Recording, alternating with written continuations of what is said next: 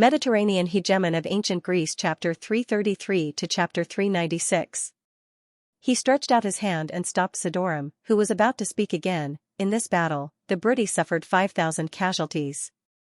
With the help of the Abyssinia warriors, we have confirmed that most of them were Xianxia's people. At the same time, we also captured more than 5,000 people, and most of them were Xianxia's people. During the battle, Pinlan placed the main Xianxia warriors in the middle and right flank. The center of Dionia's counterattack was also on the enemy's right flank and middle, which led to this result. The other casualties and captives were also Vigor and Ambalia. In other words, the Briti alliance's important power to maintain your rule and suppress other small tribes has been greatly weakened. As far as I know, the Xianxia people have forcibly placed many small tribes in the outer city of Xianxia. As long as I make the Abyssinians promise these tribes freedom and even more benefits, the Abyssinians will not be able to stop them. Do you think these tribes will take the opportunity to resist and help us capture Xianxia? When Devers said this, Sidorum's body trembled. He lowered his head and did not speak.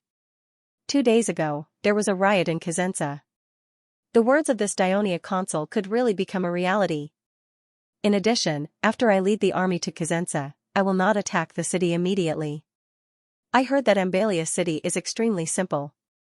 I only need to send 3,000 to 4,000 people, and I may be able to capture it easily. And Vigor city, when Devers mentioned the word Vigor, Sidorum trembled again. How many warriors did you take from there? Do you think if I send 10,000 soldiers to Vigor, and with the help of Laos, can we capture Vigor city? Sidorum clenched his fists and gritted his teeth. His expression was painful, but he still did not say a word. After we capture Ambalia and Vigor, we will attack Xianxia. Oh, by the way, you must be wondering why I didn't attack Canopetia? Devers paused and continued, because Canopetia will soon be captured by Dionia Legio IV. You don't believe me? I think Canopetia must have asked for reinforcements from Xianxia because Canopetia's stone walls cannot withstand our ballistae and siege towers. Ballistae? Sidorum finally raised his head in confusion. Devers generously briefed him on the new siege weapons developed by Dionia. Sidorum's expression turned ugly. In his memory, Pinlan did not take the initiative to tell him about Canopetia, but he knew that Xianxia sent 2,000 reinforcements to Canopetia.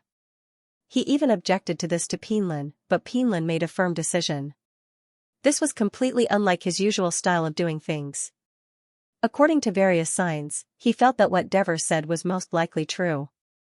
Pinlan already knew that Canopetia could not be defended, but he was afraid that Briti's people would panic, so he chose to hide it and bet everything on this battle. Sidorum's heart turned cold, and he squeezed out a sentence while trembling. Does Dionia want to kill all the people of Briti? Kill all? No, we Dionia are not that cruel. Devers said seriously, in my eyes, there is no difference between Briti, Lucanians, and Greeks. Sidorum stared at him in disbelief. You might ask, if this is the case, why attack Briti? Devers sighed, pulled up a weed with his right hand, and twirled it around his finger. For 100 years, Briti and Greeks have regarded each other as enemies, killing each other endlessly. If the Briti tribal alliance is established, the conflict with the Greeks will only intensify. Dionia had no choice but to attack first, not to destroy Briti, but to bring Briti into Dionia alliance and become a part of it. The Mediterranean Sea is big enough for us Greeks and Briti to explore, plant, and graze. Why should we fight to the death for such a small piece of barren land? Sidorum was silent for a long time, and tentatively whispered in a low voice, You want the tribes of Briti to become Dionia's alliance? Dionia has paid a huge price and sacrificed so many lives just to make Briti an ally?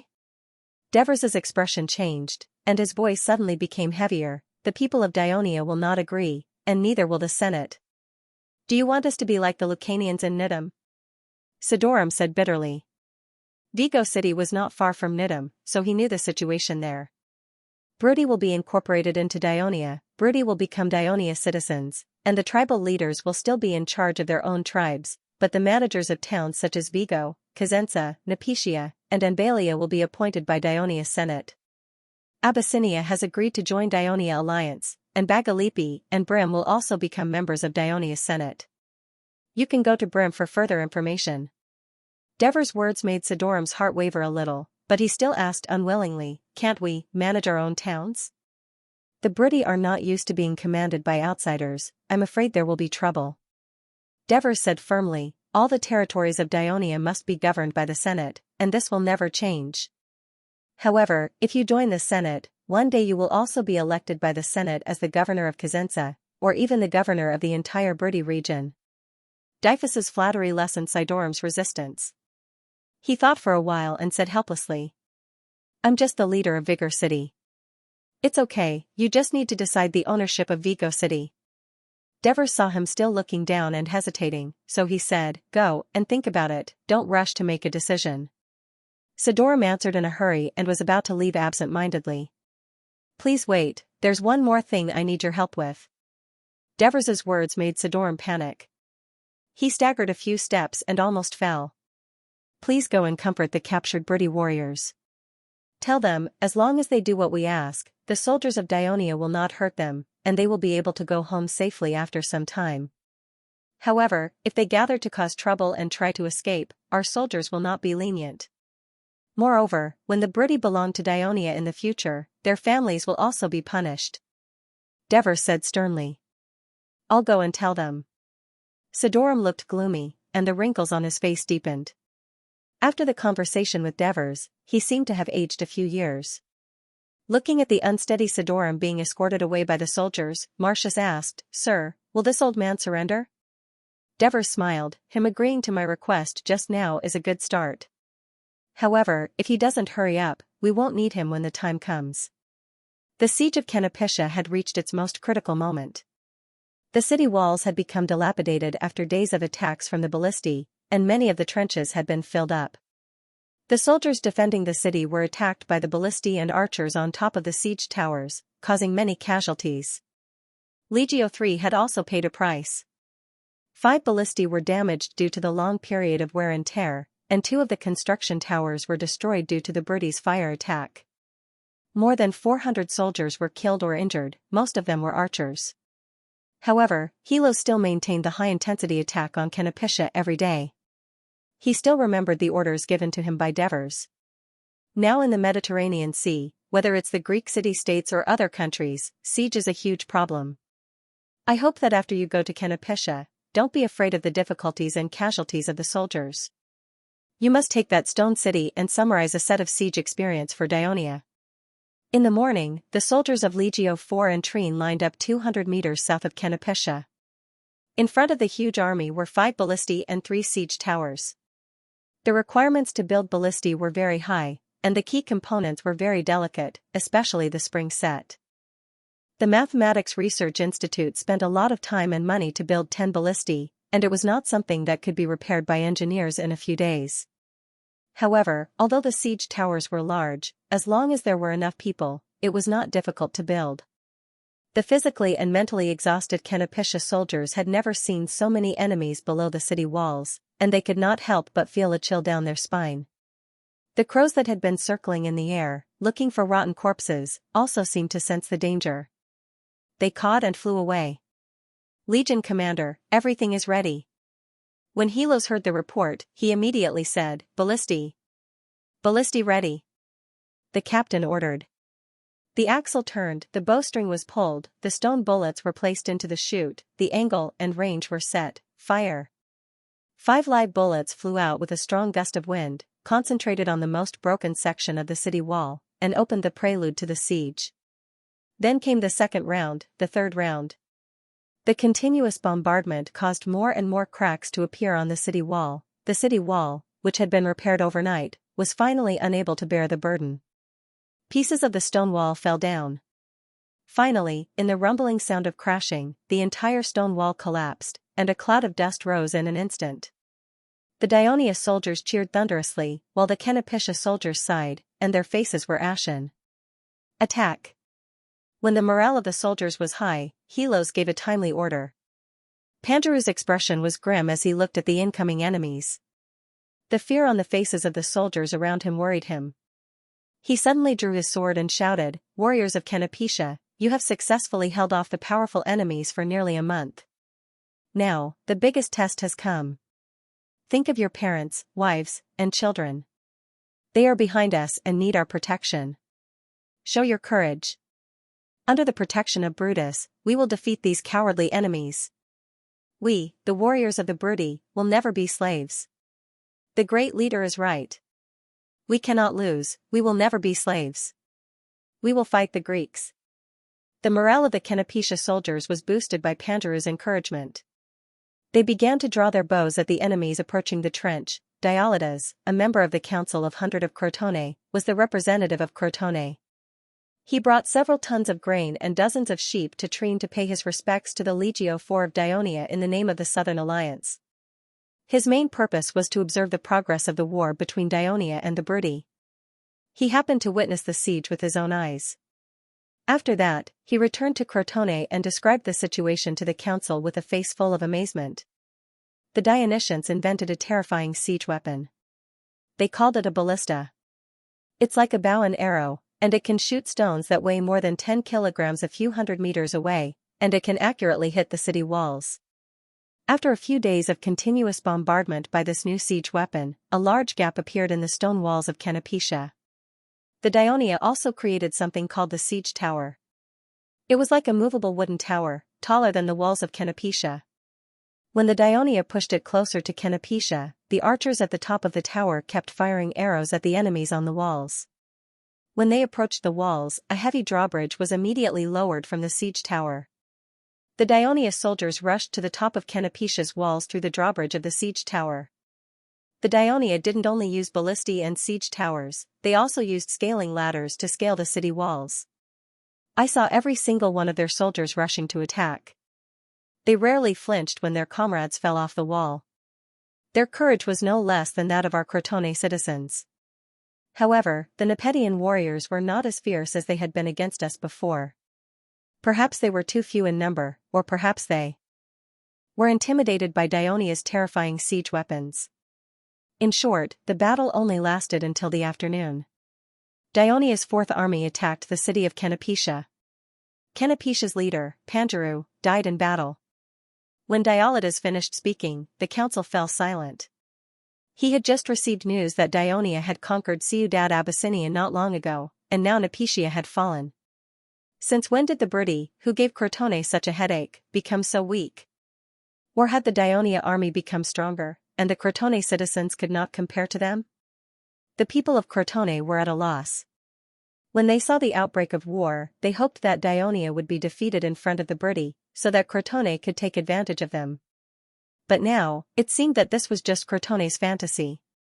The strength that Dionia had shown terrified the people present. This is a good thing.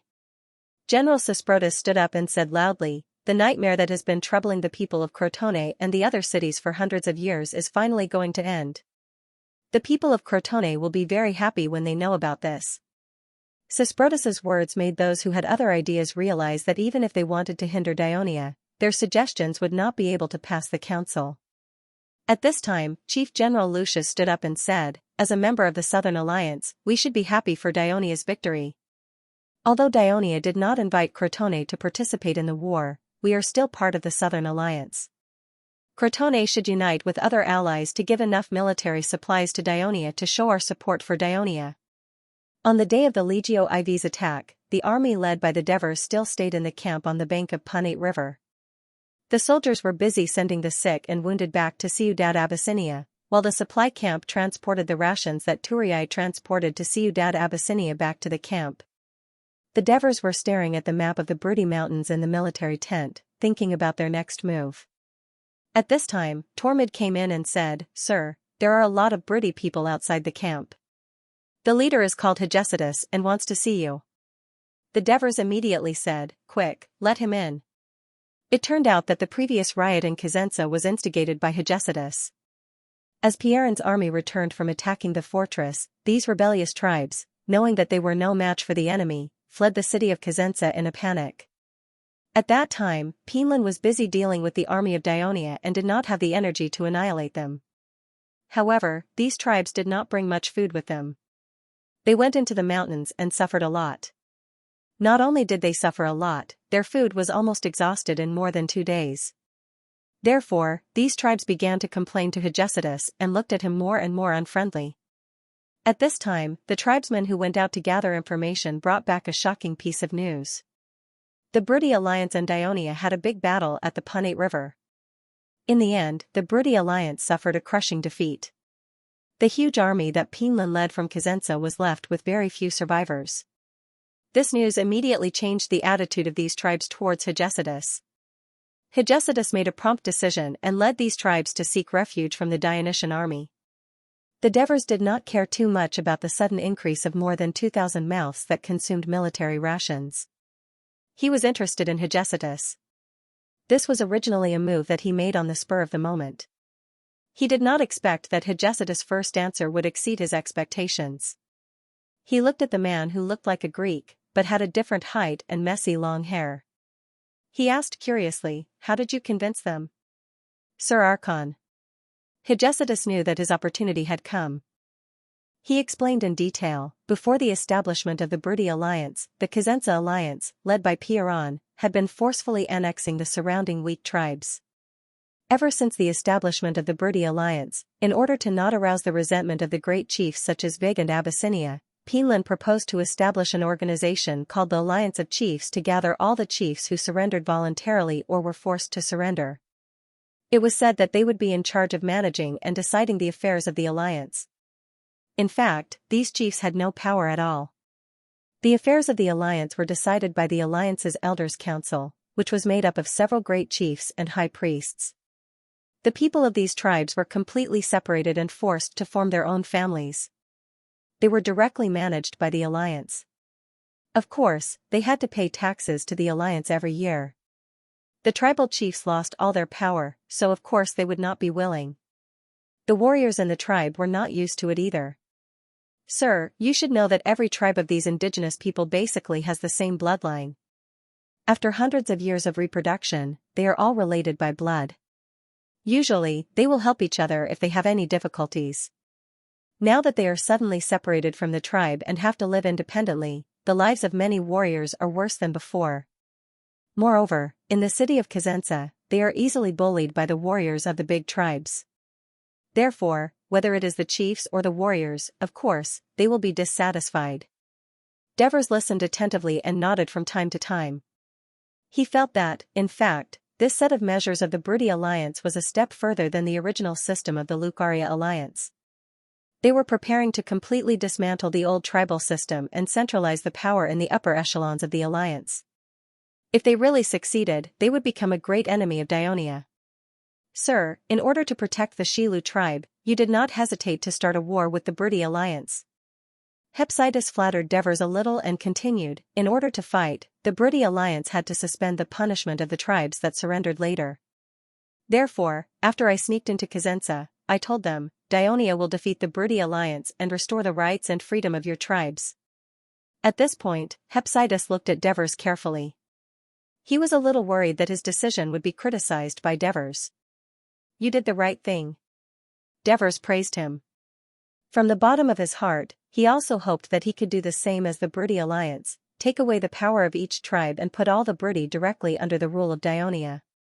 However, the rational him knew that the result of such a reckless action would only intensify the conflict between the Greeks and the Briti. It would destroy the stability of the region, and it would not be worth it for Dionia. As an organization of the same race, the Briti Alliance was far more powerful than the other tribes. Even so, these small tribes only paid lip service to them and even rioted. If the Greeks, who had always held a grudge against the Briti Alliance, implemented this centralization of power, it would not have a good result. Therefore, after conquering the Briti Alliance, Devers still decided to implement the same strategy as in Lucania. On the surface, they promised the tribe privileges, but secretly exerted a subtle influence on the Briti warriors through the army and culture, and finally made them break away from the control of the tribe. "You mean there might be another riot in Xianxia?" the Devers immediately asked. "That is hard to say." After thinking for a while, Hephaestus said cautiously, "I heard that in order to prevent these tribal leaders from staying in the city and causing harm to the alliance, Palin specially let them lead their former tribesmen into battle. When I brought the rebellious tribes here today, I didn't hear anything unusual in Xianxia." The Devers pondered for a moment, then said, "Hephaestus, thank you very much for everything you've done for Dionia. Next time, I'll ask you about the situation in the Brity region. Don't let these tribal leaders wait outside the camp for too long. Bring them in. Hephaestus said emotionally, Sir Consul, without the protection of you and Dionia, not only would my tribesmen and I not be able to take revenge, we would have starved to death in the mountains. We are willing to do anything for Dionia. The Devers nodded emotionally, then turned around and said, Marcius, follow him to bring the tribal leaders in. Also, the Devers whispered to him, make sure to bring these people to a place where the great leader in Vigo City can see them. Sidorum was surprised to see the tribal leaders who were supposed to be in Xianxia City in the Dionia military camp. One could imagine how shocked he was. The Devers warmly received the anxious Brity tribal leaders and solemnly promised them that as long as they joined Dionia, not only would Dionia not interfere with their management of their tribes, but they would also have priority in choosing good settlements and pastures. The Devers even opened the map of Dionia and told them that not only could they choose the Brity region, but they could also choose the other empty lands of the Dionia alliance. The tribal leaders were reassured and happily set up tents next to the Dionia military camp, ready to help Dionia overthrow the Brity tribal alliance that oppressed them. Only then could they get the land promised by Dionia as soon as possible. After sending them off, Divers came up with a new idea. He called Capys over and asked him to divide the 5,000 captives into 200 companies according to their tribes. The captives would then elect their own company captains, adjutants, and so on. He also asked Capys to give the newly elected company captains some prestige among the captives under their jurisdiction, as long as the captives did not run away or resist. For example, they would be given the right to distribute food, the right to distribute labor, and the right to punish their subordinates. In the Devers' plan, Turii would be the center of the city-state alliance of Dionia in the future. The Brity region, which was very close to Turii, should become a core area of Dionia. However, the Devers were very clear that the biggest difference between the Brity and the Lucanians was that there were no large tribes in Lucania municipality within the territory of Dionia. According to the current development of the situation, there were likely to be several large Brity tribes when they conquered the Brity region. They would be an unstable factor when Dionia ruled the Brity region in the future, and it would also increase the difficulty of governance in the Brity region. The main strategy of the Devers was to dismember it and make it bigger and smaller. The method of these 5,000 captives was to prepare in advance. Just as the Devers had begun to prepare for the conquest of the Brity region, the city of Xianxia was not as normal as Hephaestus had said. Instead, it was full of treacherous changes. Cadarc, the leader of Xianxia, originally had the same strength as Petaru's tribe. However, ever since Petaru became the son-in-law of Pinlan, the situation changed. In the process of incorporating and annexing small tribes, the Petaru tribe, which had the support of Pirun, gained many benefits. The tribe's strength expanded rapidly. Not only did it quickly become the second largest tribe in Xianxia and even the entire Brity region, but under the guidance of Pinlan, Petaru also entered the highest authority of the newly established Brity tribal alliance, the 7-member Elders' Council. In this regard, Cadarc was angry and dissatisfied with the unfairness of Petaru. However, the strength of Petaru and Petaru's tribe forced him to put on a smiling face and listen obediently. For example, this time, Pinlan led the largest army in the history of the Brity to fight against the Dionia, but he was asked to stay behind to guard the city of Xianxia. He had no choice but to accept it. Even if he became the temporary master of Xianxia, Cadarc did not have absolute power because he knew that the high priest Ferodaru, whom he secretly mocked as Perrin's dog, was watching him closely. If he made a move, Ferodaru could make half of the 2,000 warriors under his command disobey his command. Of course, the other half were his tribesmen. With the army out, the city of Xianxia was mostly empty. Naturally, there was less work to be done. Cadarc was bored and stayed in the Alliance meeting hall in the inner city for half a day until the guards came to report that the Brity Alliance had been defeated and the defeated soldiers were gradually entering the city. Although they had discussed the possibility of defeat before the battle, Cadarc was still shocked when he heard the news. He quickly rushed to the east gate of the outer city. The scene in front of him was unbelievable. Outside the gate, there was a crowd of exhausted and disheveled defeated soldiers. They had lost their helmets, shields, and spears. Some of them were even naked and covered in mud. They were scrambling to enter the city. At the slightest movement, they panicked and pushed each other crazily. Some of them were even pushed down the moat, screaming in pain. Once they entered the city, they immediately lay down on the ground and soon fell asleep. Kaderk had been on the battlefield for a long time and had suffered some defeats, but he had never seen such a scene. He could not help but be shocked. He immediately mobilized his troops to maintain order at the gate and rescue the wounded soldiers. Not long after, he saw Pinlin. The great leader of Xianxia was no longer in high spirits. His eyes were lifeless, and his expression was dull. He hugged the neck of the horse tightly. The war horse was obviously exhausted. It moved forward little by little, and every step was difficult. Suddenly, it knelt on all fours, and Pinlin, who was caught off guard, fell to the ground. The accompanying guards quickly went up to help him up. Pinlin, who had been on the back of the horse for more than an hour, was also physically and mentally exhausted. He could barely stand with the help of the guards. When he saw Kaderk, he said weakly, be careful of the enemy's ambush." Then, he was carried into the city by the guards. Seeing Pinlin in such a sorry state, Kaderk's anxious heart was inexplicably filled with a sense of schadenfreude. This feeling reached its peak when he saw Petteru. Petteru, who was 20 years younger than Pinlin, was much stronger than his father-in-law in terms of physical strength. However, in terms of mental strength, he was obviously frightened by the ferocious pursuit of the Dionia cavalry. When he entered the city, he lost his mind and shouted uncontrollably in front of the defeated soldiers, "The enemy will come after us. The enemy will come after us. Quickly close the gate. Quickly close the gate." It almost caused a huge mess. Kaderk spent a lot of effort to restore order. While he was cursing Petteru for being an idiot, he was also afraid of the Dionia that he had yet to meet. That night, Kaderk maintained a high level of vigilance. The defeated soldiers escaped back to the city one after another. The people of Xianxia who heard the bad news cried throughout the night. The entire city of Xianxia was not peaceful the whole night. Early the next morning, there were still many defeated soldiers who escaped back to the city. In the inner city's meeting hall, Pinlin, who had recovered his energy and temporarily walked out of the shadow of yesterday's defeat, had a grave expression on his face. Up until now, the warriors belonging to him and the Petteru tribe that escaped back were only about 2,000.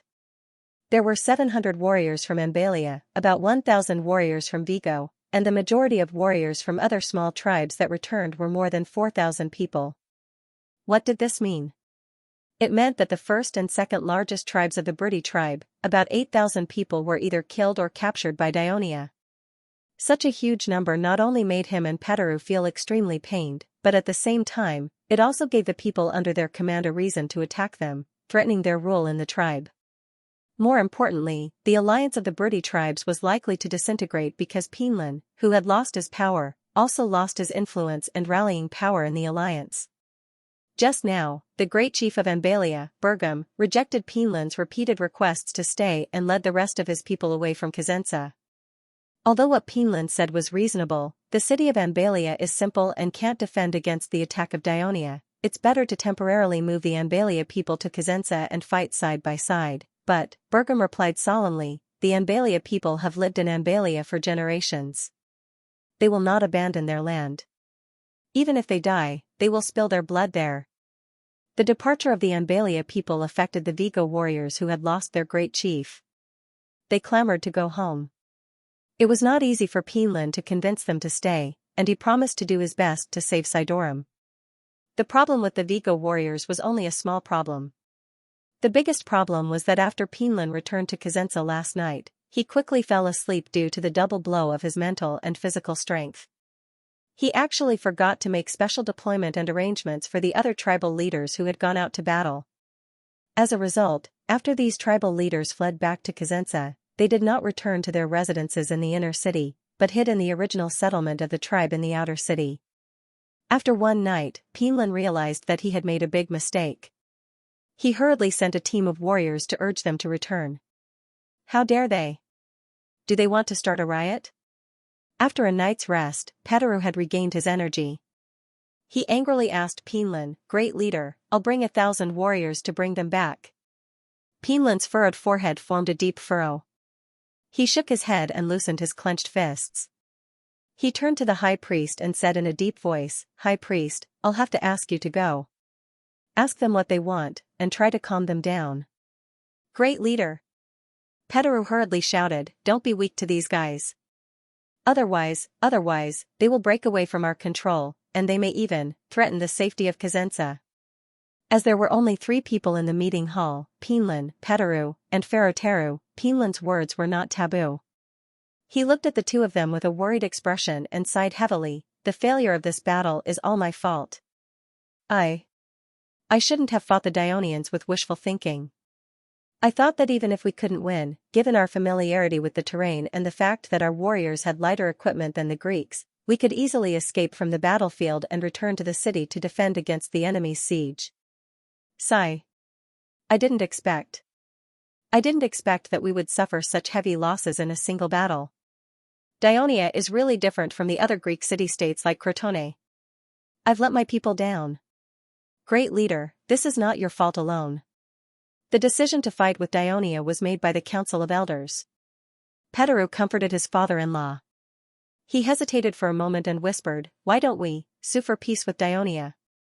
As soon as this was said, Pinlan and Ferroteru were stunned. "Under such circumstances, will Dionia agree to a truce with us?" Ferroteru expressed his doubts. "No. We can give it a try." Pinlan's eyes lit up. Inspired by Petaru's words, he thought further. "Petaru, send a messenger to Dionia's camp and tell their governor, Xianxia is willing to be an ally of Dionia, just like Laos. If we can make peace, Xianxia will temporarily become a subsidiary of Dionia, and we can let the captured soldiers return. We still have time to slowly recover our strength. If we can't, we have to negotiate with them patiently. As far as I know, the governor of Dionia is not a tyrannical person, so he has spared Castellan and Crotone. So why can't he loosen the noose around Xianxia's neck? At the very least, it will buy us some time to deal with those people outside the city. Right now, Xianxia can't afford another riot." Xianxia's messenger rushed to Dionia's camp. When the Devers heard the messenger's intention, they immediately pointed out that Xianxia could only be fully integrated into the Dionia alliance. There was no other way. He flatly refused the messenger's request to talk in detail. How could he give Xianxia a chance to breathe when he had the absolute advantage? On the 3rd day after the battle, the entire Dionia army broke camp and marched westward. The cavalry spread out 6 to 7 miles to scout the surroundings. The 1st Legion was the vanguard, armed with armor and weapons. The 2nd Legion was on both sides of the middle of the army, protecting the supply camp, medical camp, and engineering camp in the middle. Under the supervision of the Dionia soldiers, the half-starved Briti prisoners carried the supplies, pushed the carts, and took care of the livestock. The Legion's reserves and the allies served as the rear guard. The entire army marched in a mighty manner. Even on the vast plateau, it was still impossible to see the end of the army. 3 hours later, the Devers saw the big city in front of them, Xianxia. At this time, the cavalry captain Leds rushed from the front of the army excitedly, "Sir Commander, Legio 4 is rushing towards us." "That's great." The Devers were overjoyed. They excitedly squeezed the horse's abdomen. The war horse raised its hooves and galloped forward. The guards followed closely. Then, the cavalry gathered around to prevent any accidents. The Legio 4 captain Helos also rushed from the south after receiving the news. When he saw the Devers, he immediately reined in his war horse and saluted, "Sir Commander, Legio 4 has conquered Canopitia. We are here on orders. Thank you for your hard work." The Devers solemnly returned the salute. The Helos in front of them was no longer the ordinary mercenary that they first met in Persia. The long period of leading troops and handling government affairs had made him more dignified and less humble. He was now a qualified captain of the Legion of Dionysia. "Sir, I'm late. The defense of Canopitia is very tenacious.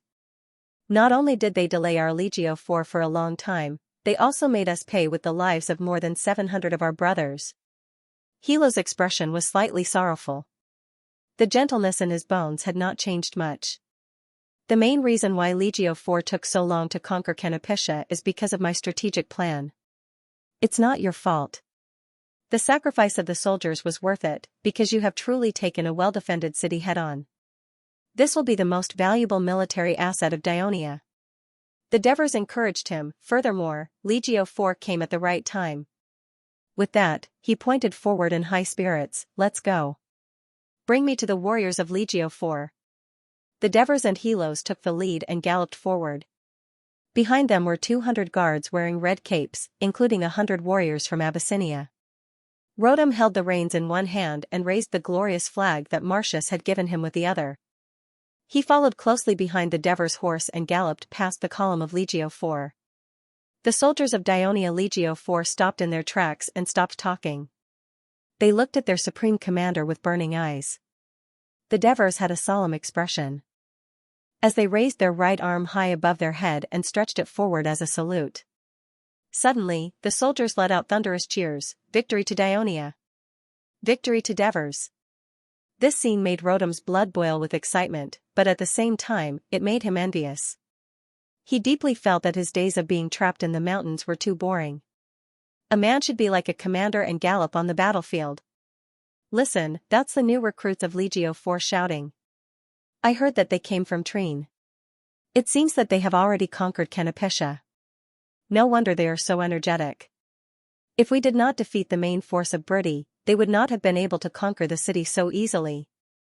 These little fellows are still far from that. In the next few days, we have to let them know that in the Dionysian army, we, the First Legion, are the strongest. The soldiers of the First Legion looked at the cheers of Legio IV with the attitude of a veteran. On top of the city wall, the Briti soldiers looked at the scene outside the city in fear. The long dragon from the northeast and the long dragon from the southwest had gathered together and let out deafening cheers. The momentum was so majestic, Pinland's expression was solemn. He had received the news of the fall of Canopetia yesterday and had specially sealed it off. He did not expect the people of Dionia to do such a thing outside the city. Looking at the expressions of the soldiers, he knew that it was a big blow to them. At this moment, Tagli's voice came from behind. The people of Dionia are so strong. We have too few people. Xianxia city is too big. It is impossible to have a comprehensive defense. It is better to surrender. When Petaru heard this, his face turned pale. He wanted to beat the old man up, but he held it in. Yesterday, under the mediation of High Priest Ferotaru, Pinland, Tagli, and him reached a settlement.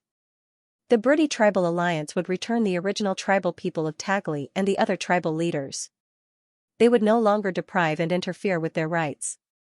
In the end, they also agreed to fight against the people of Dionia with Pinland in Xianxia city. There was only one issue that was still being debated. Tagli and the others wanted to abolish the Council of Elders and delegate the authority to deal with the affairs of the alliance to the tribal leaders. For Pinland, agreeing to their request meant that the highly centralized Briti tribal alliance, which he had been working hard to pursue, would become a loose alliance of tribes. This was something he could not tolerate. Therefore, he used Bergam's absence and Sidorum's disappearance as an excuse to postpone this important issue.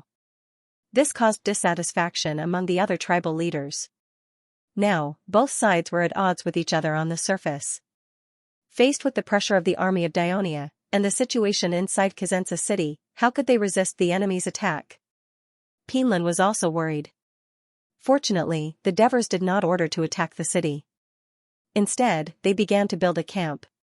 Relying on the absolute advantage of 30,000 troops, he directly ordered the construction to start a mile away from the city, preparing to besiege Xianxia. The captives were taken to dig trenches.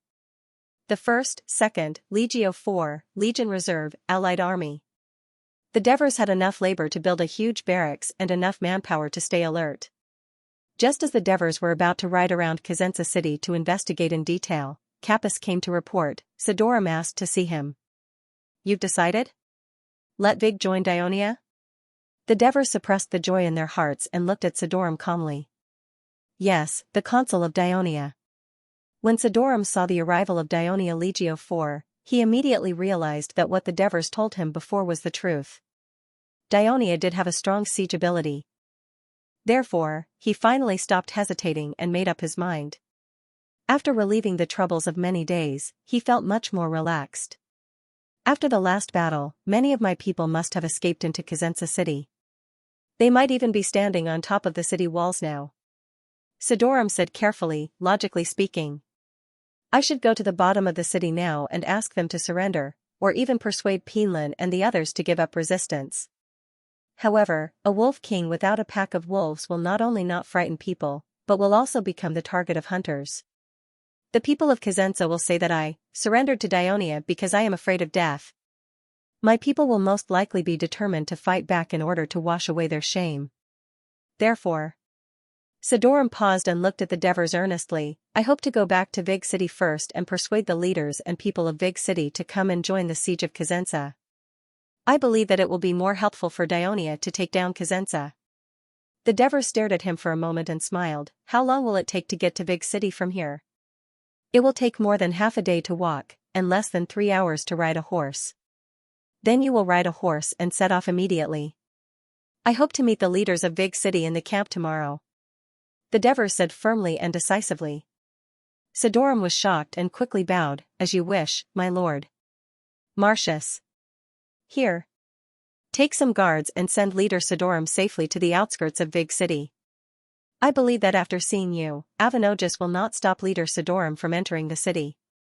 At the same time, tell the governor of Laos to bring his army and Vig's army here tomorrow. Understood. Marcius was a little hesitant, my lord, but here you dash. Don't worry, there are other guards and Abyssinia warriors led by Rotem. I will not have any problems. Yes. After Sidorum left, Tormid quickly asked, Commander, aren't you worried that he's lying? The Devers looked at Sidorum's back as he left with a complicated expression. Sidorum is a smart man. There's one thing he didn't mention on purpose. After being reminded by the Devers, Tormid suddenly realized, those Whig prisoners in the camp. This is the hostage he left behind. If a great leader abandons his own people and escapes alone, and the Wigers find out. Sidorum has really put a lot of thought into this. The Devers smiled, her eyes shining. Actually, I don't care if he's lying or not, because he can't change the outcome of this war alone. Instead, he'll give me a reason to completely destroy the Uyghurs. That night, it was peaceful inside and outside the city. The next day, Pinlin, who had not slept the entire night, rushed to the city walls and waited for the Dionia soldiers to attack. The attack did not come, and the Dionia soldiers were still building the camp. But what Pinlin did not know was that the Devers had already sent the First Legion to attack Ambalia. Accompanying them were more than a dozen commanders of the Legio IV, the Ballista troops, and Hegesidas. At noon, the soldiers guarding the city of Xianxia were horrified to see an army of about 1,000 people coming from the north. They held the flag of Weigel high and circled around the north, west, and east of Xianxia before finally entering the camp of Dionia. Then, the 2,000 Laos soldiers did the same. This gave the soldiers of Brudi a great shock. Weigel city surrendered. This was especially true for the Weigel soldiers in the city. When they saw the leader of Weigel, Sidorum, and the leader at the front of the army, they clamored to go out of the city to meet up with them. They even clashed with the soldiers of Xianxia who came to stop them, and the two sides confronted each other in the city. Pinlin was in a dilemma. There were about 800 Weigel soldiers, and the total number of Xianxia soldiers in the city was at most 5,000. Outside the city, there was an army of Dionia eyeing them covetously. He could not transfer all of them to deal with. The Weigel, and the other leaders, led by Targli, refused to participate in the encirclement of the Weigel with the reason that Brudi cannot kill each other. At this time, a new situation appeared outside the city. The tribes that had rioted in Xianxia gathered outside the city and shouted to Targli and the others to persuade them to surrender. Just as Targli and the other leaders were hesitating, the leader of Ambalia, Bergam, led a dozen cavalrymen and rushed to the city. Even Ambalia had surrendered, and this fact was a heavy blow to the Brudi soldiers in the city. In fact, it was reasonable for Ambalia, who had very few people in the city, to surrender. When the 7,000 people of the First Legion appeared outside Ambalia, and when the ballistae fired a few stone shells to break the wooden fence, and when Hegesidas surrendered, the series of actions made Bergam, who had less than 1,000 soldiers, quickly make the right choice. Ambalia's surrender made all the Brudi in Xianxia panic even more. In this way, Xianxia was completely surrounded and isolated. Targli and the other leaders finally made up their minds and opened the city to surrender. The Dionia soldiers cheered and rushed into Xianxia. Pinlin, Petaru, and Kotark had to retreat to the inner city with their own tribal warriors. The city was in chaos. Petaru stumbled into the meeting hall. "Leader," he shouted anxiously. "Leader, damn that Kotark." Kotark opened the city gate and surrendered to the Dionia. Should we? Pinlin, who was sitting on the wooden chair, did not panic at all. He looked at his son-in-law calmly and said with difficulty, "Surrender to the Dionia." Petaru finally got the answer he wanted. Without hesitation, he said yes and hurried out.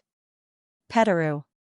Pinlin stopped him and said earnestly, "As a leader of the Briti, you are still too impatient. Next time, think before you do anything, and..." Pinlin's voice became a little low. He took a breath and said, "Take care of Una." Petaru heard this and felt a little uneasy. "Father," Pai Onluan waved his hand. "Hurry up and go. Too many of our people have died." Pinlin reluctantly watched Petaru's figure disappear outside the hall. He turned around tiredly. The flag of the Briti Tribal Alliance was hanging on the wall behind him. A snow-capped mountain stood on the green grassland, representing the land where thousands of Briti were raised and the god Umla who protected them. Pinlin stepped forward and touched the flag that he had put so much effort into. His mind was full of thoughts. A unified Briti Tribal Alliance was about to rise on this land, but, Dionia. He resentfully repeated the name, his heart full of regret. Of course, he did not know that in the history of his previous life, Briti became a powerful kingdom a few decades later. Not only did the Greek cities in Greece tremble under its army, but the Lucanians were also afraid of it. Crotone, Tourage and other Greek cities were weakened by Syracuse's repeated invasions. They had no choice but to invite King Alexander of Epirus to lead an army of tens of thousands to cross the sea to southern Italy in an attempt to destroy Briti in one fell swoop.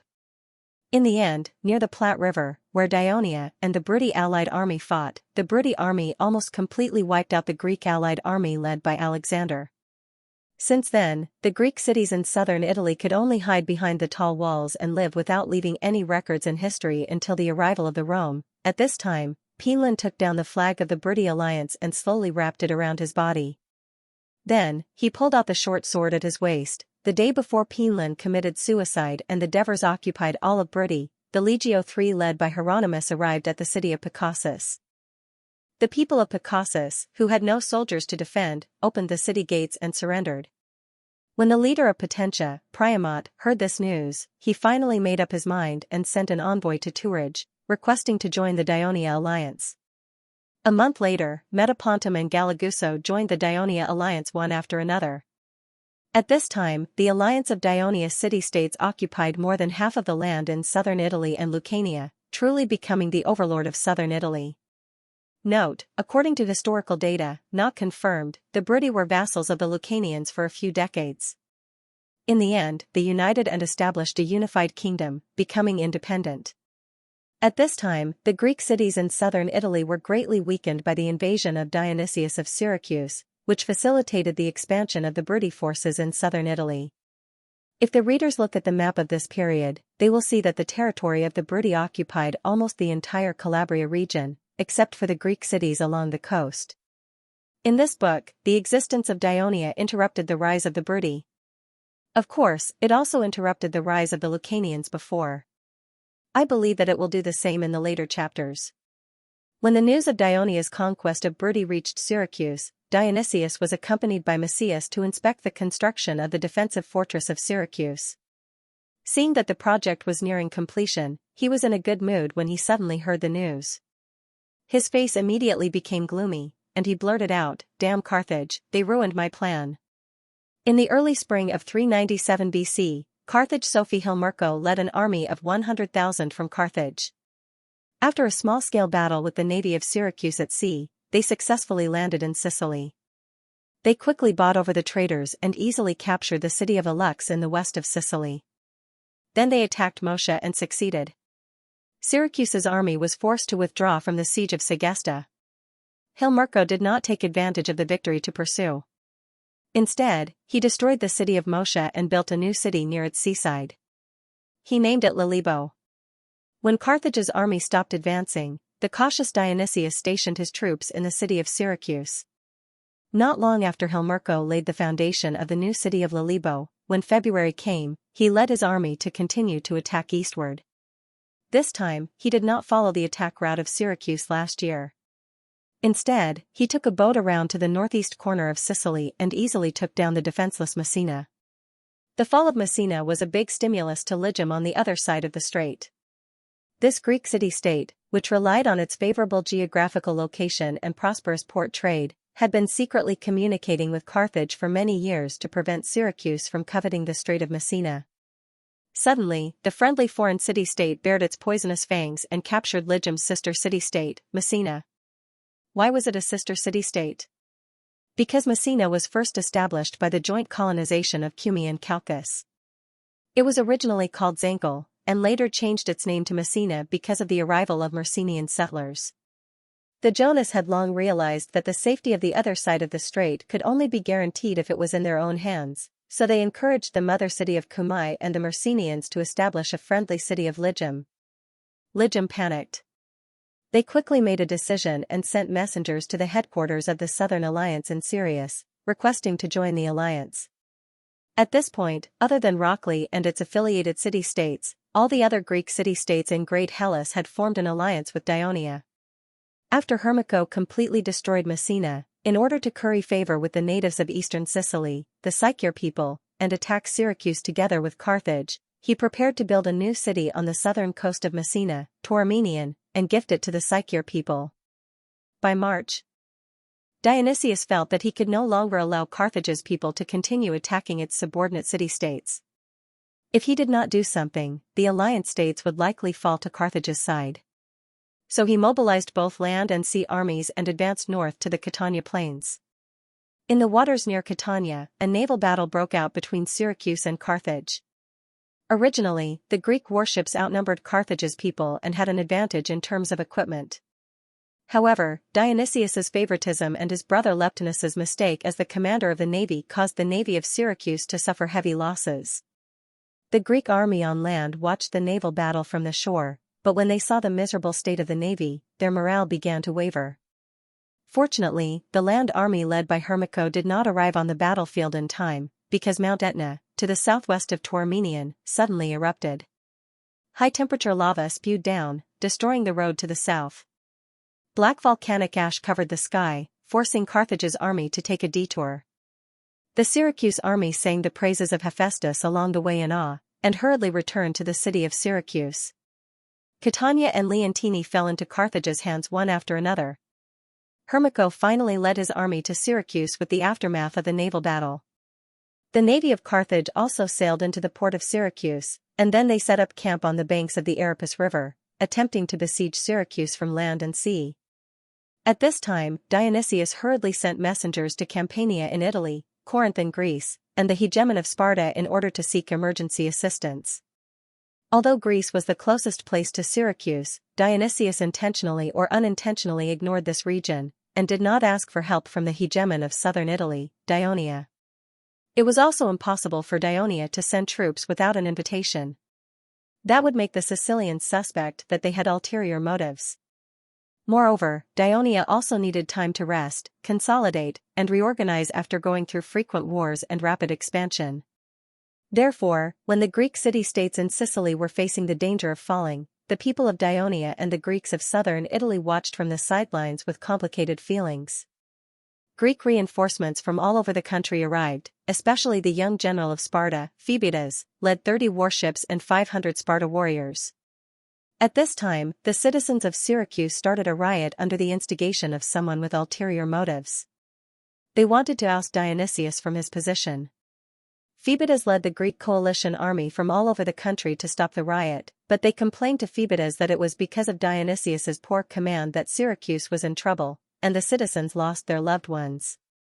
At the same time, they recounted Dionysius's brutal rule in the country, and begged their ally, Sparta, to help them get rid of the shackles of this tyrant. Phoebidas remembered Agesilaus' warning, and told them with a straight face, Sparta's mission in Syracuse was to help Dionysius fight against Carthage, and not to help Syracuse overthrow Dionysius. He hoped that the rioting citizens could calm down and work together to drive away Carthage's soldiers who had already surrounded the city. At the same time, he also made Dionysius promise that from now on, he would not retaliate against the citizens who participated in the riot, and that his rule would be more lenient in the future. With the full support of Sparta, Dionysius temporarily got through a difficult situation. After Carthage's people outside the city settled down, they began to destroy all the facilities outside Syracuse. Not only did they destroy farmland, villages, but they also blasphemed the gods. Not only did they destroy the temple of Zeus on the Poppike Highlands, but they also robbed the temples of the goddesses Demeter and Persephone. This blasphemous behavior angered the people of Syracuse, and both sides had many small-scale land and sea battles outside the city and in the big port, with both sides winning and losing. The war continued until the arrival of summer, and as the temperature rose, the situation began to favor the people of Syracuse, because the number of mosquitoes in the swamp near the Asper River increased, and the Carthage soldiers who were bitten were tortured by the plague, and the number of deaths increased. At this time, under the pressure of internal and external troubles, Dionysius also stimulated his wisdom and came up with a clever attack plan: march in the dark, use the tactic of diversion to move the enemy, and attack the weak side of the enemy's fortress at the same time with the navy and the army. Because of the plague, Carthage's morale was low, and they could not fight back in the face of the attack of Syracuse. At the cost of the lives of thousands of mercenaries, Dionysius successively captured the two fortresses built by Carthage by the Aeripus River, Palicna Fortress, and Doskon Fortress, built by the coast. At the same time, he defeated the Carthage navy, and Carthage suffered heavy casualties.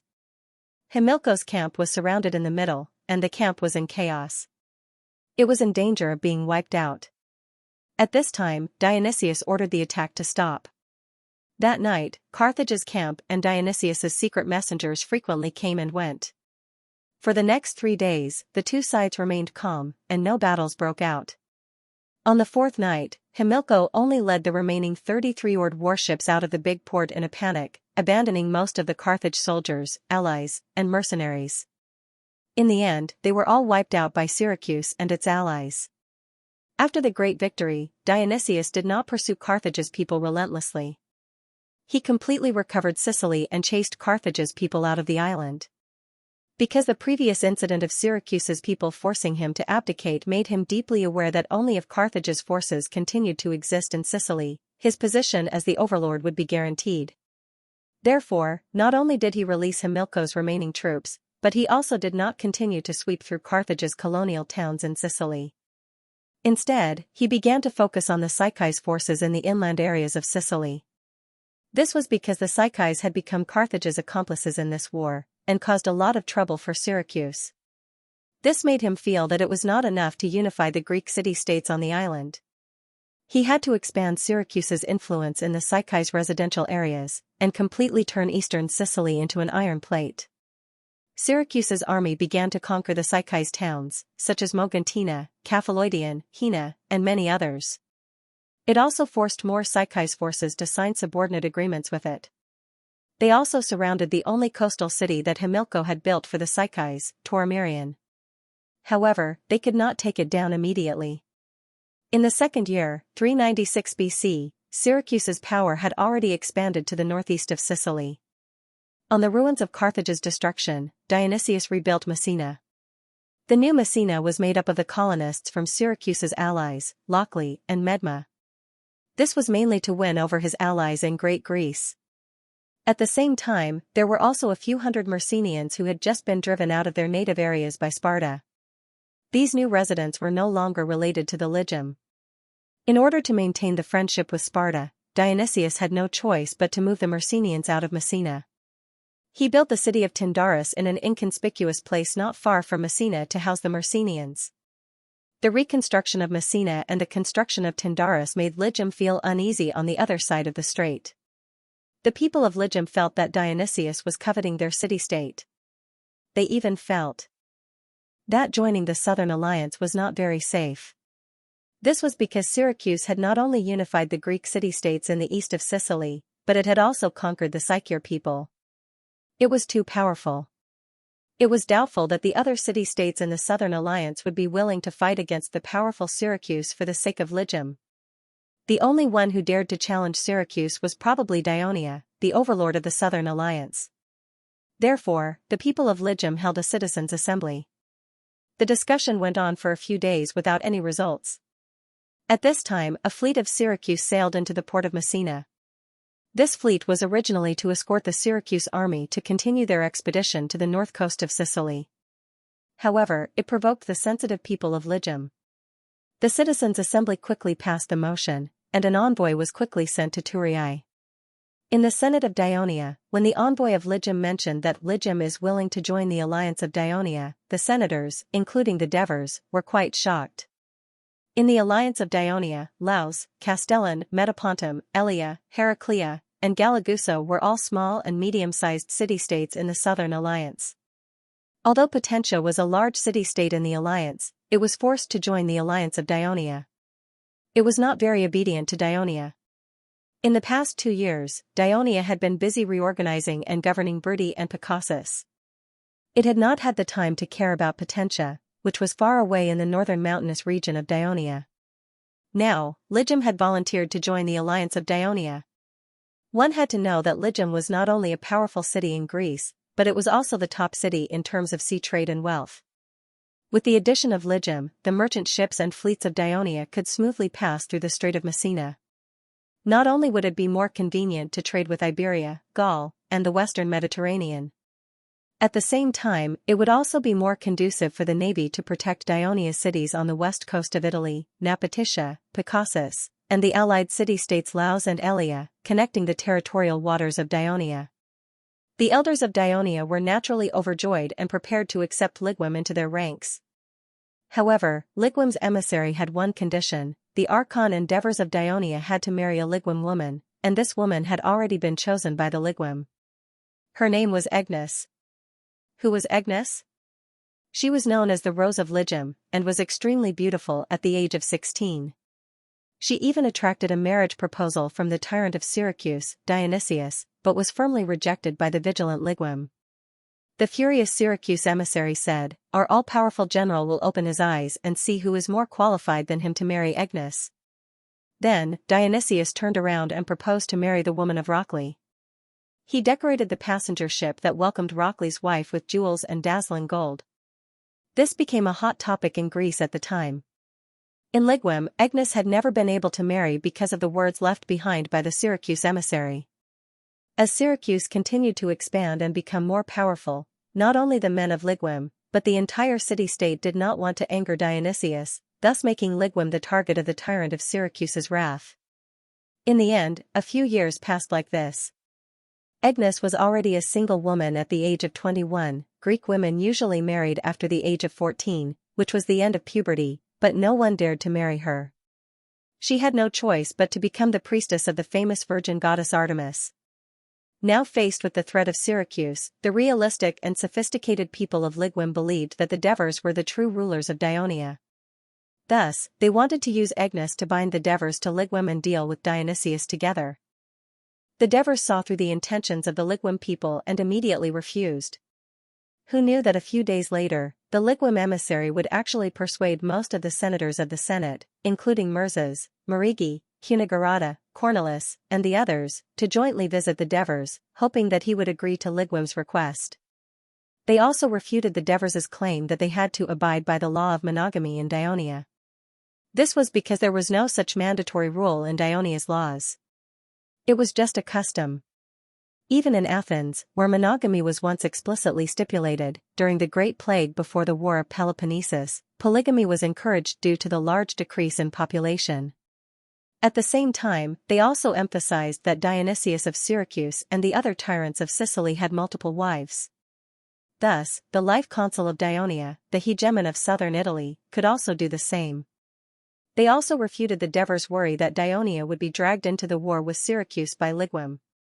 Felicius, Antonius, and the others believed that although Syracuse seemed powerful, the people of Carthage would always be its greatest enemy. How would Dionysius dare to risk fighting on both sides and rashly offend the equally powerful Dionia? In fact, the news from Sicily seemed to prove this point. The army of Syracuse swept westward along the northern coast of Sicily and began to approach the city of Souris. Finally, the Carthage Senate, which had been enraged by Dionysius's army besieging Tauromenion, finally made up its mind. It appointed Margo, the younger brother of Hermiko, as its commander-in-chief. It recruited soldiers and prepared to lead the army to Sicily to resist the attack of Syracuse. For the senators in charge of political affairs in the Senate of Dionia, accepting Ligwim was not a great risk. On the contrary, it was a great benefit. For the senators in charge of military affairs, Ligwim had a relatively powerful naval fleet, which could make up for the shortcomings of Dionia. Under the persuasion of the crowd, the Devers were somewhat hesitant. At this time, his wife, Christoia, stood up and expressed her support for the Senate's wish for the Devers to marry another wife of Ligwim. She also persuaded the Devers to accept Agnes. Christoia, who was born in Miletus, Asia Minor, had been influenced by Persia's culture since childhood. She was not too resistant to polygamy. Back then, Cyrus the Younger had more than 10 favored concubines. Moreover, as a successful merchant, she knew the importance of Ligwim's allegiance to Dionia's trade. The Devers were finally persuaded to marry the 21-year-old Agnes of Ligwim into the official residence of the Archon of Dionia. Ligwim also successfully joined the Dionia alliance. This matter shocked the entire Greek Empire. When Dionysius received the news, he was leading his army to besiege Souris. He had already ordered a retreat, but he gave a new order: blow the bugle horn to attack. In these 2 years, on the land of Asia Minor, the Greek allied army led by Dicrates created a lot of trouble for Persia. Thus, in 396 BC, King Artaxerxes of Persia, under the suggestion of his mother, appointed Canaan of Athens, who was temporarily living in Persia, as the commander of the Persia navy. Canaan was originally the commander of the Athens navy. In the Battle of the Ram River, he suffered a crushing defeat to Sparta's Lysander, which ultimately led to Athens' surrender to Sparta. Canaan fled to Persia and never forgot to take revenge on Sparta. Thus, he often tried to curry favor with the queen mother of Persia, Palusatis. Now that he finally had military power in his hands, he immediately led 300 Persia warships and actively cooperated with the Persia's land forces. Soon, Sparta's army suffered heavy casualties and fell into a predicament. Thus, Persia proposed a truce and peace talks, but Sparta refused. At this time, Sparta, who was already the overlord of Greece, was unwilling to accept peace talks when they were in a passive state. Not only would the terms of the peace talks be very unfavorable to Sparta, but it would also damage the prestige of Sparta among the Greek city-states. Thus, the Council of Elders decided to send King Agesilaus to replace Dicrates and start a bigger war in Asia Minor. Agesilaus had always shown his amiable and humble side in front of the Sparta people. However, under the mask of obeying Sparta's traditions and laws, he hid an ambition that no one knew. He longed for great glory and worshipped ancient heroes. He hoped to use unprecedented victories to make the world forget his lame foot and only remember his achievements. So when he received the order from the Council of Elders, he already saw himself as this era's Agamemnon to conquer the new Troy, which was Persia. Thus, he led a part of his army to the city of Aulis, located in the Boeotia region. The most famous city-state in this region was the Thebes, to offer sacrifices to the temple of Artemis, just like Agamemnon, the king of kings, had done before he led all the Greek armies to cross the sea to attack Troy. However, during the solemn worship process, the Thebes appeared. They claimed that the Sparta's actions did not inform the Thebes and forcibly stopped the ceremony. This incident cast a shadow over the already tense relationship between Sparta and the Thebes. For the extremely proud Agesilaus, this was a great humiliation. From then on, he remembered the Thebes. In the end, Agesilaus led an army of 2,000 new Sparta citizens and a 30-man military council, including Lysander, and quietly crossed the sea to Asia Minor and settled in Ephesus. As the Sparta hero who defeated Athens, Lysander had once set up a puppet regime loyal to Sparta in Athens' sea allies. Now that he had come to Asia Minor, the authorities of these city-states fought to visit him, follow him around, and make various requests to him, as if he was the real king and Agesilaus was just a follower. But soon, Lysander had a taste of Agesilaus' power. Any request he made to Agesilaus, even if it was reasonable, was rejected by the Sparta king. Agesilaus even secretly sent people out to spread the news that Lysander was just an ordinary member of Sparta's 30-man military council and had no power. As a result, Lysander's promises to these people were ultimately unable to be fulfilled, causing the authorities of these city-states to realize that the situation had changed, and they turned to please Agesilaus. Agesilaus' distance from Lysander made Lysander feel uneasy. He finally realized that he had been blind in the beginning. This new king was definitely not a mediocre person who could be manipulated by others. At that moment, Lysander was no longer the glorious Sparta hero from a few years ago. The failure of his plot to overthrow the Sparta system and the wariness of the other people in the Elder Council had caused him to be stripped of his real power. In the end, he had no choice but to take the initiative to propose to Agesilaus that he was willing to head to the Hellespont Strait and rope in the city-states that had previously been dependent on Persia. Agesilaus agreed to his request. After dealing with the ambitious Lysander, Agesilaus began to show his military talent. He was more flexible in using troops than Deiocritus. He moved back and forth between the territories of the two Persia governors, Psaphnis and Phanabazos, causing the Persia army to be at a loss. In the Battle of Sardis in the spring of 395 BC, Psaphnis's army suffered heavy losses. Due to this fiasco, the mother of Artaxerxes of Persia, Palisatis, finally seized the opportunity to have her son remove Psaphnis from his position and finally execute him, thus avenging the death of her youngest son, Cyrus the Younger. When the news reached Agesilaus' army, the mercenaries who had experienced the great retreat of 10,000 cheered thunderously. Xenophon even wrote a letter to the Devers in Thurii to express his joy and admiration for Agesilaus, the king of Sparta. Agesilaus' military campaign in Asia Minor put a lot of pressure on Persia. The king of Persia had to mobilize troops from other regions to deal with Sparta's attack. As a result, other regions were left defenseless. In the farthest province of Egypt from Persia, the Egyptians who had been resisting Persia's rule finally seized this opportunity. Under the leadership of Acarus, they successfully drove out the Persia, achieved independence, and rebuilt the kingdom of Egypt. Acarus also became the new pharaoh. This was the 29th dynasty in ancient Egyptian history. In order to recapture Egypt, Persia sent messengers to Agesilaus many times in 395 BC to propose peace talks, but Agesilaus rejected Persia's proposal. Artaxerxes, the king of Persia, could see that Sparta had no intention of withdrawing from Asia Minor. On the contrary, Agesilaus' ultimate target was himself. So, the angry Artaxerxes, under the suggestion of his ministers, sent messengers to Greece and began to bribe the generals and counselors of the city-states who had a bad relationship with Sparta, such as Thebes, Corinth, and Argos. The only condition was that they must go to war with Sparta. The answers of these city-states were very similar. Even without the money, they were eager to go to war because Sparta was too overbearing. Not only did they not respect them, but they also repeatedly harmed the interests of their city-states. Under the urging of Persia's messengers, these city-states began to quietly discuss forming an alliance. Among them, the Thebes were the most enthusiastic about declaring war on Sparta. They began to provoke their own ally, Rhocles, into a conflict with Phocis, the ally of Sparta. When Phocis finally invaded Rhocles, the Thebes declared that Phocis had invaded their ally, and in order to protect their ally, they declared war on Phocis. Thus, the Thebes gathered an army to invade Phocis' territory. The weak Phocis had no choice but to ask for help from Sparta. Although Phocis was small, it was an important city-state in the region of Delphi, which was conducive to Sparta's involvement in the religious affairs of Delphi. Moreover, the Sparta still remembered the Thebes' contempt and destruction of their temple sacrifices before the expedition to Persia. Thus, they were very happy to find a reason to attack the Thebes, and immediately decided to punish the Thebes for their disrespect towards Sparta. Thus, the Sparta army divided into two groups to invade the Thebes.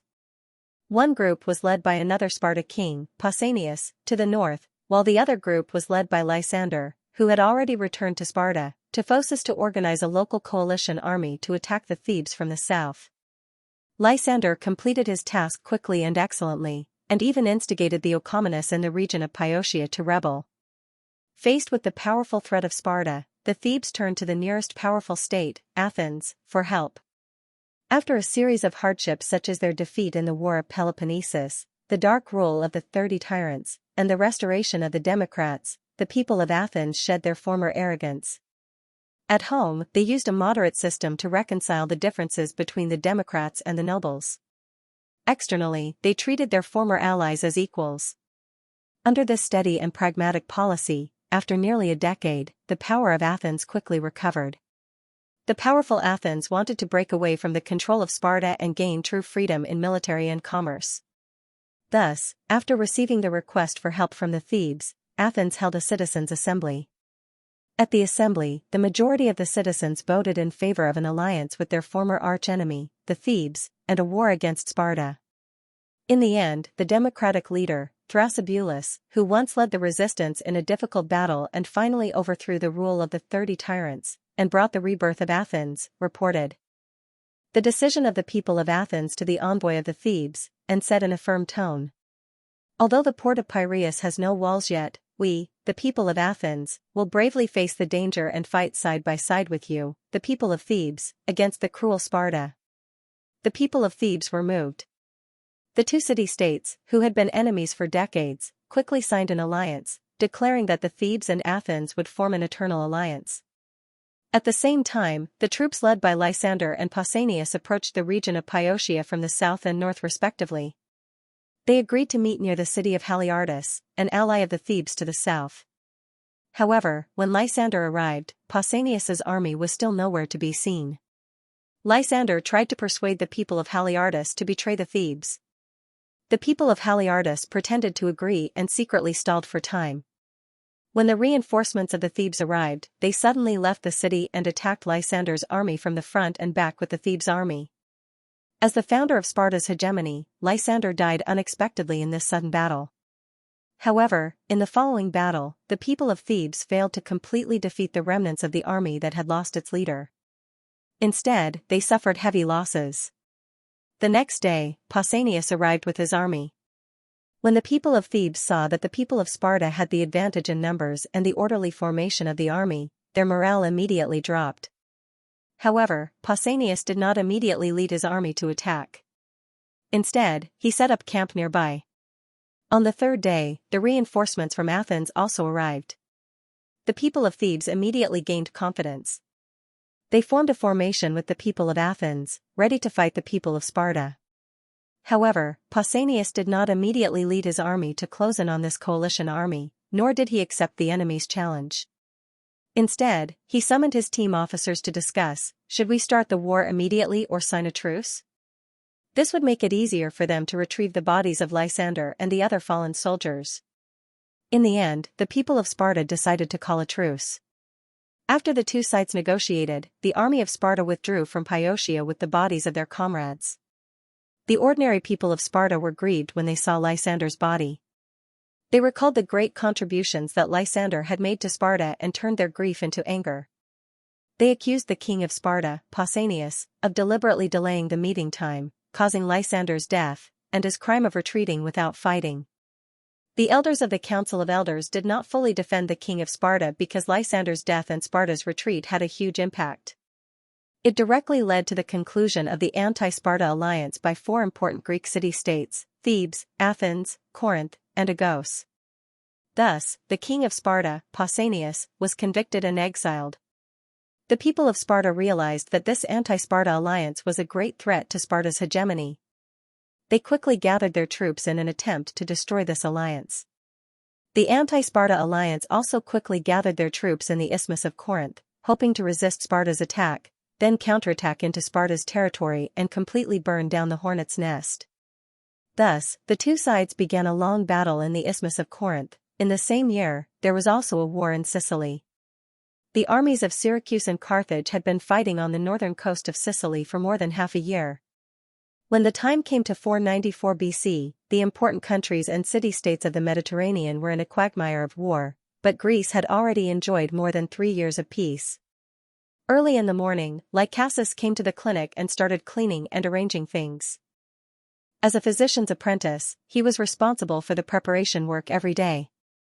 He firmly believed that only hard work could win his teacher's trust and learn real medical skills. Today, he was in a particularly good mood because he was going to accompany his teacher on a long journey. When Nicostratus, the physician, slowly came to the clinic, Lycasus had already packed the package. Nicostratus, who never liked to worry about trivial matters, only asked, "Did you bring everything?" Lycasus closed the door and hung a wooden sign that said, "Out, closed." "Hey, Nicostratus, you're going out?"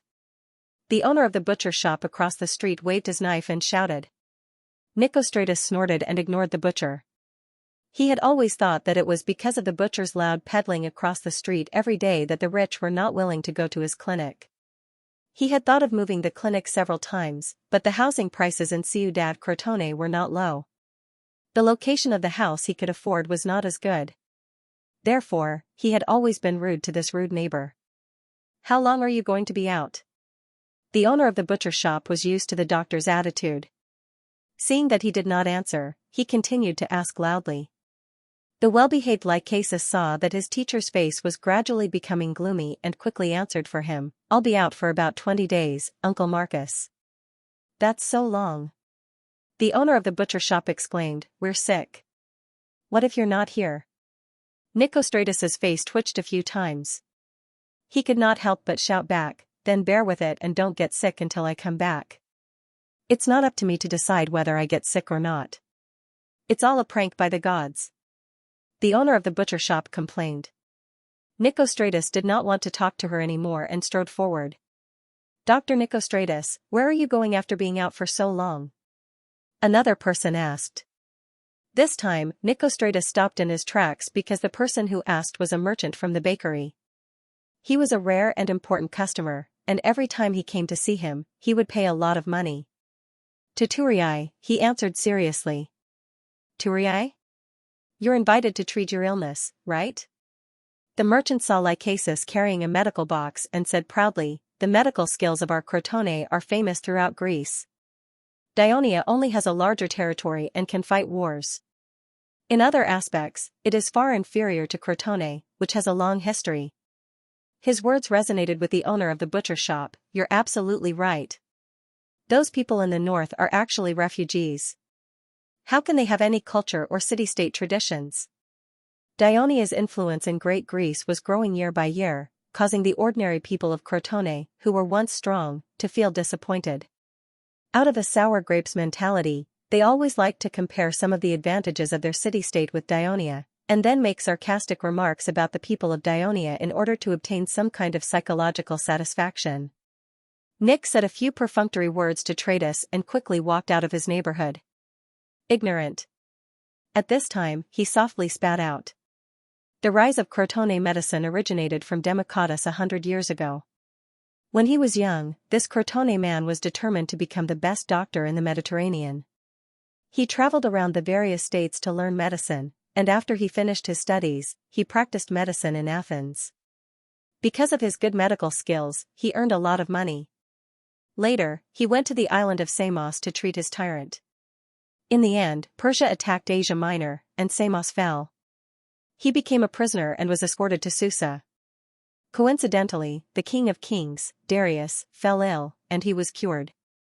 Only then did he escape from prison and serve the royal family, but he was restricted from returning to Greece. After living in Persia for 5 or 6 years, he missed his distant hometown very much. One day, Darius's queen, the daughter of Cyrus, the founding king of Persia, Atassa, had a lump on her thigh. No one could treat it, and she suffered greatly. Atassa heard that Democritus was a skilled doctor, and with the thought of giving it a try, she invited the Greek to the inner court to treat her, and promised that if he cured her, the queen would agree to any of his requests. As a result, Democritus helped Queen Atassa recover. At his request, Atassa suggested to Darius that Democritus could take Persia's spies around Greece to gather intelligence in preparation for the future conquest of Greece. Darius agreed, and Democritus also vowed to return to Susa. As a result, after leaving Persia, he found an opportunity to escape Persia's surveillance, and fled back to Crotone. At that time, although Persia was strong, it had not yet declared war on Greece, and it could not affect the western Mediterranean thousands of miles away, so it could only leave it be. Democritus opened a clinic in his hometown, widely accepting apprentices, and selflessly imparted his years of experience as a doctor, as well as his combined medical skills in Greece and Persia, which greatly improved the medical skills of Ciudad Crotone, and made Crotone's doctors second to none in Greece for a century. However, in recent years, the medical skills of Dionia, like the strength of its alliance, improved rapidly. It was said that some of the difficult and complicated diseases that Crotone's doctors could not solve were miraculously cured or improved by Dionia's doctors. Some Greeks who were not part of the Dionia alliance and were terminally ill tried to go to Dionia's hospitals for treatment, and most of them happily returned to their homes. Just like that, the reputation of the excellent medical skills of Dionia, taught by Pluto, gradually spread. As far as Nicostratos knew, many wealthy citizens of Crotone often went to Dionia's center, Thurii, for treatment. The doctors of Dionia had even set up an organization called the Southern Italian Medical Forum, which was held every spring, inviting doctors from the Dionia Alliance and its allies to gather in Thurii to discuss new medical discoveries and exchange medical skills. Last year was the first year, and the conservative Nicostratos did not attend. However, when he chatted with his colleagues who returned, they said a few words about the novel medical theories and methods they learned from Dionia. After being surprised, Nicostratos began to ponder. Therefore, at the beginning of this year, when Thurii Hospital sent out invitations to its allies, he could not wait to set off. Originally, it would only take half a day to reach Thurii by boat from the port, but unfortunately, Nicostratos suffered from seasickness, so he could only travel by land. When they arrived at the north gate, another doctor, Xianxia, was already waiting there. The three of them left Ciudad Crotone, stepped on the soft dirt road, and headed north. The three of them arrived at the pontoon bridge on the Neto River. During the Second War of Crotone, the pontoon bridge was burned down to prevent the Dionia from breaking into Ciudad Crotone. When it was rebuilt, for some reason, the bridge was not only narrow, but also less stable than before. Xianxia could not help but complain on the way. The bridge on the Neto River in Thurii is a real wooden bridge. Not only is it wide and flat, but boats can also pass under it. Compared to them, our pontoon bridge looks more like it was built by the natives. Nicostratos did not say anything. He remembered that last year, Crotone had held a citizens' meeting to discuss whether to invite the Dionia to help them build a wooden bridge on the Neto River. Most of the proud citizens of Crotone were against it, and the proposal was not passed. Nicostratos himself was one of them. Like the majority, he thought that it was fine as long as the roads and bridges could be used. The money from the national treasury should be used to repair public facilities such as theaters, arenas, and temples. They could even provide extra benefits for citizens on special occasions. Due to the blessings of the gods, the weather in Greece had been good for the past few years, and the crops had been harvested. Coincidentally, there had been frequent wars in the past 2 years, and the price of grain had risen. After the citizens had saved enough for themselves, they sold grain on the market and made a small profit. Therefore, spring came early this year, and the citizens brought their slaves to plant wheat seedlings in the fields early. Walking on the Croton plains, one could see lush green wheat fields as far as the eye could see. The slaves worked hard in the fields. There was more rain in spring, and the roads became muddy. In order to avoid tripping, Nicostratos and his group walked slowly. They only walked out of Crotone's territory in the afternoon. When they trudged through the slippery mud, and their feet began to ache, they saw a flat and wide road in front of them. Everyone heaved a sigh of relief. Teacher Xianxia, like Cassis, who had never traveled far in his life, shouted excitedly, "Is this the Cremissa Asprostum Avenue that Dionia built?" "That's right." Xianxia glanced at Nicostratos. "Old friend, what do you think of this road?" Nicostratos snorted and did not say anything.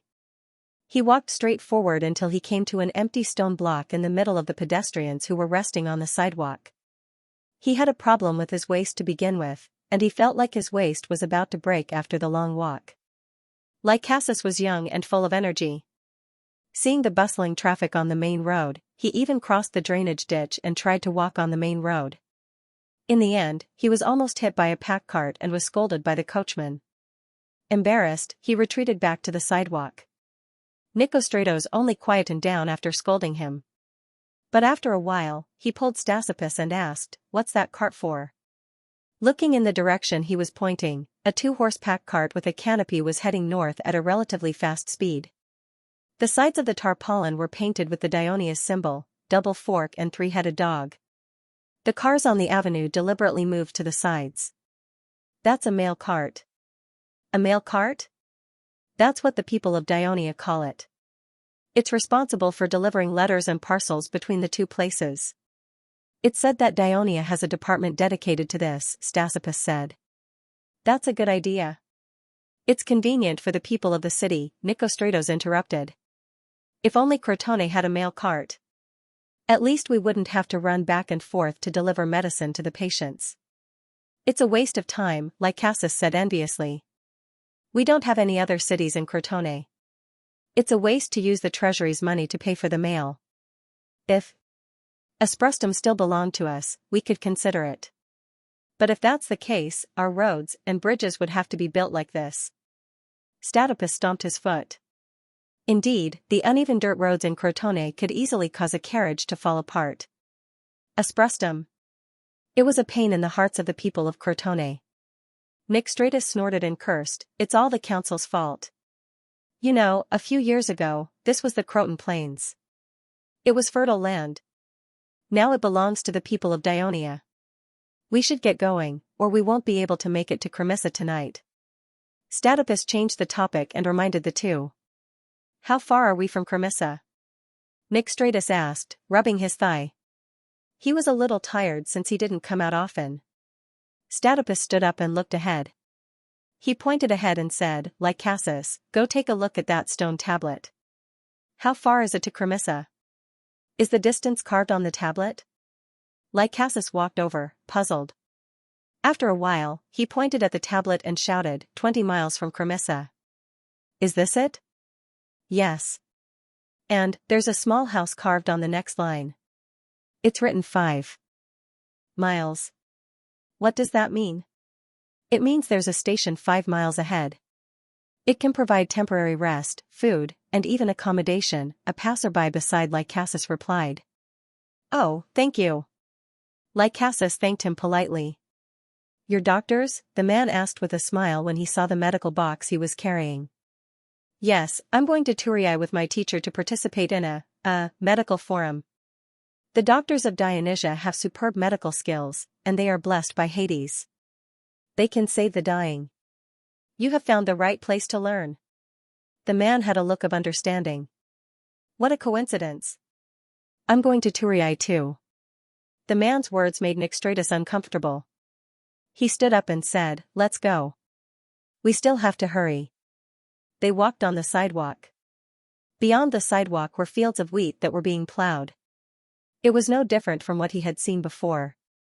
The difference was that the aqueducts were crisscrossed, wider, and deeper, but the slaves worked with greater zeal, and even sang in the midst of their labors, which their masters did not restrain, and some even sang in reply. Compared to the dullness of the Crotone slaves, the Dionia slaves were more like normal people, and this was not an isolated phenomenon. Almost all the Dionia slaves that Lycasus had seen were in such a state. Lycasus didn't quite understand. He was born in a peasant family, so he knew the life of a farmer very well. Crotone farmers usually had 1 or 2 slaves, as they couldn't afford any more. Since they needed labor to do farm work, they were very dependent on their slaves. Unlike the various workshop owners in the city who desperately squeezed them, the slaves were treated as part of the family. When Lycasus was a child, he had been carefully taken care of by his family's slaves. He had always thought that the simple and honest old man Thrace was more like a father than his own father. The Crotone farmers treated their slaves well enough. Could it be that the Dionia people treated their slaves better? Lycasus felt that it was somewhat impossible. He wanted to ask Statius, but when he turned his head, he saw that the two of them were discussing medical matters, so he had to give up for the time being. Out of the corner of his eye, he saw the man who had spoken before walking not far behind them. His heart skipped a beat, and he slowed down his pace. My name is Lycasus, from Crotone. Thank you for your reminder. My name is Caldius, a Silesian. The man smiled warmly. I have been to Turris many times, so I know more about Dionia. If there is anything you don't understand about this city-state alliance, feel free to ask me. The man seemed to have read his mind. Lycasus scratched his head in embarrassment and asked, I don't understand why these slaves are so happy. Caldius looked in the direction that Lycasus was pointing and saw the slaves singing in the wheat field. He thought for a moment and said, that's because they have hope. Hope? Caldius' expression became solemn, and his voice was slow and long. The great Pluto once said, everyone's fate is different. Some are born rich, some poor, some unfortunate to become slaves, and some lucky to become nobles. But as long as you always have kindness in your heart and don't give up, when your life ends and you are judged by Hades, in the face of the golden scales of justice and selflessness, status and wealth in life are only illusory. What truly decides each person's soul is to go to the beautiful Elysee or the terrible hell. This is what you do in your life. The good go to the Elysee, and the evil go to hell. The hard work can enjoy music and food, and the easy work and hate work will forever be forced to do hard labor. Lycasus was stunned. You mean, these slaves work so enthusiastically for the sake of entering the Elysee in the future? It's not entirely because of this. Claudius said softly, the consul Devers of Dionia, who have the blood of the Hades, were inspired by the Father and passed a bill in the Senate. Every year on the Hades celebration, the slaves of the city-state who have performed well will be granted freedom. And the Devers will also grant freedom to their slaves who have performed well on this day. Because the Devers are loved and respected by the people of Dionia, they are influenced by the consul. If they have the power to spare, they will also consider granting freedom to the private slaves who have contributed to their family. I remember that last year, a Nubian slave was sent by his master to the port market to buy goods. He rescued 2 children from drowning in the Kakrati River. Not only was the father of the children willing to pay for his freedom, but the people of the city unanimously asked for his freedom. So you see, with such an atmosphere in Dionia, how can these slaves not do their best to perform? Lycasus nodded. Although the Crotone also granted freedom to their slaves, they did not use a bill like Dionia to enact it. Moreover, the number of times the slaves were released was so high and so many. In fact, there was another reason that Chaldeas did not understand. Although the age composition of the citizens and prospective citizens of Dionia was mainly young and middle-aged, due to the large number of immigrants in Dionia, the number of times the citizens had to participate in military training was more than 10 times that of the Crotone. They also had to undertake some garrison duties. They did not have more energy and time to take care of their own land. They relied more on the slaves. Therefore, not only did they see the slaves as part of their family, but they also had more autonomy in their work, which was more conducive to the slaves' enthusiasm. That's why the slaves of Siloton have been escaping to Kenopatisha from time to time in the past 2 years, Chaldeas added. There was also a large-scale slave escape in Crotone. Lycasus remembered, but it was not to Kenopatisha, but to Asprustum, which is not far from Crotone. At that time, we even held a citizens' meeting and sent people to protest to Asprustum, asking for the return of the escaped slaves. They quickly escorted the slaves back. If the Silotorians and Crotone do not make any changes on the slave issue, there will be more such incidents in the future. Chaldeas sighed. As a Silotorian, he did not seem to be worried about this. Instead, he was happy to see it happen. Of course, the young Lycasus did not think too much about it. He asked another question. Oh right, you just said, those words that Pluto Hades said, why haven't I heard of them before? There are too many things about the gods that you have not heard of. Chaldea's eyes lit up. You should know that when Zeus and his siblings worked together to overthrow their father, Cronus, and divided the power of their father, Hades, as the eldest brother, could have chosen the sky or the sea as his divine realm. But he chose the dark and damp hell, and thus lived underground for a long time. He created a fair and selfless abode for the weak human souls, and ensured the stability of the world above. Isn't he great? Is that so? Lycasus said suspiciously, everyone knows that Hades was forced to choose hell. Have you ever thought about who passed down the truth that you know? Without the permission of Zeus, the master of the gods, how could such a secret be known to us ordinary humans? Zeus ruled over the Olympian gods, and of course he would use the contents of the rumors to his advantage. Pluto Hades was introverted, and his appearance was a little gloomy. The Greeks did not like him, so they all believed the rumors. Chaldeas said solemnly, but in fact, among the gods, Hades was the most loyal to his duty and kept to his place. Zeus, wanton and willful; Poseidon, violent and ruthless; Ares, crazy and bloodthirsty; Hermes, mischievous and playful; Hephaestus, drunken and promiscuous; Apollo, proud and sinister. Only Hades, have you ever heard of anything bad happening to him? After listening to Chaldea's words, Lycasus felt a little dazed. He covered his forehead and said after a long time, he took Demeter's daughter, Parthphone, as his wife. Chaldeus had a look of "I knew you would say this" on his face. He explained seriously, no goddess was willing to go there because of the harsh underground environment. Hades had no choice but to take a wife for himself by force. Note, the description of the stone tablets in this chapter is not from the modern era. In the early days of the Roman Empire, there were humanized designs for the stone tablets, very similar to the signs of today. Roman merchants also sold a kind of iron cup to travelers, engraved with detailed road maps of each province to facilitate travel. But Hades doesn't just rob randomly. Persephone has the power of her mother, Demeter, and can help Hades control the underground resources. Moreover, Persephone is beautiful and kind, and can pacify the restless souls in hell. Facts have also proven that Hades and his wife Persephone have always respected and loved each other, far better than Zeus and Hera, or Poseidon and his queen. They rule hell fairly and strictly, upholding the good and punishing the evil. The people of the world are afraid of the punishment after death, so they don't indulge too much in life, and our city-state society is stable. Therefore, Hades is the god who has helped us the most. Chaldeus said sincerely. Chaldeus' words completely reversed Lycasus' understanding of the gods. He wanted to refute, but he felt that Chaldeus' words made some sense. After a while, he murmured, "Are you the priest of Hades?" "I wish I was, but I'm not," Chaldeus said regretfully.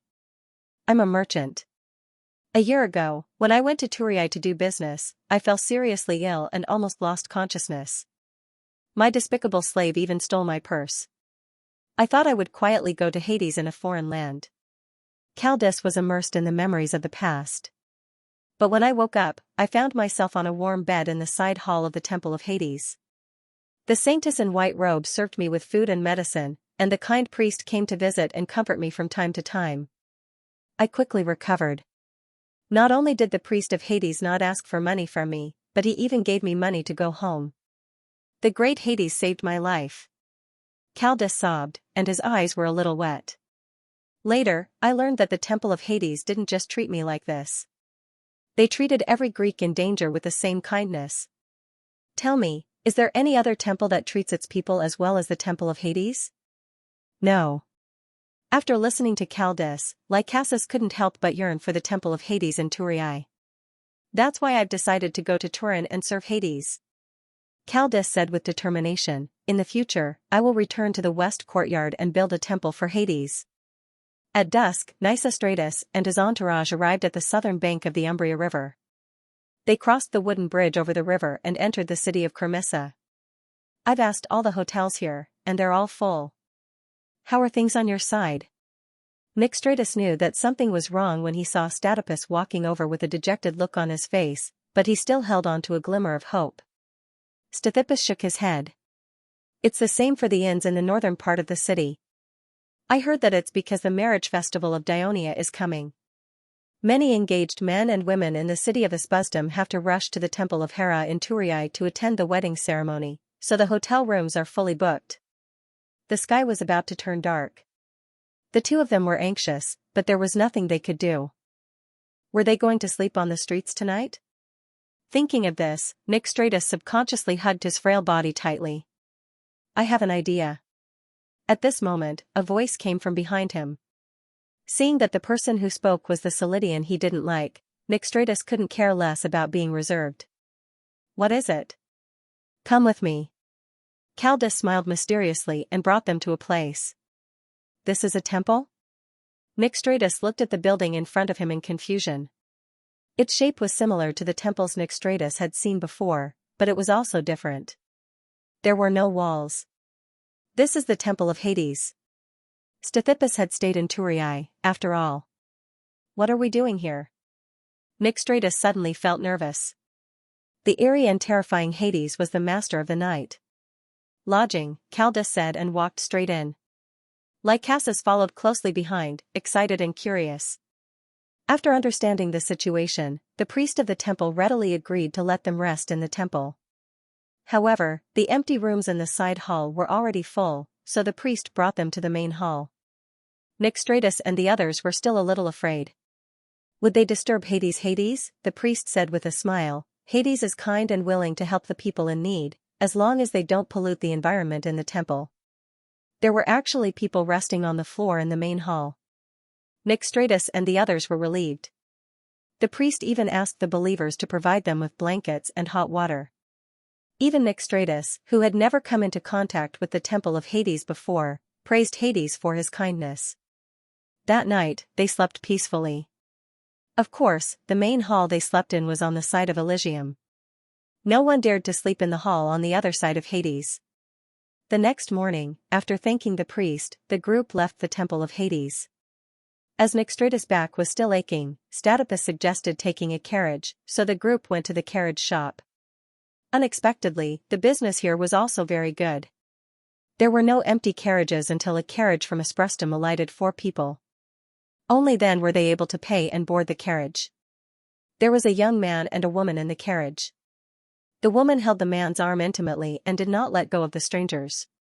This irritated the conservative Nickstratus and he cursed inwardly, "The people of Dionia are barbaric and not familiar with traditional Greek etiquette." Chaldas, on the other hand, often traveled in Dionia and was used to the sight of Dionia women in public, so he took the initiative to talk to them. After exchanging pleasantries, they found out that the man was called Ephialtes, and he became an official citizen of Dionia last year. He lived in Esplustum, while the woman was born and raised in Esplustum. When Dionia signed the peace treaty with Crotone, her family was one of the few who chose to stay, and they seemed to be doing quite well. This made the people of Crotone in the car feel a little uncomfortable. The carriage had only traveled a short distance when it stopped. Loud noises could be heard coming from outside the carriage. Statopus lifted the tarpaulin at the front of the carriage and asked the driver what was going on. "There's a square in front of us. Those damn rich and nobles have gathered there and are causing trouble. They blocked the road," the driver said angrily. "We have no choice but to take a detour." After Statopus sat down and explained the situation, Nickstratus became interested. "Why are the people of Cremissa causing trouble?"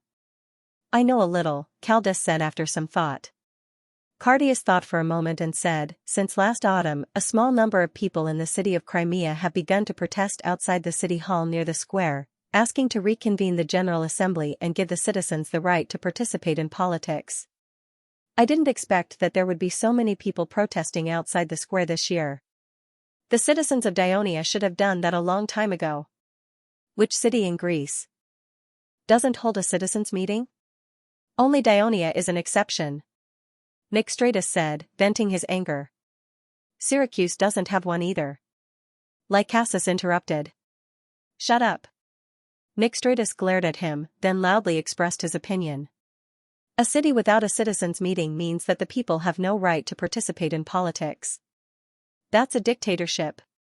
A dictatorship can't last long. Of course, the citizens have to rise up and even overthrow it." Statopus pulled him to stop him from continuing. After all, they were only here to participate in the forum and exchange medical knowledge. It was not appropriate for them to spout nonsense and get involved in the internal disputes of Dionia. Ephiart's face was already red from holding back his anger. He retorted loudly, "Only the stupid people of Cremissa would do such a stupid thing. No one is causing trouble in Esprustum, no one is causing trouble in Amendolara, no one is causing trouble in Turiae, not even in the Grimentum. It's because of the rule of the Lord Devers that we can turn from refugees into citizens. That's why we can own land and enjoy peace. The priest of Hades is right. We have to be grateful. It's the same for Crotone. I heard that the war in Greece has been going on for a year. The people's lives are very difficult.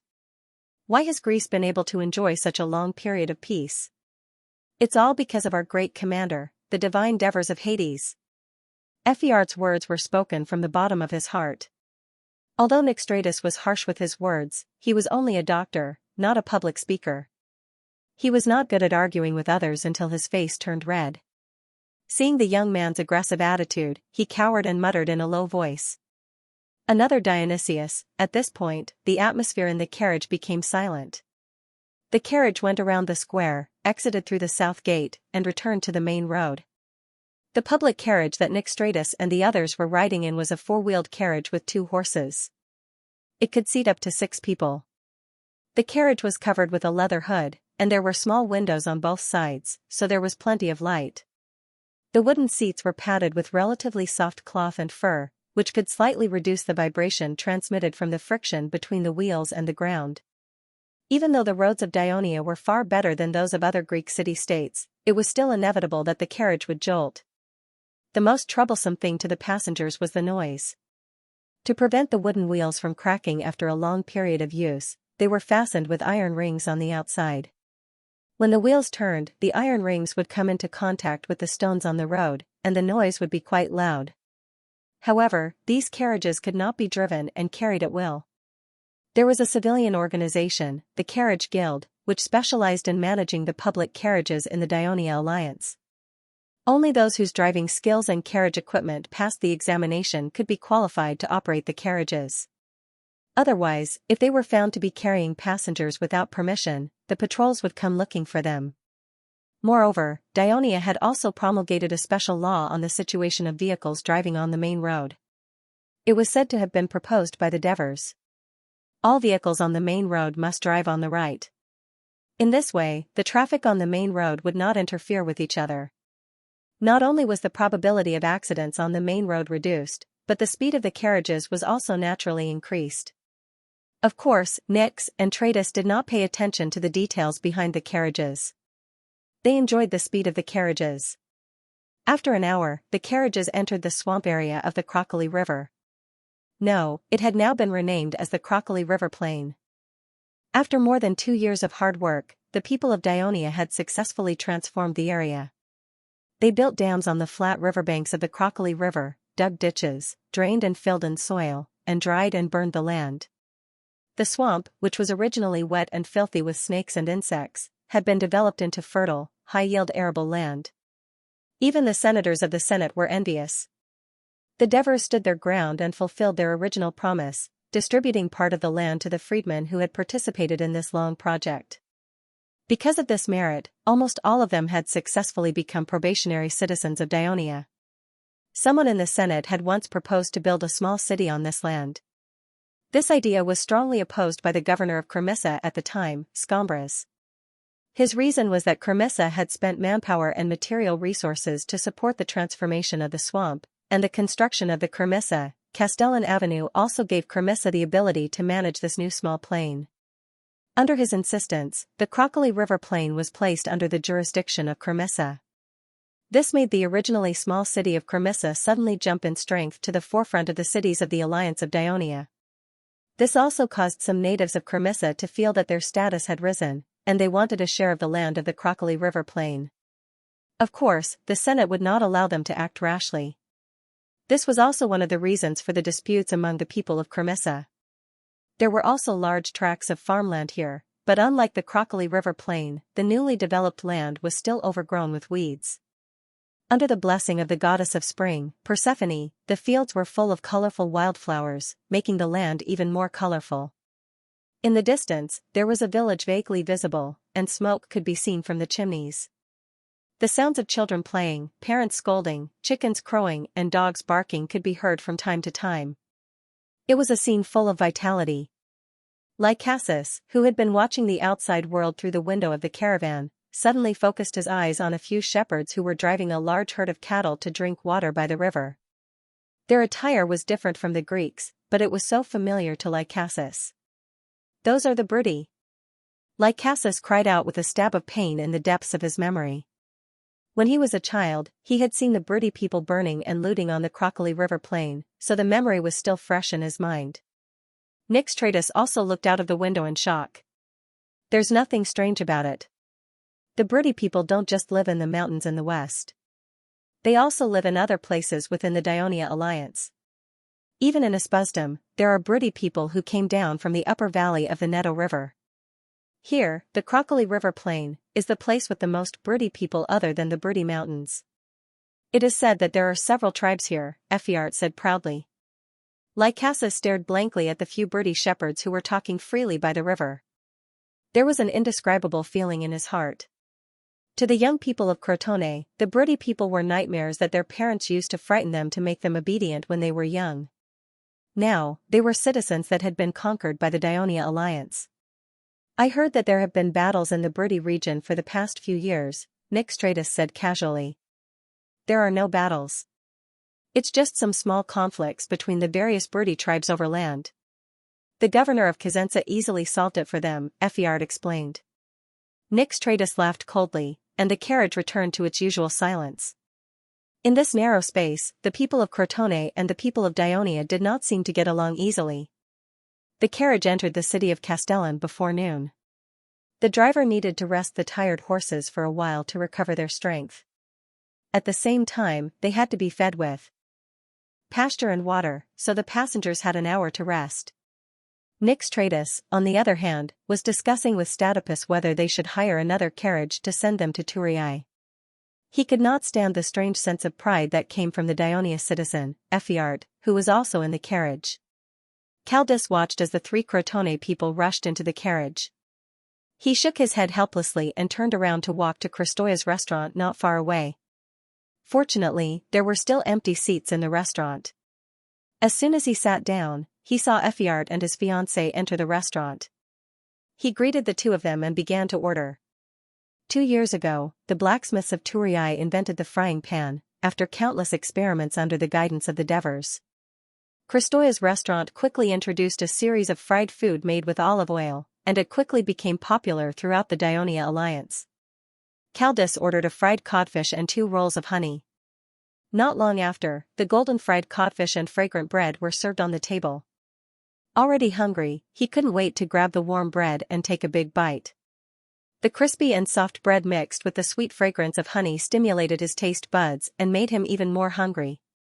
He quickly picked up the knife, cut a piece of fish, forked it, and put it in his mouth. Caldus quickly finished his lunch and stroked his bulging belly with satisfaction. He then wiped the cutlery clean, arranged it properly, and bowed solemnly. It was said that this set of cutlery was invented by the consul Devers of Dionia, inspired by Hades. Caldus had no doubt about it. Wasn't that little fork with only 2 teeth Hades' double fork? The waiter removed the plate, and Caldus ordered another glass of wine. He sipped the tea while listening to the other diners chatting. As a person who had traveled to the Dionia alliance many times, Caldus could tell that most of the diners in this restaurant were locals of Castellan. Although the Greek pronunciation of each Greek city-state was more or less different, the pronunciation of the Dionia people was undoubtedly the most unique. Since they treated the Lucarians, the Brudi, and the Thracians equally into the alliance and became citizens of Dionia, their respective cultures had constantly collided and merged. Even the accent of their speech had changed a lot. From time to time, a few unfamiliar words from the Lucarian or Brudi language would pop out. This was the basis for the people of Crotone and Tarentum to regard the people of Dionia as barbaric. Caldus did not have such discrimination. Most of the things these people of Castellan talked about had nothing to do with the city they lived in, Castellan. Instead, it was about their neighbor, Turin. Something about how lively the upcoming wedding festival was. How beautiful was Agnes, the second wife of the consul Devers of Dionia? How did the Devers satisfy the needs of their 2 beautiful wives? The Dionia Medical Forum was about to be held in Turin. Which doctors of Castellan were going to participate? Wait a minute. Some people talked mysteriously. It was said that Dionia was going to start building its first stone bridge. Some people talked excitedly. The newly completed 3rd arena in Turin was going to be dedicated to football matches. Some people bragged, "Last autumn, I went to Xianxia Plateau and saw how spectacular the horse racing celebration was." Some people would retort, "Lucaria's sheep fighting competition was more exciting." But more people would say in unison, what was more interesting and exciting was undoubtedly the southern Italian rugby and Dionia football matches. When the diners talked about their city-states, there were more complaints. Some people even declared, it would be better to let Castellan become a part of the Dionia alliance, instead of being independent of the Dionia alliance as it was now. Although it would be freer, it would not be able to get more benefits from the Dionia alliance. The citizens of Castellan also wanted more land. Not only did no one refute his outrageous words, but it was also approved by a few diners. The influence of Dionia in Greece was getting bigger and bigger. Caldus thought with a sigh. He estimated the time, left the restaurant, and walked to the carriage house. Next to the carriage he was in, he saw the 3 dejected people of Crotone. It turned out that the carriages in the carriage house had all been hired. Many of Castellan's fiancés and citizens wanted to go to Turin to participate in the wedding festival of the Shrine of Hera. So, the 6 of them were still on the same road, speechless along the way. After 3 hours of bumpy ride, the carriage finally stopped. "We've arrived," the coachman shouted. Lucasus looked out and saw a crowded crowd, towering sentry towers, and a long wooden bridge. We shouldn't have arrived at Turin yet, right?" Lucasus said doubtfully. Then, the other 4 got out of the car and moved forward. People coming from the south had to cross the Creti River and enter Turin. There were 2 ways. The first was to enter the southern part of the city and take a boat from the dock to the main port of the Turin city. This was mainly for citizens of Dionia and visiting envoys from other cities. The second way was to cross the wooden bridge to the west of the southern part of the city, reach the delta where the 2 rivers converged, then cross the wooden bridge to the north bank of the Creti River and finally enter the main city. After passing through the sentry post, the trio stepped onto the wooden bridge. Unlike his teacher, Lycasus stomped his feet curiously and patted the railing. From time to time, he craned his neck to look at the boats passing under the bridge. Suddenly, he yelled, "Look, what are they doing?" Nick Stratos looked in the direction of his finger. Not far from the bridge, there was a group of teenagers swimming in the river. They were not playing in the water. Instead, they were in several groups, one after the other, rushing to swim from the north bank to the south bank and back. The Greeks were a race of the sea, and there were many people who were good at swimming. However, it was rare to see every child wearing leather armor in such an intense and exciting swimming scene. "Are they in a competition?" Stesippus said uncertainly. "They are in military training," a middle-aged man with a broken right arm, who had been leaning on the railing for a long time, interrupted. Stesippus looked him up and down and asked curiously, "Military training?" "They are all students of the Turin Academy. According to the requirements of the Dionia education law, besides learning knowledge, they also have to undergo military training," the middle-aged man explained. "It's too cruel for such young children to be forced to do such dangerous exercises. What if they drown because of their physical strength? What if they get hurt by the boat?" Nick Stratus said unhappily. In fact, not only were there instructors swimming in the river, there were also a few boats parked on the river, ready to rescue them at any time. However, the middle-aged man didn't explain much. Instead, he said calmly, "Ferocious enemies won't be spared just because they're young. Only by going through strict training can you kill your enemies on the battlefield and not be killed by them." Nicestratus was speechless for a moment and simply walked away quickly. The men of Dionia, be they young or middle-aged, all spoke with an air of disgust. No wonder people called Dionia little Spartans.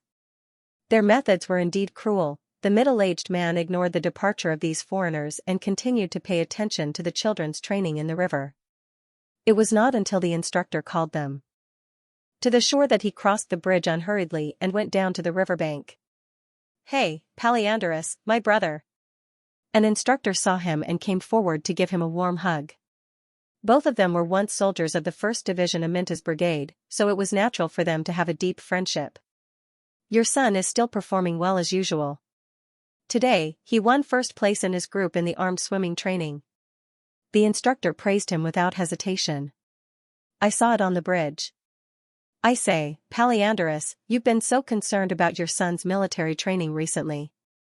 Are you planning to let him replace you as a soldier of the Legion of Dionysia when he grows up?" The instructor joked. Unexpectedly, Paliandrus nodded seriously. "I want him to join the 1st Division." The instructor was stunned for a moment and then advised, "My brother, although Patroclus has performed well, he hasn't been fighting for several years now. There are more than 10,000 people in the reserve team of the Legion. It's not that easy to enter the 1st Division. Besides, he's not even 18 years old yet. Even if he's old enough to serve in the military, the officers won't be so eager to send a recruit like him to the battlefield. It's better to let him train himself in the reserve team to become a qualified soldier of the Legion." Paliandrus thought about it and admitted that the instructor was right. However, he was still a little worried and asked, "I don't know the current situation of the Legion. How long do you think it will take for Patroclus to enter the official Legion after he enters the reserve team? Especially the 1st Division?" The instructor smiled. "You should spend more time with your old brothers in the 1st Division, especially our boss, Captain Amintas. He's the most sentimental." Do you know that he's just been appointed as the commander of the 2nd Division this year? If your son wants to enter the 2nd Division, he can just say the word. Even if you insist on letting Patroclus enter the 1st Division, with the friendship between Amintas and Antonios, the commander of the 1st Division, it's just a word from him. Paliandrus silently listened to the advice of his comrade. Indeed, since he was injured, he had less contact with his comrades and officers. Now, for the sake of his son, it was time to make some changes. By the way, haven't you been studying in school recently, preparing to take the assessment of Turii and become the village chief? How are you doing now? The instructor suddenly remembered and asked curiously. Paliandrus smiled bitterly. I didn't know a word before. Now that I'm old, my memory isn't good. Just remembering those letters is enough to give me a headache. Then you have to work harder. I'm still waiting for you to enter the Senate in the future. Take care of us old comrades. The instructor joked. Paliandrus smiled, which was rare. Father. Patroclus, who had already changed his clothes, walked over. School's over? Patroclus nodded. He was almost 17 years old, and he was taller than Paliandrus. Although he was not as strong as the instructor, his body was well proportioned and strong. For students who were about to become adults like him, the school's afternoon classes were no longer ordinary sports competitions and military training. Instead, they were more rigorous and began to practice close to actual combat to prepare for entering the army. Paliandrus, don't forget what I told you, the instructor reminded him loudly when he saw the father and son walking away. Paliandrus waved his hand gratefully. Father, what did you say to the instructor? Patroclus asked curiously. About you entering the First Army. Paliandrus told his son truthfully. Patroclus let out a long whistle. I heard from Stephos that it's impossible for a recruit like me to enter the First Army at the beginning. But I believe that no matter which army I'm in, I'll be the one holding the flag at the triumphal parade. Paliandrus patted the child's shoulder with relief. Although Patroclus had a jumpy personality, he was an extremely confident child. When the father and son left the academy, Patroclus suddenly stopped and shouted, Hey, Xianxia! Xianxia, who was going home with her classmates, turned around and smiled at him. Patroclus winked. The hairband on your head is loose. Xianxia reached out to touch her hair and realized that she had been tricked. She immediately spat and scolded, annoying Parlo. Patroclus laughed and stared at Xianxia until she walked away before withdrawing his gaze. As an experienced person, how could Paliandrus not understand his son's thoughts? It was just that most people in Turin knew the identity of the girl, the adopted daughter of the consul Devers, and he was just an ordinary citizen of Dionia who had just obtained citizenship not long ago. The difference in status between the two sides was huge. However, his son was stubborn and had his own ideas since he was young, so he couldn't say anything. He only hoped that it was just a simple love from the child. When he grew up, everything would change. Xianxia said goodbye to her girlfriend and walked into her home. The servant quickly came over and took her school bag. She immediately bowed to him to express her gratitude. Today, the Devers' residence was expanded again, divided into 3 courtyards, front, middle, and back. The front courtyard was where the ordinary slaves lived, and the stables were also here. The middle courtyard was where the Devers worked and discussed matters, and there were also slave butlers and office workers' bedrooms. The back courtyard was where the Devers and their families lived. Xianxia went straight forward, and wherever she went, the slaves saluted her, and Xianxia returned the salute one by one. This was the Devers family rule, and although Xianxia didn't understand it, it had become a habit. After entering the central courtyard, she even met Aristyrus face to face. Xianxia was more afraid of this attendant of her father. She always felt that his eyes, which were less black than white, seemed to have some kind of magic that could see through people's hearts. In comparison, among the attendants of the Devers, she preferred the former scribe Aristyrus. Unfortunately, he had become a citizen of Dionia, and under the suggestion of the Devers, he had passed the union's examination and become a judge in the Turin court. Xianxia pushed open the room in the back courtyard, and a familiar voice came, Oh, Xianxia is back. Kristoia stood by the garden and looked at her with a smile. Asuna was bending over to pull the weeds out of the flowers. Mother! Xianxia called out and ran forward to give Kristoia a hug. After a few years of being together, this sexy, elegant, and kind woman in front of her had replaced the image of her mother that was gradually fading in her heart. Be gentle. You rash little girl, don't scare your sister. Kristoya subconsciously covered her slightly protruding belly and flicked Cynthia's forehead with a reproachful look. Sister, I apologize for disturbing your sleep. Cynthia leaned close to Kristoya's belly and said playfully. Then, she suddenly shouted in surprise, she kicked me. Mother, sister kicked me. She kicked again. Kristoya shouted with a blissful smile. Asuna ran out of the garden, wiped the dust off her hands on her clothes, and helped Kristoya sit down with Cynthia. After the three women played around, Kristoya felt a little hungry. Cynthia, your brother is back. He's playing with Crow upstairs. Go up and tell them to come down. Let's get ready for dinner. The brother Kristoya was referring to was Cynthia's own brother, Adonis. He was 8 years old and was also studying at the Turii school. Cynthia got up and was about to go upstairs when she saw a plate of something black on the wooden table next to her. She asked curiously, "What's this?" "This is meat jerky that your Aunt Andrea smoked with beef and salt according to your father's suggestion. It was specially sent from Grimentum for us to try first," Kristoya said. Cynthia grabbed a small piece and took a bite. It's a little hard. She chewed hard for a while and swallowed. It tastes good after a while, but it's a little salty. It's good as a snack. Your father plans to use this jerky as part of the soldiers' rations. Cynthia's unintentional words made Kristoya's eyes light up. She only cared about the taste.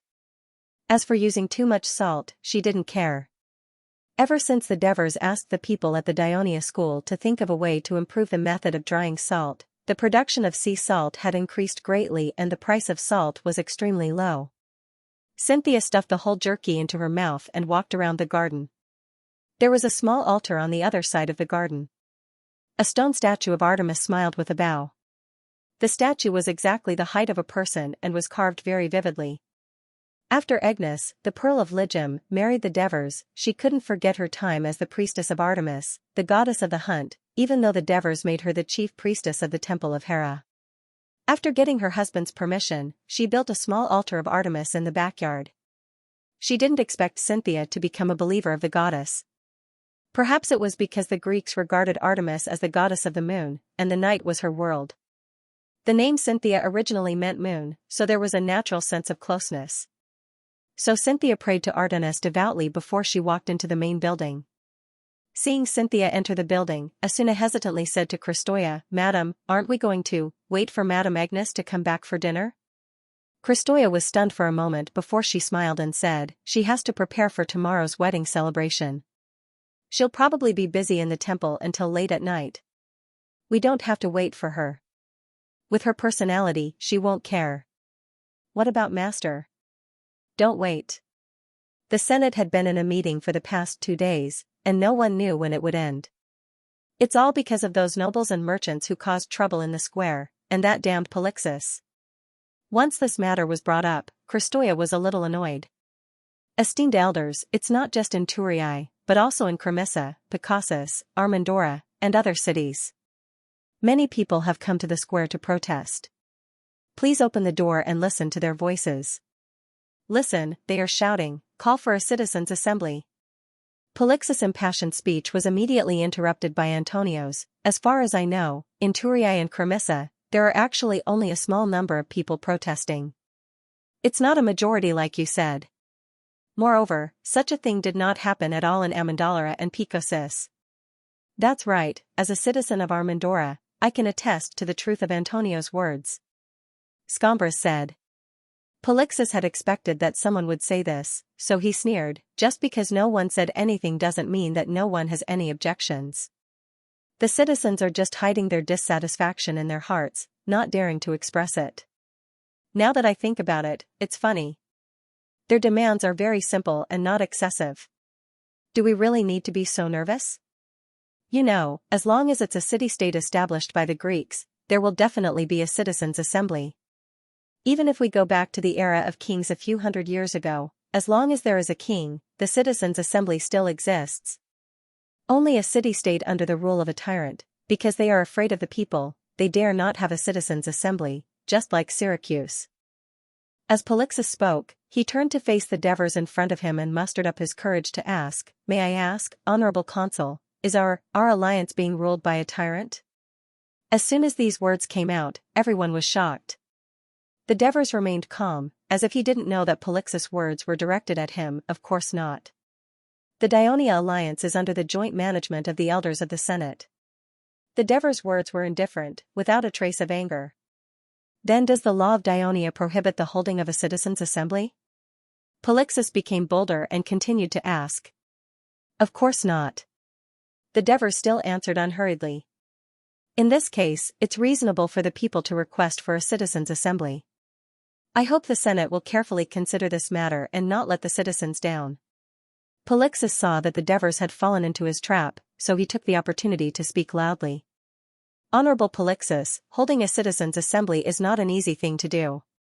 Cunegurata stood up and said, the situation of the Dionia alliance is very different from that of the other Greek city-states.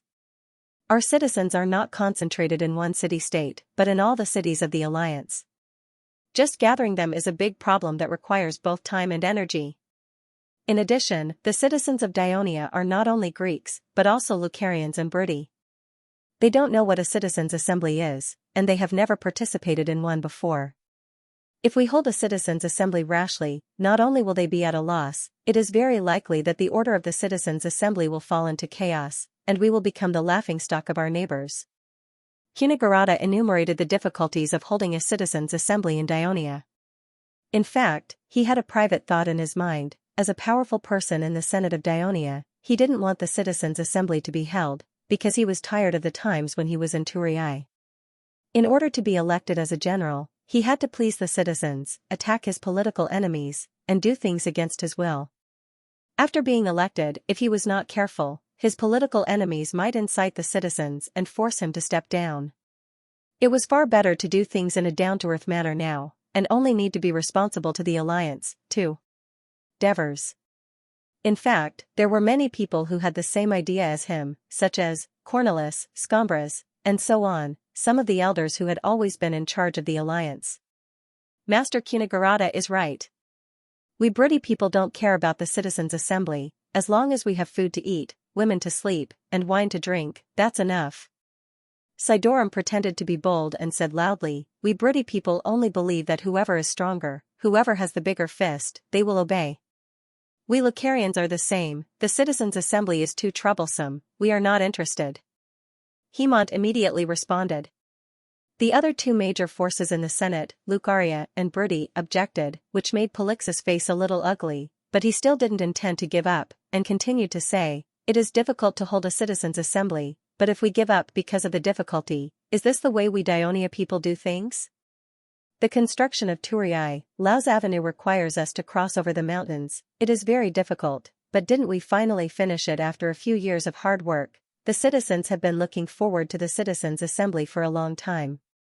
When Dionia was first established, it was faced with a threat to its survival, so it had to unify the minds of the people and concentrate all its strength to defeat the strong enemy. Therefore, it was completely understandable that the citizens' assembly, which took a lot of time and energy, was temporarily stopped. But now, Dionia is stable and prosperous, the people are rich and leisurely, as the Greeks who have a strong tradition of participating in the politics of the city, the citizens of Dionia have always demanded for the citizens' assembly to be held more and more year after year. As the most honorable representatives of the citizens of Dionia, I hope you can deeply understand this point, and make the right choice in time. Don't wait until the citizens' dissatisfaction accumulates to a dangerous level before you make a decision in a hurry, that will not be good for the Senate and the alliance of Dionia. Polixus's passionate yet threatening words caused the expressions of many of the people present to change slightly. The Devers looked at Polixus thoughtfully. Now, it is up to everyone to vote on whether to pass the motion to convene the citizens' assembly. The rotating president, Cornelis, announced loudly. As usual, the Legion elders expressed their opposition, and so did the Lucanian elders. Most of the elders with real power also disagreed. Those who supported Polixus were mostly elders who had not been put in an important position, and most of them were from the Thurii faction. But among those who supported the motion, the Devers saw Bucos, Petaru, and even the navy commander of Dionia, Inanilos. The Devers narrowed his eyes, and a faint cold light flashed through his eyes. When he came out of the Senate, it was already late. The spring night was still cool, but Polixus's Bolton shirt was completely soaked. That was the result of cold sweat when he questioned the Devers. Although his motion was rejected again, Polixus was now confident, because he saw that the number of people supporting him was increasing. The Devers were only SOSO, next time. He thought excitedly, and his steps became more vigorous, and the voices of the elders with him became louder. The Devers said calmly, Marigi, have you heard of an ancient saying from the east? What saying? If the gods wish to destroy them, they must first make them mad. Nyxstratus, Statopus, and Lycasus stood in front of the gate of the Dionia Academy. It was a strangely shaped gate. It was a large, pure white arch with a huge stone ball resting on top of it. A thick, sword-shaped stone tablet extended straight up from the middle of the arch, holding up the arch and dividing the arch into two. There was a sentence carved on the stone tablet, all things have their own rules, and only those who persevere in their search can obtain their secrets. Nyxstratus listened carefully to the sentence and nodded. He looked down and saw the signature, Devers. Devers? Which Devers? Nyxstratus asked in surprise. Who else? Of course it's the Archon of Dionia. Statopus replied. This is a place where scholars gather, a sacred place. What right does he have to be here? Nyxstratus' expression changed, and he was about to say something. Statopus was shocked and hurriedly stopped him. Don't talk nonsense. The Devers isn't just an Archon. He's respected by the doctors of Dionia, and even the scholars who study mathematics respect him. It's said that they've received a lot of inspiration from the Devers, so everyone in the academy respects him. Besides, I've heard the Devers' lecture last year. His medical knowledge is indeed unique and thought-provoking. No wonder so many people say that he's the emissary of the gods. If these people hear you insult him here, they'll definitely fight you. I'm not afraid of the people of Dionia. Nyxstratus muttered stubbornly. He did not say anything else and walked through the gate with Statopus. Lycasus kept his eyes on the ball on top of the arch. He stepped through the gate with trepidation, but after a few steps, he could not help but look back. He muttered to himself, what's the point of putting such a heavy stone ball on top of the arch? Aren't they afraid that it'll fall? Little fellow, you don't understand. A young man in his 20s stood behind the gate, loudly explaining, the dome symbolizes the land we live in. Wait, are you saying that the ground under our feet is round? Lycasus interrupted him in surprise. Of course. Otherwise, why would I always see the sail first when I look at a ship sailing in the distance? You know, as early as 200 years ago, Thales of Miletus once. Forget it, I can't explain this to you in a short time. You just have to remember that the land we live on is a big ball. The young man said impatiently. Then, he pointed at the vault and said, look at this vault again. What does it look like? Lycasus took a closer look. Oh, it's a pair of arms.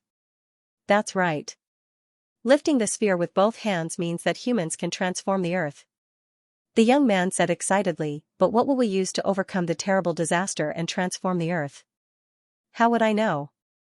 Lycasus glared at the young man who was forcefully pulling him back. Do you see the words engraved on that stone tablet?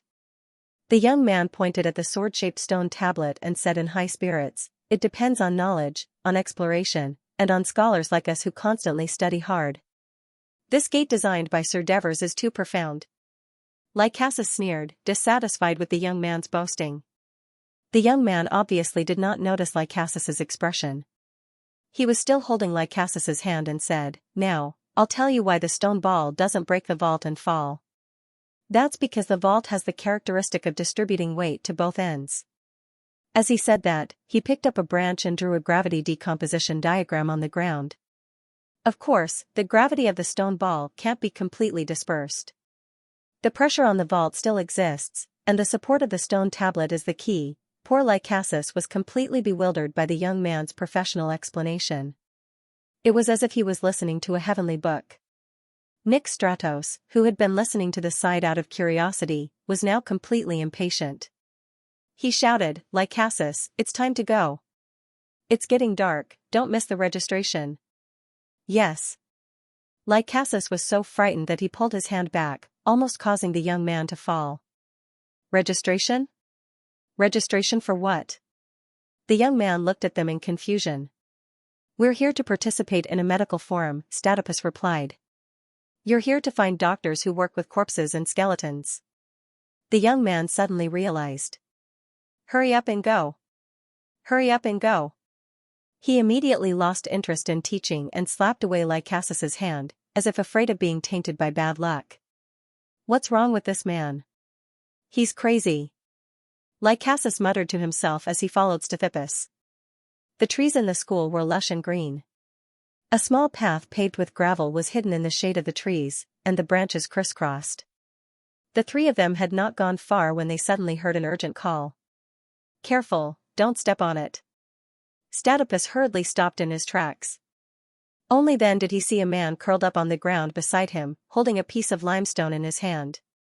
In front of him was a relatively flat paving stone that was densely covered with words and symbols. The man used his body to protect the stone, looked up at them, and urged them with dissatisfaction, Go away. Go away.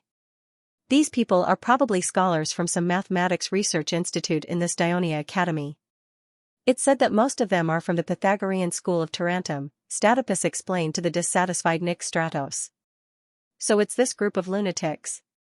Nick Stratos suddenly understood. The Pythagorean school worshipped mathematics as their god, and often held some strange rituals. Their whereabouts were secretive, and in the early years, they had close ties with the nobles of the various cities of Greece. They opposed democracy, so many people regarded them as heretics and avoided them. Dionia actually accepted them. Nick Stratos felt a little disgusted. When they saw someone leaning against a tree trunk, looking up at the sky, muttering to himself, someone with lifeless eyes, walking like a puppet, no one knowing what he was thinking, someone who was originally lying on the muddy ground, suddenly leaping up with wild joy, and many other strange words and actions, the three of them no longer found it strange. After going around a few tall trees, a small pavilion appeared in front of them. Many people had formed a circle in the pavilion, and there seemed to be something placed in the center. They fiddled with the object while arguing fiercely. Curious, Lycasus approached the pavilion and heard them saying something like, How long should the span of the bridge be? Where should it be built to ensure the level of the bridge? How many piers are needed to support this bridge? How far should it be? You're here to participate in the medical forum, right? Someone walked out of the crowd and asked quickly when he saw the medical kit on Lycasus' waist. Before Lycasus could answer, Statopus had already bowed and said respectfully, Hello, Dr. Stasikotas. You are?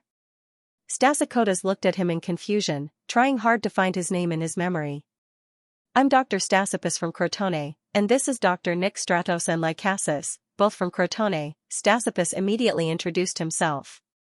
Oh, look at my memory, I'm really sorry. I remember, last year you gave a lecture on, the application of aloe in sports bruises. Stasikotas slapped his forehead and said apologetically. Yes, that was a little bit of my experience from last year's exchange. It's been so long, and you still remember it. Statopus' face was full of joy. Of course I remember. Inspired by your lecture, some doctors in our medical school have done more in-depth research on aloe this year, and there have been some new developments, which will be mentioned in this forum, Stasikotas said seriously. That's great. Statopus couldn't help but cheer, completely forgetting about Nick Stratos, who was a little unnatural beside him. However, Statikotas didn't forget, and he took the initiative to step forward and salute, Welcome, Dr. Nick Stratos. Nick Stratos returned the salute in a reserved manner. And you, Nick Stratos. Welcome to Dionia Academy. Statikotas said enthusiastically, and at the same time, he led them in the direction of the medical school. I'm really sorry.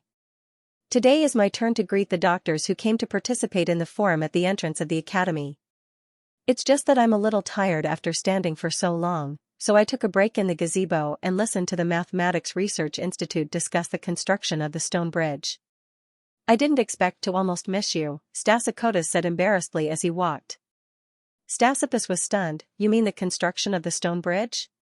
Stratus and Nyx looked at each other, their eyes filled with shock.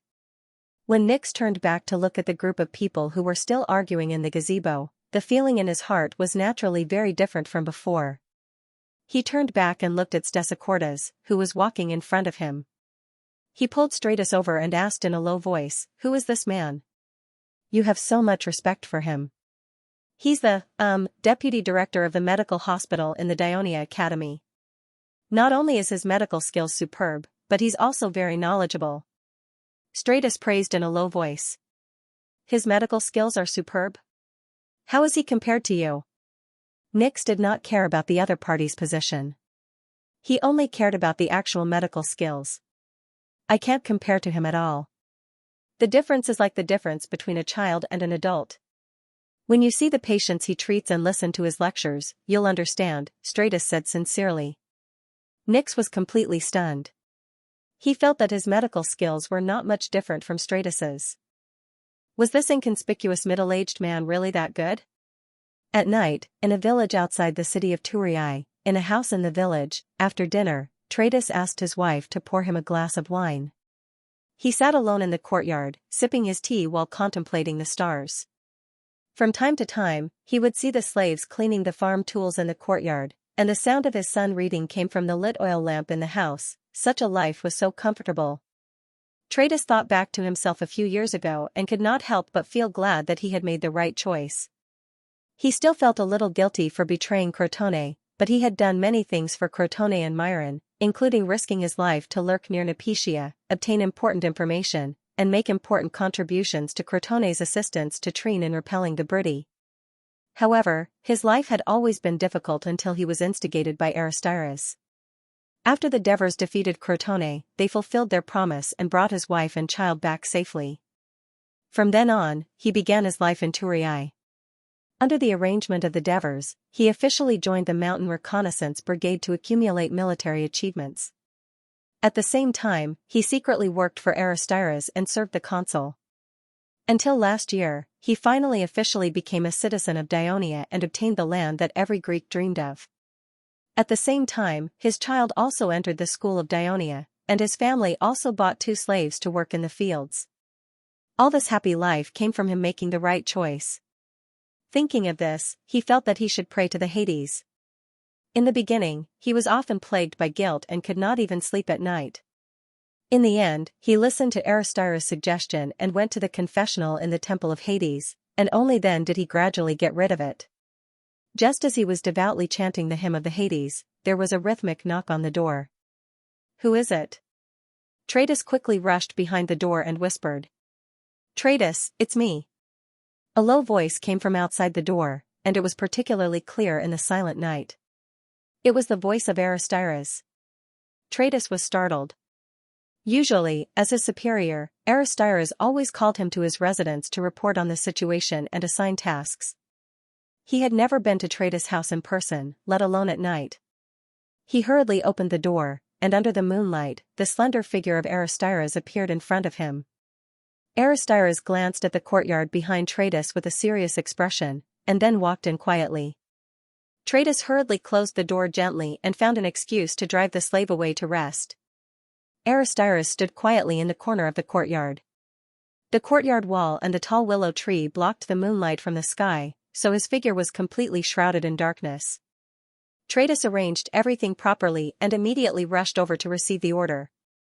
Aristyras did not waste any time and said directly in a low voice, "His Excellency has given the order. The matter you are responsible for can begin to be carried out." Stratus' heart tightened again. That His Excellency that Aristyras mentioned could only be the first person in Dionia whom he feared and was grateful for. Then, he became excited again. "Boss, where should we start?" The two whispered for a while. After watching Aristyras leave, Stratus could not suppress the excitement in his heart and suddenly clapped his hands together. Clap. The clear sound of the clapping in the night was welcomed by his wife's shout in the house, "Stratus? It's okay, you go to sleep first." Stratus hurriedly comforted her and at the same time told himself, "Calm down. Calm down." Although this was a great opportunity to make a great contribution, this matter was of great importance. Moreover, it involved many people. If they were not of high status, then they were extremely wealthy. He had to be careful. Think carefully. Think carefully. Was there any mistake in the entire implementation process? So, Tradus put his hands behind his back and strolled around the courtyard for most of the night while thinking. The next morning, the sky was blue and the temperature was just right. It was the perfect weather for a trip. The residents of Turin got up early, washed up, and ate. They placed flowers in front of their homes and sprinkled clean water on the streets. Then, the men dressed up neatly, and the women dressed up beautifully, rushed to the east gate in pairs. The construction of the Temple of Hera in Turin began 2 years ago, mainly because the marriage festival of Dionia was becoming more and more grand and influential. However, there was no Temple of Hera in the city of Turin. Every time before the marriage festival, they had to go to Heraclea to invite the priest of Hera. Moreover, the venue of the festival could only be Victory Square, which was somewhat inappropriate and not in line with the identity of the center of the Dionia alliance. Therefore, in response to the needs of the people and the development of the city, the Senate approved the construction of the Temple of Hera. However, the cost of the construction of the Temple of Hera was not paid from the national treasury. At that time, the national treasury's money was used for various infrastructure and was already stretched. It was a generous donation from the consul Devers. Due to the example he set, and the subsequent donations from many senators of the Senate and some businessmen, the Temple of Hera was completed after more than a year of construction. At that time, the location of the Temple of Hera was also considered. After the Brutty War, the political situation of Dionia was stable. After a few years of rapid development, the number of citizens in the city of Turin skyrocketed. There was not enough open space to accommodate a new temple complex, so it could only be built outside the city. This was also the reason why the Senate began to put the expansion of the city of Turin on the agenda. The people of Dionia went against the Greek tradition of building temples on high places and built the Temple of Hera of Turin on the bank of the Kratai River outside the city, on the flat land between the city of Turin and the port. In the early morning, the people of Dionia gathered from all directions to the Temple of Hera to participate in the annual festival celebration. The sun in the sky had not yet begun to emit its brilliance, but there was already a sea of people outside the Temple of Hera, which greatly increased the pressure on the patrol team responsible for maintaining order.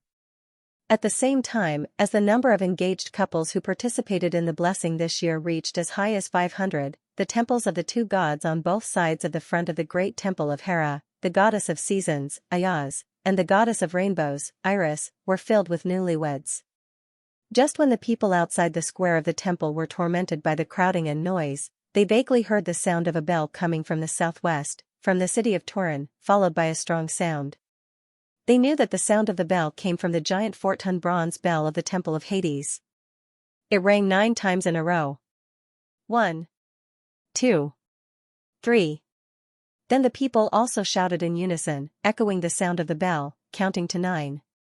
According to the legend among the people, the birthday of Hades was September 9th, so not only did Dionia change the annual celebration of Hades to September 9th, but every major celebration, the bell of the Temple of Hades would ring 9 times.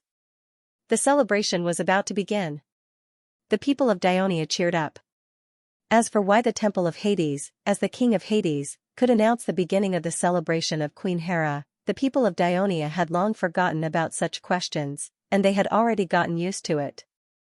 In the past 5 years, the unremitting efforts of Plazinas and his subordinates had made the people of Dionia regard Hades as the patron saint of the alliance, the giver of stability and prosperity for Dionia. The people began to stir, because they saw groups of musicians holding lyres, flutes, brass horns, drums, came to the steps in front of the temple and stood neatly. More than a dozen female priests in white robes walked out of the temple and stood in front of the platform. When the melodious music started, the noise also subsided. The female priests began to chant in unison, but it was not a song for goddess Hera, but for her daughter, the goddess of youth, Hebe. Therefore, the new song was cheerful and lively. As the song started, in another temple in front of the temple, the goddess of youth, Hebe, dozens of young girls jumped into the square with light steps, dancing along with the beautiful song, and from time to time, they changed into various formations and styles. Since the opening ceremony of the Temple of Hades, the spectacular and magnificent dramatic dance shocked the people of Dionia, it had also opened up a new form of art, and the priests of the temples even regarded it as one of the necessary rituals for the celebration of the gods. Looking at the cheerful dance of the girls in the square, listening to the slightly strong rhythm of the music, many women outside the square also began to twist their waists. After the song of Hebe, the girls retreated, and the female priests on the platform of the temple let out a gentle resonance, like the sound of nature. The people all stood on their tiptoes and looked toward the temple. They knew that it was time for the main character to appear. The entire plaza suddenly became deathly silent. The priestess seemed oblivious to the situation outside, and slowly walked to the front of the platform without looking sideways. She used a torch to light the brazier in front of her, the raging flames representing the blessings of the gods. She then faced the plaza and gently opened her lips. A gentle and penetrating voice that was hard to imagine came from her seemingly frail body, and the crowd could not help but be intoxicated by it. With her as the leader, the priestesses chanted Hera's ode together. The song was filled with love for children, concern for women, admonition for marriage, and protection of the family. Thus, the song was neither resounding nor sorrowful, but like that of an elder, unhurried and unhurried. After the ode ended, the plaza was still quiet, and the people seemed to be immersed in the teachings of the ode. At this moment, the flames in the brazier suddenly became visibly more vigorous. Hera has shown herself. She's paying attention to us. The crowd immediately clamored, believing this to be a good omen. The priestess Agnes smiled slightly, and this smile was like sunlight shining into the hearts of the people. The great Hera blesses you. As soon as she finished speaking, the crowd finally began to cheer, and melodious music began to play. Couples were led in by the patrol team, and they entered the plaza one after another. The entire plaza quickly became crowded. They began to clumsily dance to the music. The Greeks were a race that excelled at athletics, but not at dancing. The Devers had made a simple adaptation of social dance from their previous world, and had specially trained couples perform it at the wedding celebration last year. It immediately attracted the admiration of the people, and they all fought to learn it. This time everyone held back their energy and entered bravely, showing off the elegance of their families. The couples kept the beat in the narrow space, taking simple steps, looking at each other, turning in circles, and changing their gestures. Although the movements were simple and repetitive, the crowd became happier the more they danced, and even the people outside the plaza began to sing and dance. In the dance, the wife felt that the husband was even more charming, and the husband felt that the wife was even more beautiful. Everyone was intoxicated, and this was the reason why the Devers had designed this segment. The family was the foundation of the city, and a strong family meant peace. Even the priestess on the platform could not help but move her delicate body slightly, humming softly. At this moment, a lively priestess gathered her courage and asked Agnes in a small voice, "Priestess, this dance was created by the Archon. Do you usually dance with him at home?" The priestess' words caused Agnes' rosy lips to curl into a smile. She was a more traditional Greek woman. When the Lygian people rejected Dionysius's proposal, no one dared to marry her. She had no complaints and silently entered the temple of Artemis as a priest. After a few years, she thought that she would live such a plain life and grow old alone. But Artemis took pity on the beautiful girl. Syracuse's power threatened Lygium's survival. Agnes shouldered the hopes of the entire city and was sent to the unfamiliar land of Thurii. She had thought that the legendary famous general, the wise consul of Dionia, would be a tyrannical person. However, the Devers had surprised her with their gentleness and consideration that transcended this era. But now, she put on a stern face and berated them. "This is a celebration. By Hera's grace, we must devote ourselves." The priestesses all knew that although Agnes was the chief priest of the temple of Hera, she had a gentle personality and treated her subordinates kindly. She would not get angry, but they still obediently stopped talking and stood properly. In the temple of the rainbow goddess Elis, Ephialtes was currently excited and nervous. Every moment felt like a year. He looked around and found that most of the men and women were like this. Only a young man attracted his attention, but he was sitting upright on the ground with his eyes closed, as if he was asleep. Ephialtes curiously sized him up, but found that he did not know this person. He did not know that this man's identity was extraordinary. The former prince of Sparta, Leotychides, was his name. After living in Thurii for a few years, Leotychides was now a citizen of Dionia and a captain of the First Legion. Under the urging of his old servant, he had found a partner. However, the aesthetics of the people of Sparta were different from that of ordinary Greeks. They liked women with strong bodies, distinct personalities, and could even be described as valiant.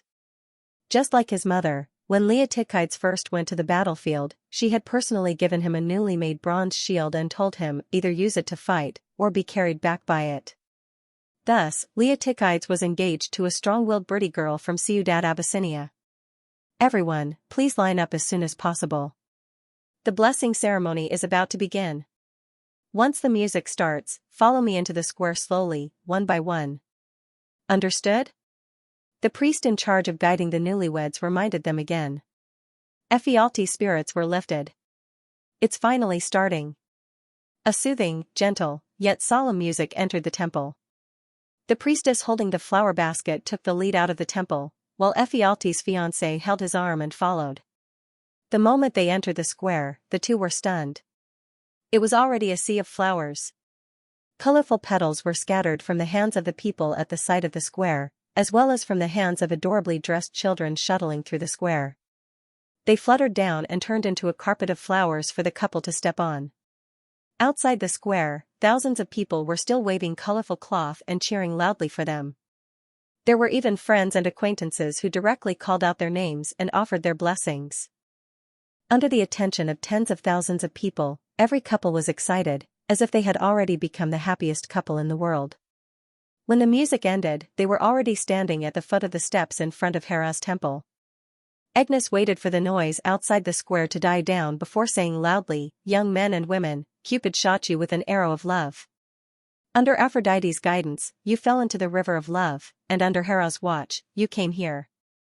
Hera asked me to ask the men here, are you willing to become the husband of this beautiful woman beside you? Are you willing to respect her until you grow old? For the new home you are about to build, you won't work, you won't break the law, and you will do your best to become an outstanding citizen of the city, building and protecting your own home?" "Yes." Every man answered loudly without hesitation, because the priest's question was exactly what they were fighting for.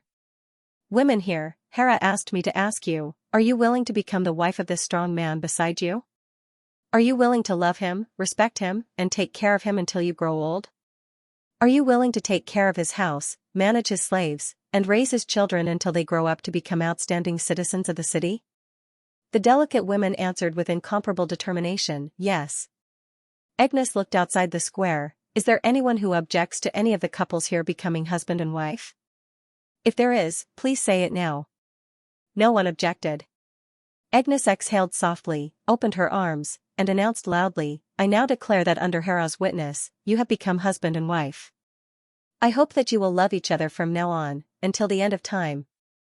If anyone destroys your marriage and family, then no matter who it is, they will suffer Hera's wrath and the justice of the Dionia alliance.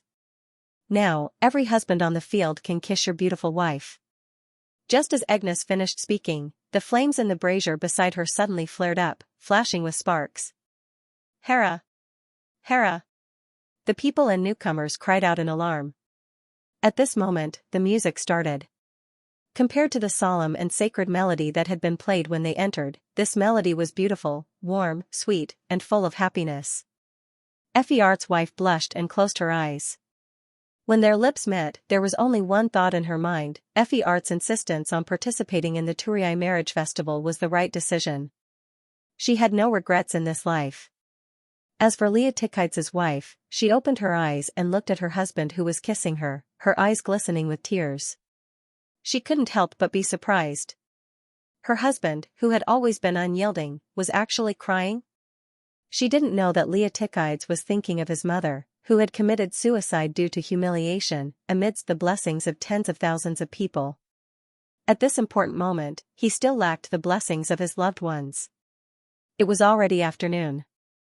The people who had rushed to the temple early in the morning, as well as the newlyweds in the square, were all tired and hungry, but none of them turned around to go home. Instead, they were all eager to try, because the last celebration of the marriage festival was about to begin. When Agnes said the word splash water, all the people immediately picked up the earthen jars filled with water from the ground and splashed it at the people nearby. The children who had been in charge of scattering flowers now entered the square and splashed water at the newlyweds, causing the brides to scream and the grooms to stand up to protect them. Among the frolicking children were Cynthia, her younger brother Adoris, and her schoolmates. For a moment, there was an uproar inside and outside the square, and water splashed everywhere. The people who had finished splashing water rushed to the Krati river next to the temple, scooped up water, and continued to fight. This was one of the reasons why the temple of Hera was built by the river. After the water was poured on the Krati, the men took off their upper clothes and only tied them around their waists, revealing their strong bodies. The Greeks worshipped physical beauty, and the people of Dionia were no exception. Moreover, the population of this newly established city-state alliance was mainly composed of immigrants, and most of the immigrants were still young. Besides working and living, they had received far more military training than the average Greek city-state. They were stronger, more agile, and more willing to display the results of these training. The openness and boldness of Dionia women often amazed foreigners who had just arrived in Dionia, and the conservative people would secretly ridicule them as barbaric. But in fact, the formation of this open atmosphere was partly due to the influence of the barbaric style of the Lucanians and Briti in the alliance's population. On the other hand, it was also the result of the deliberate indulgence of the higher-ups of the alliance, mainly the Devas. Just think about it, even the chief priest of the temple of Hera allowed newlyweds to kiss in public and regarded it as sacred, so it was not a big deal for women to show their bodies in public. The people of Dionia were used to it, and this open atmosphere had also attracted the young men and women of the nearby cities of the Alliance of Dionia. Not to mention Castellan, even unmarried men and women from Heraclea and Metapontum came to participate in the marriage festival. The Devas were happy to see this, as it was a sign that these customs of the new Alliance of Dionia were leading the fashion, and were deepening their influence on Great Greece. At this time, the people were in a carnival of splashing water, and the patrol soldiers became an awkward existence. A patrol soldier avoided the splashing water and suggested to Rotem, "Captain, no one will cause trouble here at all. Why don't we also join the splashing party?" Rotem was no longer the broody youth who knew nothing about Dionia a few years ago. A few years of tempering had made him different from before. Of course, he knew that once a citizen of Dionia committed a crime and evaded taxes, it would be extremely difficult to enter the army or hold a public office. Unless the people of Dionia were crazy, they would generally not let themselves make such a mistake. But he still reprimanded, "Let's not take any chances. If something really happens, and you and I are not on duty, we will not be able to escape the blame." The patrol soldier did not speak, and Rotem comforted him again. "The marriage festival is held every year. If you really want to participate, marry a Greek woman next year, I will give you a holiday. Greek women are not that easy to marry." The patrol soldier muttered. According to the laws of Dionia, there were many policies to encourage foreigners to marry Greek women. It was only after the Bruttii region and part of the Leucaria region, Picassus, were incorporated into the Alliance of Dionia that a large number of foreigners became citizens or prospective citizens of Dionia, making Greek women extremely popular. Due to Dionia's development over the past few years, the distribution of land was close to saturation. Seeing that there was no hope of getting more land in the short term, the number of free citizens staying in Dionia's territory began to decrease, causing many foreign citizens to turn their attention to the women of neighboring countries.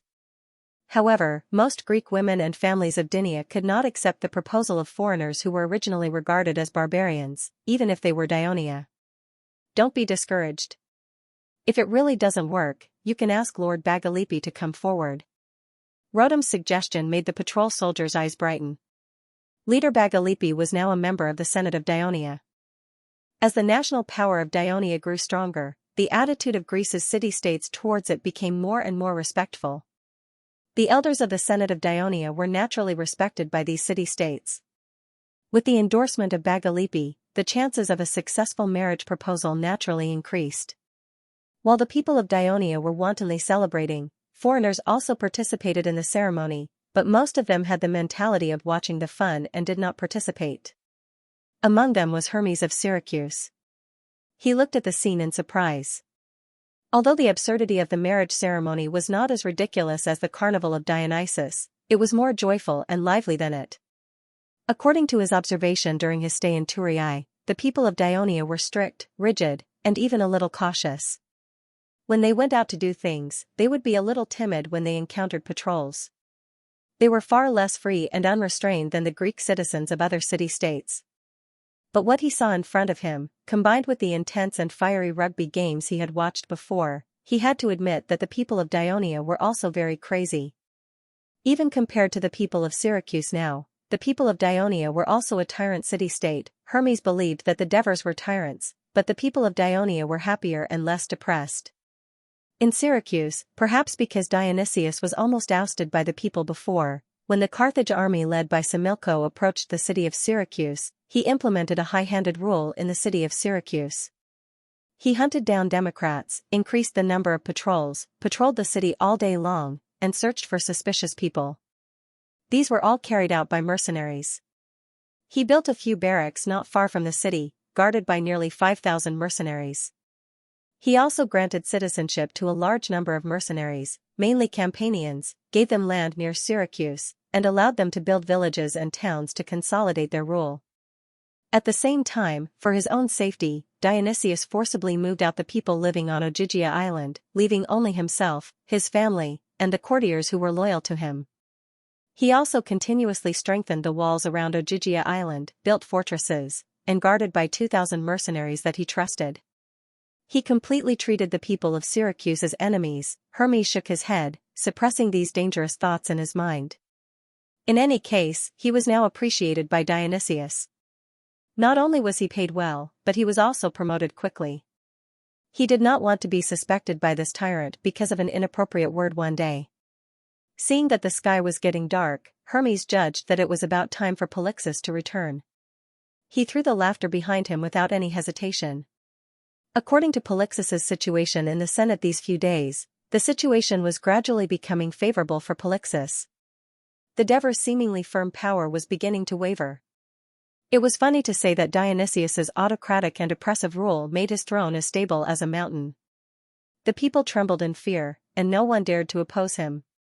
On the other hand, the young consul of Dionia was friendly with the people, and his methods were gentle, which made him feel constrained in doing things. Thus, Hermes, Polixus and the others took advantage of this weakness and acted freely. Of course, Hermes would not feel sorry for the Devers. In fact, if this matter was successful, he would be greatly promoted by Dionysius, and it would not be impossible for him to sit side by side with the important minister Philistos. Thinking of this, his heart was burning with passion, and he strode towards Polixus's mansion. As Agnes walked along the corridors of the mansion, the slaves all bowed to greet her. The slaves' attitude towards the two beautiful matriarchs was different. Christoia was shrewd and capable, and was in charge of the household, so everyone was more in awe of her. Agnes, on the other hand, was the priestess of Artemis and then Hera. Although her personality was colder, her temper was gentle, and everyone respected her. When she came to the wooden door of the backyard, she gently pushed it open, and heard a shout, "Happy marriage day." Then, a vast expanse of white flew towards her. She could not help but scream, and water was splashed on her, soaking her whole body. The sneak attack was successful, yay! The Devers celebrated with the excited Adoris like children, while Cynthia snickered at the side. Seeing this scene, Agnes also laughed. As the priestess, she stood high up on the platform, and no one would splash water on her. Looking at the people in the square having such a good time, she would sometimes think enviously, if only I could splash water on them too. Now, her wish had come true. "Mother Agnes, hug me! Mother Agnes, hug me!" Little Crow shouted as he ran over. She did not know why, but ever since Agnes had married him, this child had taken a liking to his new mother. Agnes bent down, wanting to pick him up, but suddenly remembered that her clothes were wet and hurriedly stopped him. Little Crow shouted in dissatisfaction. "Stop fooling around, child." Christoia's words caused Little Crow to immediately calm down. "Sister, go take a bath and change your clothes. Asuna has already prepared everything for you." "Thank you, sister," Agnes replied with a smile. She went upstairs. There was a large wooden barrel in the bedroom, and it was filled with water vapor. She reached out to touch it, and the water temperature was just right. She hurriedly took off her priestess white robe and undershirt, and stepped into the barrel. It was impossible not to feel tired after standing in front of the church for a day. The temperature of the water was just right, and her skin was moisturized, giving her a drowsy feeling. At this moment, a pair of strong arms wrapped around her from behind. She was startled at first, but then relaxed. Who else could it be other than her husband? "Agnes, you've worked hard." The Devers spoke gently, his hot breath lightly blowing on her earlobes, making her feel a little numb. "Come, let me see." The Devers' gentle voice carried a sense of urgency. He held her arms with both hands, and easily pulled her up. Agnes subconsciously placed her left hand in front of her chest, and her right hand below. The Devers gently pushed her hands away, his eyes gradually burning with flames that burned every inch of her skin, causing her to tremble uncontrollably. "Agnes, my wife, you're as beautiful as Hera," the Devers excitedly exclaimed. Agnes suddenly smiled craftily, and poured the water in the barrel on the Devers' happy marriage day. Seeing the Devers pretend to be in a sorry state, she couldn't help but laugh, and her trembling body made her even more alluring. "All right, I'll punish you well," the Devers fiercely said, and picked her up, gently placing her on the bed. Under Agnes's nervous and expectant gaze, the Devers tore off Bolton from his body, and bent down towards her. "My Hera," he whispered, and kissed her tender lips. Although it was supposed to be an exchange, it was mainly the doctors of Dionia speaking. The first day was a discussion of medical theories. Not only had he never heard of all kinds of novel medical terms from the mouths of the young doctors of Dionia, but the unique medical theories and discoveries that he had never heard of had completely subverted his previous knowledge and experience. However, he was lost in thought, as if a window had been opened for him, allowing him to see a new and broader medical world.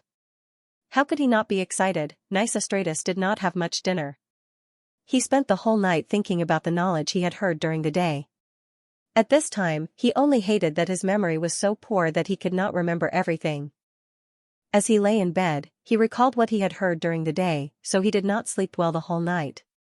But early the next morning, he pulled himself together and rushed to the medical school with Stasippus. When they arrived at the gate of the Dionia Academy, hundreds of doctors were already waiting there. Of course, they were not waiting for the two doctors of Crotone, but for the arrival of the consul Devers of Dionia.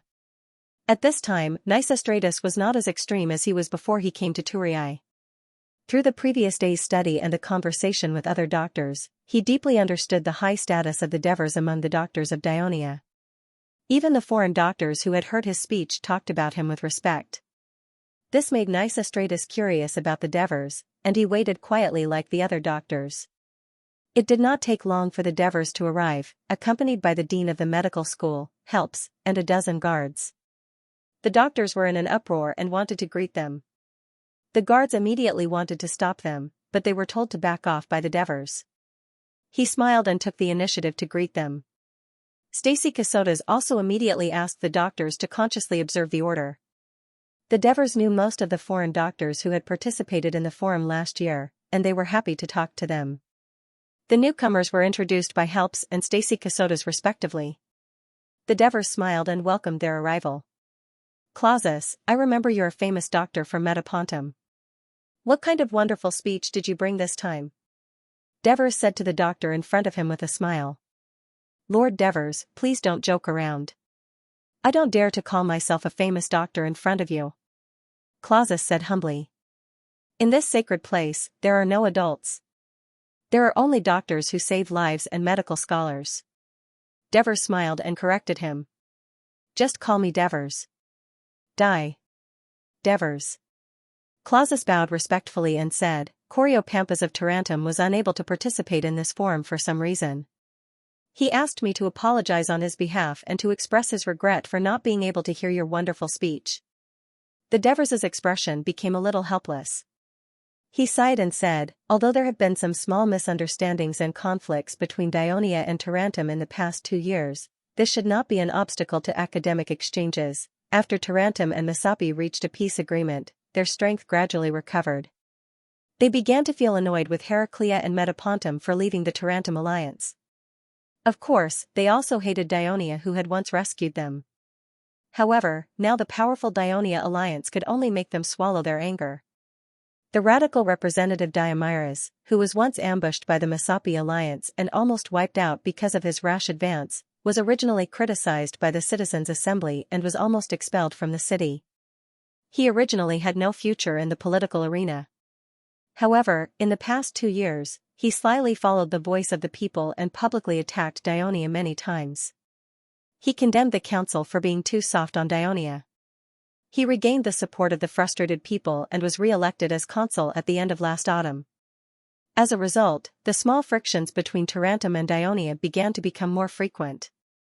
The people of Tarentum entered the territory of Metapontum many times for no reason.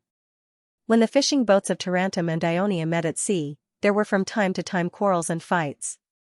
The goods stacked by the merchant ships of Dionia in the port of Tarentum were often lost and occasionally seized, and so on. Dionia's diplomatic envoys went to Tarentum many times to protest and negotiate. They once joked that the time they spent traveling to foreign countries in their lifetime was less than the time they spent in Tarentum. But in general, both sides still maintained restraint. After all, they were still allies. Tarentum still faced the pressure of Masapi and Puchetti and still needed the support of Dionia. It was just that the newly elected general played some tricks to vent the people's depression and respond to the people's expectations of him. As for Dionia, out of guilt for poaching Heraclea and Metapontum, they turned a blind eye and tried their best to keep the peace. Devers sighed in his heart. After greeting the doctors, everyone crowded around him and entered the door. After walking for a while, a man rushed out in front of him. Marcius was shocked and was about to rush forward to stop him. He heard the man shout excitedly, "Devers, it's done. We've done it. We've completed the design of the stone bridge model of the Saraceno River. After testing, there are no problems." It turned out to be Marcius Morris. Marcius slowed down his pace, but this also reminded him. He immediately ordered the guards to patrol around and stop any rash trespassers. At this time, Devers also had a look of joy on his face. "This is great. Give the stone bridge model and data to Little Heracrid. When I'm done here, I'll go see your great results. There's another piece of good news. We've designed a new pulley set that allows the arm to lift heavy objects to rotate 360 degrees on the spot. You must come and take a look and give us some suggestions for improvement," Marcius Morris continued. Devers was even more happy and immediately made a promise. Marcius Morris was no longer as ignorant as he was when he first arrived in Amendola. While doing research in the Faculty of Mathematics, he also took on some management tasks. He gave a few reminders and then hurried away. "Who's that?" Mixtratus was curious about the tone of the person who came and talked to Devers. Marcius Morris, the deputy dean of the Faculty of Mathematics, a crazy mathematical genius, a doctor from Dionia, said. "Dionia is finally starting to build the stone bridge. This is great." A doctor from Heraclea said happily. There were many rivers in Heraclea. During the rainy season, the rivers would surge and almost become a swamp. Although they had asked Dionia to help them build a few wooden bridges, most of the bridges were submerged in the water during the rainy season. The people of Heraclea were worried about the durability of the wooden bridges, which had been soaked in the river for a long time. With the stone bridge, they were much more at ease. Mixtratus contacted the deputy dean of the Faculty of Mathematics and asked the young consul for advice. Mixtratus, who had a good impression of the Devers just now, looked forward to his speech even more.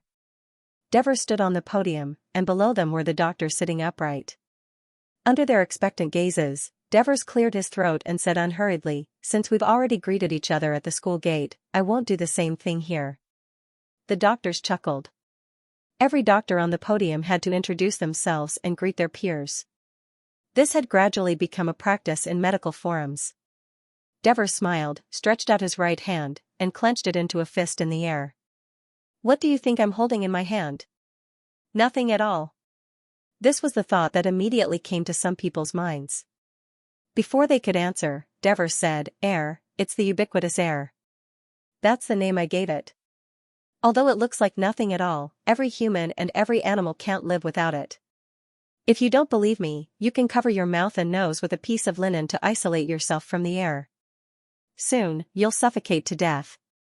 Everyone knows this very well, but why is the seemingly empty air so important to us?" What's its relationship with our human bodies? Today, I'll talk about this issue. I hope it can make you think. As soon as Devers finished speaking, the doctors widened their eyes and pricked up their ears. Even Helps and Stesicortas, who were sitting in the front row, leaned forward with excitement on their faces. For air to be in contact with the human body, it must first enter the human body. The entrance, everyone knows very well, is our mouth and nose. Where's the exit? Devers glanced at everyone. Some people will say it's the vagina because there's fart. There was another burst of laughter below. Of course not. It can even be said that the air that enters our mouths has little to do with the fart that comes out. As Devers spoke, he turned sideways to face a wooden mannequin that was the same size as a human. Thanks to the doctors of the medical school for their unremitting research on human anatomy, and the exquisite skills of the tourist craftsmen, we've created the most realistic and exquisite model of the human body in the world. Next, I'll use this model to talk to everyone. Because of this, Xianxia was the ideal place for Greek doctors. Devers pried open the skin of the model's lower jaw and neck to reveal the passage inside. Look, the passage for the mouth and the nose are combined here, and then divided into two passages. He pointed at the soft tube made of tanned leather. We all know that the nose is used for breathing air, but the mouth not only breathes air, but also eats and drinks water. Air and food go through their own passages. After a long period of observation, the doctors of the medical school thought that this passage was air and called it the trachea. The other passage behind it goes through food and water. We call it the esophagus. Everyone touched the lower part of their necks. The hard and uneven part under the skin was the trachea. The foreign doctors under the podium touched their necks to feel the trachea mentioned by Devers. Some people might ask, if the opening of the esophagus and trachea are connected, wouldn't it be easy for food and water to enter the trachea? Devers said. Seeing many people nodding, he smiled and said, in fact, this is almost impossible. There is a very soft bone at the opening of the trachea. When we swallow, it will automatically cover the opening of the trachea, preventing food and water from entering the trachea. If you are interested, you can come and take a look at it after the meeting. The craftsmen of Xianxia, under the guidance of the doctors, have made this model with exquisite skills. It is quite accurate. However, don't damage it. This model is the treasure of the medical school. No matter how much money you spend, you can't buy it. Am I right, Helps? Yes, Teacher Devers. Usually, we only use it during teaching. Usually, we don't let people touch it. Helps smiled. After hearing what Devers and Helps said, the foreign doctors couldn't help but stand up and look at the model next to Devers. The scene was a little messy. Devers continued to ask, I heard that the young Dr. Kratos from the medical school discovered this cartilage. For this reason, he specially dissected living pigs and sheep and carefully observed the movement and mechanism of this cartilage, right? Yes. Helps nodded. Is he here today? Devers asked with a smile. He's here. Then, Dr. Kratos, please stand up and introduce him to everyone, Devers said loudly with a smile. Kratos stood up shyly after being nudged by his colleagues. Let's give Kratos a round of applause for this important discovery. Devers was the first to applaud, followed by a round of applause. His classmates even whistled excitedly. Kratos was nervous and excited. Lycasus looked enviously at Kratos, who was standing in front of him. The doctor, who looked about the same age as him, was shyly accepting the applause of the audience. When could he be as famous as him in Greece, instead of being an apprentice like a slave? Kratos, I look forward to you making more discoveries in medicine and making greater achievements. Devers encouraged him enthusiastically. The scene of a young man encouraging another young man with the tone of an elder seemed a little ridiculous, but most of the doctors present did not think so. Kratos, on the other hand, was so excited that his chest rose and fell rapidly. Oh, okay, Teacher Devers. After Kratos sat down, Devers continued, if you don't eat carefully and suddenly choke, it's actually because the cartilage did not cover the trachea in time, allowing food to enter the trachea. If a mother comes to you with a baby and tells you that the baby chokes and coughs when drinking milk, it may also be because of this reason. Devers's words were memorized by the foreign doctor, confirming similar cases he had seen before. Air enters an organ through the trachea. After many dissections, the Xianxia school of medicine called this trachea a lung. Devers opened the chest of the mannequin, removed the left lung carved out of wood, and showed it to everyone. In the end, the medical school found that there is a lung on the left and right side of our body. It's like the pig's urinary bladder that children play with. When you inhale, air enters, and when you exhale, air is expelled, and the lung shrinks. You may find it strange that air enters the lungs from the mouth and nose, and then exhales from the lungs through the mouth. It seems to be meaningless. But let me tell you, our body is the most precious treasure that the gods have given to the world. It is very wonderful, and it will never do meaningless things. Devers looked around at the doctors and the audience. Seeing that they were all listening attentively, he said seriously, after many dissections, the medical school found that after the trachea enters the lungs, it continues to separate into smaller tubes, just like the branches of a big tree. How big is the trachea that we can see in the end? Devers pulled out a strand of hair from his head and said, "It's only this big." But what is the end of such a small trachea? Who can tell me? At this time, a young doctor from Xianxia stood up. It's the blood vessels. When we dissected the trachea, we found that many of the same small blood vessels were intertwined with the trachea. These small blood vessels were formed by the continuous differentiation of two large blood vessels from the heart. Then, what is the use of these two large blood vessels from the heart? Devers continued to ask.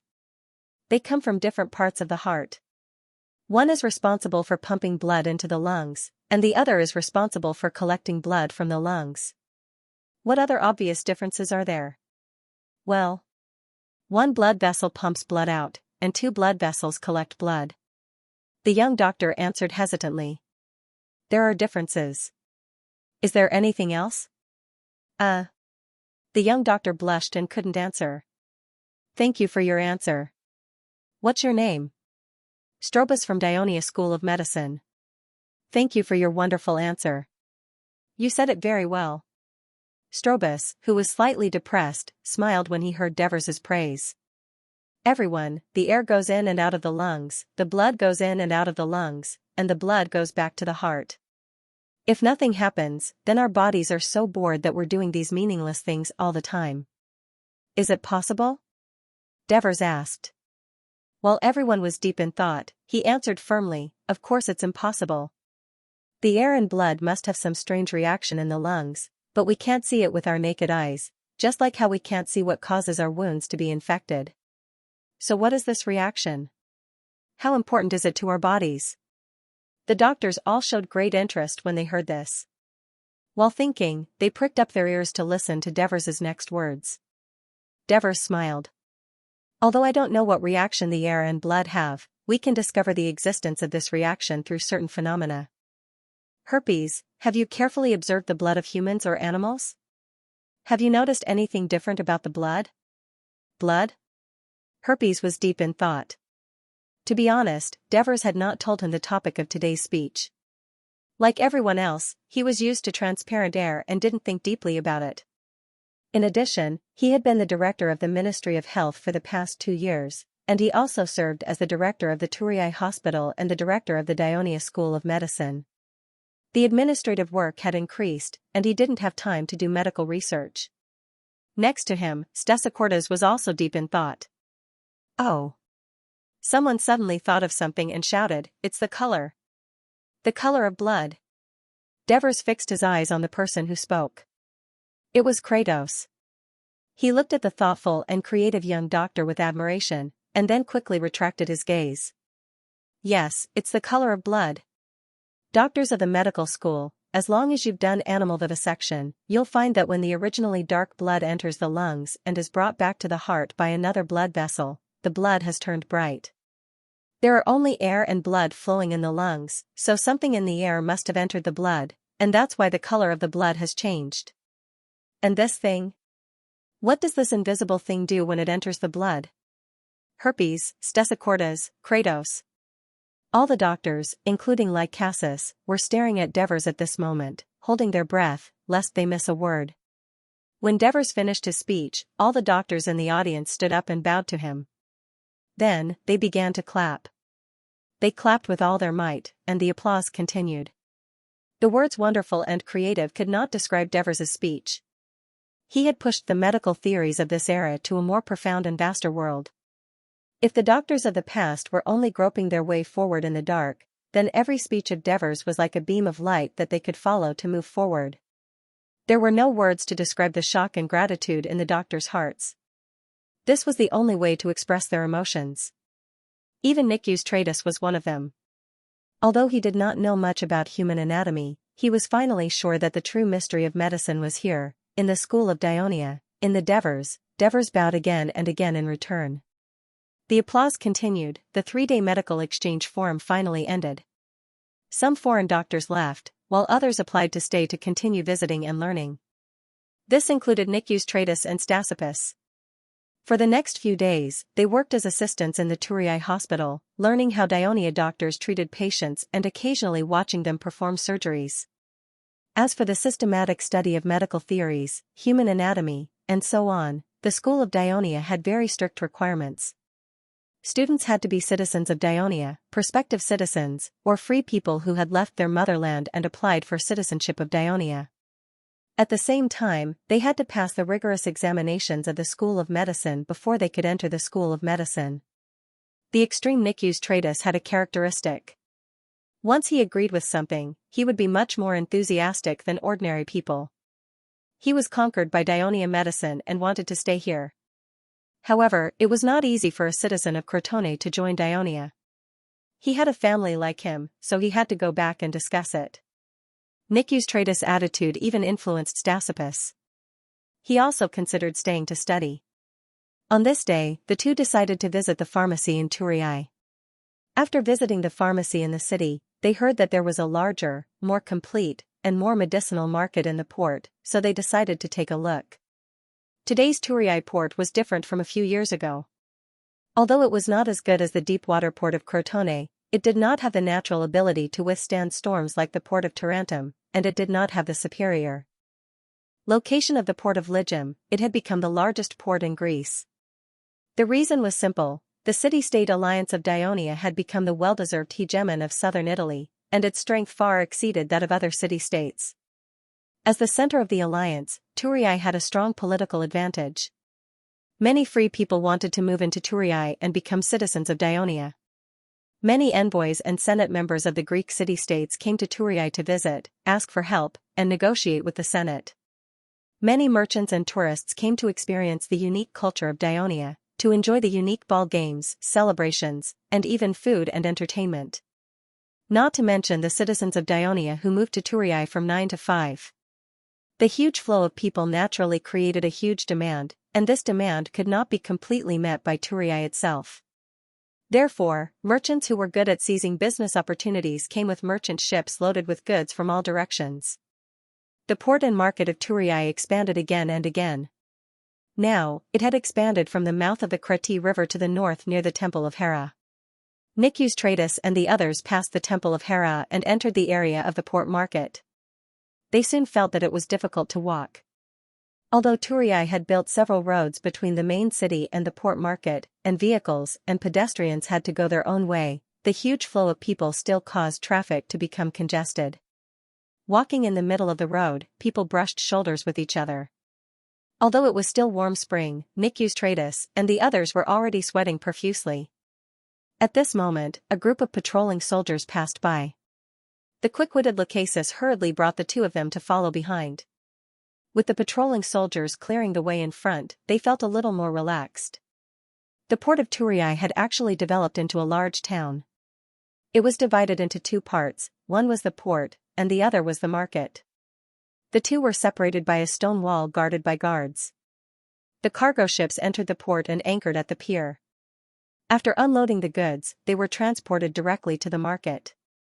They were either stored in warehouses or put on sale in shops. The market was strictly planned by the commercial officer of Dionia, Marigi, into straight streets. On both sides of the streets were a series of shops, warehouses, and workshops. The same type of goods or commodities were placed on sale in one or more streets as much as possible. This made it easier for management and for the people to trade. In the port of Turii alone there were several streets or little markets, famous in Magna Graecia, and even in the whole of southern Italy, where the same commodity was sold, formed by several streets. For example, the stone market. For the Daionia alliance, which was passionate about building roads and temples, and also owned several stone mines in their territory, this industry was very prosperous.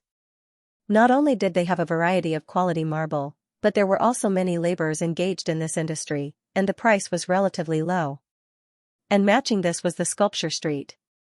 The statues in the temples, the monumental pillars in the squares, and the stone tablets on both sides of the street attracted and gave birth to a large number of sculptors engaged in this industry. However, because there had yet to be a sculpture that could shock the whole of Greece, there had yet to be a master sculptor. Most of them produced middle and low-end sculptures. The weapons market was also very famous.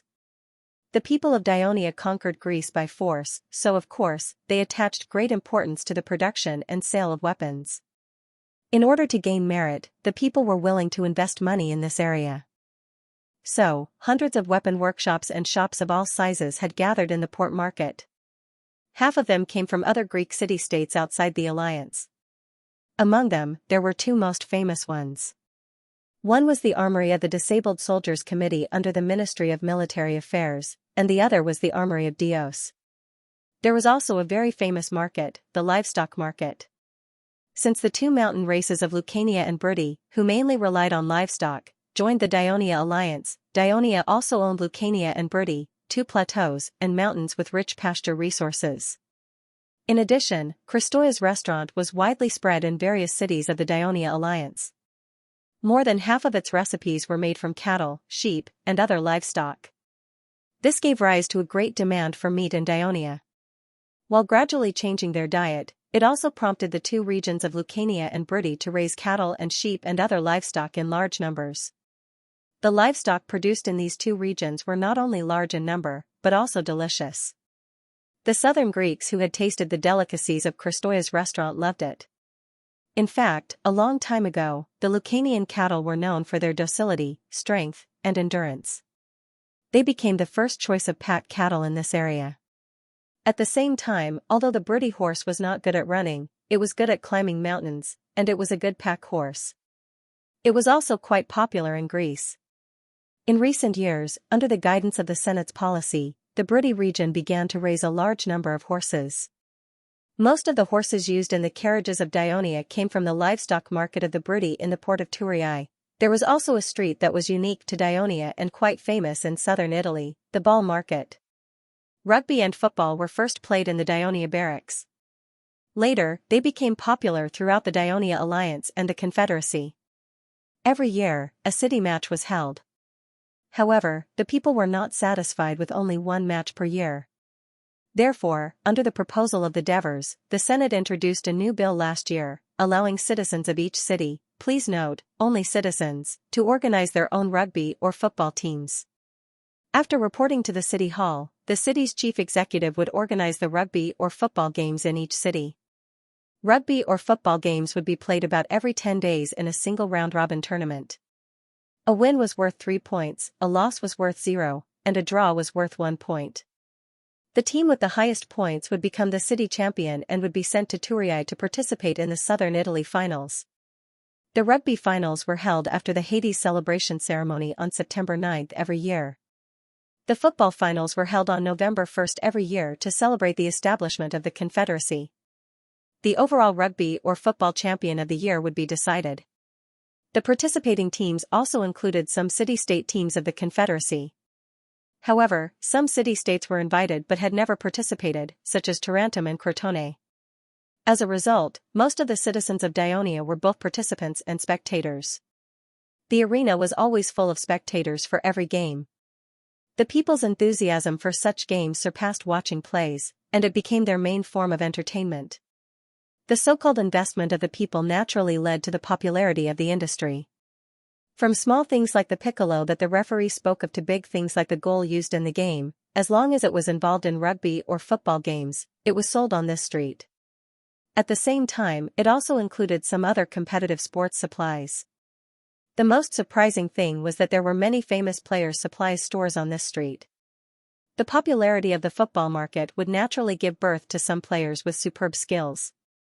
Some of them shone in various city games, and some even dominated the Dionia finals. Naturally, there would be people who would chase after them and regard them as idols. Therefore, such stores came into being. There were famous players' statues, dolls, and sportswear marked with their names and numbers, made of various materials and sizes. There was everything one could think of. It showed the prosperity of this street. In all of Greece, only the Dionia Federation, with the full support and help of Devers, an archon who had more than 2,000 years of medical knowledge, vigorously trained doctors, built hospitals, medical schools, and in-depth research on treatment and medication. This made the medical industry in Dionia, especially in Thurii, flourish, far ahead of other Mediterranean city-states and countries in this era. Therefore, the medicinal herb street in the port market of Thurii was unique in the entire Mediterranean world. However, although this street was very famous in southern Italy, it was not as crowded as other streets. After all, most of the people who purchased medicinal herbs were doctors and pharmacy staff. Patients basically got their medicine from the pharmacies in the city, and rarely came to the market to buy such unprocessed medicinal herbs. High-quality talents such as doctors only accounted for a small proportion of the citizens of Dionia. Therefore, when Nix and Tratus, who had just squeezed through the crowd, came to this street, they immediately felt a lot more relaxed. They curiously toured the shops one by one, watching and consulting. As they walked, they came to a relatively large pharmacy and found that the owner was a broody man. He was bargaining with the customer with a stiff Greek pronunciation. "Lord Olivers, I know you are from the Ministry of Military Affairs, and you buy a lot of horsebite fruit from me every year, that's true. But this year, you bought it a little too early, and the quantity is so large. You must know that the snow on the Xianxia plateau has not completely melted, and only the horsebite grass that grows in the lower terrain has borne fruit. There are not many of them, so of course the price is higher. If you think it's too expensive, why don't you wait until summer? At that time, the price of the horsebite fruit will drop." "Wait until summer? I'm afraid I won't be able to wait until that day. Lord Capus will ask me to get lost." The customer sneered. "I'd better go to another shop to buy it." After that, he turned around and was about to leave. "Wait." The owner hurriedly stopped him, hesitated, and finally gritted his teeth and said, "Seeing that the soldiers of Brody often participate in training and also need to drink this fruit to quench their thirst, I'm willing to reduce the price by 1 more opal." "Lord Olivers, I've really suffered a loss this time." Olivers's anger immediately turned into a smile. "Agam, it's just 1 opal less per kilogram, isn't it? These things are everywhere in the Xianxia highlands. You don't need to spend a single opal. They're all free. What's there to feel bad about?" Agam smiled bitterly and said, "Lord Olivers, picking the horsebite fruit is not as easy as you make it out to be. As soon as spring warms up, the women of our tribe have to tread on the slippery mountain roads to pick the fruit. They have to risk being hurt by the wild beasts that come out to hunt for food, and they have to compete with other tribes. Until now, 2 women have broken their legs and are lying in the hospital. After the fruits are plucked, they have to be dried in the sun. Unfortunately, it often rains in spring, so we can only use the stove to bake them. The money we work so hard to earn still has to feed thousands of people in the tribe. It's really not easy." Olivers didn't care about his complaints and said coldly, "Do you care about your tribe? Or do you care less about the number of times you go to the brothel if you have less money?" Agam's expression changed. He quickly said, "Don't talk nonsense." Olivers patted his chest and said softly, "We're both men. I understand." Agam looked around and did not say anything. "Brothers, pick 300 kilograms of horsebite fruit and get ready to take it away," Olivers shouted. Immediately, a dozen strong soldiers came in and squatted on the ground to pick the fruits. Agam could not help but say, "No need to pick. They're all real horsebite fruit. The quality is good. The port's market management won't allow us to fake it. I still want to do business here for a long time." Olivers looked at him and smiled. "You're right. For the sake of Chief Saru, I should believe you. Then you can weigh 300 kilograms of fruits for us." Olivers then said to the soldiers, "I'm going to walk around somewhere else. After the fruits are weighed, you guys can carry them back to the training camp." "Yes, Captain." Oliver's walked to the door and thought of something. He turned back and said, Agam, Master Devers talked to me yesterday. He specifically talked about the harvesting of medicinal herbs. He said, we can't overdo the harvesting of medicinal herbs. Otherwise, these plants will decrease or even disappear. At the mention of Devers, Agam immediately became respectful. Master Devers is really knowledgeable. Others can't compare to him. But, Master Olivers, you underestimate us broody people. We've lived on the highlands for generations. The streams, trees, and flowers in the mountains are all gifts from the highland goddess, Amara, to us broody people. If we take too much from the highlands, we'll face Amara's wrath. Olivers laughed and said, that's good. That's good. After that, he glanced at Nyxtratus and left. Agam ordered the slaves to weigh the horseshoe fruit for the soldiers. Nyxtratus, Stasippus, and Lycasus took the opportunity to observe the small but hard red fruit. What's the use of this fruit? Stasippus asked politely. Oh, this fruit is called horseshoe fruit. It used to be everywhere in our highlands. No one cared about it. Only horses liked to eat it when they were tired. Later, the doctors in Turin studied it. They said that it can quench thirst and relieve fatigue. That's why it's worth a lot of money. For the past 2 years, the Ministry of Military Affairs of Dionia has bought thousands of kilograms of fruit from me every time. They drink it after the military training. It's very useful. You guys aren't from Dionia, right? Buy some and try it.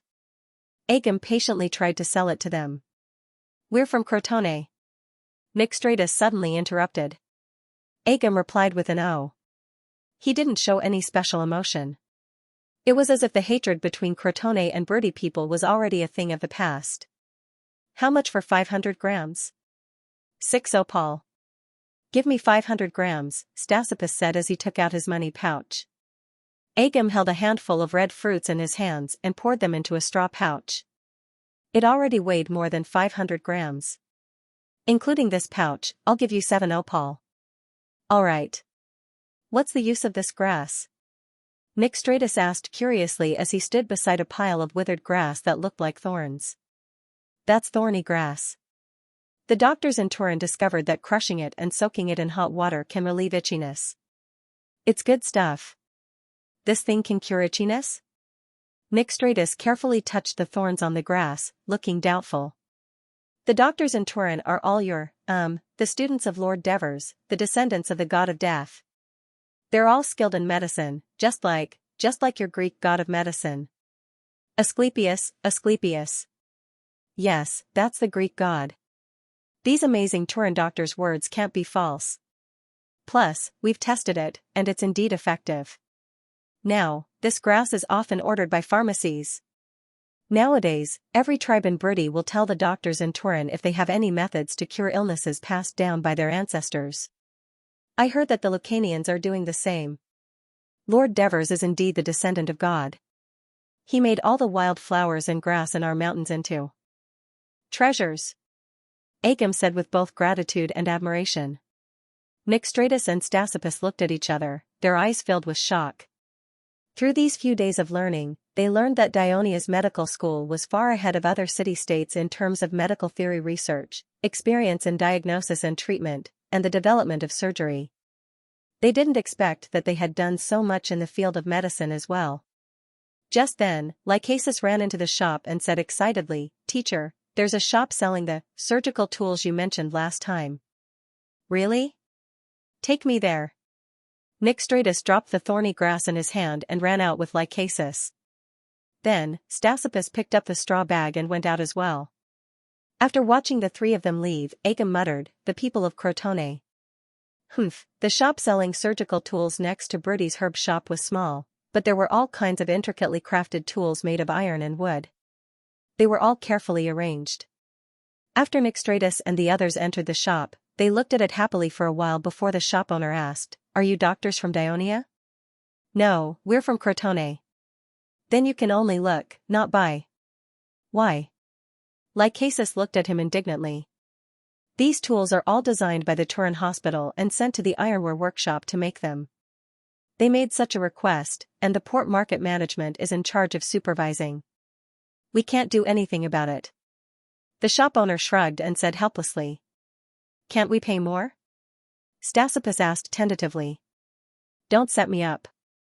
I don't want to have any stains on my Turin's records. The shop owner rolled his eyes. Stathippus, come and see. Mixtratus picked up a sharp knife the size of a leaf and said loudly, this is the knife that Professor Herpes uses to cut the skin during surgery. How much does it cost to buy a set of these surgical instruments? Stasipus asked the shopkeeper. A set? The shopkeeper pursed his lips. You're a doctor from another country. You don't understand that doctors in Dionia will use different surgical instruments depending on the type of surgery they perform. Moreover, the Dionia School of Medicine will send new surgical instruments to us from time to time. With these surgical instruments in this shop, we can perform at least 5 or 6 different types of surgery. Even if you can buy them. The shopkeeper looked at the 3 of them and rolled his eyes. You can't afford them. We can't afford them? Tell me, how much do these cost? At this moment, Nikius Stratos also came over and said unhappily. The shopkeeper glanced at him, pointed to the shop, and said, the things you picked up just now are worth about 30 minas. 30 minas? Just a few small things were worth 30 minas? You're robbing us. Lycasus shouted in shock. Don't talk nonsense if you don't know anything. The shopkeeper was obviously a liar. He argued, do you know how difficult it is to make those things? Do you know how high the requirements are? Let me tell you, the time it takes to make a knife like that is enough for us to make 30 bronze shields, and it needs to be made by the best blacksmiths. Only then can we make the surgical instruments that meet the requirements of those doctors. As they said, the tools used to cut a person's body must be very fine. Otherwise, it won't be saving lives, it'll be killing people. So tell me, how can the price not be high? Besides, these tools aren't something that just any ironware workshop can produce. In Talii, only our Theos Weapons Workshop has the ability to do so. The 3 of them were speechless. Also, what I just said is the previous price. They are now priced at 40 minas. Why? Because in the future, our workshop will not be producing these surgical instruments. Why is that? Our workshop has received a major task from Dionia's Ministry of Roads and Transport. They want to build a stone bridge, and they need to place huge iron bars into the river to empty the river so that they can use boulders and stone slurry, actually, Dever cement, to cast the bridge piers. Therefore, our workshop needs to gather all the casters and high-quality iron ore to make these big guys. While the 3 of them were happily touring the port market, Ephialti and his wife were riding north in a carriage to the hot springs of the Tyrol, a tributary of the Cosine River. The Devers became famous in this battle, annihilating the allied forces of the Lucania tribe, thus laying the cornerstone of the establishment of the Dionia alliance. At that time, the great river beach was littered with corpses. Now, a white memorial pillar 20 meters high and 2 meters in diameter was erected. The scene of the battle was carved on it, and at the top was a bronze statue of the Devers holding a shield and a spear. This memorial pillar for the victory of the Great River Beach battle was initially called the Pillar of Miracles by the people. It symbolized the victory of the Dionia consul, who was outnumbered, creating a miracle in an impossible situation. Later, students from various cities in the alliance were often brought here by teachers to let them experience the hardships of the establishment of Dionia and the greatness of the Devers. It was also nicknamed the Pillar of Children by the citizens. It was not only a place for children to receive education, but it also had a deeper meaning. Since the battle, the Dionia alliance began to grow healthily like a newborn baby. Of course, this was a story for another time. There was a large circular tomb not far from the memorial pillar. The tombstone was engraved with the words "Tomb of the Warriors Who Died in the Great River Beach Battle." Below it was an inscription by the Devers: "The war is in the past, the blood is won." 2 bronze statues of men were erected in front of the tomb. From their attire, one could tell that one was a Lucanian and the other a Greek. They were smiling and holding each other's strong arms. The Greek man's left hand was pointing at Talii, which was 20 miles away in the east, making an inviting gesture. The meaning behind it was self-evident. There were no bones in the tomb. Back then, the Turii cremated the bones of thousands of Lucanian warriors. It was said that the incineration alone took 3 days and 3 nights. Then, the ashes were poured into the river and fed to the fish and shrimps. Later, the Dionia Union was established. Out of political purposes and under the strong suggestion of the Devers, this tomb was built. Every year, people would come here to pay their respects, most of them Lucanians. Of course, this was not the main reason why this once desolate area had become lively now. Instead, it was the other side of the Tyros River that the Devers statue spear was pointing at. The once barren pools and hot spring swamps that were infested with snakes and insects were now replaced by a huge building. Dozens of aqueducts made of Devers cement led the hot spring water that emerged from the cracks in the rocks into the building. Finally, a large channel led the hot spring water that flowed into the building into the river. This was the famous Touria hot spring baths in all of Greece. The Greeks did not like to bathe, but the people of Dionia had developed the habit of bathing under the long-term preaching of doctors led by helps in the hospital over the past few years. They also knew that bathing in hot spring water was more beneficial to the body. Therefore, on the opening day of the big baths, almost all the men of Touria came to the hot spring swamps to have a try. As a result, the baths were overcrowded. Later on, the big baths even changed the rules for this, setting a time limit and limiting the number of people who could enter. After the Touria men who soaked in the hot spring and enjoyed all kinds of novel services returned to the city reluctantly, they began to proclaim how wonderful it was to bathe in the big baths. They even praised that this was an Elysium built by Sir Consul in the human world. Not long after, the people also found out that this baths actually allowed women to enter. Since then, the people of Touria would go to the big baths every day and regarded it as an essential enjoyment in their lives. The people of other Dionia cities would also come to enjoy it from time to time.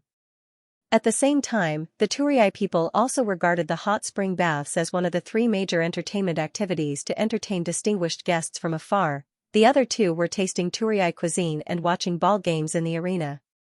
Since then, the reputation of the Touria hot spring had spread far and wide. On certain special days in Dionia, the big baths would be free of charge to the people. This made the already cheap baths, only 1 opal, even more popular among the people. For example, these few days, due to the arrival of the marriage festival, the big baths were free of charge to all the couples who came to bathe. This was also the reason why Ephiart brought his wife here. There were many couples who came to the big baths today.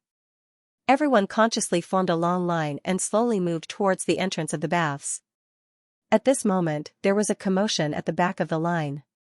Alpha turned his head to see what was going on. "What happened?" asked his wife curiously. "Nothing, it seems like 2 senators from the Senate are here too," said Ephiart nonchalantly. There were almost 100 senators in the Senate. Other than the people of Touria, the people of Dionia from other cities only knew the chief senator, Daves, the senators who had served as the city's governor, and the elders who held important positions in the army. This was not strange. Whether it was training or fighting, the people who served would naturally have a deep impression of these officers. Finally, they crossed the wooden bridge over the Tyrol River and stood at the entrance. The caretaker glanced at Ephiart and his wife and asked, "Are you husband and wife?" The 2 nodded. "Citizens of Dionia?" Ephiart nodded again and said, "We are also the couples who are participating in the marriage festival this year. May I ask if there are any private rooms with small baths?" As he spoke, he extended his left hand, and his wife extended her right hand. On her ring finger was an iron ring, with Hera's emblem, peacock, engraved on it. Because of the Devers' suggestion, the Hera temple that Agnes was in charge of not only hosted the celebration, but also awarded rings blessed by Hera to the newlyweds who participated in the celebration, with a small processing fee, of course, in order to encourage and supervise the stability of their marriages. "Congratulations." After the caretaker confirmed it, he turned around and looked at the wooden wall that had many long nails nailed into it. Only one of them had a key hanging on it. He took it down and placed it in Ephiart's hands. "Hera blesses you. There is still one last key left. The room number is written on the wooden plate. After entering the room, lock the door, and no one will disturb you. Return the key at noon." "All right, thank you." Ephiart led his wife into the middle passage, and the 2 passages on the left and right each led to the men's and women's baths. As time passed, the long queue at the entrance was almost at the end. When the caretaker of the bath saw the two people in front of him, he was momentarily stunned, but immediately put on a smile. "Lord Polixus, Lord Inanalus. Is there a private room?" Polixus asked straightforwardly. The caretaker pointed at the wooden wall behind him that only had iron nails left, and said apologetically, "Because of the marriage festival, the rooms are all full." The corner of Polixus's mouth twitched in dissatisfaction. Ignoring the fact that the caretaker was an employee of the Devers, he said sarcastically, "Look at our Lord Archon, he really knows how to take care of the people of Dionia." Inanalus did not reply. He asked the slave behind him to take out 4 opers, and paid for himself, Polixus, and 2 of his personal slaves. After they entered, the caretaker used the excuse of urinating to go to the back room, and quickly found the manager of the large baths. "Polixus and Inanalus, come take a bath together." After walking along the passage on the left for a short distance, a vast area appeared in front of them. There was a large pool in the middle, and there were a few small pools beside it, all steaming hot and surrounded by mist. Although the bathing area was a little crowded due to the large number of people, it did not make people feel suffocated, because apart from the thick and tall stone walls, the bathing area did not have a roof, which was conducive to the circulation of air. Some people even liked to take a bath here when it was raining. Polixus looked at the crowded bathing area in front of him and said enviously, "I estimate that 5,000 or 6,000 people come here to take a bath in a day. The Devers make a lot of money." "Who told you not to join when the consul raised the money?" Nanalus retorted, then took off his shoes, and gave them to the slaves. Stepping on the smooth marble floor, he strode towards the hot spring pool. Polixus hurried to follow. Nanalus slowly sat in the pool, and the comfortable water temperature made him heave a long sigh of relief. He cupped the spring water and thoroughly wet his head and face. The people walking back and forth in front of him blocked people's sight, so no one would notice that the 2 senators were sitting naked in the middle of them. Nanalus closed his eyes, leaned against the wall, and seemed to be asleep, which made Polixus swallow his words a few times. After more than 10 minutes in the large hot spring pool, Nanalus came to a small pool next to it. The water was not deep, and the bottom of the pool was covered with sand. The other small pool was paved with pebbles, and the bottom of the other small pool was covered with river mud. Nanalus simply lay down and rubbed his back with the soft sand. After another 10 minutes of soaking, until his skin was already red, he got out of the pool and asked a slave to massage his body. After another 10 minutes, Nanalus got up. After asking the slave to pay for the massage, he dragged his limp body and staggered to an empty corner, sat on a bench by the window, and closed his eyes to rest. Polixus came to sit beside him, stretched, and said, "It's really comfortable to take a bath in the hot spring." "You don't say, the bathing area built by the Devers has really brought great benefits to the tourists. Why didn't we think of doing this in the past? As expected of the beloved of God." Inanalus slowly opened his eyes, looked at him, and slowly said, "Since you know how powerful Devers is, you still often lead the opposition to him in the Senate. I don't remember you being so bold before, Polixus." Seeing that Inanalus was finally talking to him, Polixus breathed a sigh of relief in his heart, but he said with an aggrieved expression, "Of course I know that without the Devers, the Dionia alliance wouldn't have the status it has today. I also wanted to do something with Devers, but he didn't give me a chance. He only valued his mercenaries, who only knew how to talk with their fists, and allowed them, who were illiterate, to hold high positions. There were also the barbarian leaders, who were even more barbaric. They sat in the Senate every day and yelled in Greek that no one could understand, with a foul smell all over their bodies. There were also the Amandorians, who used to be driven by us, who wore the badge of the so-called primitive citizen every day, deliberately showing off in front of us. We are the real owners of the city of Turris, but now we can only stand aside in the Senate. Me. Orpheus, Massasakus. We only put on the coat of senators for the tourist to see, but in fact, we are no different from ordinary citizens." Inanalus glanced around, and no one in the crowded and noisy bathing area noticed the difference between the two of them. He reminded in a deep voice, "You are too excited, lower your voice. Polixus, you just haven't had your turn yet, maybe by next year, you will be the governor of a city." Polixus sneered, "Inanalus, you don't have to comfort me, even you don't believe your own words.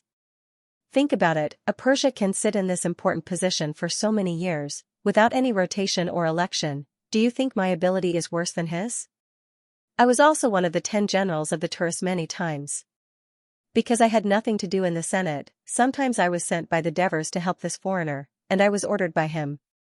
Is the alliance of Dionia still a place for us real tourists?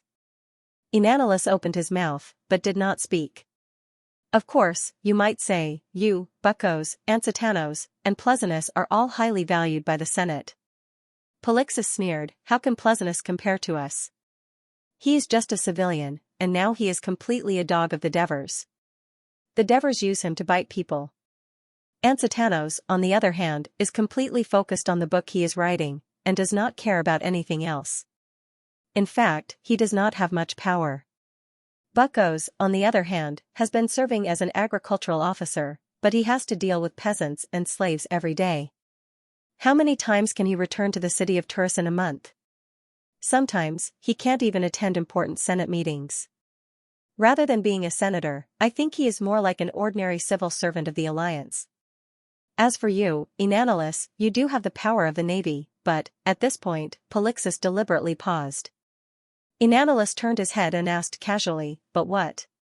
Polixus chuckled and said, in recent years, the Devers have allowed foreigners to build shipyards in Turis, breaking your family's monopoly on shipbuilding. What do you think? Enanilus's eyebrows twitched, and he slowly said, that's because, the territory of Dionia is too vast, and we need more warships to protect our coast, and my family can't produce so many warships in a short period of time. Oh, you are really considerate of the alliance. Polixus said sarcastically, and looked at him sharply. Unfortunately, the Devers did not seem to thank you.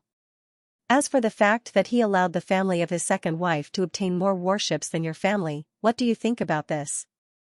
Enanilus was silent, his skin that was scalded by the hot spring water covered the embarrassment on his face. He was very clear, due to his family's monopoly on shipbuilding, it led to lax management, which led to many quality problems in the completed warships. Because of this, the Devers had a few private talks with him, which was why the Senate later passed the Devers bill to allow merchants from the alliance to build shipyards in Turis. Also, the hero who conquered Ciudad Abyssinia, the standard-bearer at the triumphal parade, and whose statue is in the Hall of Valhalla, in just a few years, quickly rose from an ordinary sailor to the commander of your fleet, and often went in and out of the Devers mansion. What do you think about this? Polixus' next question caused Enanilus's expression to change. The Devers made you the commander of the navy because he had no choice but to use you. He didn't have anyone under him who understood naval warfare. But now he seems to have found one, and he seems to be much more trustworthy than you. Enanilus, do you think the Devers still need a former Turis nobleman like you who doesn't fit in with his boorish mercenaries? Polixus' words were like a poisonous snake biting at Enanilus's already restless heart. Polixus had been staring at Enanilus' face, and at this moment, he sighed, if we old tourists don't think of something, I'm afraid we can only become spectators in the Senate, doing nothing until we die of old age. I can't accept this. Enanilus clenched his fist, shaking his head and said, Polixus, you don't understand the strength of the Devers. Even the sailors of the Dionian navy that I lead, consisting of preparatory citizens and freedmen, see that young man as the true commander, and I'm just an executor. Not to mention the soldiers and generals of the Dionia army. Enanilus, what are you thinking? Do you think I'm plotting to overthrow the Devers? Polixus interrupted him, shaking his head with a chuckle, no. No. No. I'm not that stupid. We have to admit that the Devers made a great contribution to the Dionia alliance. Without him, the Turis would have long ceased to exist. We're just trying to get back some rights for the citizens of Dionia, and at the same time limit some of the Devers' power. We don't want him to treat us old Turis coldly. Polixus pointed at the men in the baths with a slightly agitated expression and said, do you think they don't want to participate in the assembly? The blood of the Greeks flows with a passion for politics, it's just that the glory of the Devers made them temporarily forget it. As long as someone keeps reminding them, just like what I've been doing, then the situation will change a lot. Didn't the protests of the citizens of Turis, Cremissa, and other cities show that the situation is changing? Enanilus, for our own sake, and for the sake of the Dionia alliance, are you willing to join me in the Senate to continue to insist on the assembly, so that the distribution of power in Dionia will be fairer? Listening to Polixus's provocative words, Enanulus's expression kept changing, and finally he said hesitantly, "But, there are too few senators in the Senate who support this proposal." "Actually, there are quite a few. I've already gained the support of some people." Polixus whispered a few words in Enanulus's ear. Enanulus was shocked. "Really? Just like the last time I told you how to free the slaves to get more land, when have I ever lied to you?" Polixus reminded. Enanulus clenched his hands again and finally clenched them into fists. "Respected senators, I have a proposal." Polixus stood up from his seat. "Go ahead, Lord Polixus." Of course, Cornelus couldn't show such an expression, so he could only nod and ask Polixus to speak. "When the Lucania and Berti tribes joined the Dionia city-state alliance, we had a formal agreement with them, not to interfere in the internal affairs of the tribes, and to ensure the independence and integrity of the tribes." However, Polixus waved his arm and said loudly, "However, a few years have passed, and the independence of the tribes has been seriously affected. Many small tribes have even ceased to exist." "What's the reason?" "Because the young men of the tribes have asked to leave the tribe and live alone, which has led to a sharp decline in the tribe's population. Without enough labor to sustain their livelihood, they had to disband. The agreement we signed with the Lucania and Berti tribes was completed under the watch of Hades. Now, the survival of the tribes in the alliance has been seriously threatened. This has not only seriously affected the reputation of Dionia, but also caused the other tribes in Greece who want to join us to hesitate and doubt. In order to live up to the support and trust of the tribes, I propose that the Senate should pass a law to prohibit the tribes from leaving the tribe, in order to maintain the integrity of the tribe." Some of the elders looked at each other and felt strange. What's going on? Polixus, who had always been indifferent to the affairs of non-Greek people, had actually begun to care about the tribe's affairs. Vespa, Hemont, Bagalipi, and the others had a strange look on their faces, while Sidorum, Bergam, Peteru, and Cotarch were deep in thought. At this moment, Plesinus stood up. "I don't agree with this proposal. The adult men of the Lucania and Berti tribes are basically citizens or prospective citizens of Dionia. As citizens of the alliance, of course they have the freedom of choice, and the Senate has no right to make such a rule." "Don't you think so, Tritodemus?" The current senior judge, Tritodemus, nodded and said, "The first rule of the law of Dionia is to protect the rights and freedom of choice of citizens, and any new bill must not violate this bottom line. I think that whether it is the tribe or the members of the tribe, they all hope that everyone can live a stable and prosperous life. Judging from the current situation, each of them has achieved a good development in the Dionia alliance. I don't think there's a need to change anything." Devers listened to their argument quietly, her fingers tapping on the wooden chair. Cardias went to the temple of Hades in Thurii and asked to see the priest in charge, Plesinus, to explain his wishes. Plesinus readily agreed to his request, so the young man from the Cyrodian entered the temple of Hades to study as a believer. Every morning and dusk, Cardias studied the teachings of the temple of Hades. The main idea of the Hades doctrine was proposed by Devers, mainly to promote people who do good and punish evil, love the country, family, abide by the law, and are eager to help others will ascend to Elysium after death, while people who behave in the opposite way will go to hell to be punished. He also gave a detailed exposition on the formation of heaven and earth, the disputes of the gods, Elysium, and hell on the basis of the original Greek mythology. Of course, he was biased towards Hades, establishing him as a good god who was willing to endure for the sake of mankind, similar to the Bodhisattvic Siddhagarbha of the East.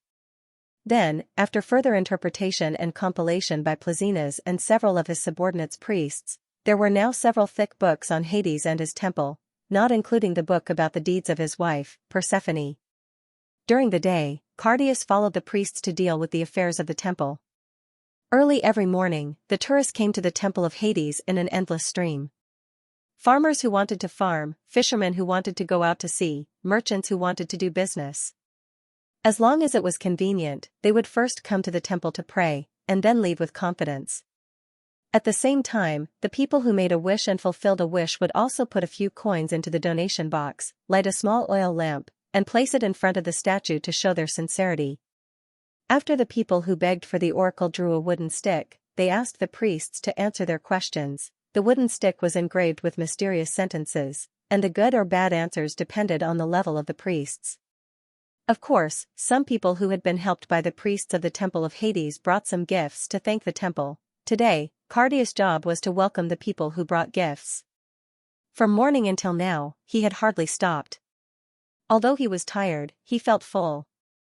At this time, he had just sent a white-haired old man down the hill when he suddenly heard someone shouting, "Help! Help!" He heard the sound and saw a man covered in blood running towards him in panic, and there were two people chasing him.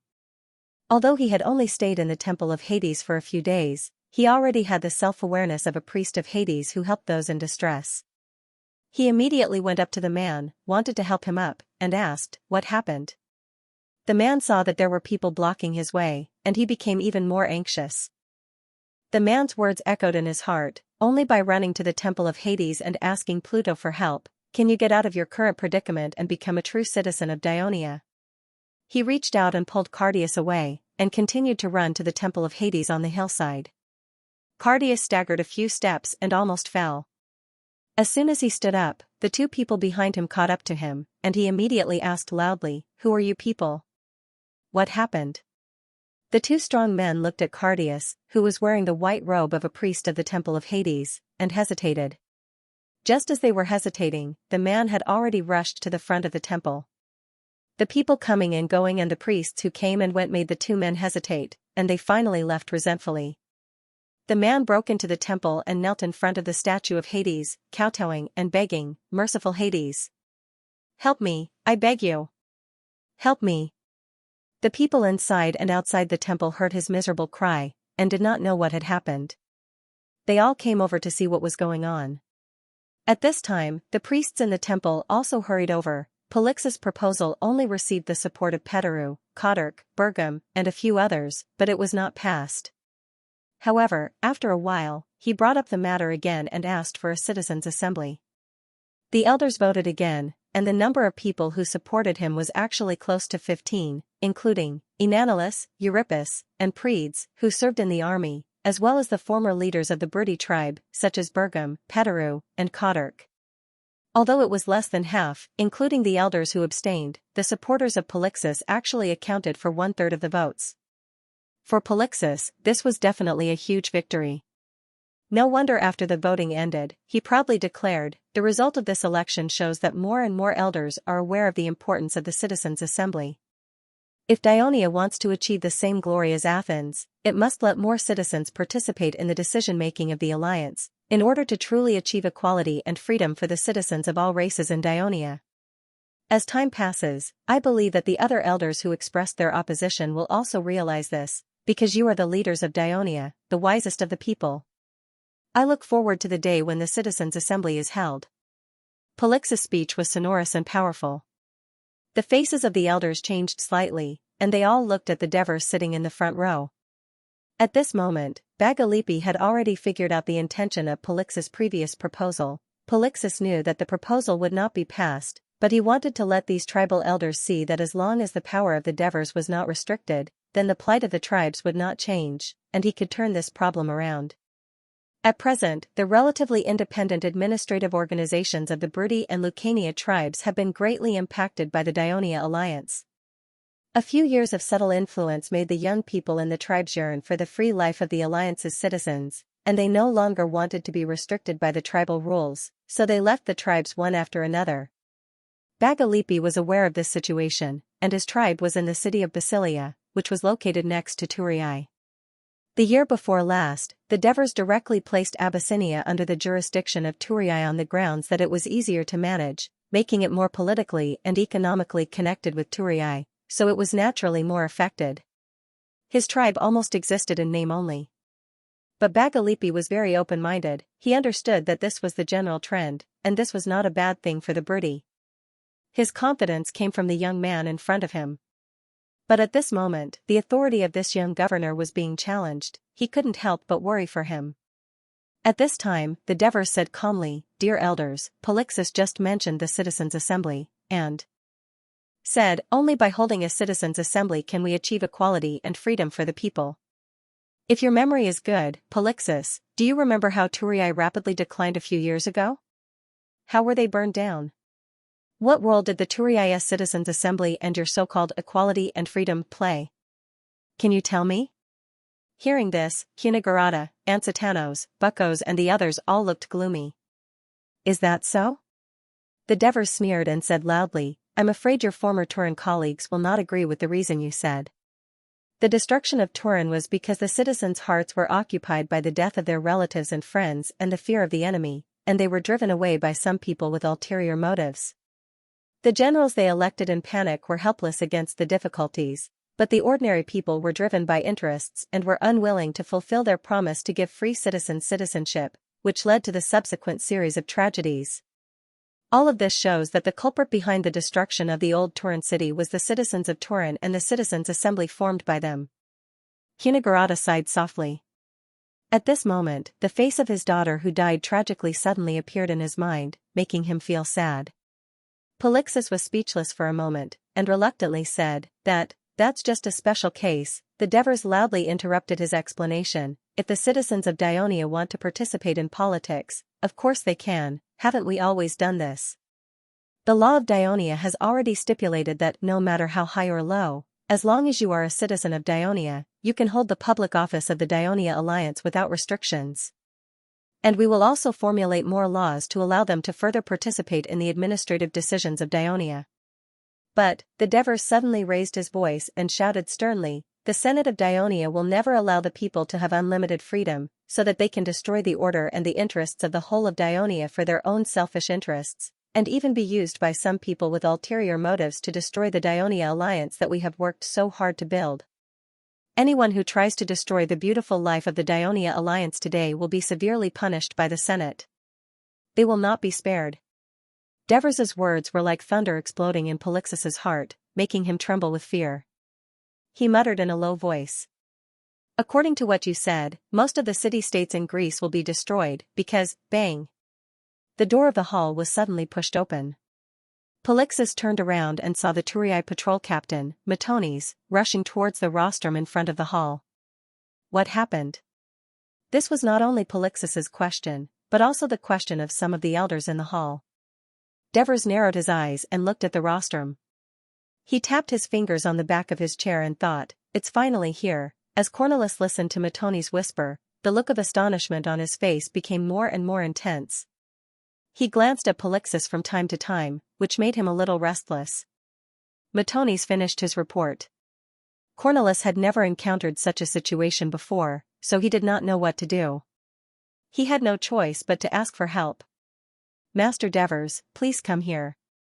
Devers walked forward unhurriedly. Seeing the Devers and Cornelis whispering to each other on the rostrum, the elders became even more curious and confused. They all stretched their necks and pricked up their ears, wanting to know what they were talking about. Vaguely, they heard Devers say firmly, No. Everything will be carried out according to the laws of Dionia. At this moment, Cornelis shouted again, Master Triodemos, please come to the rostrum.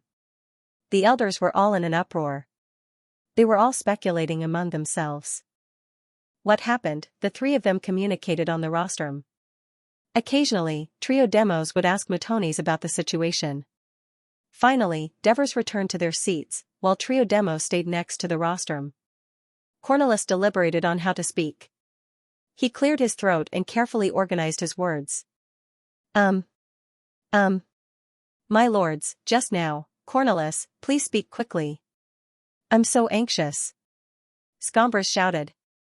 The elders burst into laughter, and the tense atmosphere seemed to dissipate a little. But Cornelis still looked serious. My lords, something happened in the city of Turan just now. A liberated slave was being hunted and ran to the temple of Hades to ask for help. The elders were instantly in an uproar. Although the Dionia alliance had not been established for long, it was not like there had never been a murder case. However, it was the first time that a victim ran to the god for help. After all, it had alarmed the temple of Hades, so they had to be more cautious in dealing with this matter. When Polixus heard the word liberated slave, he felt a strong sense of uneasiness. He moved his buttocks back and forth as if there were nails in the wooden chair. Under the leadership of Lord Martones, the patrols in the city quickly rushed to the temple. Under the identification of the liberated slave, they rushed to the scene of the murder and arrested several men who tried to resist. After an emergency interrogation, the suspect's confession was basically the same as what the liberated slave said. Trio Demos had already finished Cornelis's sentence. His eyes were like two cold rays of light shooting straight to the center of the hall. Lord Polixus is the mastermind behind this. As soon as these words came out, there was an uproar. Polixus jumped up like a cat whose butt was on fire and shouted, "This is a false accusation. This is a false accusation." Whether it is a false accusation or not, we can only know after a more detailed investigation. Triademo's expression was calm, but his words were like knives. Because the information they revealed is related to a more serious crime. They said that Lord Polixus frequently gave freedom to the slaves not out of kindness, but to control them. He used his power to deceive the Ministry of Agriculture by renting fertile land for them, and then most of the income from the land went to you.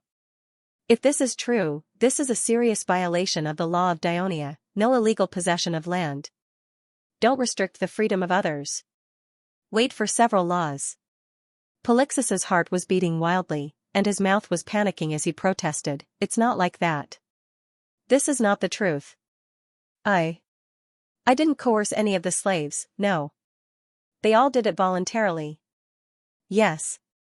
Of their own free will.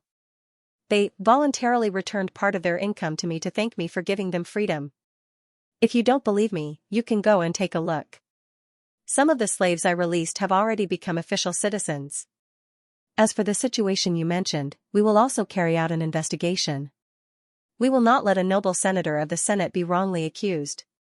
However, the law of Dionia is the same for everyone, even if you are a senator. Now that you are involved in this case, we will temporarily restrict your freedom until the matter is finally resolved." After Triademus finished speaking with a deadpan expression, a few patrolmen had already entered the hall. Under the leadership of Martones, they were ready to go and seize Polixus. Polixus struggled desperately to break free, and from the corner of his eyes, he saw the Devers looking at him coldly. He suddenly realized something, and immediately made a last-ditch struggle to the senators around him. "My lords, this is a conspiracy. A conspiracy of the Devers. He saw that my efforts threatened his dictatorship, so he used such a despicable method to frame me. My lords, save me. Please save me. Otherwise, if I fall today, it may be your turn next. You." The patrolman forcibly helped him out, and his words were still echoing. In the hall, the previously triumphant Polixus was beaten down to the ground in the blink of an eye. This sudden reversal was too provocative, and the senators looked at the Devers with complicated expressions. But the Devers did not care about what Polixus said at all, and he leisurely leaned back on the wooden chair. And then, what Triademus said next made Anarius, Orpheus, Massasakus, and the other senators tremble with fear, considering that this case involves too many people. After a discussion with the Archon, we have decided to impose martial law on the entire city, and forbid anyone from leaving until the matter is resolved. The Senate meeting ended in shock. While everyone was still panicking and discussing, the Devers had already strode out from the side door of the hall. "Lord Devers, please wait for me. Please listen to me." Anarius, who was usually calm and composed, actually shouted in a pleading tone, and chased after them. Orpheus, Massasakus, and the others followed closely behind. This scene was seen by Kunigarata, and he showed a hint of a sneer. He turned around and was about to walk out of the door, but he saw Bucos sitting behind him in a daze, and he muttered, "How could Polixus do such a thing?" In this Senate, Bucos and Ansitanos were the few senators who did not kick Kunigarata when he was in trouble, so Kunigarata said, "The once rich can't bear to be poor now." Bucos raised his head in astonishment, and Kunigarata had already walked out of the hall briskly. On this day, the people in the city of Turris were shocked to see the patrols everywhere, searching Polixus's mansion, and then restricting the freedom of Anarius, Orpheus, Massasakus, and other senators. In the afternoon, Cremissa also sent an urgent letter. "There are freed slaves seeking help from the Temple of Hades." Without waiting for the Senate's decision, the Crimean governor Protesilaus, who had received the secret order from the Devers in advance, had already ordered the patrols to arrest a few nobles who used to be part of Cremissa. And the news that came back caused Euripus and Predes to lose their positions. In fact, the secret agent organization under the Devers, headed by Aristides, had already grasped the entire situation. All they needed was a dignified reason to throw it out. The news of nearly 10 Senate senators being detained was like a political earthquake in Turris, causing the people to discuss and spread rumors. As soon as he went downstairs, Hermes's heart skipped a beat. There were 3 patrolmen standing in the lobby of the hotel. "He's the one from Syracuse." Someone next to him pointed him out loudly. The heavily armed patrolman walked forward and asked coldly, "Hermes from Syracuse? What do you want?" Hermes panicked and shouted, "I'm the messenger of Syracuse. I want to see your consul." "Then you have to come with us." The patrolman sneered and forcefully escorted him out of the hotel. This scene had undoubtedly become another topic of conversation for the confused citizens of Tilii today. "Father, I heard that Polixus has broken the laws of the alliance and has been locked up." Sostatus ran into the living room excitedly. Cunegurata glanced at him and said in a relaxed tone, "This incident has shocked the whole city." "Did you only find out now? What have you been doing all day?" "What else could I have been doing? Of course, I went to participate in military training. It's my turn today. I'm so tired." Sostatus complained and lay down on a wooden chair. He said lazily, "It's a pity that the bathhouse is closed. Otherwise, I would have come back later." Cunegurata frowned. He could not stand his eldest son's laziness. He said in a deep voice, "All the young citizens of Dionia have to participate in military training, but I've never seen anyone like you who is afraid of hardships and tiredness. You should learn from your brother. Not only did you seriously participate in the afternoon training at school, you even took the initiative to find someone to practice your combat skills with. That's why my family's hopes are all on my brother. As for me, I just want to be a rich man with good food to eat, beautiful women to sleep with, and matches to watch." Sostatus said indifferently. Cunegurata raised his white eyebrows. Just as he was about to speak, his youngest son, Decacocrate, said loudly, "Brother, did you know that not only was Polixus detained, but Enanilus, Massasakus, Olaphus, Euripides, and other elders were also arrested?" "Really?" Sostatus sat up straight and asked anxiously, "Old man, didn't you analyze it for me last time? You said that Enanilus, Massasakus, and Oriphis were likely to side with Polixus and cause an impact on the power of the Devers. Why are they all dead now?" Cunegurata's face twitched a few times before he snorted coldly, "What's so strange about that?" The senator had always gotten along well with the other senators. Even if someone directly pointed at him in the Senate, he didn't hold a grudge. After being with him for so long, I had actually forgotten how he came to be a lifetime senator.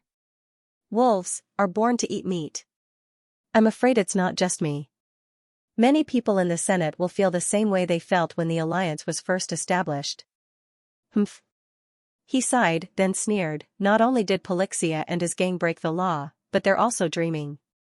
I'm afraid that this time, the Devers won't let them off so easily." "Don't let them off. I heard that Polixus colluded with Syracuse. Treason is punishable by death." Hatred flickered in Dicarocrat's eyes. He could never forget that day, when the people of Tilii turned into thugs and stormed into his house. And behind those thugs, there was Polixus' shadow, Syracuse? "You're saying that Dionysius and Polixus are in contact?" Sostatus' eyes widened. After all, with the rise of Dionia, it was very close to Syracuse, the two powerful states, but there was almost no diplomatic contact between them. There was a story circulating in Great Greece that illustrated the delicate relationship between the two states. One day, at a port in Great Greece, a merchant from Syracuse and a merchant from Dionia met. The two boasted about their country. The merchant from Syracuse said, "The history of Dionia is less than a fraction of the history of Syracuse. And we, Syracuse, were the overlords of Great Greece and Sicily 100 years ago, and we still are." The merchant from Dionia retorted, "Don't be too proud. It only took us 5 years for the Dionia alliance to become so powerful. In another 5 years, we will definitely be twice as powerful as Syracuse." Of course, this was just a story made up by busybodies. Syracuse and Dionia were like two ferocious beasts in the forest, carefully guarding their own territory. Both sides had never interfered with each other. But now, when Sostatus heard that Dionysius had actually extended his influence to Dionia, he could not help but be shocked. Cunegurata reached out and patted his youngest son's head. He knew what he was thinking. It was the eternal pain in their hearts. Is there any collusion between Polixus and Syracuse? We can only be sure after an interrogation by the alliance. Don't spread rumors. Cunegurata pondered for a while, then said with a serious expression, if there really is. I'm afraid it will be a big problem for Dionia. Father, will there be a war? Sostatus and Diococrate asked in unison. Looking at the excited eyes of his two sons, Cunegurata knew that his youngest son was excited because he was eager to fight, while his eldest son was probably thinking about how to seize the opportunity to make a fortune in the market. He shook his head lightly and said thoughtfully. Syracuse and Dionia are both big states. Every move we make concerns the safety and survival of the Greek states in the Western Mediterranean. How can we have a conflict so easily? I'm afraid there will only be more diplomatic protests and negotiations. Diococrate sat back down in a slightly dejected manner. Sostatus looked around, thinking about something. Sostatus, I heard from your brother-in-law a few days ago that you went to him, hoping that he could purchase some of your goods. Sostatus suddenly changed the topic. Sostatus was shocked and quickly said, I only gave him a small suggestion. Father, you also know that my brother-in-law is a serious person.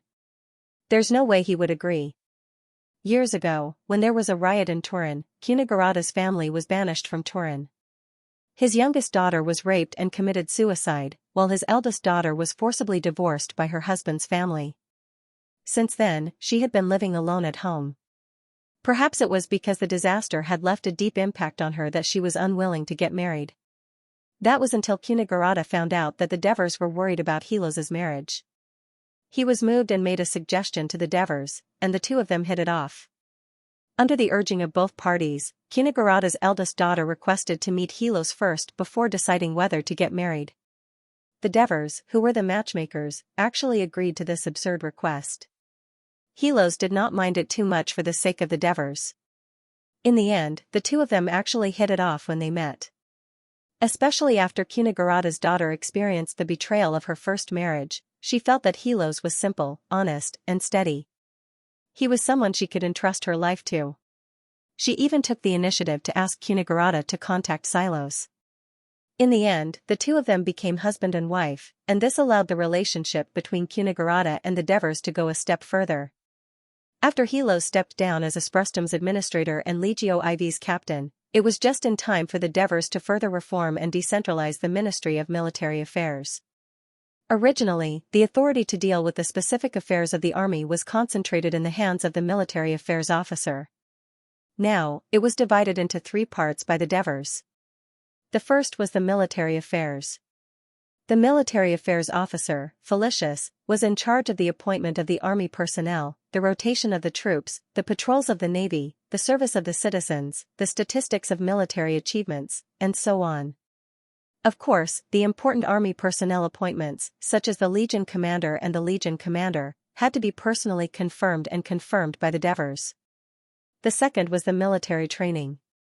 Hieronymus, who had stepped down from Legio III, was in charge of supervising the military training of the citizens of the various cities, checking the training results, and arranging the instructors. The third was the military logistics. In this era, the Greek city-states did not specially arrange for personnel to manage the logistics of the army. Ever since the Devers established themselves in Amendola, they had sent Murses to manage the logistics of the army. However, with the expansion of the alliance, there was an increase in the number of affairs. Murses was already too busy just managing the finances of the alliance. Furthermore, the local government and the army could not be too closely intertwined. They had to be separated, so there was a need for officers to specialize in managing the logistics of the army. The first person the Devers thought of was Helos. Not only did he have a wealth of military experience, but he also had a track record in administration. He was steady, serious, and cautious. He was also the former captain of the Devers, one of their most trusted people. He could take on a big responsibility. I forbid you from harassing your brother-in-law. Especially in this special period, don't have any contact with him. Kunigurata ordered sternly.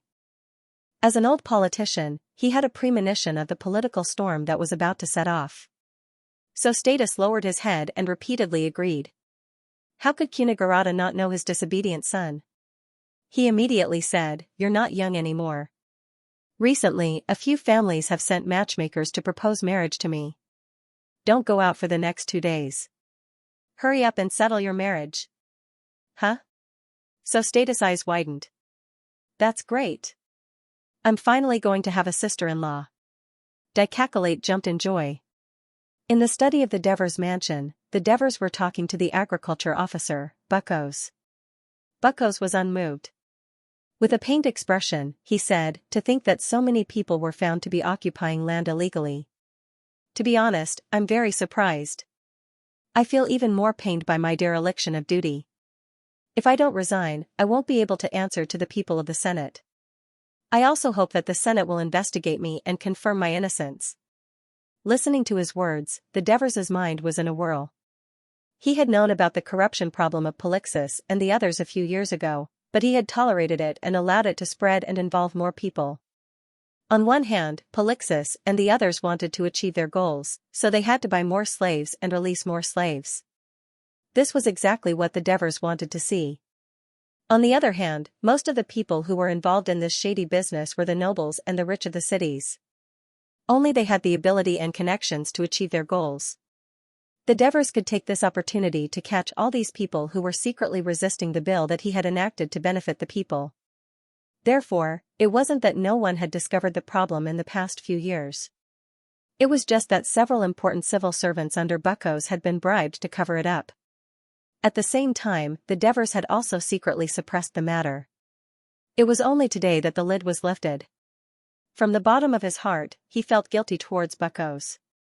"Daddy! Daddy!" At this moment, the half-closed door was suddenly pushed open. 4-year-old Krotokatax ran in. "Come and play with me." As he spoke, he jumped onto the Devers' chair.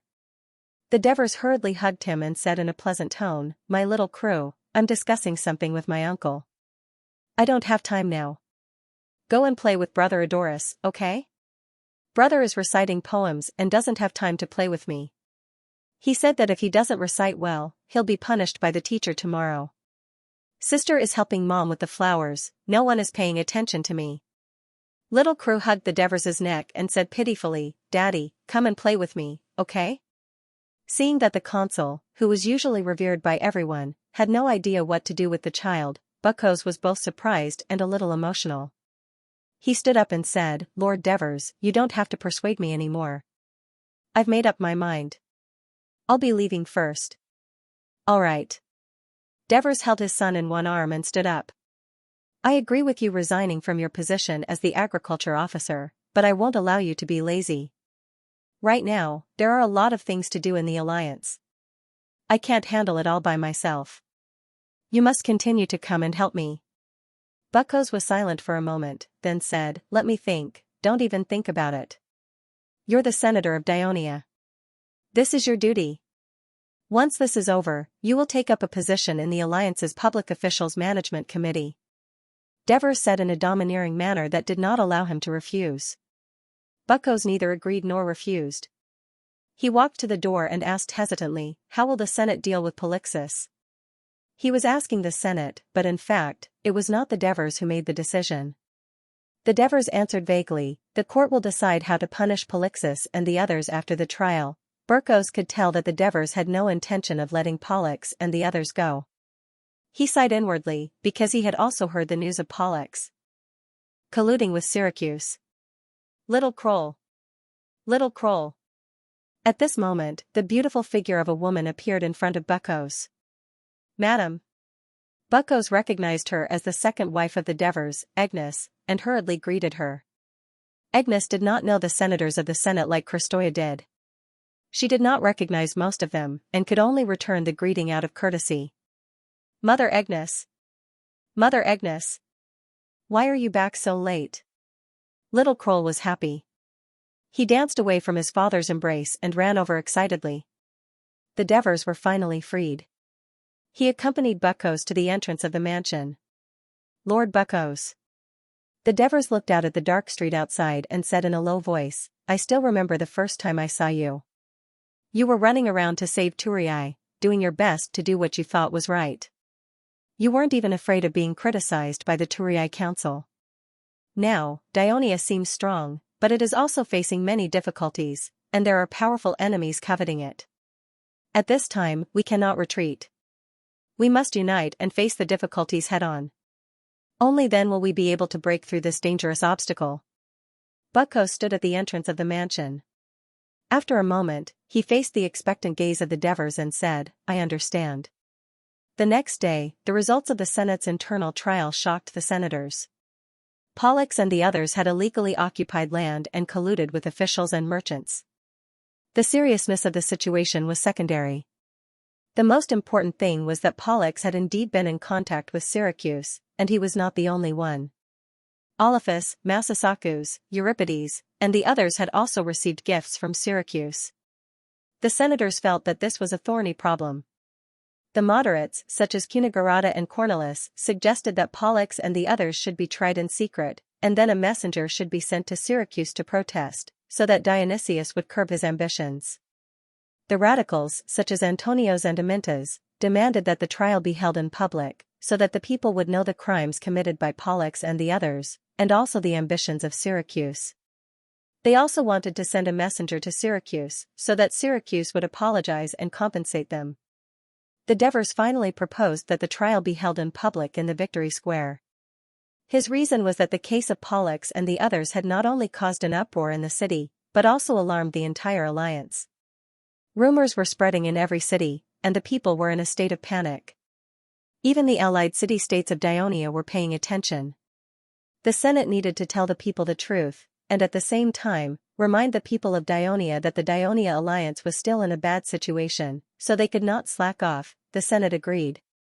At dusk, the governor of Picassus, Antares, received an urgent letter from the Devers.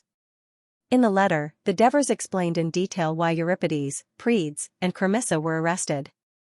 At the same time, he stated that they would be given a fair and just trial. In addition, he also praised in the letter, Antares has been the governor of Picassus for 2 years. Not only has he stabilized the Lucanian tribes in the city, but he has also successfully assimilated them into Dionia. He has also developed the port of Picassus, and promoted the prosperity of trade. The Senate expresses its gratitude for his contributions in the Lucanian region. Antares stood on the rooftop of his mansion, and after reading the letter, he sighed in his heart. He vaguely knew about the matter of Euripides and Predes.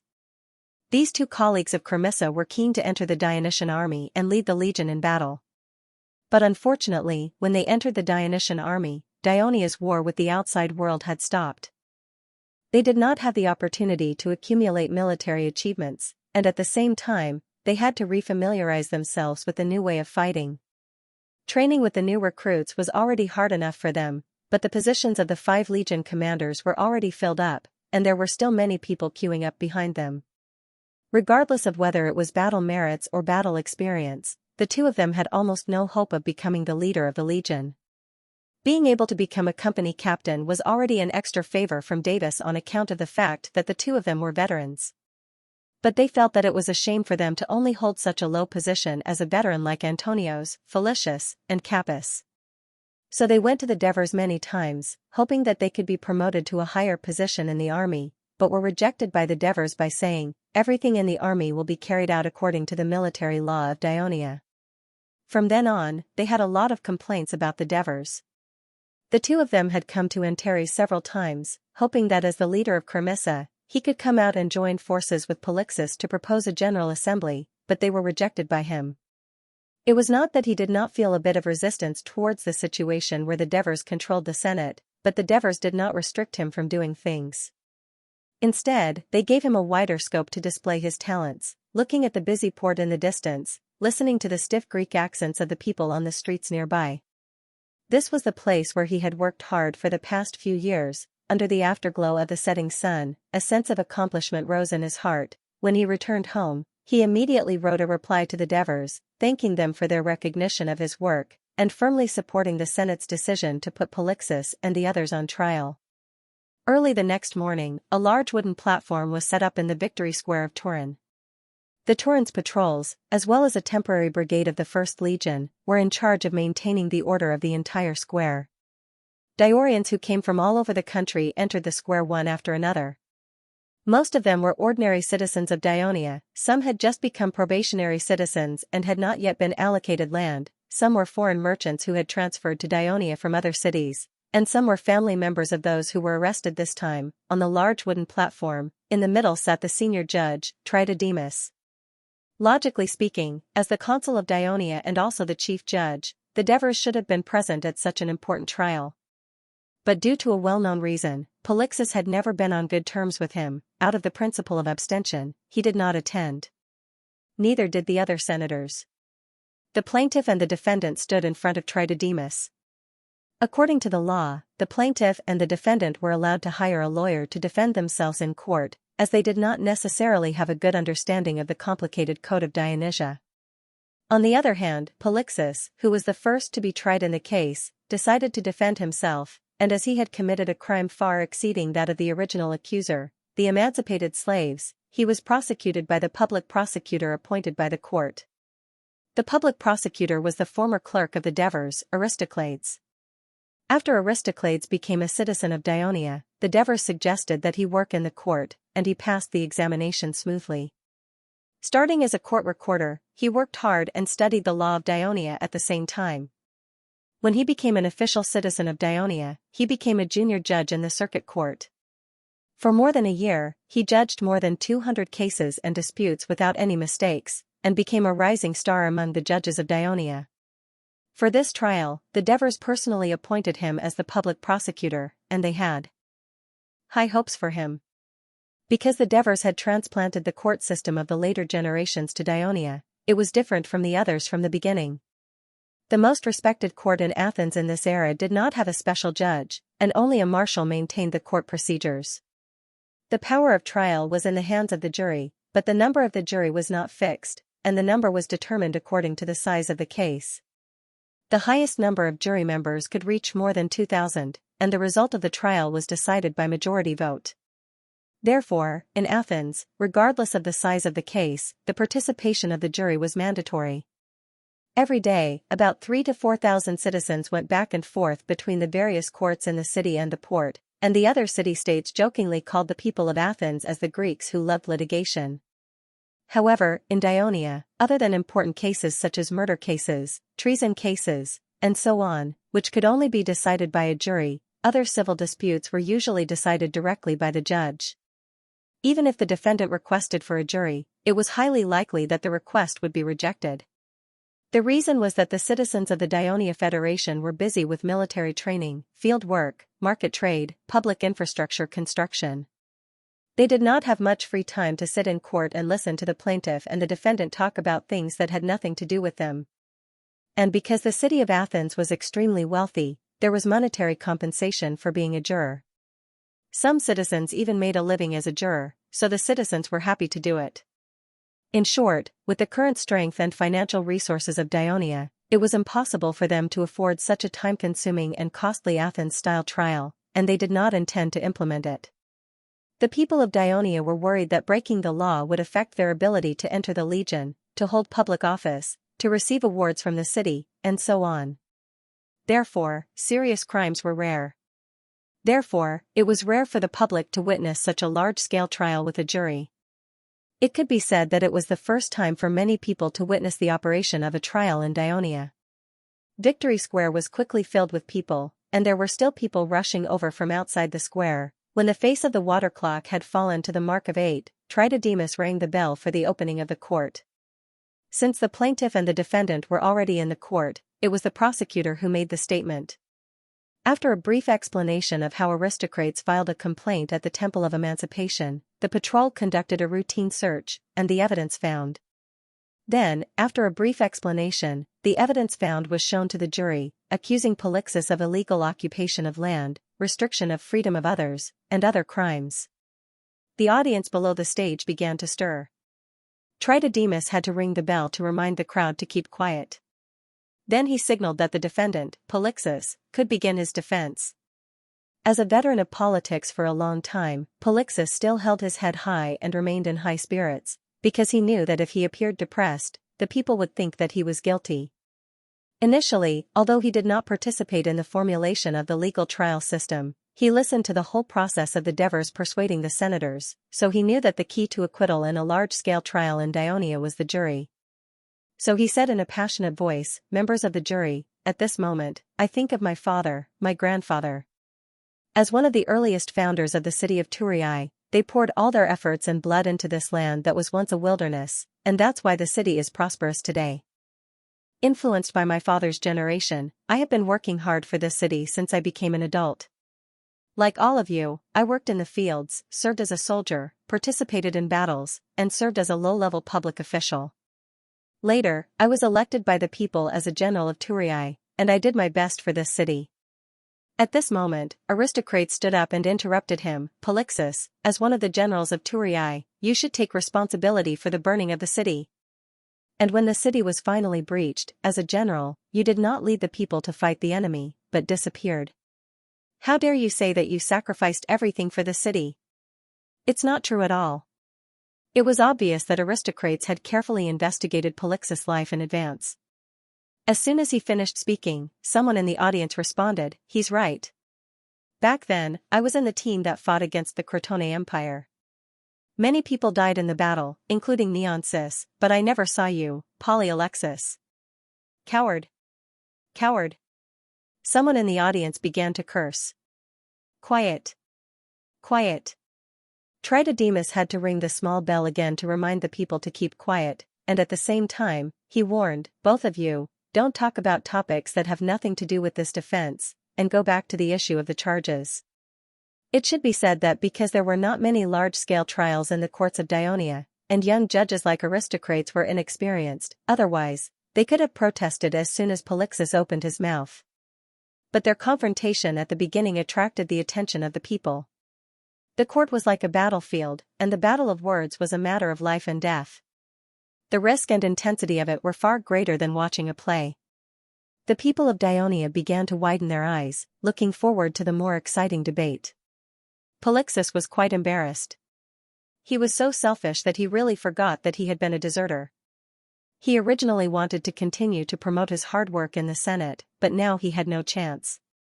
He took a deep look at his opponent, and then began to say, "As a senator of the Senate of Dionia, I have always regarded the consul Devers as a role model, and in response to the revelation of Hades, I have given freedom to a large number of slaves in my family, regardless of the losses of my family. So far, 57 slaves have been released, and 6 have become official citizens. I don't think there is any other citizen of Dionia who treats slaves as well as I do. Not at all." Polixus looked around him with a stern expression. "The freed slaves, out of gratitude and gratitude, give me some money every year as a reward. I could not refuse their kindness, so I reluctantly accepted it. Because with more money, I can buy more slaves and give freedom to more slaves. Alas, but I never thought that I would be mistaken for corruption. This is really a huge blow to my enthusiasm to learn from Consul Devers. This is a misunderstanding." He put on an aggrieved look to the jury. Aristocrates said coldly, "Your Honor, may I ask the witness to question whether Polixus is corrupt or not?"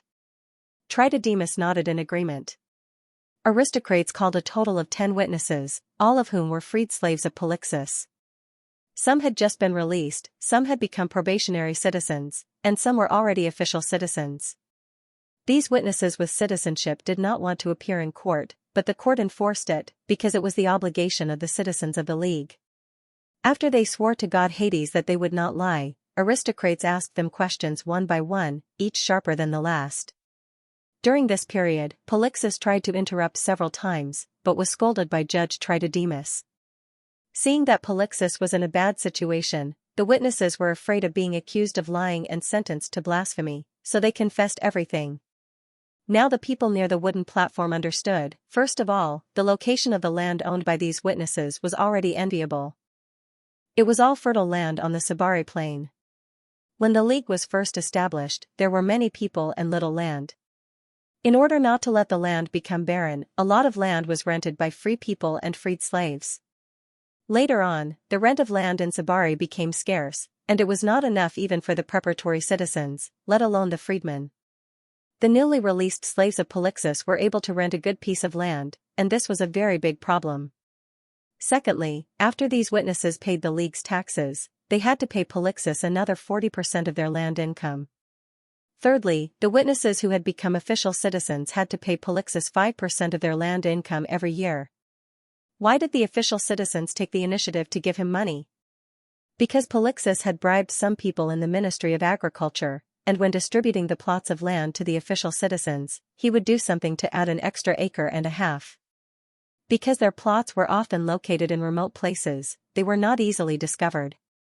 Therefore, when these citizens from the Polixus family received benefits, they were afraid that their land would be confiscated during the annual inspection by the Ministry of Agriculture, so they took the initiative to give Polixus benefits.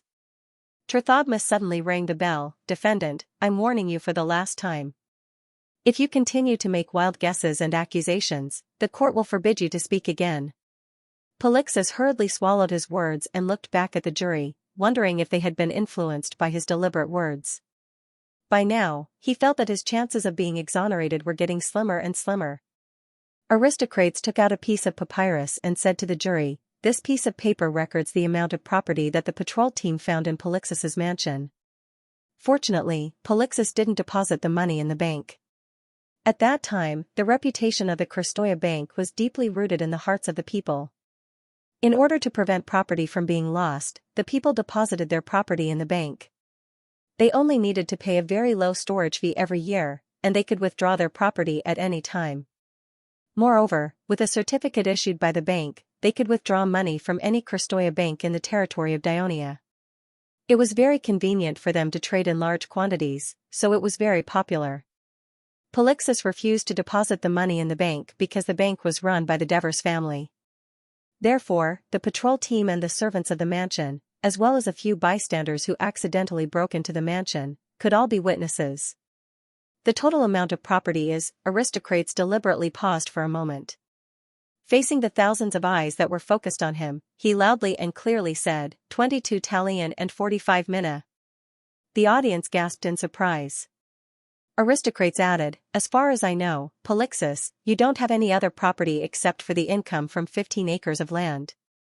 Polixus tried to argue, "Many of them were left by my grandfather and father." Aristocrates smiled contemptuously, "But why are most of the money in your house made of Hades silver coins?" Referring to the silver coins issued after the establishment of the Dionia Union, famous for the portrait of Hades engraved on the front.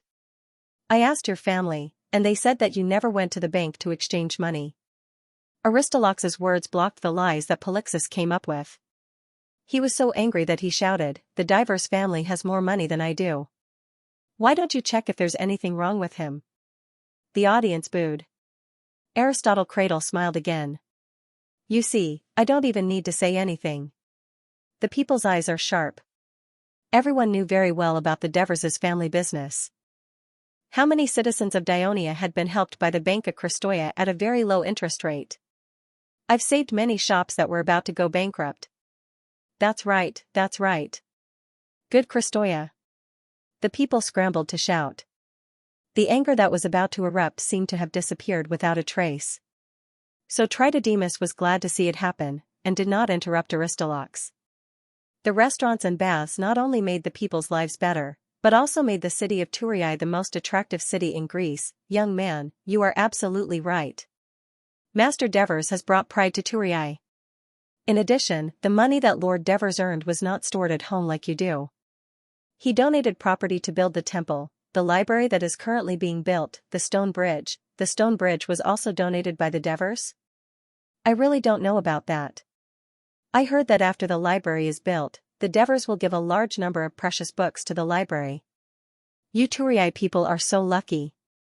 If I want to read books, I have to come from Cremissa. Maybe one day, the Devers will also donate a library to Cremissa." While the audience was discussing, Tritodemus asked, "Defendant, do you have anything else to say?" Polixus was like a drowning man struggling for the last time. He said repeatedly, "Yes. Yes. My family used to own 350 acres of land in the city of Thurii." "That's true." I still have the title deed of my family. But since the Devers came, I voluntarily gave up all the land, and only owned this 15 acres of land. I made such a big concession for the sake of Turii and Dionia. Shouldn't everyone consider the loss of my family? Even if there really is this so-called title deed. Aristocles looked at Polixus rambling and knew that he was already at a loss. He became even more confident. I hope the defendant understands that after the Crotone destroyed the city of Turii, the old city of Turii no longer exists, and the original government no longer exists. These contracts signed by the Turii City Hall are, of course, invalid. Let me ask you, if the Devers did not lead the army to repel the Crotone, would the original Turii people still dare to live in Turii? Obviously not. Everyone was forced to wander to other cities, and it was difficult for them to even survive, let alone own land. At this point, Aristocles' tone became slightly heavy, and then he raised his voice again. So today, although the city of Turii is still called Turii, it is no longer the original city of Turii. It is a part of the Dionia Alliance, the center of Dionia. That's right, the current Turii has nothing to do with the previous one. You still want to occupy more than 300 acres of farmland? Dream on. For a greedy person like you, Hades will definitely send you to hell and let Lord Radmandas whip you mercilessly. Under the ridicule of the people, Polixus seemed to have lost all his strength and slumped back into the wooden chair. Tritodemos looked at him and said, "People below the stage, please keep quiet. Now, it's up to the jury to decide whether the defendant is guilty or not." After saying that, the orderly immediately put an hourglass on the judge's table. Before the hourglass finished dripping, the jury and citizens had to make a decision. Each of them had 2 bronze plates in their hands, one engraved with guilty and the other engraved with not guilty. Almost without hesitation, the members of the jury quickly threw the bronze plate in their hands into the copper pot in front of the table. Clang! Clang! Clang! The crisp sound was like a hammer hitting Polixus' heart. After the voting was over, the orderly walked over and began to announce the votes. He picked up a bronze plate from the pot and showed it to the members of the jury, saying, "Guilty! Guilty! Guilty!" Every time he said it, the audience cheered, and Polixus' face became paler. The results were out, 50 votes found guilty, and no one abstained. If there were exactly 25 guilty votes and 25 not guilty votes, then the judge in the court would have the final say. The audience immediately cheered, and Polixus' face was ashen. What followed was the trial of Oliphus, Massasakus, Enanilus, Eurypus, and other senators, as well as some nobles and public officials, which was much easier. In the face of ironclad evidence, they were all found guilty. But the collective crime committed by so many senators and public officials made the people present feel fear and anger. In the end, the people in the square called for a full investigation of the Senate and public officials, and find out the criminals who embezzled the public property of the alliance. This roar reached the ears of the senators in the Senate, and they were shocked. And the Devers who were presenting the bill to the Senate smiled. The day's public trial lasted until dusk before it ended. After it ended, many people spontaneously ran to the front door of the Senate hall in front of the square to protest to the senators. As a result, after the meeting ended, the senators had to quickly retreat through the back door. When they came out, they all looked serious. After the new bill is enacted, the power of the Senate will be greatly restricted. How can Lord Devers have the heart to propose such a bill? What good does it do for him? Strompoli said with slight dissatisfaction. Lord Devers is right to do this. Listen to the people's shouts in the square. Cornelis pointed to his back and said with a sigh, "We should give the citizens some rights to participate in politics. Wasn't it always like this when we were in Amendola? It's not like you haven't experienced it before. Why do you feel uncomfortable now?" Strompoli was stunned, thought for a moment, and said, "I think the current system is quite good. At least you don't have to worry about suddenly being accused by the citizens, and you don't have to worry about things being terminated halfway through because your one-year term is over and you're not elected again. In the Dionia Alliance, I can do a detailed investigation of the things to be done, then plan, and focus on implementing it step by step. Now, a group of ignorant people who only care about their own interests can also criticize our affairs." Similar conversations kept happening among the senators who were rushing back to the city. Marigi and Pleasantness walked behind. Lord Marigi, why did Lord Consul propose such a bill? You should know that the anger of the citizens is not directed at him.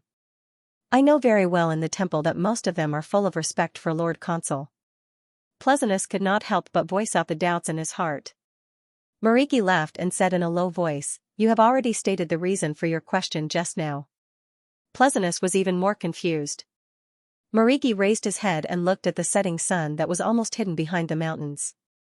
His eyes were in a trance as if he was recalling something. Finally, he murmured.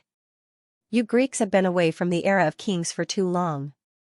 Obviously, you don't know what the most important thing to be a king is? The obvious metaphor of being a king did not surprise Pleasantness. He thought about it carefully but still could not grasp the main point. Marigi gently spat out a word, balance. In the corner, Dios and Dicropolis sat quietly and enjoyed the food. Dios finished the fried beef on his plate and said loudly, please follow me and have a glass of wine. After getting a response, he picked up a clean linen handkerchief on his left hand and wiped the oil stains on the corner of his mouth. Anyone who watched this day's public trial, Dicropolis said, pointing at the diners around him who were arguing loudly with each other, would be furious, but you are calm. What's there to be angry about? In my former city-state of Corinth, such things are not uncommon. Dios took the wine from the waiter, thanked him, and continued, the important positions in the city-state are controlled by the nobles, and the election of the general is always carried out by those families. Isn't it the same in Kairdouria? Kairdouria is a city-state on the island of Crete, at the westernmost point of the island. You're right, so I'm just as calm as you are. Both of them laughed. But, there's one thing you're wrong about. Kairdouria was my former city-state, and now I'm a citizen of Dionia. Dicropolis pretended to be serious as he reminded Dios. You and I are both. Dios smiled and raised his glass. The two of them clinked their glasses. But, there's one thing that Polixus did. I agree with. Dicropolis looked around, then moved his head closer and said in a low voice, call for a citizens' assembly. Dios looked at him without saying a word. Dicropolis continued in a low voice, all the decisions in the Dionia Federation are made by the Senate. We ordinary citizens can neither participate nor oppose, and we can't decide anything. Although an ordinary citizen can become a senator of the Senate, according to the law, this path is too long. Merchants like us have to travel all day long, and it's impossible for us to take up any public office. If Dicropolis hesitated for a moment, then said, if the system of Dionia doesn't change, I'm afraid some merchants will leave. After all, we have a lot of money, but we can't interfere with any of the decisions of the Dionia Senate. This will always make us merchants unhappy, right? Dios lowered his head and took a sip of wine. Suppressing the shock in his heart, he asked, are you one of those who are leaving? Of course I won't leave this place. Dicropolis said confidently, this place has the best food in the Mediterranean. There was the best entertainment competition. The best hot spring bathing place in the world.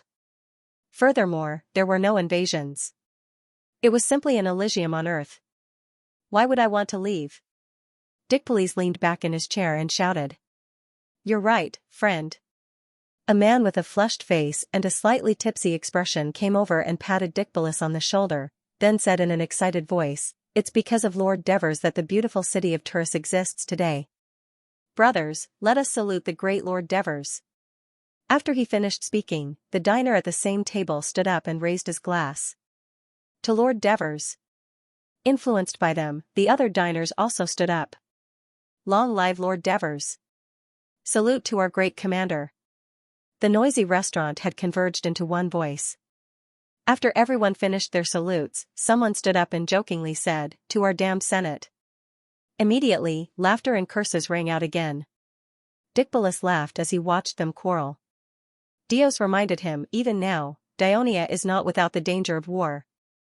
Dicropolis was stunned, then immediately said, you're worried about Syracuse? Dios nodded slightly. Dicropolis waved his hand nonchalantly.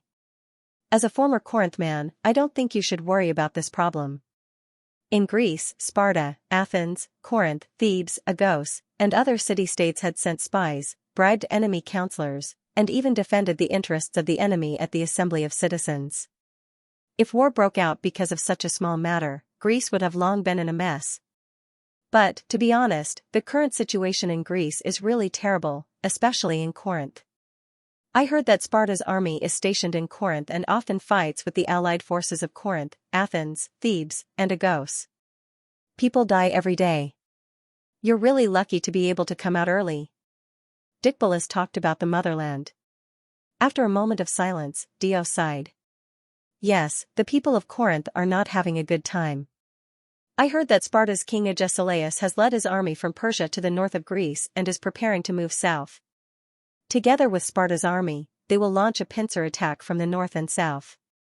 The allied forces of Sparta are definitely in danger. Speaking of which, I really should thank you. If it weren't for your persuasion, I wouldn't have made the decision to join Dionysus so quickly. Dicbulus laughed. If that's the case, how should you thank me? It was a joke, but Dio said in a low voice, a few days ago, I went to Lord Devers's mansion to discuss with him about the donation of the stone bridge. You know, I followed Lord Devers and donated many times. That's how I became a citizen of Dionia in accordance with the new reward clauses for foreigners donating to public buildings bill passed by Dionia in recent years. You're a big merchant now, Dicbulus said. Dios ignored the slight jealousy in his words and continued, Lord Devers asked me about the merchants' protest in the square. In the end, he said, this can't go on anymore. Dionia must change. Did he really say that? Dicbulus asked in surprise.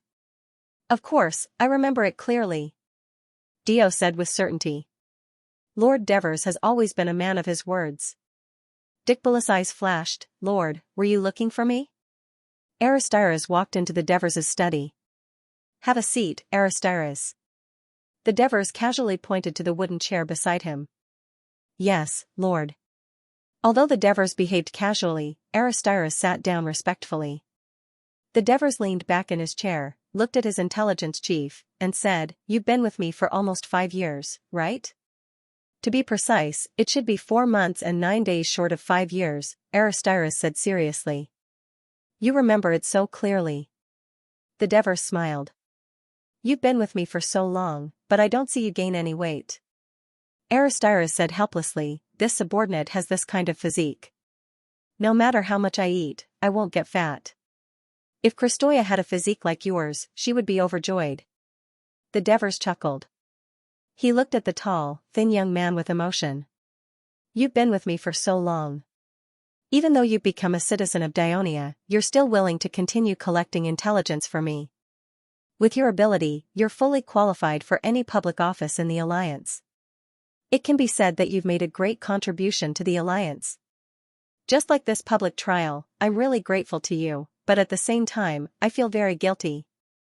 Aristides suddenly felt a little uneasy. Does the Devers want me to leave here?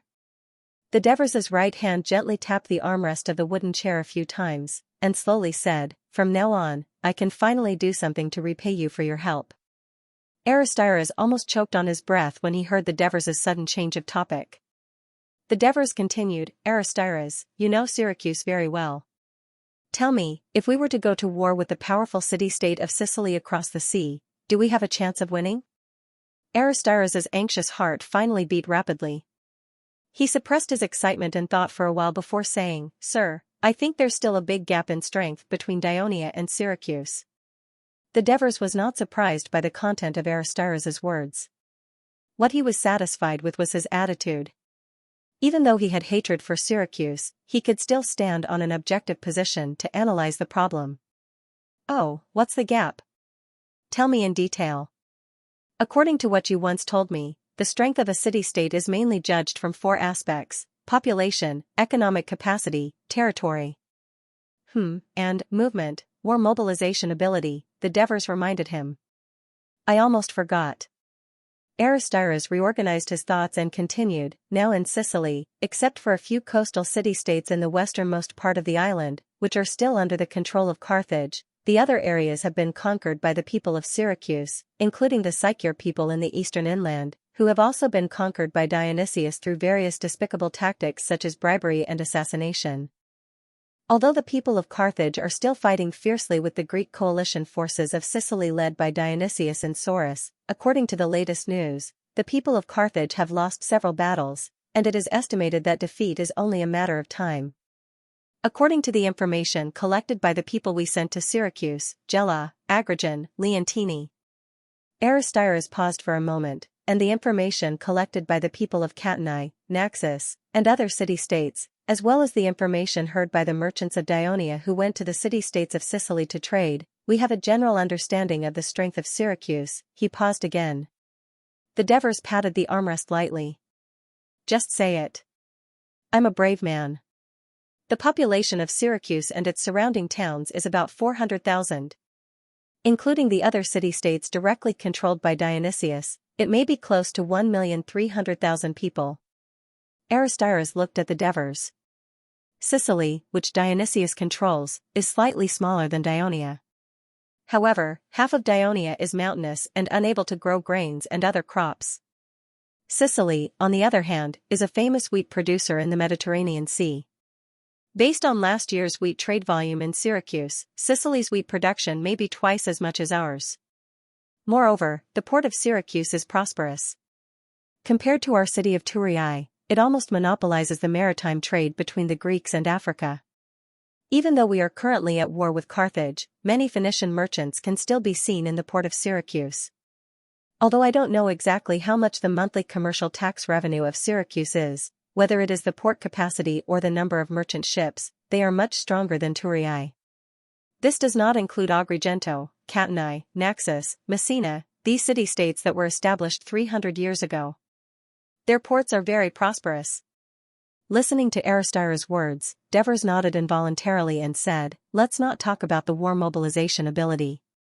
Since Dionysius is a tyrant, his biggest advantage is that he can maximize the concentration of all the resources under his control, including the people. He can suddenly launch a war without the approval of the council.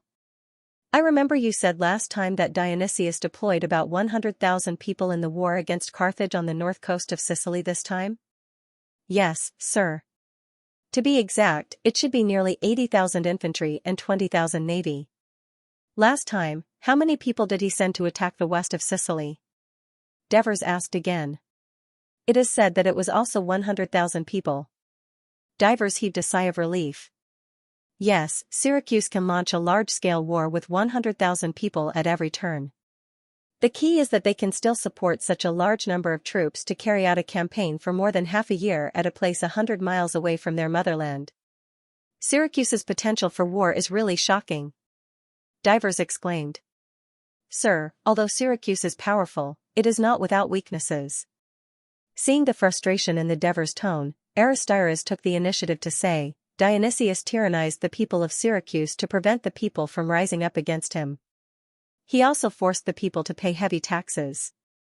The citizens of Syracuse had to pay 20% of their income to the national treasury every year. The people hated him. Moreover, the citizens of the other cities in Syracuse also hated him. Not only did they have to pay a high tribute to Syracuse, but their relatives were also killed by the people of Syracuse during the conquest of Syracuse.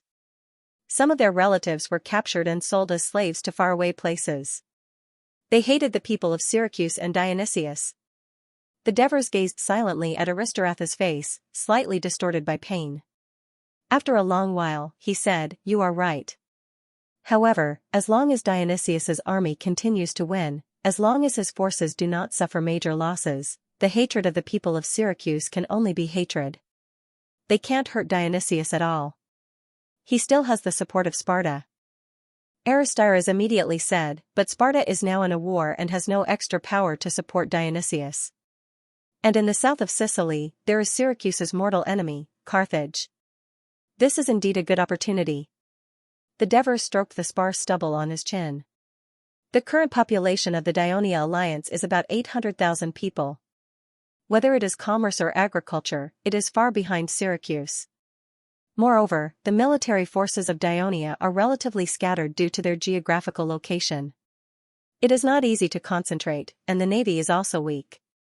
Once the war with Syracuse starts, the pressure will be great. Aristides looked at the Devers for a long time without saying a word. He was anxious, but he did not dare to show it. He subconsciously clenched the armrests of the wooden chair. Aristides. The Devers finally spoke, I allow you to send your men to Sicily from now on. They will have a detailed understanding of the forces that oppose Syracuse and Dionysius in the city-states of Sicily, and establish preliminary contact with them. Yes, sir. Aristides was refreshed. He could not help but ask further, and then? The Devers looked at him with bright eyes. Before the war with Syracuse, there is no then for the time being. The next day, the public trial of Turris continued, and it still attracted a large number of Daionia citizens to watch. Because the content of today's trial was mainly about whether Polixus and the others colluded with Syracuse and conspired to disturb Daionia.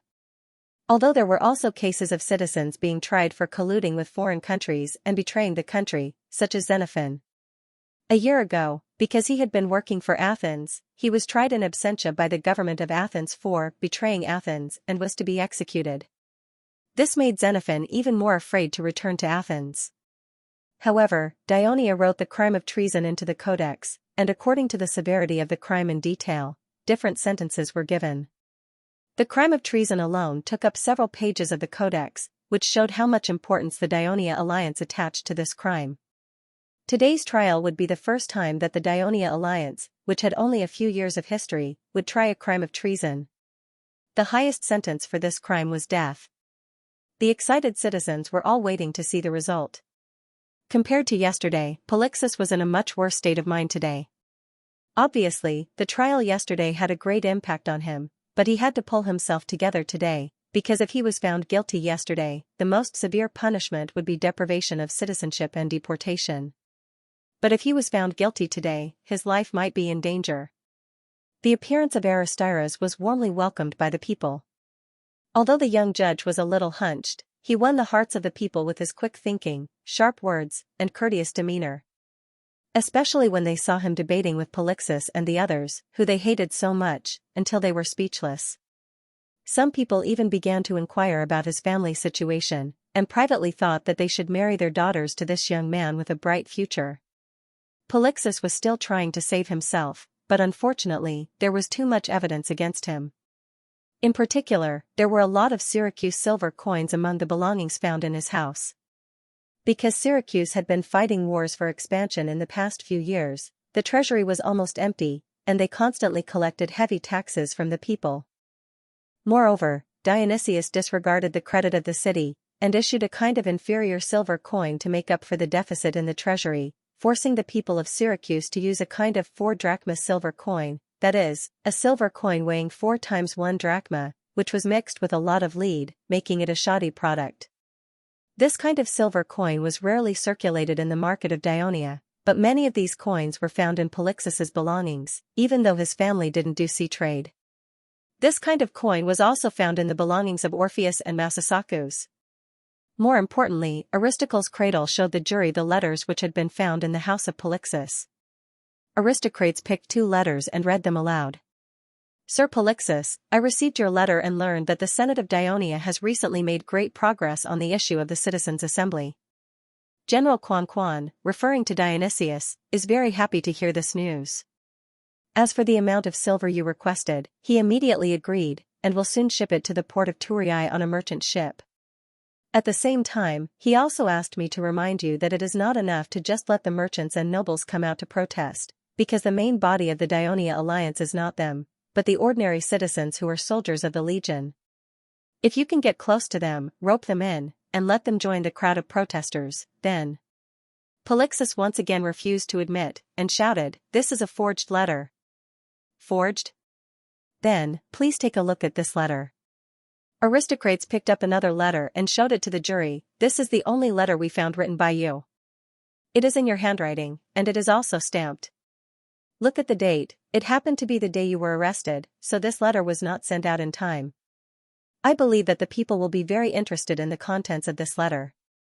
With a sneer on his face, Aristocrates looked at Polixus, who was madly rushing over, trying to snatch the letter, but was restrained by the guards who were maintaining order in the court. Aristocrates read the letter aloud again. Sir Philistos. You may not know this, but Philistos is the most important minister of the tyrant of Syracuse, Dionysius. As for your previous suggestion, I do not agree with it. Roping in the ordinary citizens of Dionia will not be of much use to the passing of the Citizens' Assembly Bill. I've come up with a good idea. I can make use of some parts of the governing the Lucanians and Bredians bill that Divers has formulated. I believe that with my instigation, those simple-minded so-called elders of the foreign races will probably give up their support for that proud young man. This is a forged letter. Someone is trying to frame me. Polixus endured the torrent of curses from the audience and shouted desperately. Aristotle Cradle immediately called the witness. After Hermes the Syracuse man was arrested, he was interrogated in some cruel ways that were beyond the standards of this era. For example, first, his mouth and nose were covered with linen, then water was poured on him, and so on. It was a living hell. Then, Matones coldly told him that he could either tell the truth and be sent back to Syracuse, or refuse to tell the truth and continue the interrogation. Therefore, when aristocrates raised the question, he cooperated and told the truth about how he was in contact with Polixus under Dionysius's order. Polixus, of course, denied it in every possible way, but the already restless emotions of the people erupted like a volcano. Traitor! Traitor! Hang him! Then let his soul receive an even harsher punishment in hell. Not only did Polixia's collaboration with the enemy infuriate the people, but it was also because of the contempt he showed for ordinary citizens and the disparagement he showed for the citizens of different races, which made the people burn with anger. The whole square was like a calm sea that had suddenly been hit by a storm. Monstrous waves crashed head-on, trying to destroy the temporary court. Not only Polixus and the others were trembling under the pressure of such a person, even senior judge Tritodemus was nervous. Because according to the laws of Dionia, Polixus' illegal actions were not worthy of the death penalty. After all, Syracuse was not an enemy of Dionia, nor was it in a state of war. Furthermore, as a senator of the Senate, Polixus had the legal right to propose the Citizens' Assembly Bill. However, after the jury declared him guilty, and considering the trial yesterday, Tritodemus did not dare to make a final verdict. Instead, he frequently discussed with the assistant judge and the prosecutor, aristocrates, in low voices. At this moment, a loud and clear bugle sounded. The people looked towards the direction of the sound. They saw the door of the Senate open, and the senators led by Devers walked out of the Senate hall.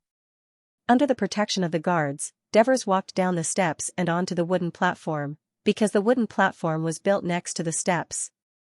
Tritodemus hurriedly went forward to salute, but was stopped by Devers. "This is the court, and you are the master here. I am only here to solve a small problem for you." Tritodemus immediately understood what he meant, and said gratefully, "Thank you for your help, sir." Devers turned around and saw Aristocratia bowing respectfully to him. He patted Aristocratia's shoulder intimately and praised, "Aristocratia, I didn't expect you to do such a good job." Then he saluted the jury members, thanking them for their hard work. Then, he glanced at the row of people in the dock. Compared to the fear and pleading in the eyes of Oliphus, Massasakus, and the others, Polixus had no choice but to give up. His desperate eyes revealed a fierce light as he pointed at him and cursed, "Devers, you are afraid that I will fight for more rights for the citizens, so you fabricated false evidence to frame me. One day, the people will discover your true colors, and you will not escape the fair trial of Hades." Devers completely ignored his existence. He walked to the front of the wooden platform, stretched out his hands, and pressed down. A miracle happened. The sea that was originally howling and tumbling under the platform gradually calmed down. At this moment, he said, "Citizens of Dionia. Families of the citizens of Dionia. I am very happy to see so many people here to participate in the public trial. This shows that you love the Dionia Alliance and care about the Dionia's legal system. Here, on behalf of the Senate, I would like to express my gratitude to all of you who have been working hard in front of the court for the past 2 days." After that, he bowed to the people seriously. The people applauded the Devers for their encouragement and sympathy. The law is sacred, especially in the Dionia Alliance, because Hades is supervising everything we do from below. Devers pointed to the ground. "We know that the citizens of the Dionia Alliance come from all over the Mediterranean Sea and come from all races. Because of different customs and cultures, there will inevitably be conflicts. The law gives order to Dionia and unites everyone, so don't protest against the judgment made according to the law of the Alliance, Because if the judgment is changed because of your anger, then one day, this injustice may fall on you or your family. The Devor's sincere words caused the people to think deeply. Some people originally thought that the Devors came to power to put pressure on Tritodemus so that his political enemy, Polixus, would receive a heavier sentence, but now it seemed that this was not the case. Taking advantage of the calm in the square, Tritodemus issued the sentence. Polixus was sentenced to multiple crimes, and was deprived of his citizenship in Dionia, confiscated his illegal property, and sentenced to 30 years in prison. Olaphus, Misiscus, and other senators accepted bribes from the Syracuse, but there was no clear evidence that they had further contact with the Syracuse, and was sentenced to 20 years in prison. Enanilus, Eurypus, and other senators were sentenced to 10 years in prison because there was no evidence that they had any contact with the Syracuse, and based on the crime they were sentenced to yesterday, they were deprived of their citizenship, confiscated their illegal property, and sentenced to 10 years in prison. The words of the Devors worked. When the people heard the sentence, they all booed with regret, but they did not take any further actions.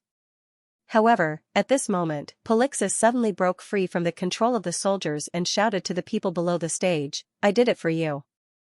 For the freedom of the citizens. One day you will regret the sentence you gave me today." His behavior was like pouring a can of oil into a furnace that was about to be extinguished, and the anger of the people was suddenly ignited again. Angry curses attacked the wooden stage again, and some people even spat on it. The guards hurriedly took Polixus and the other prisoners off the wooden stage. When he passed by the Devors, Enanilus did not dare to look in that direction until he got off the wooden stage and stood at the bottom of the steps of the Senate. Looking at the senators on the steps, Enanilus' heart was filled with endless regret. Just because of a moment of greed, he went from being a respected senator to a prisoner that was reviled by everyone. At the end of the public trial, Tritodemus, aristocrates, and the other jurors left the wooden stage one after another. However, the people in the audience did not disperse, because Divers, who was on the stage, did not leave either. They knew that the consul must have something to say, so compared to the end of yesterday, the square gradually returned to its original calm. Facing thousands of expectant eyes, the Devors knew in their hearts, what did the people of Dionia want to talk about at this moment? What did they want to get? But first, he wanted to start from another topic. Just now, Polixus said that everything he did was for the sake of the citizens of Dionia. If he had not committed crimes such as illegal occupation of land and restriction of civil liberties, I would be very happy to hear this, because this is the duty of a qualified senator of Dionia. A burst of sneers sounded under the stage, expressing their contempt for Polixus' ugly behavior of saying one thing and doing another, which diluted the impact of Polixus' last words. I am also very grateful to His Excellency Dionysius of Syracuse, for taking the time to care about the political life of the people of Dionia in addition to his fierce battle with Carthage.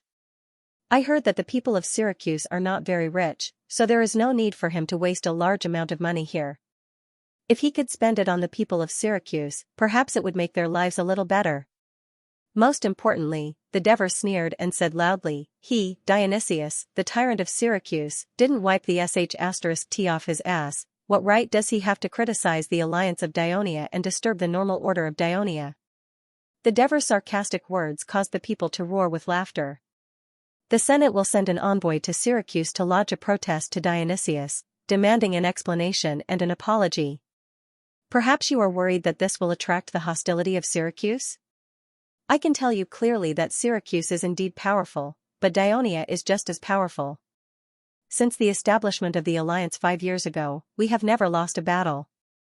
Dionysius of Syracuse is already having a hard time dealing with the strong enemy of Carthage in the south. Do you think he would dare to risk being attacked from both sides and provoke us? Citizens, the legion of Dionysia formed by you is not only the true steel wall of Dionia, but also an incomparably sharp sword. When you are armed, it is enough to dispel any city-state's ambition towards Dionia. The words of the Devors resonated with the people, arousing their courage and sense of honor. Sir Devors is right. Our first legion is invincible, we are not afraid of any enemy's attack. Our second legion is not bad either. If the people of Syracuse dare to step on the land of the south, we will drive them into the sea and feed them to the fishes and prawns. In the mountains, no one can defeat Legio III. We are the strongest there. You should know that in the Legion of Dionysia, we, Legio 4, are the only legion that has taken down the enemy's city. We are the strongest in terms of siege. Not only do we have a strong legion, we also have an invincible commander. Under the protection of Hades, the people of Syracuse must be out of their minds to dare to oppose us. Long live the Legion of Dionysia! Long live the commander! The quarrel at the beginning turned into a tsunami of cheers. The shadow in their hearts when they first heard that the people of Syracuse were playing tricks on them seemed to have been swept away. The Devers once again pressed his hands down. When the cheers died down, he said in a deep voice, "This time, Polixus, Enanilus, and the other senators have committed such a huge crime. They have seized so much public property of Dionia, and a large number of public officials of the alliance were involved in this case.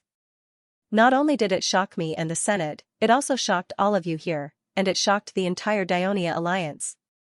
This is my dereliction of duty. The Senate's dereliction of duty. You should be angry, and you should criticize the Senate. But after the anger, we need to think about how to prevent such a terrible incident from happening again." The words of the Devers made the people in the square fall into deep thought, and they began to whisper among themselves. Some smart people realized that the smart governor would not bring up such a sensitive topic at such a sensitive moment for no reason. Perhaps he had something to announce, so they became excited. Sure enough, the Devers raised his voice and continued, "As the highest authority in Dionia and the leader of the citizens, the Senate immediately conducted a deep reflection on itself after this incident. After repeated discussions and amendments, it passed the act of the local assembly of Dionia this morning." As soon as the words came out, the whole square was in an uproar. "Quiet! Quiet!"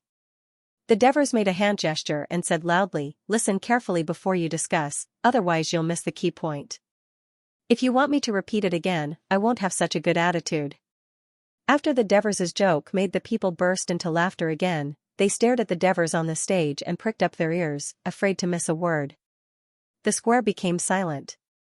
This act allows each city in the Union of Dionia to establish its own local assembly. The citizens of Bendermo, this is an administrative unit of Dionia being established, it's a level lower than the cities, it's formed by the merger of several villages, will vote to elect the councillors of Bendermo. The basic requirement is that every 300 citizens will elect one councillor. The candidates must first be citizens of Dionia who have served in the military, have no record of tax evasion, no major criminal record, and have a good performance. Then, the councillors elected by the citizens will form the local assembly of the city. They will assist the city governor to formulate local laws and regulations, supervise the work of public officials, and put forward suggestions that are beneficial to the development of the city. The term of the councillors of the local assembly is 2 years, and the election will be held during the winter break. In addition, at the end of October after the autumn harvest every year, the local assembly of each city will elect a delegation to come to Turiai to participate in the Senate General Assembly. They will listen to the elders of the Senate's summary of the development of Dionia in the past year. They can put forward their own opinions and participate in the revision of the Code of Dionia and the enactment of new laws. As soon as the Devers finished speaking, the entire square began to boil. The Senate of Dionia had finally granted ordinary citizens the right to participate in and discuss politics. Dios and Dicboris looked at each other and thought the same thing. The problem they were worried about yesterday had been solved by the Devers. When the merchants heard the news, they would probably dispel their decision to leave Dionia. The two of them, like the rest of the people, were waving their arms and cheering excitedly. However, they saw Devers still standing on the wooden platform, shouting, "Silence! Please keep quiet. I'm not done yet." Through the reply of a dozen soldiers, the citizens who heard this immediately reminded each other, "The consul still has something to say." The people immediately suppressed the excitement in their hearts, held their breath, and continued to listen to what other good news the Devers would say. The alliance of Dionia is different from other city-states. The Senate directly governs many cities and leads hundreds of thousands of your citizens. Because there are too many affairs and the territory is too vast, the Senate is unable to carry out comprehensive and strict supervision, and it is also unable to ensure that the public officials of the cities are fair and honest. This is why there are criminals such as Polixus and Orifice who embezzled the public property of the alliance. Now that there is the assistance and supervision of the local parliament, the situation may be much better, but, the Devers changed the topic. All citizens of Dionia can be elected as members of the local parliament, including those who have held public office in the alliance and those who have held public office in the city-state after retiring. As time goes by, I'm afraid there will be some problems. The Devers stopped speaking, and immediately, the people below the platform asked curiously, "Sir, what problems will there be? Aren't you worried that there will be collusion between the parliament members and public officials like today?" The words of the Devers were like a bucket of cold water poured on the excitement of the people, causing them to fall into deep thought. "Sir Devers, it seems that you shouldn't speculate about the future local parliament members with such an attitude," Raphael, who still served as the alliance's registry officer, said softly. "No, I think it's the opposite." Senior Judge Tridademos, who returned to the Senate, retorted, "Sir Devers, in order to deal with the worst possible situation, enact the corresponding bill, which is actually to protect them and prevent someone from becoming the second Polixis. This is the best effect that the law of Dionia aims to achieve, that is, to deter the people and make them abide by the law, not to catch more criminals." At this time, the Devers said in a loud voice, "For this reason, I propose to ask the Senate to discuss and pass the Guardian of Dionia bill." Civilian protector? The people were puzzled by this unfamiliar term. Compared to the slow reaction of the people, the expressions of the Senate members on the platform were much more interesting. Even the usually steady Cunagurata sighed helplessly. "Today is really a victory for the people. This is a good thing." Cornelis said happily, "I used to have some misunderstandings about Sir Devers. I didn't expect that once he decided to let the citizens participate in politics, he would make such a big concession." Marigi sneered in his heart as he listened to the discussion of the Senate members around him. This bill allows the citizens of each city to elect a guardian through voting. Each city can have no more than 10 guardians, and their term is also 2 years. Guardian, from the name, you should know that it is a position to protect the people. The guardian must be a citizen who has never held any public office and has sworn not to do so in the future. Of course, he must also be a good citizen who has served in the military, paid taxes on time, and has no criminal record. His task is to supervise and expose the illegal acts of public officials and Senate members. For local laws that harm the interests of the people, he can discuss with the Senate to amend them or even reject them. The Senate will also grant the guardian the privilege of inviolability during his term of office. No one is allowed to harm the guardian unless it is a serious crime. Otherwise, the sentence will be heavier.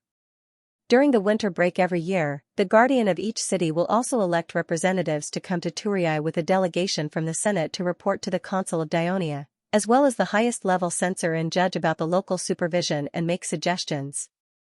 The original text of the two important bills, the Act of the Local Assembly of Dionia and the Act of the Guardian of Dionia, will be posted on the bulletin wall for you to read carefully. The bulletin wall is a screen wall that was built 2 years ago under the side steps of the Senate at the suggestion of the Devers. When the Senate passes a new bill or gives a new order, the original text will be posted on the bulletin wall so that the people can understand and learn in time. After the Devers finished speaking, the square suddenly fell into a strange silence. The people seemed to be unable to believe that it was true. Yesterday, they were still angry about the corruption of the Senate, debating whether they should go to the Senate to protest and ask for a citizens' assembly. Today, they suddenly had the right to participate in politics, discuss politics, and supervise. Especially the position of guardian of the people, it really gave the ordinary people the right to speak in politics. The people felt like they were dreaming. Some people even asked the Devers on the stage, "Sir, is this true?" The Devers replied with a smile, "Don't you believe what I, the Devers, say?" So there was jubilation in the square. The ecstasy in the hearts of the people was far more than watching a football game, soaking in a big hot spring, or even attending a Hades celebration. This was the natural desire of human beings for power and freedom. The experienced people knew that even in a very democratic city-state, such as Athens, most of the people only participated in politics and voted for the election of the general. The people in power were always well-educated, wealthy citizens, and even nobles. The ordinary people had to work all day to make a living. How could they have the money to receive education? How could they have the time to deal with the political affairs of the city-state? When the city-state was in the hands of the nobles and the rich, would they think more about the civilians? The answer was very obvious. Now in the alliance of Dionia, the governor had asked the Senate to take the initiative to hand over some of the power to the civilians, so that they could directly intervene in the implementation of laws and find out the lawbreakers among the public officials. How could they not be ecstatic? Long live Dionia! Long live Sir Devers! These two kinds of cheers from the heart were like the waves in the sea, rumbling over the square until they resounded throughout the city. This was going to be a new era. The Devers stood in the center of the surging waves, motionless and solemn. The Senate had the power to legislate, the Assembly had the power to participate in politics, and the Commissioner had the power to supervise. They restrained each other and formed a balance. This was the first step to achieving the political structure that he had envisioned. But where was his position? The Devers looked at the sun that had begun to set in the west. It was warm but not scorching, striking but not glaring. In the city of Syracuse, the Dionia emissary delegation led by Ansitanos had been staying for several days. "Young man, don't be so hot-tempered." Ansitanos sat still and comforted his student with gentle words. He pointed to a clay pot on the table beside him. "Come, have a taste of Carthage's horse milk honey syrup to quench your thirst. This syrup tastes good. It's sour and sweet, very unique. I've just asked my attendant to buy it from the Syracuse market. I'm not drinking it." Henipolis angrily sat on the wooden chair, causing it to creak in pain. "Henny." Ansitanos knew his student's temper, so he wasn't offended. Instead, he said in a coaxing tone, "You're going to be the consul of Laos in the future. You can't do things on impulse. If we go back without even meeting Dionysius, not only will we fail our mission, but we'll also be blamed. The people of Syracuse will also laugh at us for not knowing etiquette. It's Dionysius who doesn't know etiquette and didn't meet us in time. Why are you blaming us instead?" Henipolis yelled in dissatisfaction, interrupting Ansitanos. "They can say that they're busy negotiating with Carthage, so they couldn't take the time to meet us. After all, to the people of Syracuse, Carthage is much more important than Dionia," Ansitanos said calmly. Henipolis snorted coldly and looked at Ansitanos. "Teacher, in fact, Dionysius just wants to give us the cold shoulder and embarrass Dionia, right? If Dionysius is such a narrow-minded person, he wouldn't be able to become the overlord of Syracuse. I'm afraid it's just that he treats different things differently." Ansitanos stroked his grizzled beard, his eyes gleaming with wisdom. "So, we don't have to be anxious at all. Let's wait. We can see how important the Dionia alliance is to Dionysius." Although Henipolis was young and impetuous, he was not a fool. On the contrary, his talent was the reason why Ansitanos was willing to let this student accompany him on the Syracuse mission. "All right then, we'll compete with Dionysius in patience. Let's see who can't take it anymore. In the afternoon, I will go to the theater in town to see a play." In truth, though Syracuse was larger and more populous than Turin, it did not have the lively vitality of Turin. "There's no ball game to watch here, and there's no good food to eat, so I can only go and watch a play," Henipolis said teasingly. He picked up the clay pot on the table and took a big gulp. Then, he spat it all out on the ground. "This thing is sour and fishy. It tastes terrible, much worse than beer. Young people don't know how to taste." Ansitanos quickly took the clay pot, fearing that Zhang Lixing would spit out all the liquid inside. "You know, this liquid was learned from the Namibians by the Carthage people. They made some minor improvements to make the taste more suitable for sailors at sea. In Namibia, this thing is not only used to quench thirst, it's part of the food." "What does Namibia have to do with us?" "From your tone, it seems that you want to study the history of this race again," Henipolis said disapprovingly. He thought he knew his teacher better. "Not me, but the owner of the house where you usually stay is very interested in this. He has asked me many times about Namibia," Ansitanos said after taking a sip of the liquid. "You mean Master Devers?" Henipolis immediately became interested. "Why does he ask about Namibia?" "You know, the Dionia alliance and Namibia are separated by the ocean, Sicily, and Carthage. It's impossible for them to have any direct contact." Ansitanos pointed to his chest and said slowly, "There are always one or two people in this world who think from a height that others can't reach because their world is extremely vast. Master Devers is really a great person, Henopolis said sincerely. Suddenly, he thought of something and said, Teacher, now that the Carthage people have chosen to stop the war, I'm afraid it's not good for us to meet Dionysius, and it's not good for Dionia. Ansitanos looked at his student with admiration and asked, why? Henopolis knew that his teacher was testing him again, so after carefully sorting out his thoughts, he said, in the western Mediterranean, Syracuse has always been the most powerful Greek city-state, but it has always been confined to the island of Sicily. The biggest reason is the Carthage people. The powerful forces of the Carthage people on Sicily not only keep Syracuse vigilant, but also threaten its survival many times. It's very difficult for Syracuse to deal with Carthage. How can they have the energy to care about things outside of Sicily? But in fact, the people of Syracuse have always been interested in Greece. I remember that decades ago, the tyrant of Syracuse, Chiron, had sent troops into Greece. But in the past few years, the situation in Sicily has been very different. The two large-scale military operations of Carthage have failed miserably.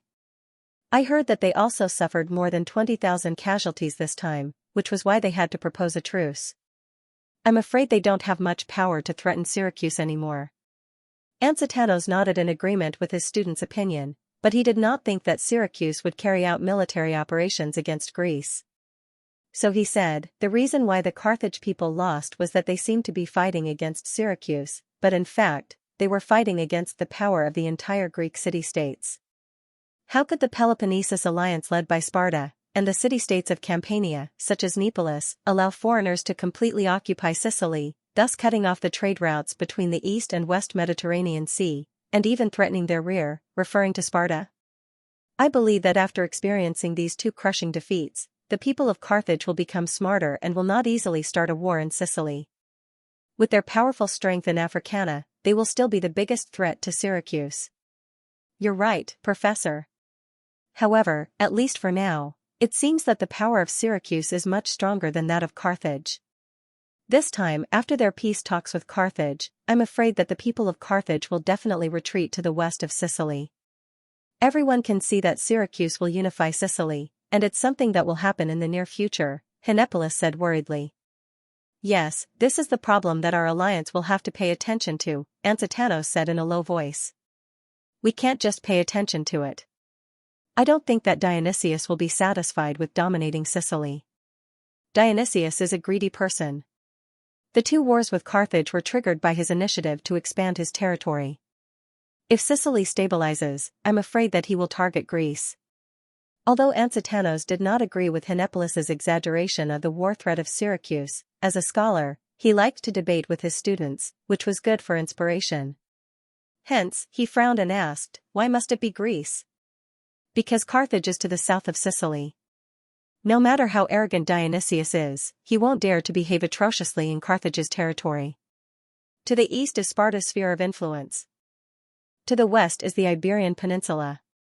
Not only is it a long voyage, I heard that there are many colonies established by the people of Carthage there. Unless Dionysius is out of his mind, it's impossible for him to go on an expedition and make the same mistake as Athens. Therefore, it could only be Magna Graecia in the north, which was only separated from Sicily by the narrow Strait of Messina. Dionysius could send 100,000 troops to Magna Graecia in half a day. And I think that Dionysius has long coveted Greece. Otherwise, he wouldn't have married a Rockley woman and formed an alliance with Rockley. Now, when he was fighting with Carthage, he didn't forget to send spies to disturb Dionia. His ambition for Greece is very obvious. Henri, you have to understand that it's one thing to have ambition, but it's another to be able to start a war. Dionysius may have coveted Greece, but Greece now has the Dionia alliance. As Ansitanos spoke, a strange thought suddenly came to his mind. If Thurii was still the Thurii of the past, the future of the city-states in Greece would be unimaginable when faced with the behemoth Syracuse. Thanks to Hades for sending Devers, he established the Dionia alliance and almost integrated the power of Greece, so Dionysius had to treat it seriously. Syracuse has been fighting wars every year. I heard that the national treasury can't make ends meet, and the people are very dissatisfied. I believe you felt it when you strolled around the city these days. In such a terrible situation, can Syracuse launch a large-scale war like the one against Carthage? I don't think it's possible. Besides, this time we came to Syracuse to let Dionysius know the determination of the Dionia alliance and completely dispel his unrealistic ambition. Anxitanos said confidently. Henipolis was influenced by him and nodded cautiously. At this time an attendant walked into the guest room and said, "Lord Anxitanos, someone is looking for you outside." He said he was sent by Philistos. Philistos, an important minister of Dionysius? Anxitanos and his student looked at each other. Anxitanos was invited to the banquet hosted by Philistos tonight. At dusk, the carriage sent by Philistos arrived at the hotel. Anxitanos and Henipolis boarded the carriage. Anxitanos' emissary group lived in the city center of Syracuse. The original colony of Syracuse was Ortygia Island. A few decades ago, Dylan became the tyrant of Syracuse. He led a large number of immigrants and began to expand inland. The expanded urban area was the current city center of Syracuse. Most of the temples, theaters, and markets were concentrated here. But this area, which was not small to begin with, was only a small part of the city that the Syracuse people expanded. After Dionysius came to power, in order to fight against Carthage, he was deeply aware of the strategic importance of the Epipoli highland to the city's defense. During the Peloponnesus War, Athens's expedition to Sicily occupied the highland and fought a long battle against the people of Syracuse. Therefore, he mobilized more than 6,000 free men, and under the stimulation of the promise of citizenship, they quickly built a wall about 15 miles long, encircling the Epipoli highland, which was 6 times the size of the central district, into the city of Syracuse. At this point, the city of Syracuse became the largest city in all of Greece. It faced the sea in the east, with steep cliffs and cliffs. It faced the mountains in the west and north, treacherous and difficult to climb. Only the southwest side was close to the port, but there were also swamps and rivers that hindered the march. When Carthage led the army to attack the city of Syracuse, they could not do anything to the giant city, and in the end, they were defeated due to the outbreak of the plague. Anxitanos' carriage headed towards the southeast corner of the city of Syracuse, and its destination was the island of Ortygia. Although it was called an island, it was actually connected to the mainland. It was the original colony of the people of Syracuse, and later became the location of the Acropolis of Syracuse. Most of the Greek city-states had their Acropolis in the center of the city, but the Acropolis of Syracuse was isolated in the sea, which was quite strange. Dionysius happened to have his eyes on the geographical location of Ortygia, and built his palace on the island. Due to the lesson learned from being almost ousted by the citizens of Syracuse twice, he surrounded the entire island with walls and a garrison. Only his friends and supporters were allowed to live on the island, and of course, Philistos' mansion was also located on the island. The carriage sped all the way, and stopped when it reached the isthmus that connected Ortygia to the mainland. In front of the carriage was a tall wall, completely cutting off the road to the island. In front of the wall, there was a small but sturdy castle. It could be imagined that if an enemy attacked from here, they would be attacked by the combined forces of the castle and the soldiers on the city walls. Anxitanos was deeply moved by this arrangement. He returned to the carriage and said to Henipolis in a low voice, "If the leader of a city-state is so wary of his citizens, how can he be loved by them? Being a citizen of Syracuse almost cost him his life. It's not easy being a tyrant." Henipolis had been wandering around Syracuse for the past 2 days. He understood Dionysius's actions.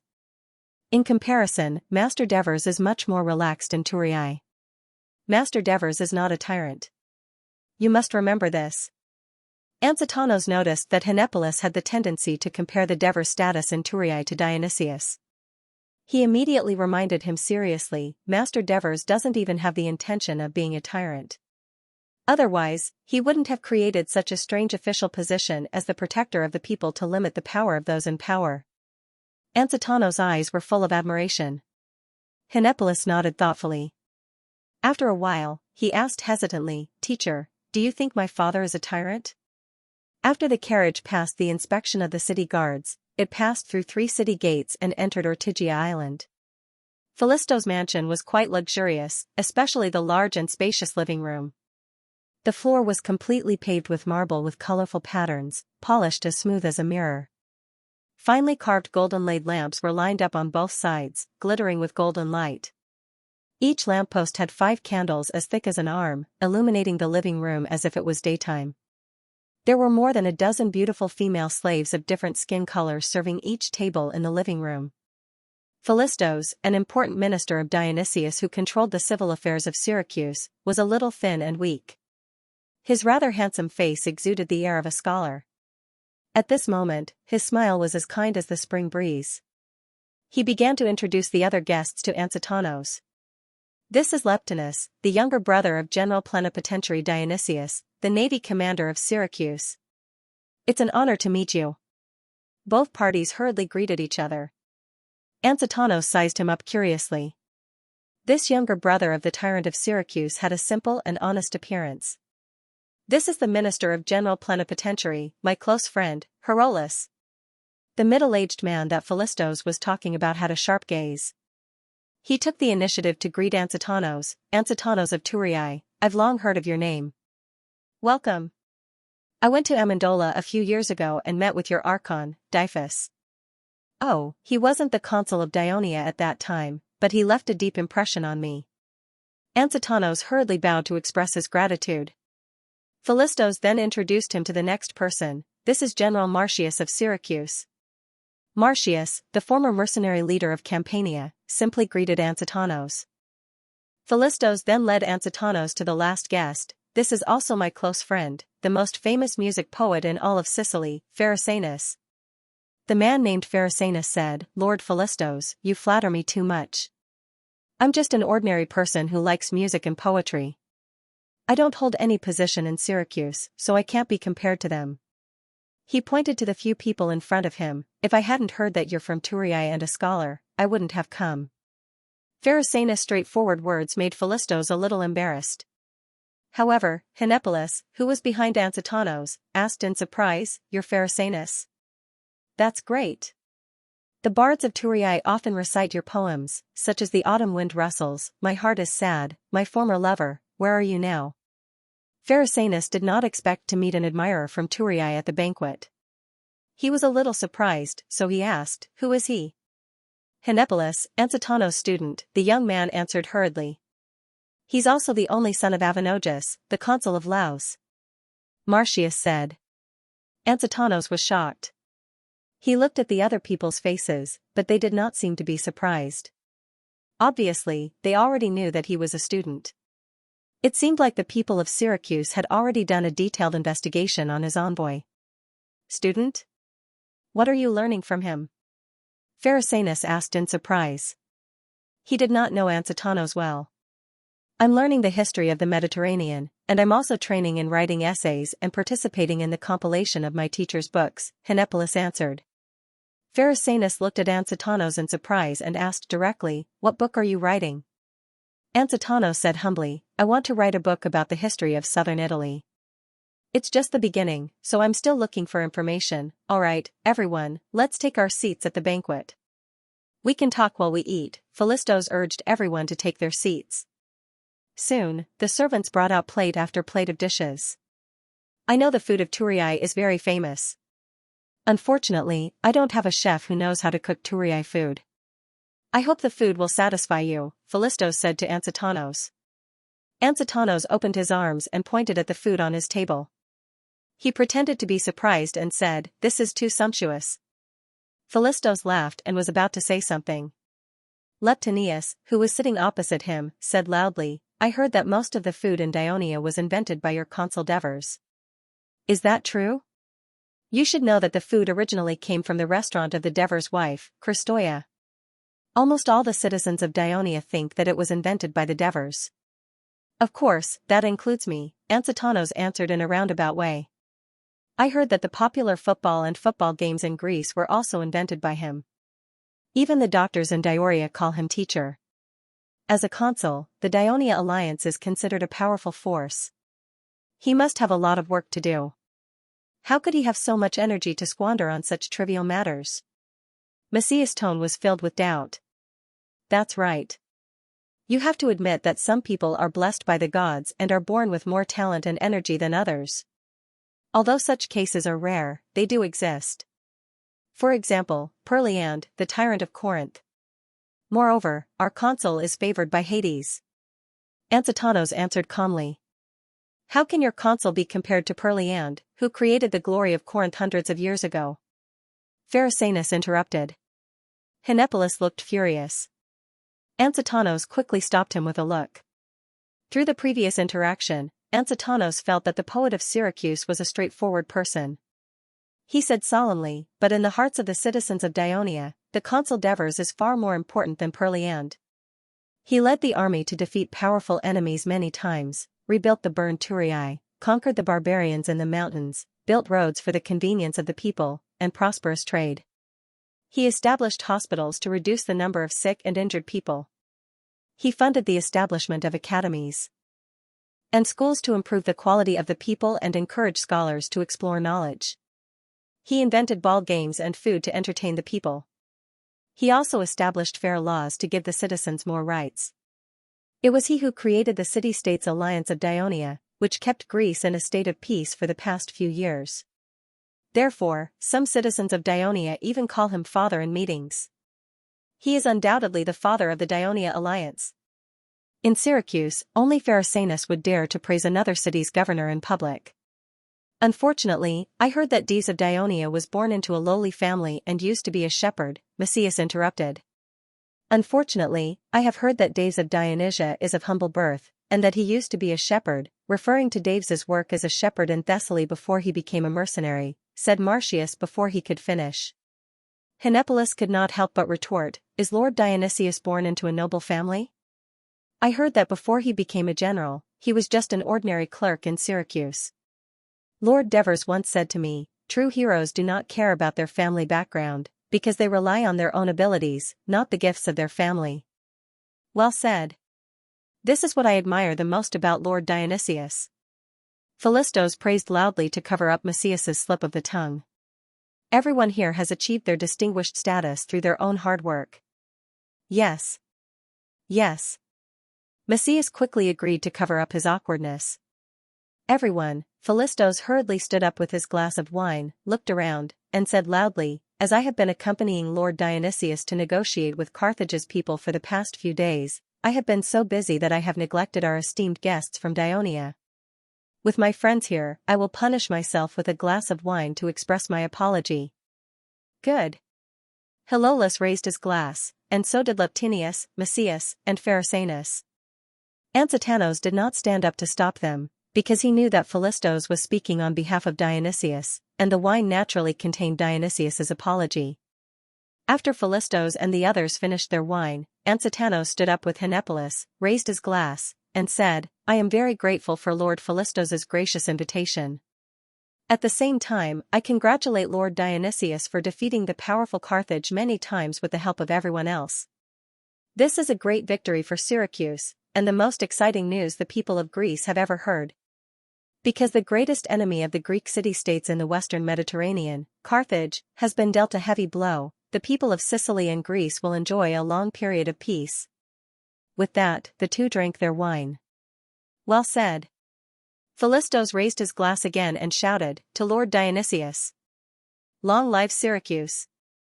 When the others raised their glasses to congratulate him, Anxitanos noticed that Hilolus's expression was not as serious and enthusiastic as the other two, and Pharisaius did not follow suit. Instead, he shouted, to the peace of Sicily. Then Philistos made a gesture, and the musicians and dancers walked into the hall, and the banquet officially began. In the beautiful melody, under the gentle swaying of the gentle dance, everyone toasted each other and ate heartily. When the music stopped and the dancers left, Hinepolis was unknowingly full under the coquettish voice of the beautiful female slaves. He saw that Marcius had already kissed and slept with the female slaves, and Leptinus was also flirting with the female slaves. Only Hilolus was still eating slowly and elegantly, and Pharisaius had even dismissed the female slaves on his left and right. He then turned his head to look at his teacher Anxitanos, who was eating very little and watching the dance with a smile on his face. Hinepolis suddenly felt ashamed of his poor self-control. At this time, Philistos, who was sitting on the main seat, coughed twice and attracted everyone's attention. He then said, Lord Anxitanos, since the establishment of the Dionia alliance, there has been no formal diplomatic contact between our two sides. This time, did Dionia send you to Syracuse for the sake of friendship? Here it comes. Anxitanos had been gathering his strength for a long time, waiting for this moment. He immediately smiled and said, "Of course it's for the sake of friendship. Syracuse is a large state of Sicily, and Dionia is also a powerful alliance of Great Greece. Before this, one of them was busy dealing with Carthage, and the other was busy fighting off the natives in the mountains. Due to various reasons, the two great Greek forces that were so close to each other did not establish friendly contact and communication, which led to a regrettable incident. Anxitanos purposely stopped talking. The people in Syracuse did not speak, but it was Pharisanus who asked curiously, "What's a regrettable incident?" Anxitanos seized the opportunity to continue the conversation. Several senators in the Senate of Dionia were accused by the people of corruption and other crimes. When we were collecting evidence of their illegal acts, we found a large number of silver coins of 4 drachmas from Syracuse in their mansions and some letters. These letters, Anxitanos looked at Philistos. Philistos seemed to be listening attentively. The main content was to communicate with Polixus, the convicted senator of Dionia, about how to disrupt the order of the Dionia alliance, cause riots among the people, oust the consul Devers, and so on. These letters were signed by Philistos. Anxitanos looked at the host of the banquet again. The letters also mentioned that he was ordered by Lord Dionysius. Polixus himself also admitted that he was supported by Syracuse, which was why he dared to carry out these actions that betrayed the alliance. There's such a thing? Philistos looked shocked. I've never written a letter to anyone called Bo. Polixus. This is really. Lord Anxitanos, did you bring the letters you mentioned? I did. Anxitanos was already prepared. He took out a letter from the bag he carried and handed it to the female slave next to him. Philistos couldn't wait to take the letter and read it. Then, he put on a relieved smile. Lord Anxitanos, if the handwriting and signature of every letter in your hand are the same, I can tell you for sure that these letters were not written by me. Oh? Anxitanos pretended to be surprised. Go and get a few copies of the letters with my signature from my study, Philistos immediately ordered his slave. Let me see this letter, Herolas said, and Philistos handed the letter to him. Just when the slave went to get the letter and the banquet fell into a temporary silence, Herolas took the letter and said, Well, Lord Anxitanos, I was very shocked when I heard the news you just said. But I would like to try to stand on the sidelines and say my own judgment. Philistos is a proud and virtuous man of letters. He would not stoop to such despicable things as a despicable man would do, nor would he ever have a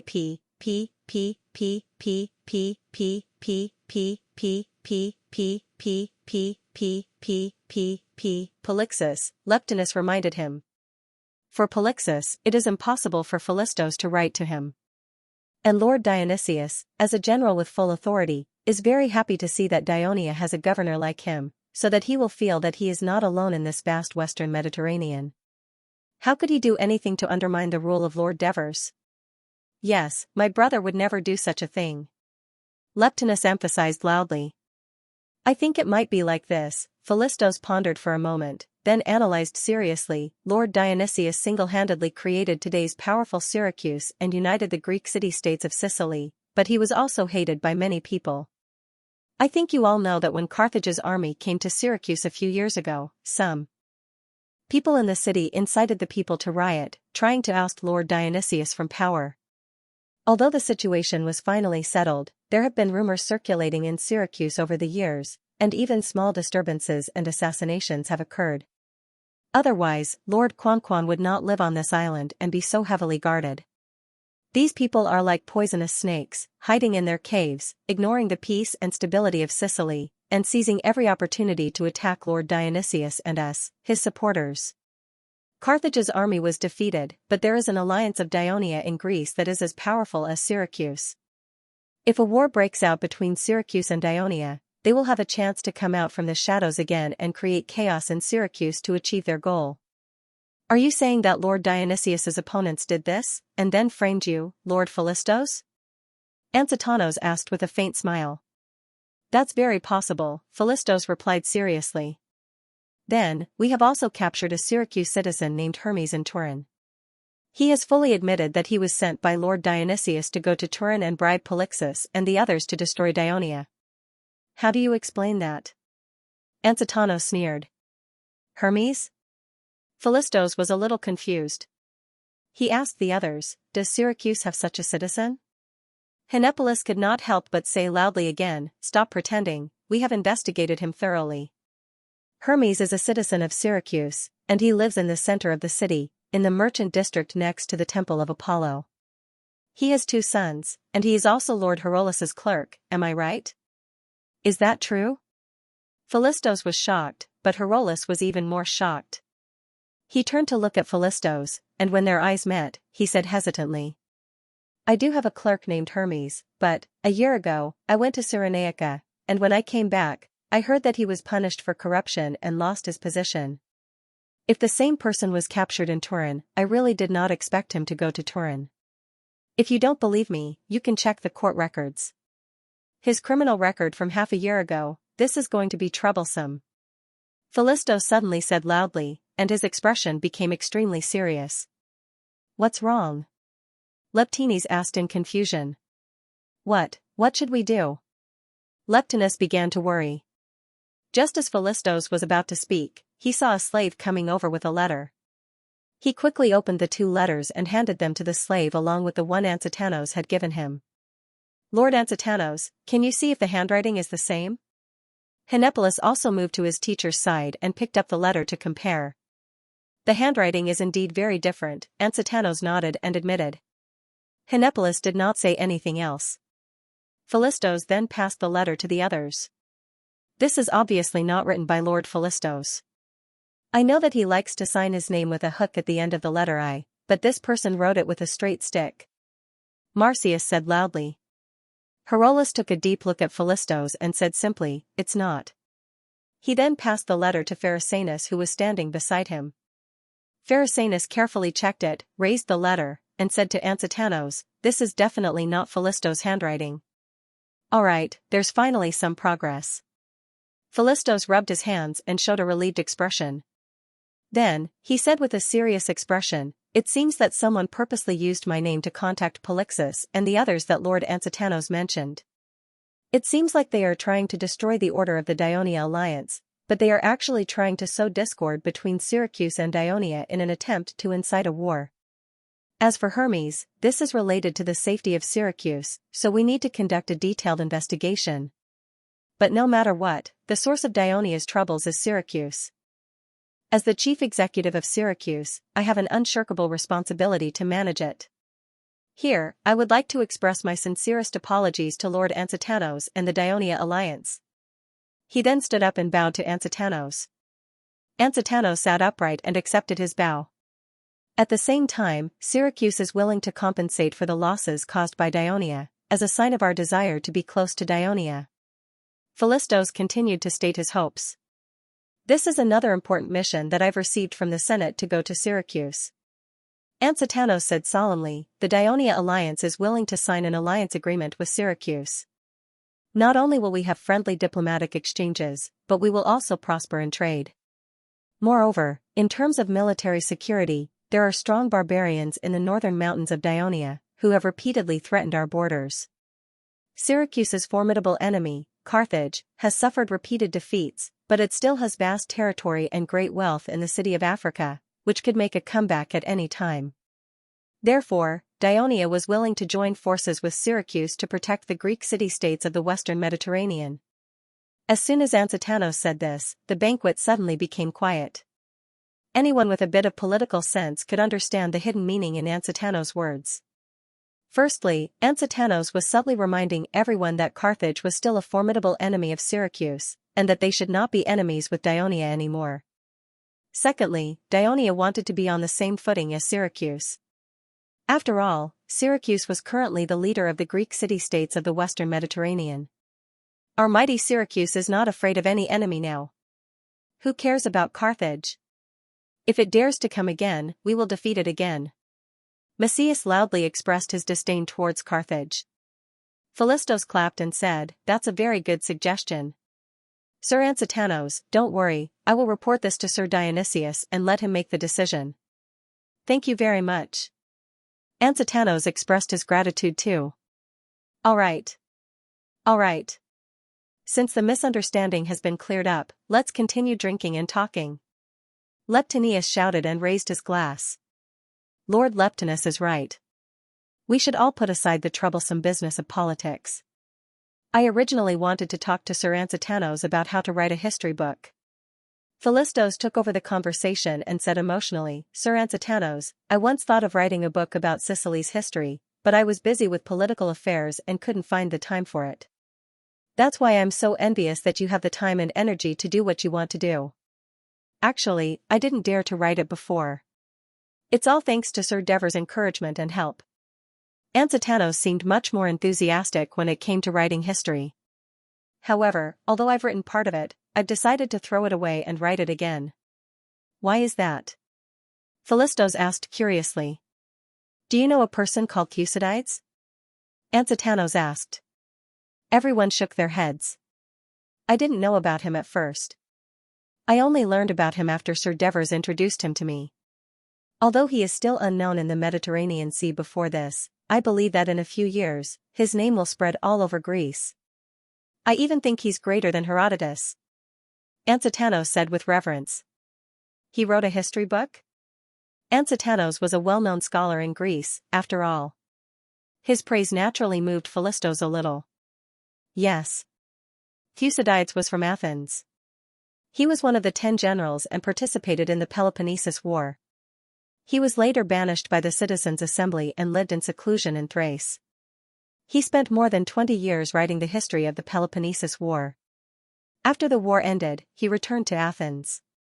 When Sir Dever sent someone to visit him, he was already seriously ill. He was lying in bed and couldn't even pick up a pen. Sir Dever spent a lot of money to copy the original manuscript from his nephew. He brought it back to Thurii and prepared to store it in the library that was about to be built. I read the book carefully. Although it wasn't finished, it was definitely a great historical work. Thucydides abandoned some of Herodotus's methods. He didn't write any prophecies in the book. Instead, he described every major event that happened in the Peloponnesus War in chronological order. Just as he wrote at the beginning, part of my record is based on my own experience, and part of it is based on the materials provided to me by other witnesses. I've tried my best to verify it in the strictest and most detailed way. Moreover, although he was from Athens, he didn't side with Athens. Instead, he described Athens, Sparta, and other city-states that were involved in the war in a completely neutral manner. Although he said that my historical work without anecdotes is not very interesting, every time I think about this book, the image of the Peloponnesus War comes to my mind. I think even if decades or centuries pass, people will still be willing to read it again and again to understand the truth of the war. And we scholars who are willing to write history should also learn from him and use his historical work as a template to write a new history. This is why I want to rewrite it. After Anxitanos finished speaking, Philistos couldn't sit still anymore. He asked eagerly, what's the name of this history book written by Thucydides? Has it been published? The History of the Peloponnesus War. I don't think it has been published yet, but it should be soon, Anxitanos said. Anxitanos said, if Lord Philistos is eager to read it, I can write another copy and send it to you after I go back. Thank you so much. Philistos thanked him profusely. It's nothing. I'm glad to see another colleague on the path of exploring history. Anxitanos said sincerely. Well said. I also hope to learn from Lord Anxitanos in the future and have an exchange in writing history. Come, let's drink to our friendship. Philistos then raised his glass to Anxitanos. The two drank it in one gulp. The others also raised their glasses happily, and the atmosphere became lively. Philistos put down his glass, wiped the foam from the corner of his mouth, and said in high spirits, how great it would be if the Thucydides scholar you mentioned was here. I don't think that's possible, Anxitanos said in a deep voice. Anxitanos said in a deep voice, Thucydides from Athens, has passed away not long ago. Philistos' smile froze on his face, and he cried out involuntarily, what? He's dead? Yes, this is the exact news from Athens. I originally wanted to find time to visit him in Athens, but... Anxitanos looked regretful and sad. What's there to be sad about? From what you said, this man from Athens left behind a great work, so even if he went to the nether prison, he had no regrets. Philistos opened his slightly drunk eyes and shouted, "Bring me the lyre, I want to sing a song for him." It's rare to hear Philistos sing a song. Herolas also began to get excited. Under Philistos' signal, the slave brought the lyre.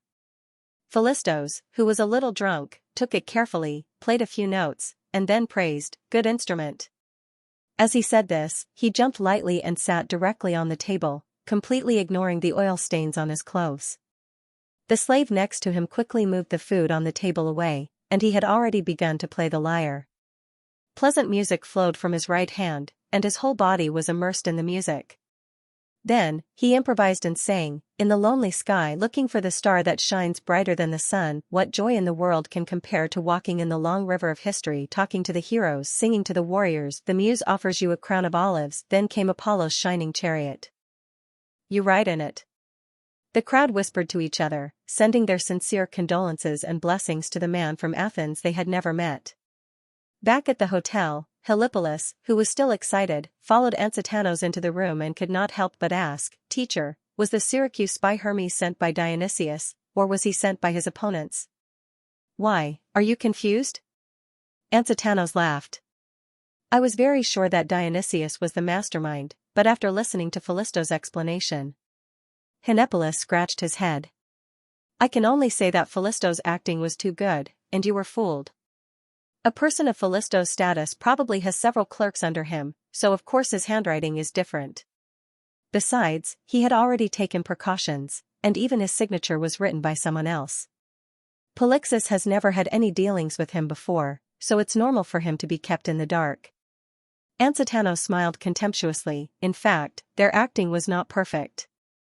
If you look closely, you will find that the minister named Herolas looked a little unnatural when Philistos was defending himself. Obviously, they did not completely communicate." "Oh, so that's how it is." Helipolis recalled the scene at that time, and suddenly came to a realization. Then, he said angrily, "But teacher, why didn't you expose him on the spot?" "Why should I expose him?"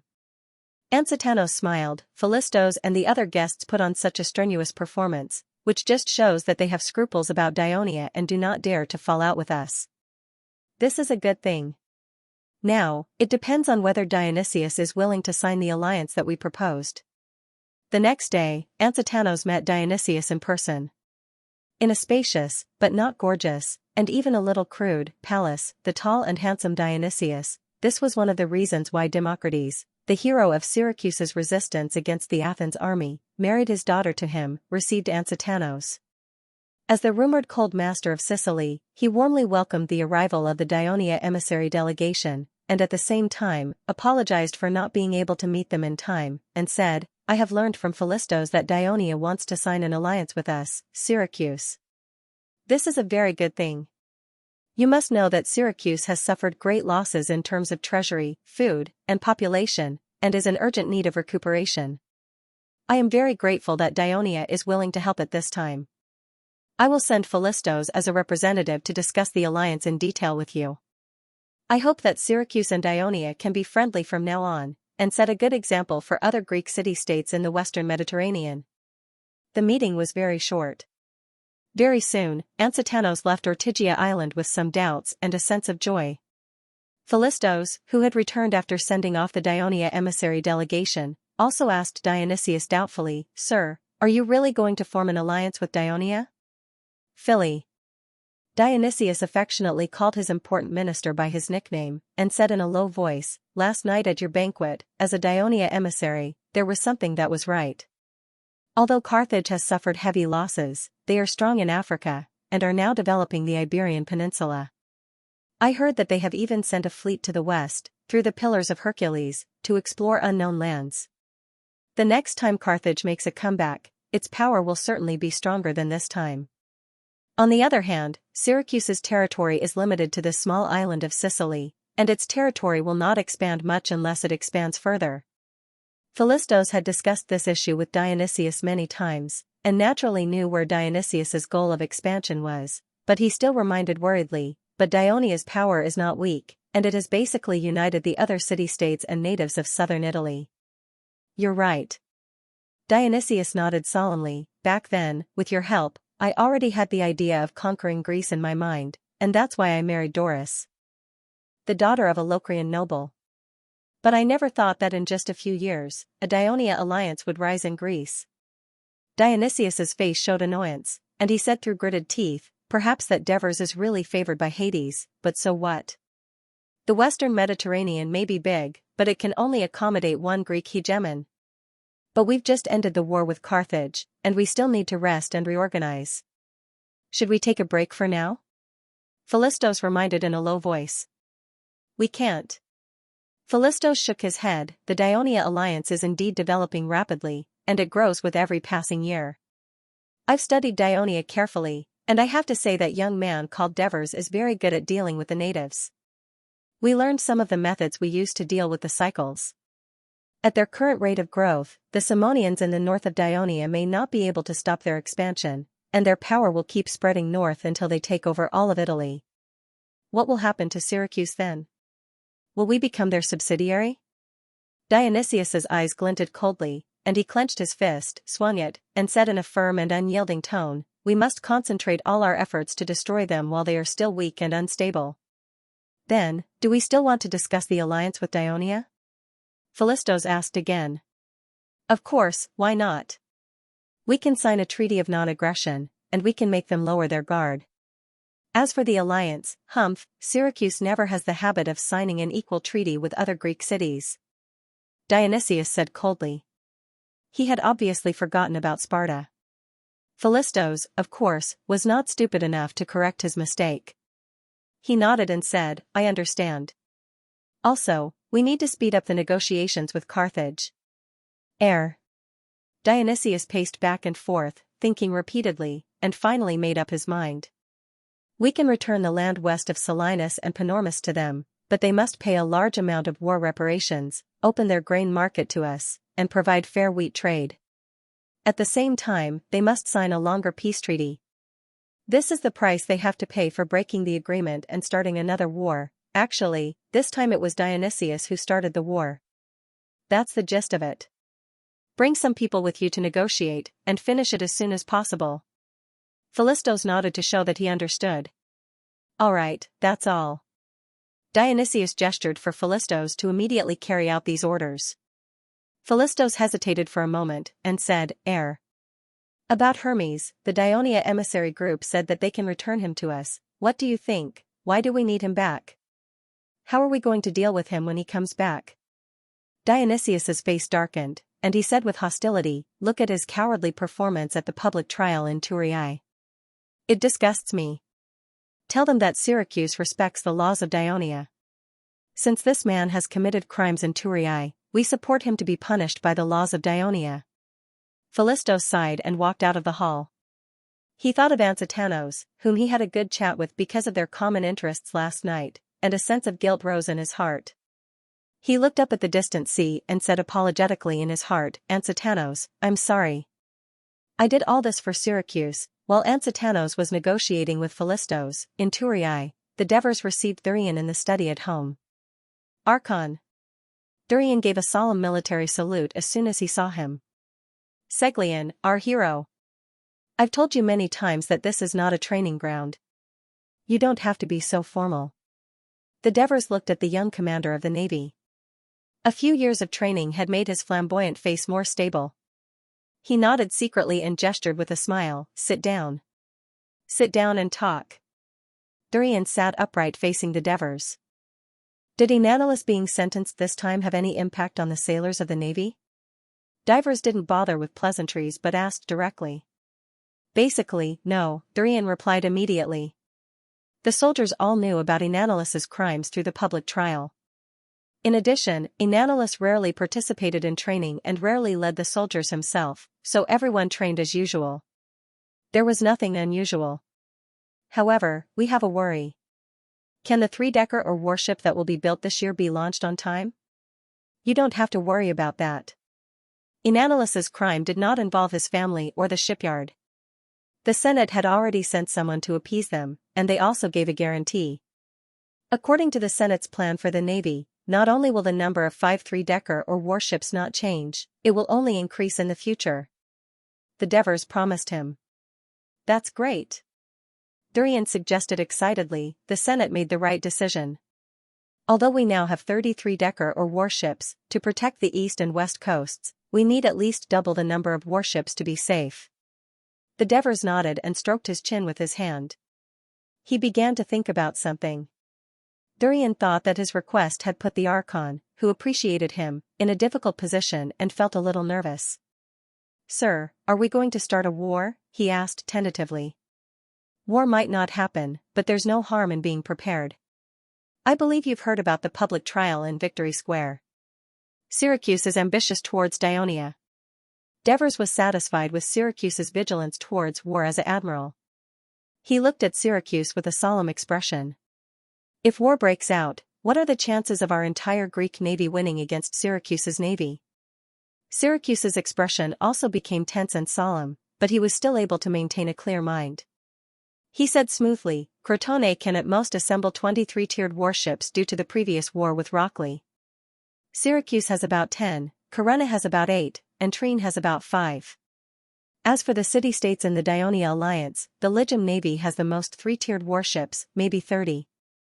Heraclea and Metapontum can assemble 5 at most.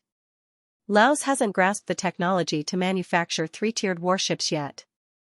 Castellan and Eliad don't have 3-tiered warships, only small and medium-sized warships. Oh, there's also Tarentum. I almost forgot about it. It has about 25 3-tiered warships, Tarentum. This reminded Devers that Dionia had been estranged from him for the past 2 years. However, in the face of a greater threat, Devers decided to improve their relationship. If we gather the naval forces of all the city-states in Greece, there will be about 133 tiered warships. Including the small and medium-sized warships, there will be about 250. According to the information we received, Syracuse currently has close to 403 tiered warships, and the total number of warships is probably more than 600. However, although the difference in numbers is huge, it's not that we can't fight against Syracuse. It's just that. Syracuse said with a gloomy expression, the key is that the warships of the Greek city-states are too scattered, and it's easy for the enemy to destroy them one by one.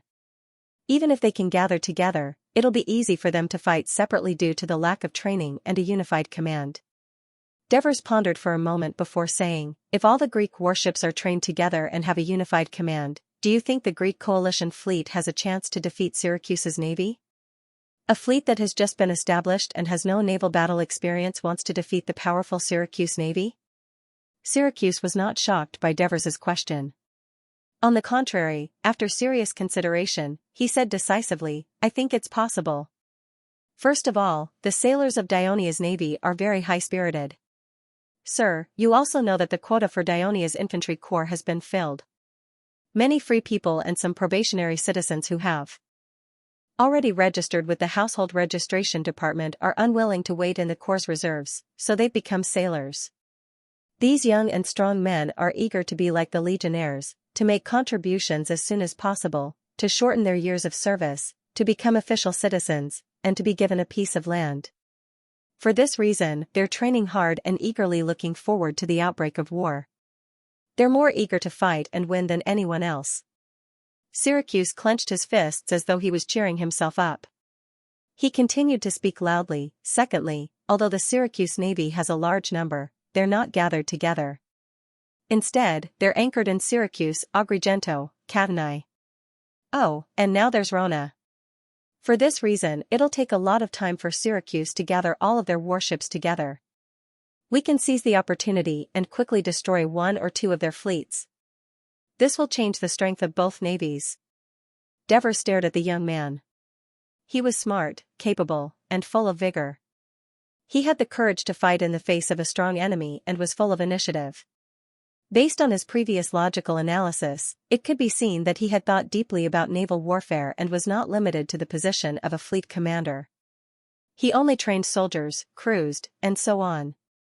This was a naval talent. Devers finally made up his mind. He said in a deep voice, "You're right.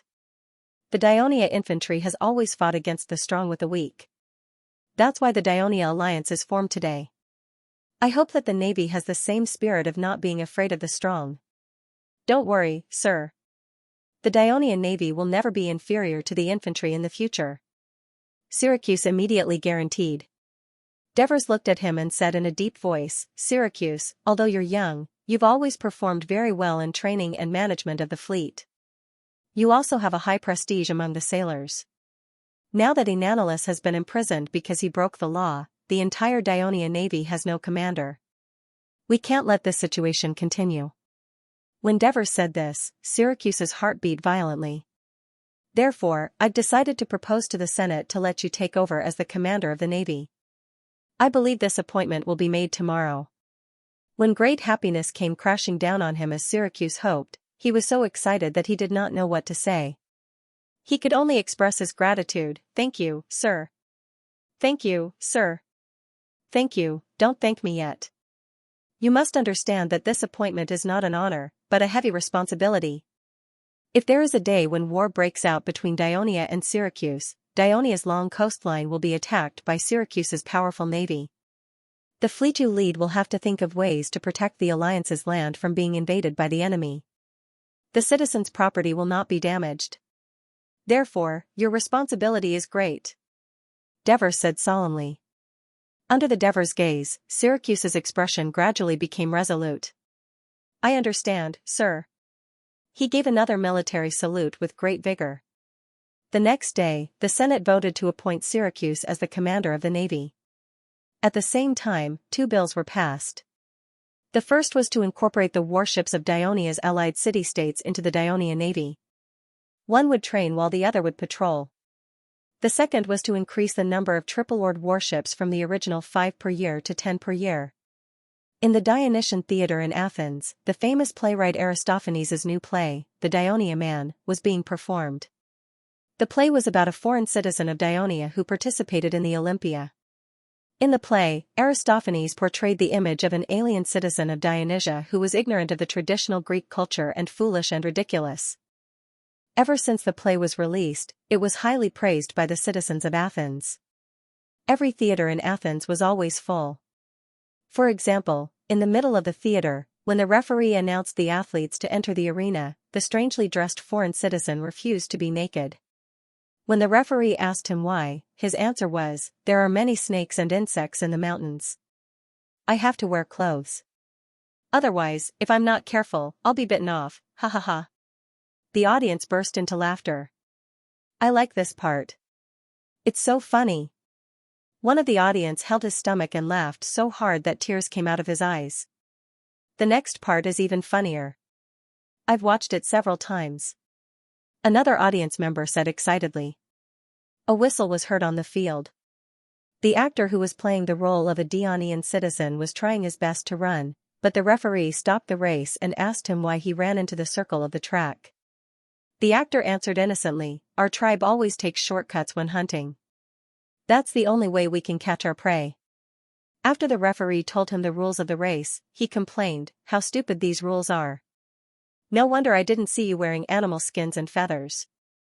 It's impossible for you to catch the prey. The audience laughed from the beginning to the end. In the end, the foreign citizen won the race.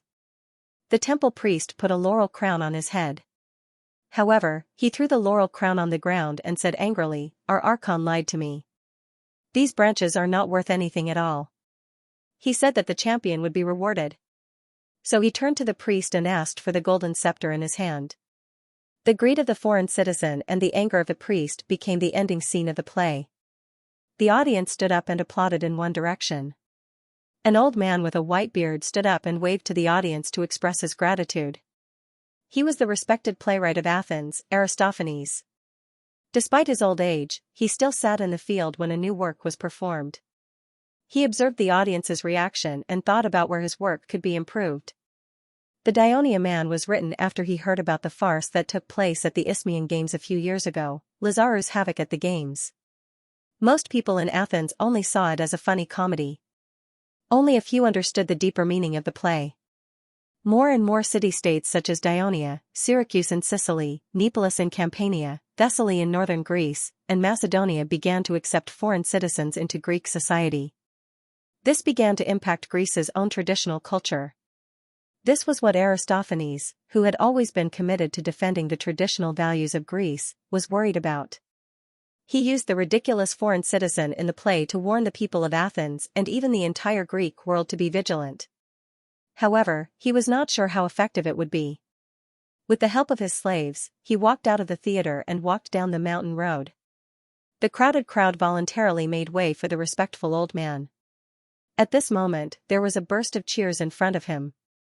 What happened? The audience patted each other on the shoulder and asked curiously. "Help me sit down." Aristophanes sat on the side of the mountain path, looking at the cheering crowd. He was equally excited. Although he knew that Khanon of Athens was now a naval general hired by Persia and led the Persia fleet, this victory had greatly reduced the threat that Athens faced from the sea.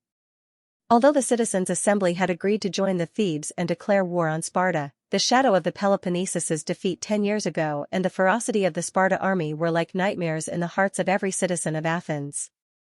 Especially now, although the war was in a stalemate at the Isthmus, the Allies still had more losses than victories.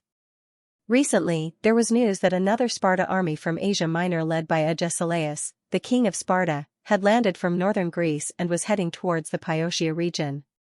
How? Could the citizens of Athens not be nervous and afraid? The victory of this naval battle was like a timely rain, relieving the burden on their hearts. They cheered loudly to vent the fear that had been suppressed for a long time. Aristophanes was pleased to see that the city of Athens had become a little livelier. Then, he showed a surprised expression. At the corner of the street, there was a man in tattered clothes sitting on a dusty step, leaning against the rough stone wall, looking attentively at something. This quiet scene was a stark contrast to the joy around him, and the man's back was familiar to Aristophanes. He walked over and called out uncertainly, "Antistene?" The man turned around and looked at Aristophanes. He had no intention of standing up. "Aristophanes, if you are here to ask me about Plato's whereabouts, don't disturb my reading."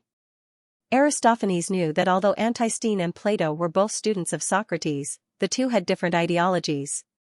He said with a hint of mockery, "I just want to tell you that the fleet led by Khanon defeated the Sparta navy. Now the whole city is celebrating this victory." "So what?" Antistene said disapprovingly, "Victory will only encourage the people to blindly throw themselves into the war. Athens has only been peaceful for a short time, and this will be a long war." He then shook his head and glanced at Aristophanes. "You just came back from the theater, right? The new play you wrote, Dionia, seems to be very popular among the people." Aristophanes was not satisfied with Antistene's negative attitude towards the news of their victory. "Oh. Antistene, who has always rejected theatrical entertainment, actually knows about my new play. I'm so honored. That's because people have been talking about it every day for the past few days." "I say, you're being too nosy. It's up to Dionia to send their citizens to participate in the games. What's the point of writing a play to satirize them?"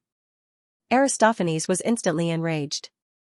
Just as he was about to retort, Antistene tilted his head and picked his ear with his finger. "Did you know that after the news of Dionia's public trial of traitors and the public exposure of Syracuse's ambitions, Ceresibulus and the other generals in the executive committee were discussing whether to send messengers to Dionia to discuss an alliance with them so that Dionia can contain Sparta's ally, Syracuse? It's better if you don't put on a show to avoid provoking Dionia and causing the alliance to fail. Ceresibulus and the others can do whatever they want, but they have no right to interfere with the legitimate freedom of a citizen of Athens." Aristophanes shouted angrily. "That's what I wanted to say too." Antistene pointed at the cheering crowd. "What does their victory have to do with me?" Aristophanes was so angry that he simply turned around and left. Once again, he confirmed his own understanding. The reason why he could be good friends with Plato but always estranged from Antistene was because of his sense of responsibility. Antistene, on the other hand, did not care about Aristophanes' departure. He gently brushed away the dust that had fallen from his book and focused on reading again. Agesilaus led his army through Thrace and Macedonia and arrived in central Greece. In Amphipolis, he heard the news of Sparta's victory at Corinth, but this did not cheer him up because the Sparta army was still blocked at the Isthmus and could not advance an inch. He was worried about the war, so he hastened his march, but when he reached Colonia, he encountered a solar eclipse. The soldiers panicked and thought that it was a bad omen. Then, Agesilaus received news that the Spartan navy had been defeated at Knidos. He was shocked and secretly glad that he had chosen to rush to Piotia by land instead of by sea. Otherwise, he might still be blocked in Asia Minor. He immediately blocked the news to prevent the morale of his army from wavering. At the same time, he felt that he had to start a war soon and use victory to wash away this bad news. So, he led his army again and finally entered the Piotia region. He encountered the anti-Sparta coalition army stationed at Corso, guarding the passage to the Thebes. A war was inevitable. Before the war, he summoned the famous leader of the 10,000 Persia expedition, Xenophon. This 35-year-old man from Athens had fought with Sparta for 5 years in Asia Minor and was already a veteran general. Standing in front of Agesilaus, he was like a tall cedar tree, exuding an imposing aura. Agesilaus looked at him with admiration and said, "Xenophon, my friend. The enemies of Sparta are in formation in front of us. We can only advance to the city of Thebes if we defeat them. But, in the enemy's army, there are reinforcements from Athens. Among them may be your family, your friends, your classmates. Fighting with them face to face will undoubtedly be an extremely painful thing for you. Sigh, although I am a little reluctant, but..." Agesilaus showed an unusually regretful expression and said emotionally, I allow you to lead your army and leave, you can even join the other party. I am very grateful for your selfless help to Sparta over the years. Even if you and I will become enemies in the upcoming war, I will still see you as my close friend. Xenophon was furious after hearing this. King of Sparta, you are questioning my integrity. Before leading the mercenaries to follow you out of Asia Minor, I have already said that ever since the Athens assembly executed my teacher Socrates and judged me guilty in absentia, I have already regarded Athens as my enemy. Moreover, I agree with Sparta's political philosophy and am willing to fight for it. I have also sworn to Zeus. Now that you insist on me leaving here, I will leave. With that, he turned around and walked out of the tent without any reluctance. Xenophon, please forgive my rudeness just now. Agesilaus hurriedly pulled him back and apologized profusely. I originally did not want you to fight with your compatriots to prevent you from feeling uneasy. However, I now realize that you have a great belief that far exceeds the feelings of an ordinary motherland. For this, I want to apologize to you. With that, he bowed sincerely to Xenophon. Xenophon hurriedly stopped him. The anger in his heart had mostly dissipated. I have decided to appoint you as the commander of the Middle Army in tomorrow's battle. Agesilaus decisively made a decision. Xenophon was a little surprised, but he did not decline and accepted the order gladly. This was because he knew that there had been some rumors about him circulating in the army recently. He secretly swore that in this battle, he would use practical actions to shut up those who doubted him. Xenophon left the tent. Agesilaus' adjutant, who was also his son, Archidamus, came in. After learning of his father's decision, he could not help but be surprised. Father, you really want a person from Athens to be the commander of our middle army? What's wrong with a person from Athens? Agesilaus raised his eyebrows and said loudly at a volume that even the guards outside the tent could hear, Xenophon is a true friend of mine. I have always been trustworthy towards my friends. What's more, Xenophon is a very talented person. He deserves my trust. At this point, Agesilaus suddenly thought of something. He sighed and said to his son in a deep voice, You have to understand that Sparta has already missed the Devers that Calithorpe strongly recommended. And the city-states alliance of Dionia, which the young man established in just a few years, has already become a big problem for Dionysius. We cannot push Xenophon to the enemy anymore. The next day, both sides lined up in Carozo. Agesilaus led the main force of Sparta and lined up on the left. The side facing the allied forces was their old enemy, the Aegotians. Xenophon led the remnants of the 10,000 expeditionary army and other Asia Minor mercenaries in the middle, facing his mother state, Athens. On the right flank of the middle was Sparta's ally, the Phocis. The most important city in the region where the Phocis were located was Delphi, facing the instigators of the war, the Thebes. At the moment, at the front of the Thebes formation, the 26-year-old Peropidas and Epaminonda were in the formation as heavy infantry. Why hasn't the bugle sounded yet? I can't wait. Peropidas said eagerly. Epaminonda did not speak. He looked ahead with a gloomy expression. Epaminonda, what are you worried about? Are you afraid that we can't beat the Phocis? Peropidas noticed his good friend's strange expression and asked. I'm not worried about the Phocis. They've never been our match. What I'm worried about is the Agatians. I'm worried if they can block Sparta's left-handed attack, Epaminonda said worriedly. At the end of the Battle of Caruso, Agesilaus defeated the Agatians, while the Thebes defeated the Phocis. Xenophon led the mercenaries to attack the Athens army. When the situation was unfavorable for the anti-Sparta coalition, the coalition forces chose to retreat. Agesilaus' troops suffered too many casualties and were unable to give chase. The coalition forces successfully returned to the camp and continued to defend Caruso. Although Agesilaus won, he could not pass through Caruso. As the enemy's reinforcements continued to arrive, the anti-Sparta coalition forces continued to grow. Agesilaus realized that he could not stay here any longer, so he could only give up on his plan to attack the Thebes territory. He was forced to lead his army to retreat west and finally reach Delphi. He crossed the Corinth Bay and met up with the Sparta army that was still fighting in Corinth. Sicarion, who was already the commander of the Dionian navy, came to the Devers' residence again. His attitude toward the Devers was as respectful as before. The Devers called him over this time not only to congratulate him on his promotion, but also to discuss something more important. Sicarion, I have been thinking about the strategy you told me about against the Syracuse Navy for the past 2 days. I feel that although there is a chance of victory, the risk is too great. I have an idea that may greatly increase the chances of the Dionian Navy winning. Sir, what is it? Sicarion asked hurriedly. He was not pretending. If someone else said this, he would definitely think that it was wishful thinking. However, this came from the miracle maker Devers that the soldiers praised. How could he not take it seriously? Look at this. The Devers handed a parchment scroll to Sicarion.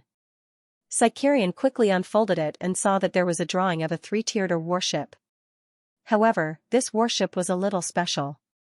Beside the mast at the bow of the ship, there was an additional wooden plank that was about the same length as the mast. There were low railings on both sides, and below the top of the plank was a sharp angle that pointed downward. On the side, there was also a drawing of the device that looked like a small wooden bridge. It was about 12 meters long and 2 meters wide. The sharp corner at the top was a thick iron nail. There was also a hole drilled at the top of the wooden plank, which was connected to the mast with a cable. The Devers noticed the doubtful expression on Sicarian's face, so he asked, Sicarion, tell me honestly. How much of a gap is there between our sailors' piloting skills and Syracuse's? Sicarion hesitated for a moment before saying, the Syracuse Navy has fought against Carthage's people many times. They are more experienced in actual combat than us, and their skills in controlling ships are naturally better than ours. However, we are training hard, and our brothers' fighting spirit is very high. But, our sailors are still newbies who have never been on the battlefield, including yourself. The Devers pointed out bluntly. Sicarion blushed and tried to argue. The Devers waved his hand and gestured for him to stop talking for the time being. The navy is different from the infantry. If a battle on land fails, as long as the city has enough citizens, it can form another army at any time. When a naval battle breaks out, more than a dozen or dozens of ships will sink to the bottom of the sea, and thousands of sailors will be sacrificed or captured. Once it fails, it will be very difficult to recover in a short period of time. A 3-oared warship needs at least more than half a year to build, not to mention the huge amount of resources and money needed to build it. During this time, the Syracuse warships can ravage any coast or port of Dionia at will, leaving our land desolate and our trade stagnant. Therefore, the Dionia alliance, which is weaker than the Syracuse navy, did not give your fleet any time to gain experience. Our navy cannot be defeated even once. The Devers' words put great pressure on Sicarion. He clenched his fists and pressed them against his thighs, shouting in his heart, how is this possible? Even strong navies, such as the Athens Navy and Syracuse Navy, have suffered crushing defeats. At this moment, his eye swept across the drawing on the table, and his heart skipped a beat. Could it be that the secret of our navy's victory is here? Sicarian, since our fleet is inferior to Syracuse in both experience and technology, why do we have to compete with Syracuse in the traditional battle tactics? On the contrary, you see, we have the best legions of the Greek city-states. Whether it is individual fighting skills or teamwork, they are the strongest heavy infantry in all of Greece. Why don't we move the land battle to the sea battle, so that we can play to our strengths and avoid our weaknesses and take the initiative in the battle? The Devers' words of fighting the sea battle as the land battle were like a bolt of lightning passing through Sicarian's brain. He picked up the drawing on the table. This wooden bridge. This wooden bridge, the Dever smiled and continued, I have asked Marta Corys about this wooden bridge. He can design pulleys on the warships that can easily pull up the wooden bridge. At the same time, he can create a circular track around the base of the mast. Similarly, using the pulleys, the wooden bridge can be pushed around the mast. When the enemy ships approach the warship from the front or from the sides, we can find the right time to lower the wooden bridge. The iron nails at the top of the bridge can then use the falling force to pierce into the enemy's deck, making it impossible for the enemy ships to escape. At this time, the heavy infantry on the ship can use the wooden bridge to step onto the enemy ships and engage in close combat with the enemy. While listening to the Devers' explanation, Sicarian, who had been rapidly deducing this novel naval battle in his mind, could not help but tremble with excitement. Sir, this is a genius idea. Changing the sea battle into a land battle, making full use of the advantages of our army. Not only can we attack the enemy, we can also capture the enemy and their ships, rapidly strengthening our naval forces. If it were a traditional commander of the navy, it would probably be difficult for him to accept such a creative idea. However, Sicarian was young and had just been appointed as a commander of the navy. All he could think about was how to defeat the enemy, so he was quick to accept the new battle method. This saved the Devers a lot of trouble. The Devers smiled and asked, do you think this plan can be carried out? Absolutely. Sicarian's eyes were fixed on the drawing. However, when the fleet is sailing, this wooden bridge will affect the speed of the ship. It may also increase the risk of capsizing in a storm. I think that if we can remove it normally, lay it on the deck, and install it before the battle. Also, during the battle, this wooden bridge will also affect the flexibility of the warship's maneuvering. Oh, I forgot. This is not a problem. With the wooden bridge on the ship, our battle method will no longer be based on ramming, but mainly on boarding battles. How many infantry should we put on the warship? Sicarian lay on the wooden table and stared at the drawing, muttering to himself as he racked his brains. The Devers looked at him, feeling gratified and amused at the same time. Hence, he patted him and said, go back and slowly think about how to use this new warship equipment. I suggest that you look for an engineer to install the wooden bridge on one of the warships. If you encounter any problems, you can look for Dean Matty-Chris from the mathematics faculty and ask him to design a solution. However, you have to be respectful to him. After the installation is done, lead the sailors to practice the new battle tactics. If you need the cooperation of the heavy infantry, you can look for military officer Felicius. He will arrange it for you. Until you have completely understood this new battle tactic and are proficient in using it, with my approval, you can promote it to the entire fleet. You have to pay special attention to this. You must keep it a secret. Remember, before we engage the enemy in battle, we must not let the enemy know of our new battle tactic. Understood. Sicarian nodded heavily and carefully kept the drawing. He could not wait to leave and go home. Suddenly, he stopped in his tracks. Sir, this wooden bridge equipment. Have you named it? Crow. Its name is Crow. An enigmatic smile appeared on the face of the Devers.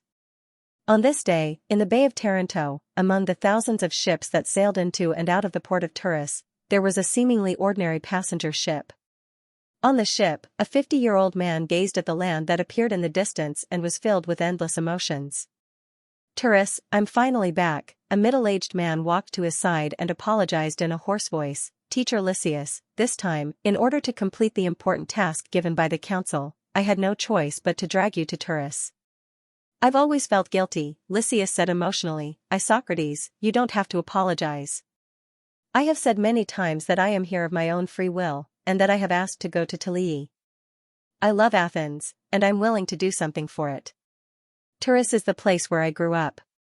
My respected teacher, Dixias, once lay in eternal rest here. I should have long come to pay my respects to him.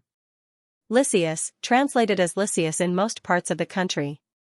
In order to distinguish him from General Lysias of Crotone, the name Lysias is used in this article. Socrates did not really worship Lysias as a teacher, but he had devoted himself to studying the court speeches written by Lysias, so it was not an exaggeration to call him teacher. At this time, he also gazed into the distance and sighed regretfully. Yes, Turis is the Panhellenic city-state that General Pericles advocated and established. It cost Athens a lot of material and money. How many Athens people spent their blood, sweat, and tears to establish it? Now it has become a city of an alliance. You should know that Turis is also a subsidiary of Athens. We should have condemned Dionia's behavior and defended Turis's interests. But now we've come to ask for help from the alliance of Dionia that has violated our interests. Alas, Athens! We've lost too much in the War of Peloponnesus. Lysias gazed at a fleet of more than a dozen warships cruising in front of him. Behind the fleet, two huge white breakwaters could be vaguely seen, like a pair of arms stretching out from both sides of the coast, as though they were trying to hold back the Crati River flowing into the sea. The current Turii is completely different from the Turii, he murmured. The passenger ships of Athens finally docked at the port.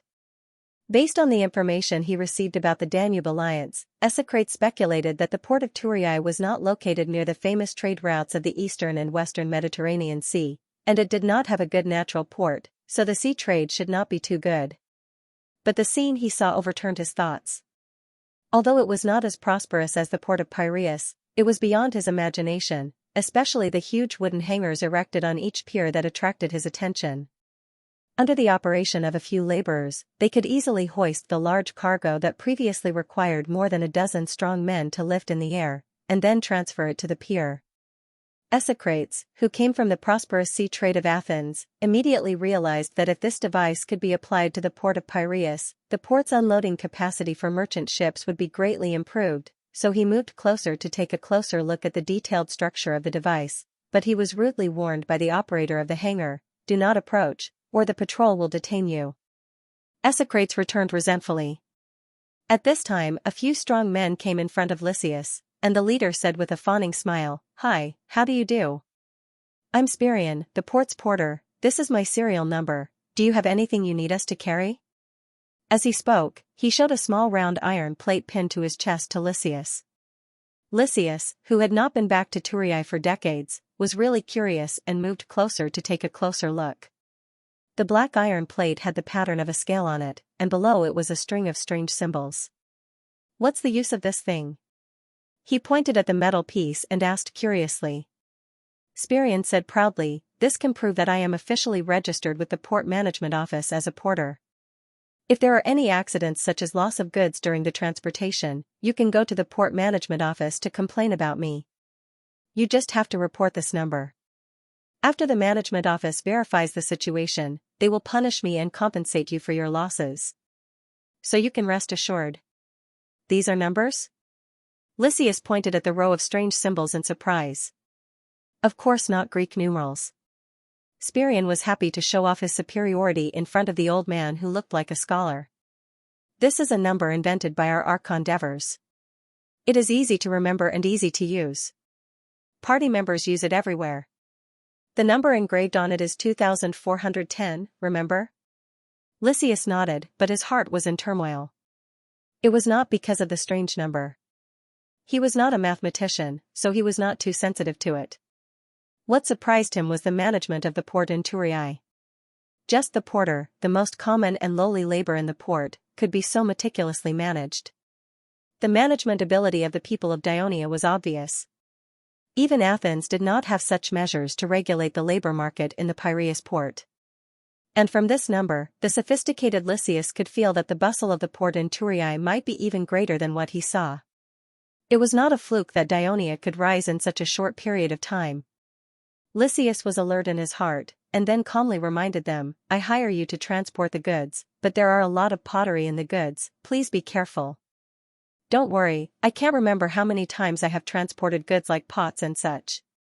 Spirion guaranteed while negotiating with the entourage of the envoy from Athens. At this time Esocrates also hurried back.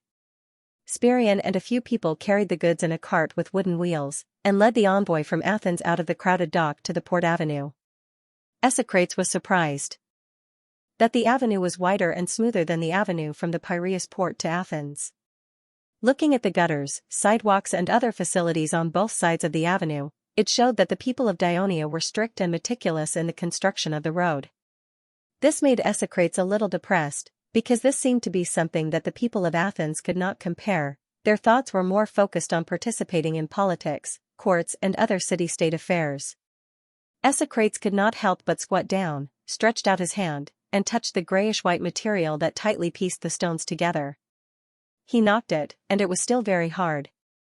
Esocrates, are you going to change your profession to be an architect? Lysias understood the reason why he did this, and could not help but make a joke. This is your first time coming to Dionia, right? Spirion was not surprised to see his behavior, but said proudly, in the territory of Dionia, avenues like this can be seen everywhere, but this avenue is wider. Because there are more and more merchant ships coming to Turin every year, this road has been rebuilt many times, and even the surrounding warehouses and bungalows have been torn down. Now it seems a little narrow. This is still considered narrow? Lysias was a little speechless.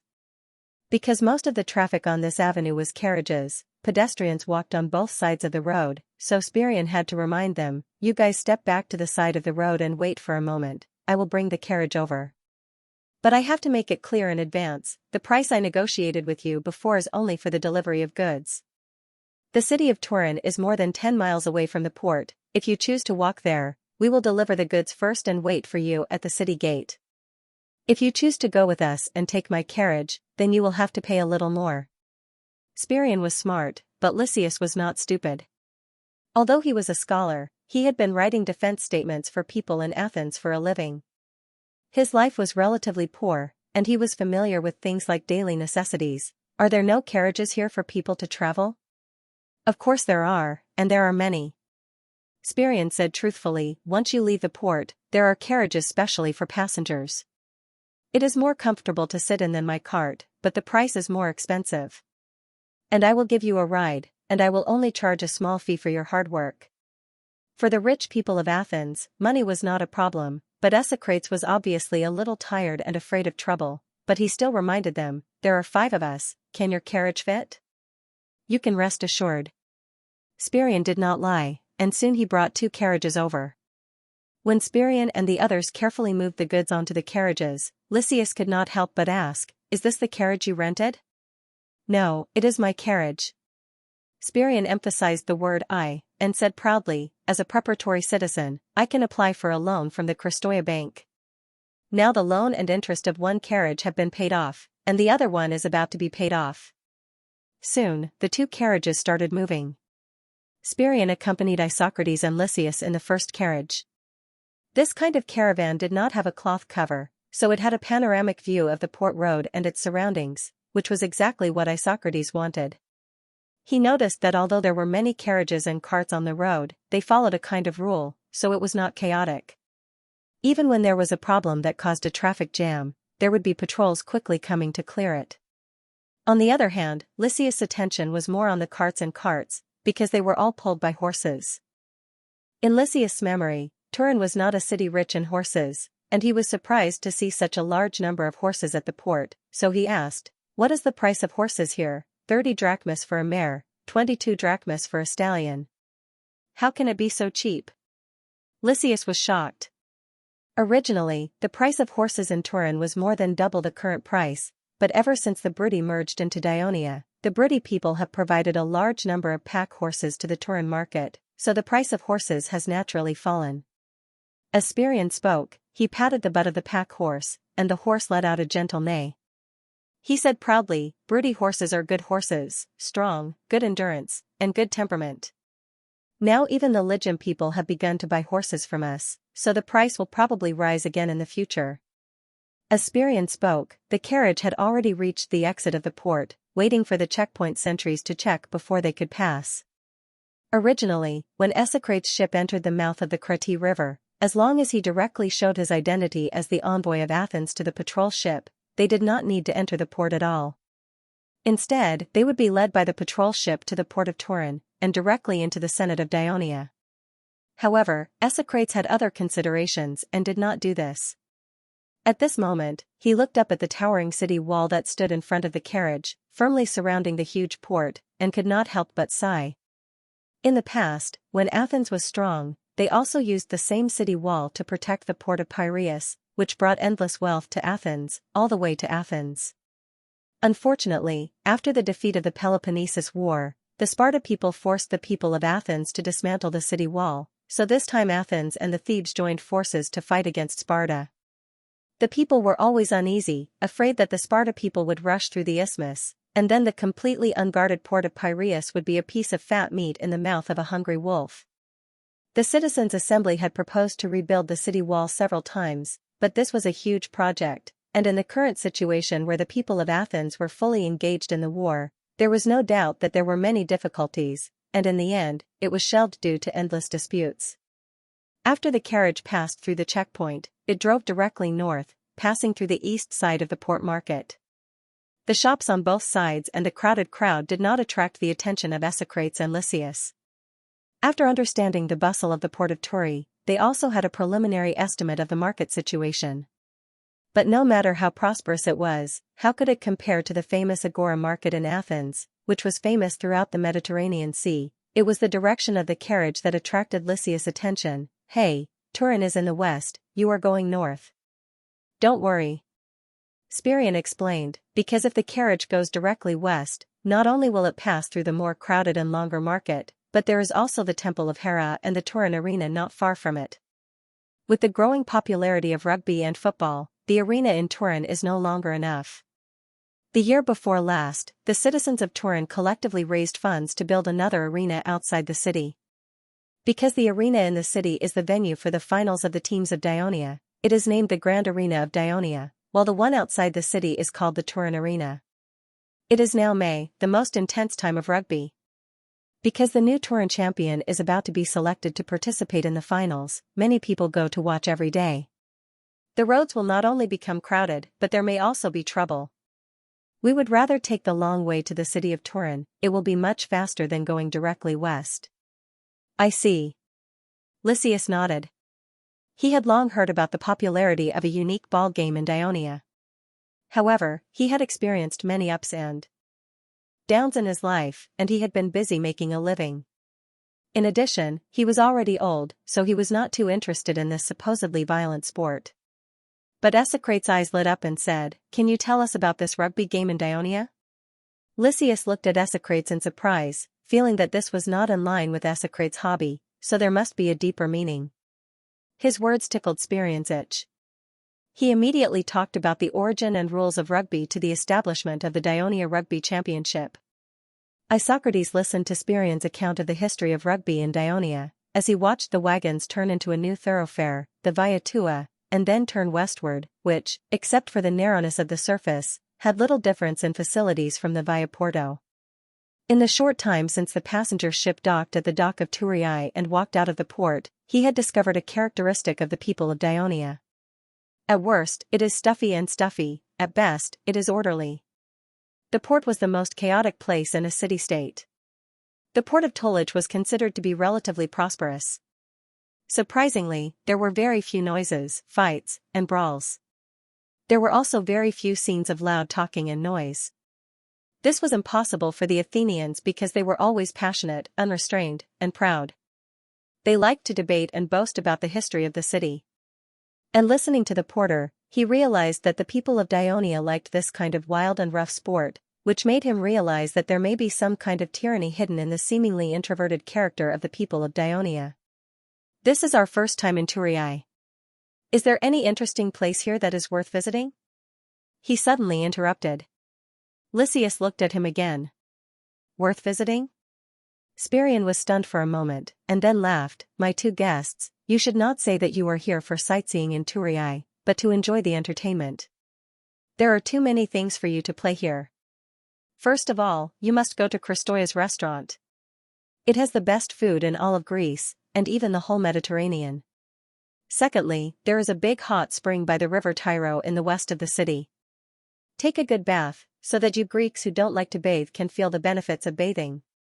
And as I said just now, go to the Turii Stadium to watch football and football games, but it is hard to say whether you can still buy tickets in this season. Also, you can go to the Turii hospital to find out the hidden diseases in your body. You should know that the medical skills of the Turii doctors are very high because they are taught by the god of the underworld. Oh, yes, I almost forgot, you must go to the temple of Hades in the city to pray. That is the only residence of the king of the underworld Hades in the whole of Greece, and it is very magical. Every time I go there to worship and talk with the priest, I feel very relaxed when I come back, as if I have soaked in a hot spring bath. Isocrates and Lysias listened to Spirian's endless introduction of Turii, and from time to time they exchanged glances. At this time, the truck had arrived near the north gate of Turii, and in front of it stood a tall arch made of white marble. Lysias recalled some information about New Turii that he had heard, and said uncertainly, "Triumphal arch?"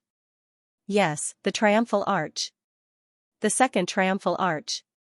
Spirian said excitedly, "This is the triumphal arch that was built the year before last.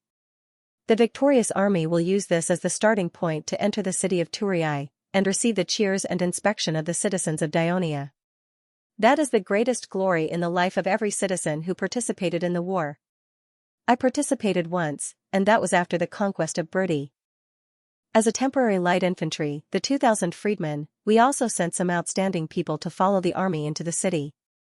Oh! All the people of Dionia cheered for us, beautiful girls kept throwing flowers to us, and our respected governor made a stirring speech. I will never forget that scene for the rest of my life. And it was after this triumphant parade that I got to know my beautiful wife." Spirian looked intoxicated. After a while, he sighed, "It's a pity that it's been too quiet these few years. There's no war, and of course, there's no triumph." Sigh, listening to what you said, you actually hope for a war? The sharp Isocrates immediately asked.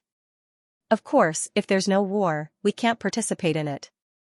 If we can't participate in the war, I can't shorten my inspection period and become an official citizen of Dionia as soon as possible, so I can't get a fertile land, Spirian blurted out without hesitation, and then he saw the strange expression of the two people, and immediately explained, "But we Dionia people rarely take the initiative to invade others, it's always others who take the initiative to invade us that will lead to our counterattack." Obviously, Isocrates did not believe this porter's words. "But a war will lead to death, and among them, there may be your friends, or relatives," Lysias said in a warning tone. "Of course I know, the priests of Hades once warned us, nothing good is ever easy to obtain. We are not afraid of death, because this is the land blessed by Hades. If I die bravely in battle, my wife and children will receive generous compensation and care from the alliance, and my soul will also return to the hall of Valhalla of Hades, to protect our alliance." Spirian's face had some calmness, some determination, and even a trace of longing, but there was no fear. This gave a great shock to Isocrates and Lysias. "Triumphal arch, I'm coming." Spirian drove to the front of the triumphal arch and shouted excitedly, as if he was returning victorious. Isocrates frowned and looked up at the many reliefs on the arch, as well as the statue of the legion's flag on top, and Spirian's voice sounded in his ears, "That sculpture is the scene of Sir Devers leading the legion to help Tarentum defeat the Mapu alliance. That is the scene of Legio III defeating the Lucanian rebels and recapturing Picassus." According to the propaganda of the Senate, the people believed that Picassus was once a Greek city, so it was recaptured, not attacked. There is also the scene of Sir Devers leading the army to conquer the Bruttii War, which I participated in. There is also a funny story about this relief. According to others, the Bruttii senators in the Senate had objected to the original Bruttii War being made into reliefs, thinking that it was not conducive to unity. But the Lucanian senators retorted, "We Lucanians have already been carved 3 times, and they didn't say anything. Why are you Bruttii people so anxious?" Haha, just like that, the matter of the Bruttii people's protest was left unsettled. Listening to Spirian's laughter and looking at the triumphal arch, Isocrates could not laugh at all. "Lysias, since you received your brother's letter and rushed to Athens, we haven't seen each other for nearly 20 years, right?" Hinagurata looked at Lysias, who was so old that he was almost unrecognizable, and said with emotion. Yes, that year my father passed away, I rushed back to Athens to attend the funeral, and my brother's business was in trouble, so I had to stay to help him. Then, Athens suffered a series of crushing defeats in the war against Sparta, and 30 tyrants came to power. My brother was persecuted, and his property was taken away. Too many things have happened in these years, so much so that when my teacher passed away, I couldn't rush back to attend his funeral. Lysias' seemingly calm face could not conceal the regret and confusion contained in his low voice, as well as some tiredness. We all know about what happened to you. At that time, Turiai was also in trouble, so we couldn't help you. It's just that my teacher kept muttering your name before he died, because you were his proudest disciple. As Hinagurata spoke, he saw tears glistening in Lysias' eyes, so he changed the topic and jokingly said, Did you make a fortune in Athens recently, giving away 4 or 5 of these precious black-painted amphorae from Athens? Then, Lysias said seriously, this time, Athens sent Esocrates as an envoy to Dionia. He knew that I had stayed here for many years, so he invited me to accompany him to Turiai. You mean Athens sent you as an envoy to Dionia? Hinagurata was surprised. Obviously, he did not receive any news beforehand, and thought that Lysias had come from Athens to visit his old classmate. You know, my father is not a citizen of Athens, so even though I have lived in Athens for many years, I can't become a citizen of Athens, so it's impossible for me to become an envoy. I can only assist Esocrates. Lysias did not understand the reason for Hinagurata's surprise, and deliberately explained it, obviously a little resentful. If that's the case, you should take these vases back, I can't accept them. Hinagurata immediately refused. Why? Lysias was very surprised. Previously, the public trial of the traitors in Turiai caused a big commotion. I believe you have heard about it. Seeing Lysias nod, Hinagurata said firmly, I don't want to become the second Polixus. But Athens just wants to express its goodwill to the Dionia alliance, and at the same time, conclude an alliance treaty. Lysias said anxiously. Now that Athens is at war with Sparta, who is this alliance treaty against? As a political veteran, Hinagurata immediately guessed the motive of Athens, Sparta? No, Dionia does not have the strength to face the wrath of the Greek overlord. Sparta's staunch ally, Syracuse? Unfortunately, we have just signed a friendship treaty with Syracuse. Hinagurata's words left Lysias at a loss. He was different from Isocrates. Although he lived in Athens, he was not a citizen of Athens and had been excluded from political life all year round. He did not have much political experience. Even when it came to defending in court, because he was not a citizen of Athens, he could not go on the court to defend others. He could only go through careful preparation and planning before writing a speech for others. After being like this for so many years, he lacked a bit of quick-wittedness. Thus, he didn't know what to say for a moment. Hinagurata sighed. Take these Athens pottery back first. Since the envoy from Athens had come from afar, the Dionia alliance certainly had to meet him. I will make a proposal to the Senate tomorrow. Let the emissary from Athens get ready. That's good, that's good. Lysias heaved a sigh of relief. Lysias. Hinagurata stared at her and suddenly asked, You used to be a citizen of Turin. Have you ever thought of returning to Turin and becoming a citizen of Dionia? Lysias was stunned. In Athens, you are a foreigner. Even if you have great talent, there is no bigger stage for you to display it. And when you return to Turin? Hinagurata said, then changed the topic. Do you know Ansitanos? Hinagurata's words made Lysias a little uneasy. He murmured. Yes, I know. He is a student of Herodotus. We often met when we were young. Our consul Devers once proposed the establishment of a Dionia Academy in Turin. All the outstanding scholars of the alliance are gathered in the academy. Whether it is mathematics, medicine, literature, or rhetoric, they will enjoy the special salary given by the alliance. They can continue to do their own research with peace of mind while teaching their academics and theories to outstanding students. Their reputation will spread throughout Greece and even the Mediterranean. Hinagurata saw that Lysias was listening carefully and a smile appeared at the corner of his mouth. In the academy, there is a branch dedicated to teaching students literature. Anzitanos is not only a senator of the Senate, but also the dean of the Faculty of Literature. While teaching rhetoric, he also writes his history book. For this reason, he has recruited more than a dozen students and imparted knowledge. The Senate also specially allocated funds for him to hire some people to search for information throughout Greece for him to write his book. But I think although Anzitanos is unparalleled in historical research, literary rhetoric is not his strong point, which is exactly what you are good at. I heard that in Athens, many people took your litigation speeches and copied them as models. If you can stay in Dionia, our Lord Divers, who loves talents as much as his own life, will definitely request the Senate to grant you special permission to become a citizen of Dionia. You will also be the supervisor of the Faculty of Arts, teaching students, and writing books. Your name will be as famous as that of Anzitanos in Great Greece. With Cunigurada's understanding of the Devers, he dared to make such a promise. And these words were like a stone that smashed into Lysias' heart, splashing countless ripples and splashing countless waves. Divers skimmed through the information that Anzitanos had given him, and a look of surprise appeared on his face. There's also a great altar of Hercules in the city of Rome. Are you sure? Yes, my lord. This great altar is near the livestock market in Rome. At first, we got it from the Capua merchants who traded with Picassus and sent someone to confirm it. My lord, you should know that Hercules once stole the cattle of Geryon and traveled a long distance to bring them back to King Orestius. Therefore, many races in the Western Mediterranean who live on livestock worship Hercules as the patron god of livestock.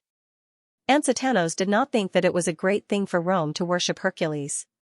On the contrary, he could not stop talking about the topic of Hercules. In fact, the study of Hercules' activities in the Western Mediterranean was a special task given to Anzitanos by the Devers. After conquering the Bruttii, the Devers discovered a strange phenomenon. There were many altars and statues of Hercules in the Bruttii area, and the Bruttii even claimed to be the descendants of Hercules, because their ancestor, Brutus, was the son of the hero Hercules and their queen, Xianxia. This statement surprised the Devers.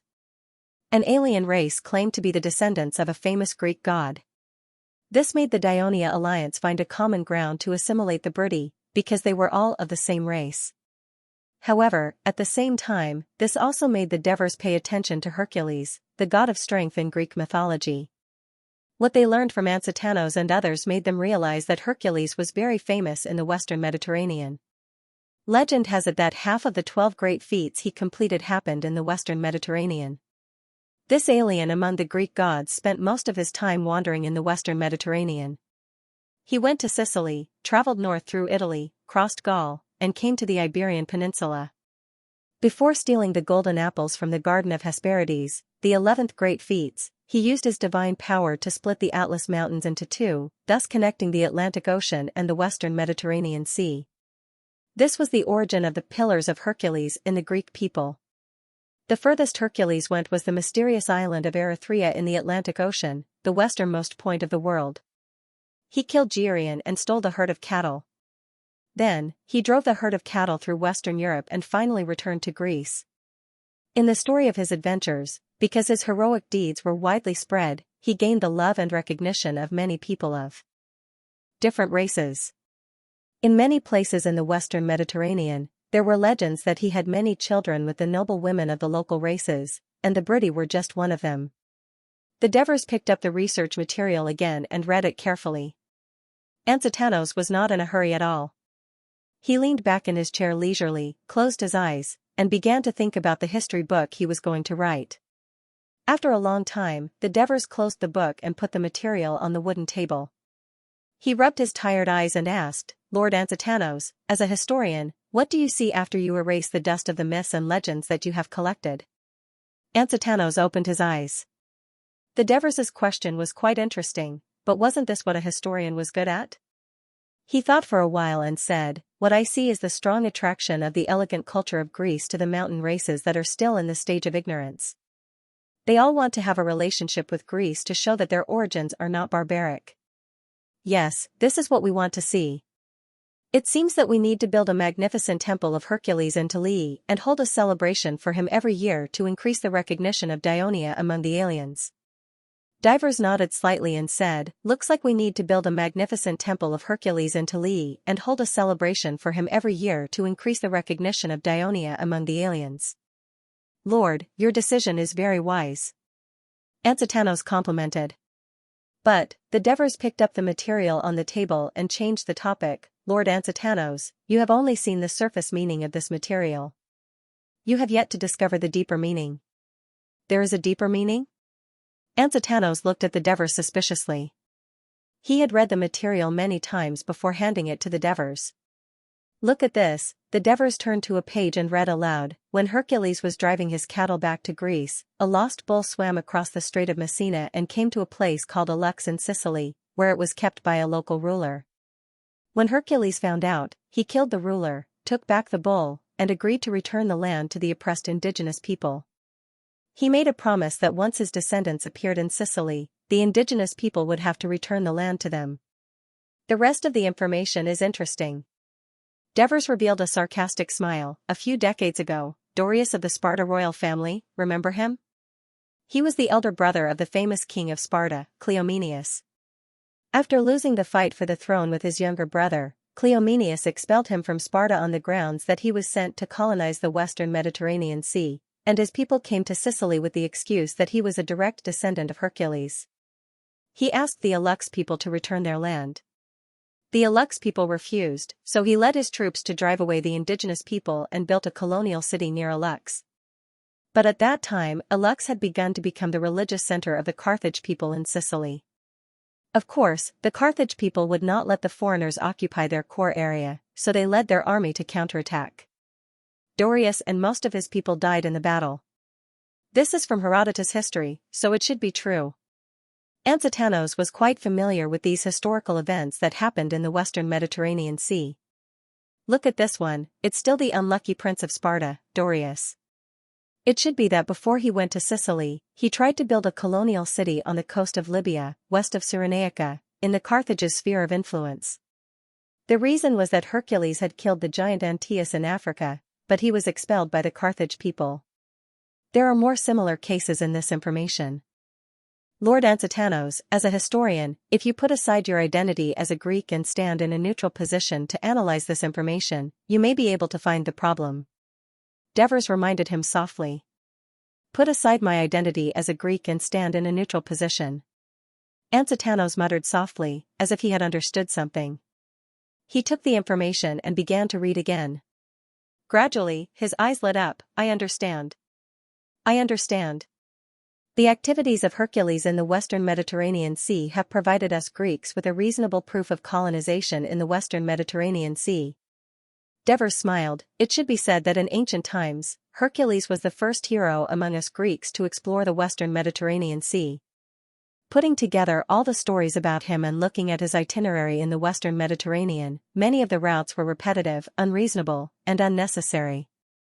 Some of the stories were real, of course. Divers could not deny the existence of Hercules, because that would mean denying his identity as a god's chosen one, and some might have been fabricated by the later generations of Greeks to provide moral support for them to occupy other people's land and build a colonial city.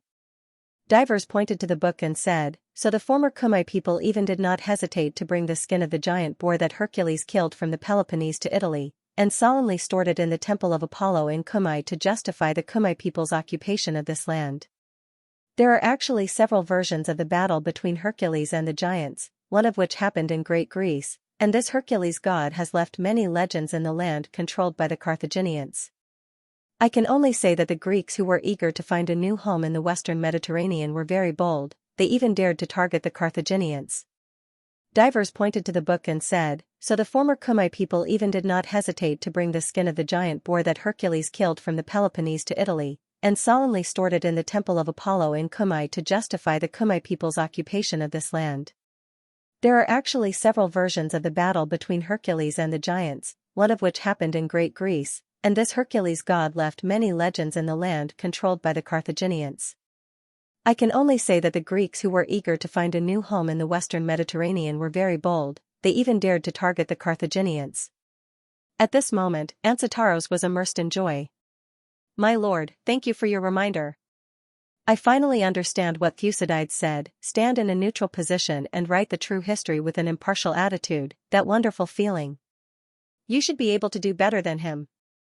Once you get rid of the barriers between countries and races, you will stand in a higher position to look at history. I believe you will write a great work. Devers's encouragement made Ancitaros a little embarrassed. My lord, I feel that there is still a gap between me and Thucydides. Devers did not continue to discuss this issue with him. Instead, they talked about another issue. Before you came, Cunegurata came. He told me that the emissary from Athens came and visited him. The emissary from Athens came to Thurii? Ancitaros was a little surprised. Then, he thought of something and asked, are they looking for allies for the anti-Sparta alliance? I think so. Devers said, Cunegurata also mentioned that there is a person in the emissary from Athens that you are familiar with. Who? Ancitaros's heart skipped a beat. Lysias. Devers looked at him and said slowly, Cunegurata told me that he is a very talented person. However, because he is not a citizen of Athens, he is not living a good life in Athens. He hopes that I can try my best to keep him. What do you think? Keep him. Of course, keep him. Ancitaros said excitedly. When I was young, I often met him. I know that he is extremely talented in prose, rhetoric, and speeches. His articles are natural and not boring. Although they are simple, they are not lacking in interest.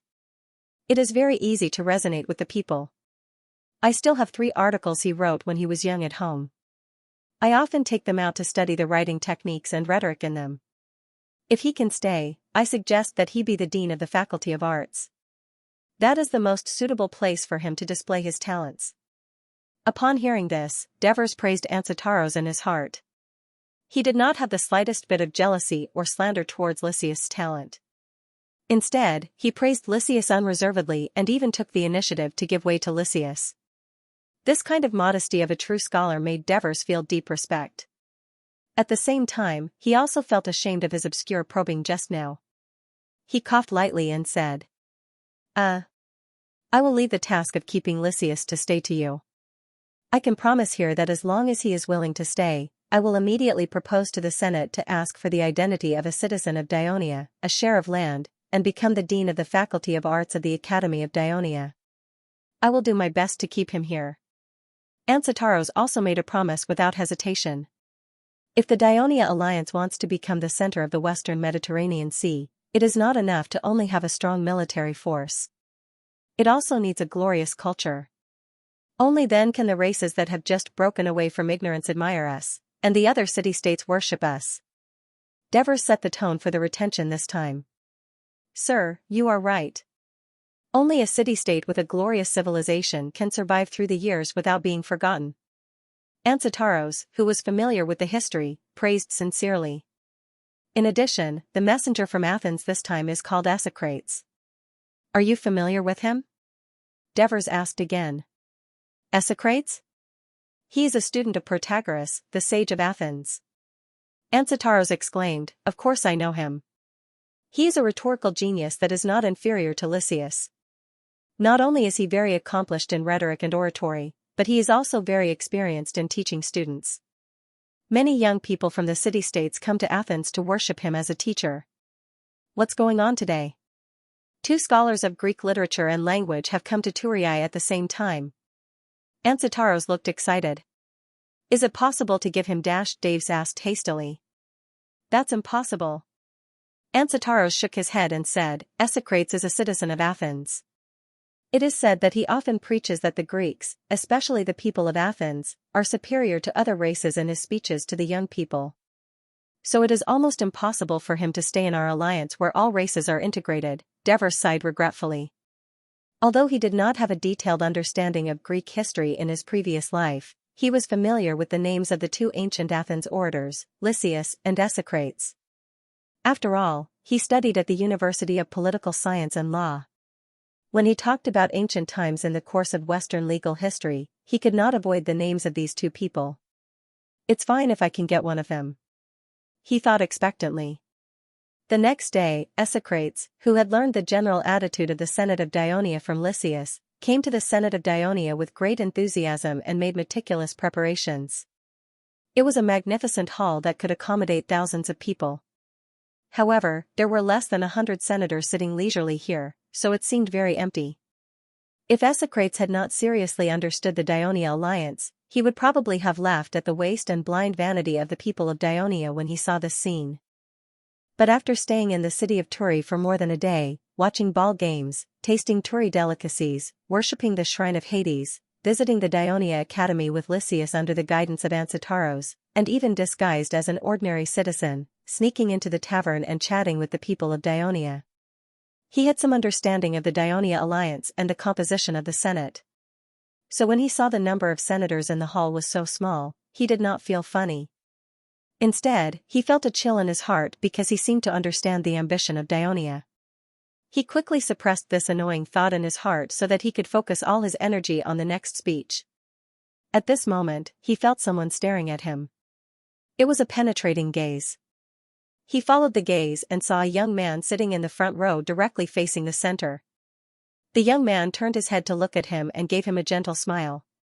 Esocrates could not help but look at him a few more times. The rotating chairman, Scombras, knocked on the table with a mallet, and today's meeting officially began.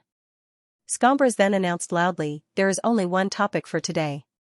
The envoy from Athens has come to Turii. Let us hear their request."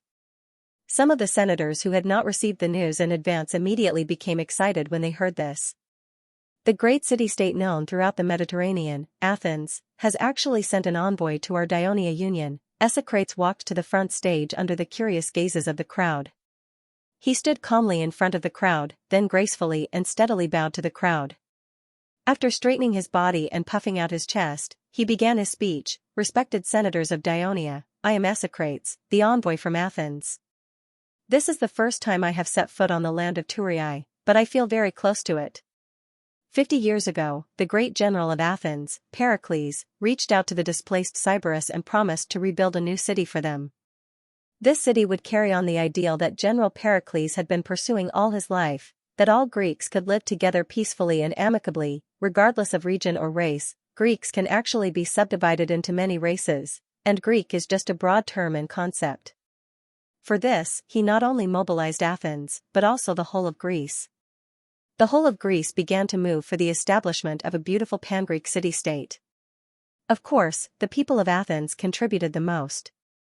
Not only did we use the gold and silver from the treasury of Athens to purchase materials such as stone and food for the new city, General Pericles also invited the great Greek architect Hippodamos to preside over the construction and planning of the new city. He also sent 2 outstanding generals of Athens, Lucian and Xenocritus, to manage the new city. He also invited my teacher, the wise Protagoras, to formulate laws for Turii. The historian Herodotus and the rhetorician Tisias settled here to plant the seeds of Greek culture and wisdom for the immigrants. With the help of such a powerful force, Tulii became the brightest jewel in Greece as soon as it was built. However, the people of Athens returned to the eastern Mediterranean without asking for anything in return, leaving the newborn baby of Turii to grow up independently. Esocrates had aspired to be a public speaker since he was a child. However, when he grew up, his voice was hoarse. In Athens, where public speaking was prevalent and demanding, this was almost a fatal flaw. Therefore, he rarely used his speaking talent on large formal occasions, and could only helplessly turn to teaching rhetoric and oratory. Today was a rare occasion for him to speak in public, so he was very emotional. The Dionians did not pay much attention to speeches. Instead, they felt that his emotions were infused into his hoarse voice, which had a unique appeal. In particular, the senators like Lucania and Briti did not know much about this part of history, so they listened with great interest. Cunagurata, Buccos, and Devers, who knew the inside story, knew very well that Athens was not as noble as Esocrates said. Out of gratitude to Athens and the majority of immigrants from Athens, Turii's political situation had been dominated by the descendants of Athens for the first few decades. However, it was true that Athens did not forcefully turn Turii into a member of the Delian League or a subsidiary state of Athens, nor did they make any overly forceful demands on Turii. This was also a fact. Today, when I set foot on this land that the people of Athens once poured their heart and soul into, I was surprised to find that General Pericles' original dream had been realized. It should be said that today's Turiai has exceeded his expectations. Here, not only do immigrants from various Greek city-states live together peacefully, but even other races get along well with the Greeks. When Esocrates said this, he felt a little uncomfortable, but his voice was full of emotion. The magical city-state alliance of Dionia has shown a beautiful prospect of peace for the Mediterranean Sea world, which is plagued by ethnic conflicts and wars. For this, I would like to pay my highest respect to all of you who have led the people, worked hard, and achieved this grand goal. As he said this, he bent down and bowed slowly and respectfully. Cornelis, Scombros, Bucos, Vespa, Hemont, Bagalipi, Sidorum, and other senators were moved by his sincere words. Even the shrewd senators like Cunigurata and Marigi were moved. Although Devers knew from Ansitanos that Esocrates was a supremacist of Athens, these words were not his original intention, but to gain the favor of the senators in order to achieve a certain goal. But out of politeness, he still led the senators to stand up and applaud enthusiastically as a response. Esocrates did not show a trace of complacency on his face. He calmly waited for the applause to weaken, and then said, "Because of the unique friendship between Athens and Turiai, both sides will lend a helping hand and do their best to help each other in times of difficulty." Shortly after the founding of Turiai, it was Athens who helped Turiai resolve the threat of Crotone and signed a peace agreement with Crotone on behalf of Turiai. It was also with the help of Athens that Turiai defeated Tarentum on the Ceres plain and reached a reconciliation with Tarentum. When the war between Athens and Sparta broke out, they sent an army to conquer Syracuse.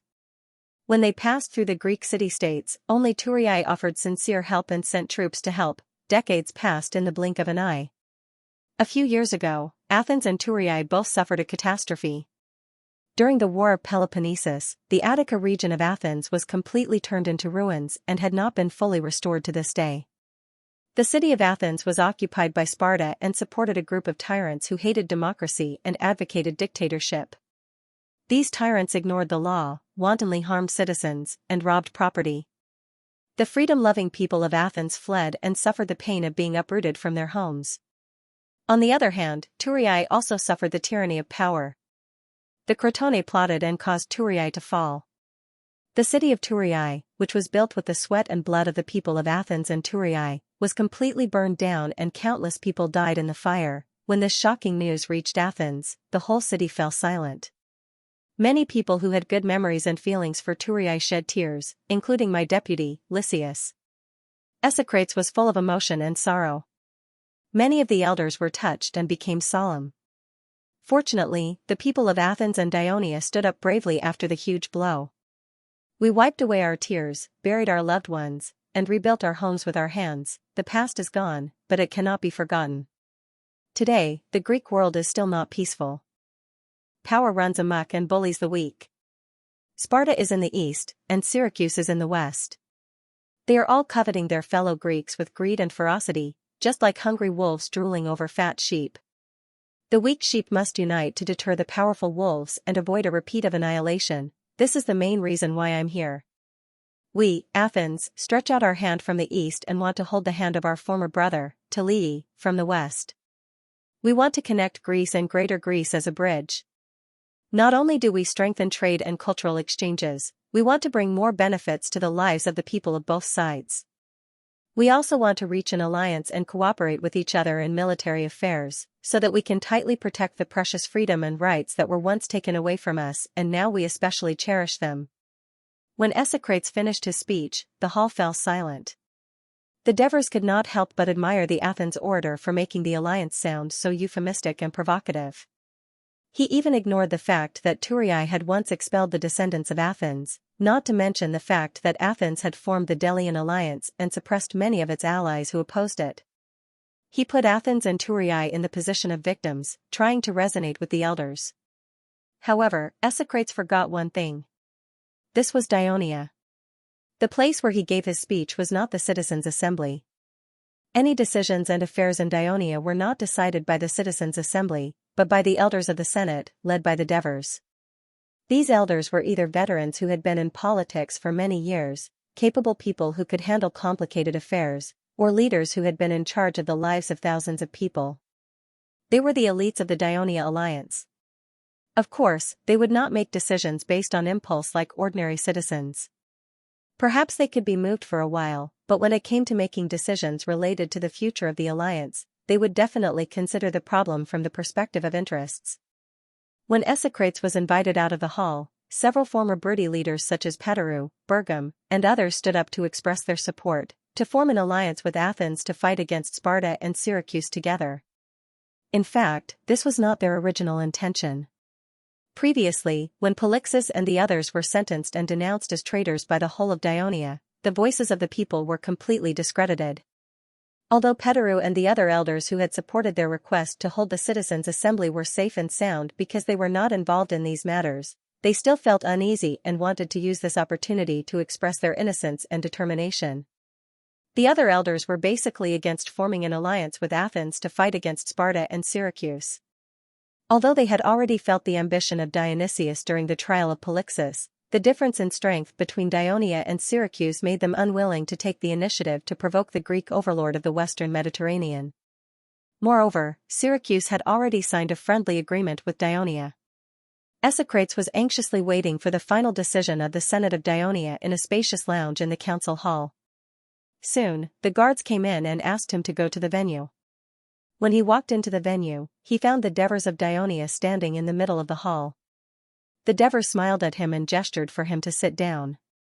Then, the Devers smiled and said to him, "Honorable envoy of Athens, I am glad that you have brought the friendship of the great Mediterranean city-state of Athens to the union of Dionia.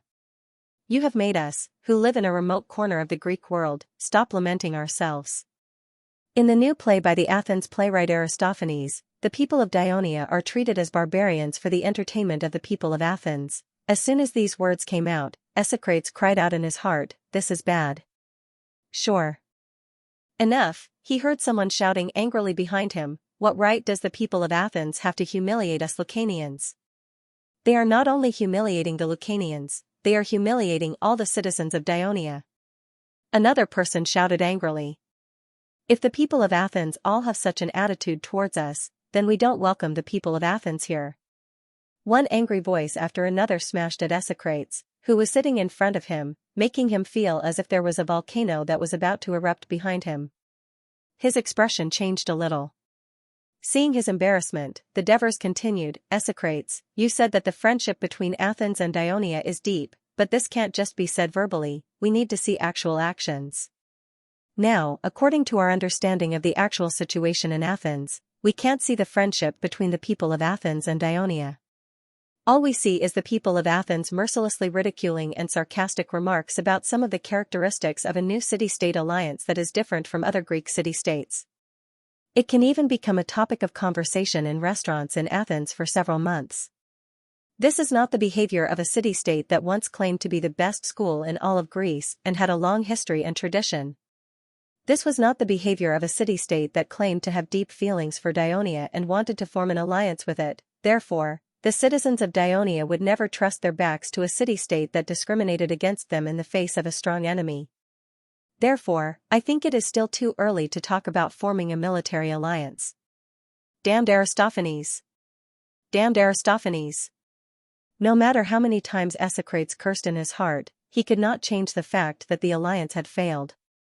He was so depressed that he wanted to stand up and make one last effort. The Devers in front of him waved at him, motioning him not to interrupt, and then said, "Although the current tourists are no longer the tourists of the past, and the Dionia alliance has no connection with Athens, the Dionia are not an ungrateful race. We clearly distinguish between gratitude and grudges. We will return the enmity of others tenfold, and repay the kindness of others tenfold. The Archon is right. Tarentum had formed an alliance with us when we were in trouble, so we sent a large army to save their city-state. The tourists had given your mercenaries a foothold in the beginning, so in the face of the Crotone army, we did not give in. Instead, we used a great victory to avenge the death of the tourists. Dionia regards commitment as life, and cherishes friendship. Therefore, friendship cannot be easily granted." The old man, Scombras, shook his white beard, held his head high, and squinted at Esocrates, putting on an arrogant expression that said, "The friendship of Dionia is extremely precious, and you have benefited from it." The Devers smiled and continued, "Since the center of the Dionia alliance is in Turris, we have naturally inherited some of the feelings of the former tourist people. We are willing to be friendly with Athens, strengthen exchanges, and eliminate misunderstandings between each other. When Esocrates heard this, he understood the meaning of the Devers and the other senators of the Senate. In addition to the military alliance, Dionia was willing to be friendly with Athens. Strengthening trade and cultural exchanges seemed to be not much different from the core meaning of his previous speech. But Esocrates understood that the difference was obvious. If Esocrates initially talked about cooperation as a big brother of Athens, now the Dionia people trampled on the elegance and nobility in his bones. Instead, they told him that the friendship of Dionia was extremely precious, and they could give some to Athens, but it depended on the performance of Athens. To be able to sit in the position of consul and single-handedly create today's Dionia, this young man was not simple. Esocrates looked at the Devers in front of him and felt the pressure. While Esocrates was giving a speech in the Senate of Dionia, Ansitanos took Lysias to the north side of the Victory Square. There was a newly built building here that looked like a temple. Under the steps were 9 bronze statues of the Muses, lined up in a row. Is this the temple of Apollo? Lysias looked at Ansitanos doubtfully. Ansitanos still had a mysterious smile on his face, but he did not speak. With growing curiosity, Lysias walked up the steps and finally found a few large letters "Library" on the lintel of the entrance of the temple. This is? Lysias could roughly guess the function of this building, but such a large building was only used to store books. Were there so many books? He looked at Ansitanos doubtfully again, hoping that he could explain. This is the library that our consul Devers took the lead in building with donations.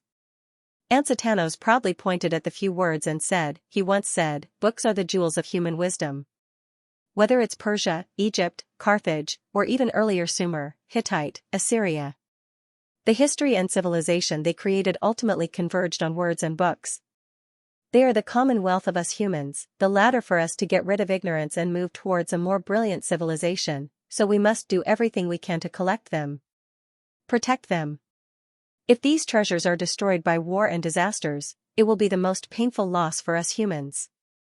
But not only do we want to collect books, but we also want to share and read these books with more people, so that the people of Dionia can use knowledge to improve themselves, use knowledge to create wealth, use knowledge to create a more brilliant culture. This is the purpose of building a library. After listening, Lysias was fascinated and murmured, a person who can speak such a great language must be a great person. Ansitanos smiled to himself. Quick, bring me in to take a look. Lysias couldn't wait to go in but was stopped by the guard at the door. This is my friend. He came with me and wants to go in to take a look. Ansitanos hurriedly went forward to explain. Yes, Sir Ansitanos.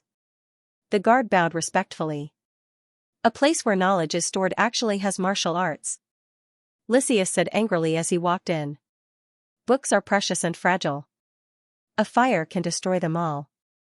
Of course, someone needs to protect them to prevent accidents, Ansitanos explained. Lysias expressed his understanding. After calming down, he said, it seems that not anyone can enter this place. Only citizens and prospective citizens of Dionia can enter. In this way, the freedmen of Dionia will have another motivation to become citizens. After staying here for nearly 2 days, Lysias understood the disparity between the rights enjoyed by citizens, prospective citizens, and freedmen of Dionia. However, this disparity wasn't insurmountable, unlike in Athens. No matter how hard the people of Athens worked, they couldn't bridge the gap between the people of Athens and the foreigners. There are probably 40 to 50,000 citizens of Dionia in Thurii. If they all enter this library, can it accommodate them? Lysias asked doubtfully. We've already considered your concerns. First of all, the quality of the citizens of Dionia hasn't reached the level where everyone can read. Secondly, they can't be here at the same time. Even if there are too many citizens who want to enter the library has a limit on the number of people who can enter it. However, it seems that this situation will only happen many years later. By that time, Dionia might already have a second, third, or fourth library. Ansitanos' words were brimming with confidence in his alliance. Lysias fell silent, but soon, he was attracted by the scene in front of him. Rows of tall wooden cabinets were placed neatly in the library, cutting the huge space into a walkway that could only allow 3 to 4 people to pass side by side. Every wooden cabinet was open, divided into small rectangular spaces by wooden planks. Inside the cabinets were scrolls of books or information made of papyrus or parchment. In front of these bookcases, there was an area with many wooden tables. There were only a few people sitting there quietly reading. Lysias, who was a book addict, stared blankly and couldn't help but exclaim, "There are actually so many books." Actually, there aren't many. Most of the bookcases at the back are empty. After all, the library has only been built for less than 20 days. Ansitanos said with some emotion, "Sir Devers once called on the citizens of Dionia to take out their own books and let the library make a copy of them and store them here. They also wanted to engrave the names of the citizens who contributed the books. At that time, there were so many citizens who responded to the call that the library's scribes were too busy." Looking in the direction of Ansitanos' finger, Lysias saw a few stone tablets erected on the left side of the library entrance. He had been focused on the front previously and had actually neglected them. The stone tablets were densely engraved with names. Yes, this is the original manuscript of Herodotus' history, as well as the diary and information he recorded during his travels. When Tulii was burned down, his family didn't take anything with them. They only took these precious documents and escaped from the fire. Now they have donated all of them to the library. Ansitanos exclaimed excitedly. Can I have a look?" Lysias had never begged anyone when he was in Athens even though his family was poor. But now he looked at Ansitanos eagerly. Ansitanos shook his head. "I'm sorry, Lysias. The original manuscript of Herodotus' history and materials are the most precious treasures of Dionia. Precious materials like this are stored upstairs and guarded by special people." Ansitanos pointed to the second floor of the library. Only the senators of the Senate and scholars of the Dionia Academy are allowed to access the precious and confidential materials due to their duties and research needs. They are not allowed to take the books out. If you join Dionia, you will become the Dean of the Faculty of Arts according to Lord Devers's promise. Then it will be easy for you to access any books and materials in the library. Lysias stood there, his expression changing. Although he had only stayed in Dionia for about 2 days, he was greatly shocked. This short-lived city-state alliance was not only full of vitality and rapid development, but also attached great importance to knowledge and culture. It had formulated many systems and built many facilities to highlight its importance and ensure its development and inheritance. For example, the Dionia Academy, the Pantheon, and the newly built library. Even Athens, with its splendid culture, did not have such systems and facilities, nor did Dionia put so much respect for knowledge and scholars. This was a paradise for scholars. Lysias thought about it and finally made up his mind. "After I return to Athens, I will discuss with my family and decide when to come to Turin." "That's great." Ansitanos was overjoyed. He stepped forward and put his hand on Lysias' shoulder. "Lord Devers will be very happy to know that Dionia has another famous scholar in Greece. Believe me, you will only be better off in Dionia than in Athens." "Shoo." The librarian poked his head out from behind the registration desk and made a shushing gesture. Ansitanos nodded apologetically. At this moment, Lysias said with a complicated expression, "Ansitanos, as far as I know, you're the Dean of the Faculty of Arts. Studying history is what I'm interested in. The only reason I reluctantly agreed to the administrator's request to be in charge of the Faculty of Liberal Arts was because there really wasn't anyone qualified at the time. This had already wasted too much time that I should have spent on writing books. Now that there's someone who's better than me and has more literary attainments than me, I'm more than happy." Ansitanos blurted out a bunch of words without hesitation. "Thank you, my friend." Lysias smiled and bowed to Ansitanos. He had finally made a decision. His heart suddenly became abnormally relaxed. He looked at the countless rows of bookcases in front of him that extended to the depths of the hall. The air was filled with the strange fragrance of wood and paper. He took a deep breath and was a little intoxicated. He would spend the rest of his life here. "Ansitanos, if it's convenient, please take me to meet the favored you speak of, the undefeated General Devers. I want to see how great a person is who founded the Dionia Academy and built the library." His eyes were full of curiosity and yearning. When the ship of the Carthage messengers sailed into the circular military port of Carthage that was famous throughout the Mediterranean Sea, and when the messengers came out of the port, the people of Carthage swarmed up and surrounded them to learn about the negotiations. When the people of Carthage learned that the peace agreement had been signed, and that Carthage only needed to pay a certain amount of food and gold, they could continue to own several cities including Lillibere, Eryx, and a small part of the west of Sicily. Many people cheered, and some shed tears. The Sicilian War lasted for several years. Not only did Carthage spend a lot of money, but thousands of people also died in this long and cruel war. This was especially so during the first battle with Dionysius, the tyrant of Syracuse.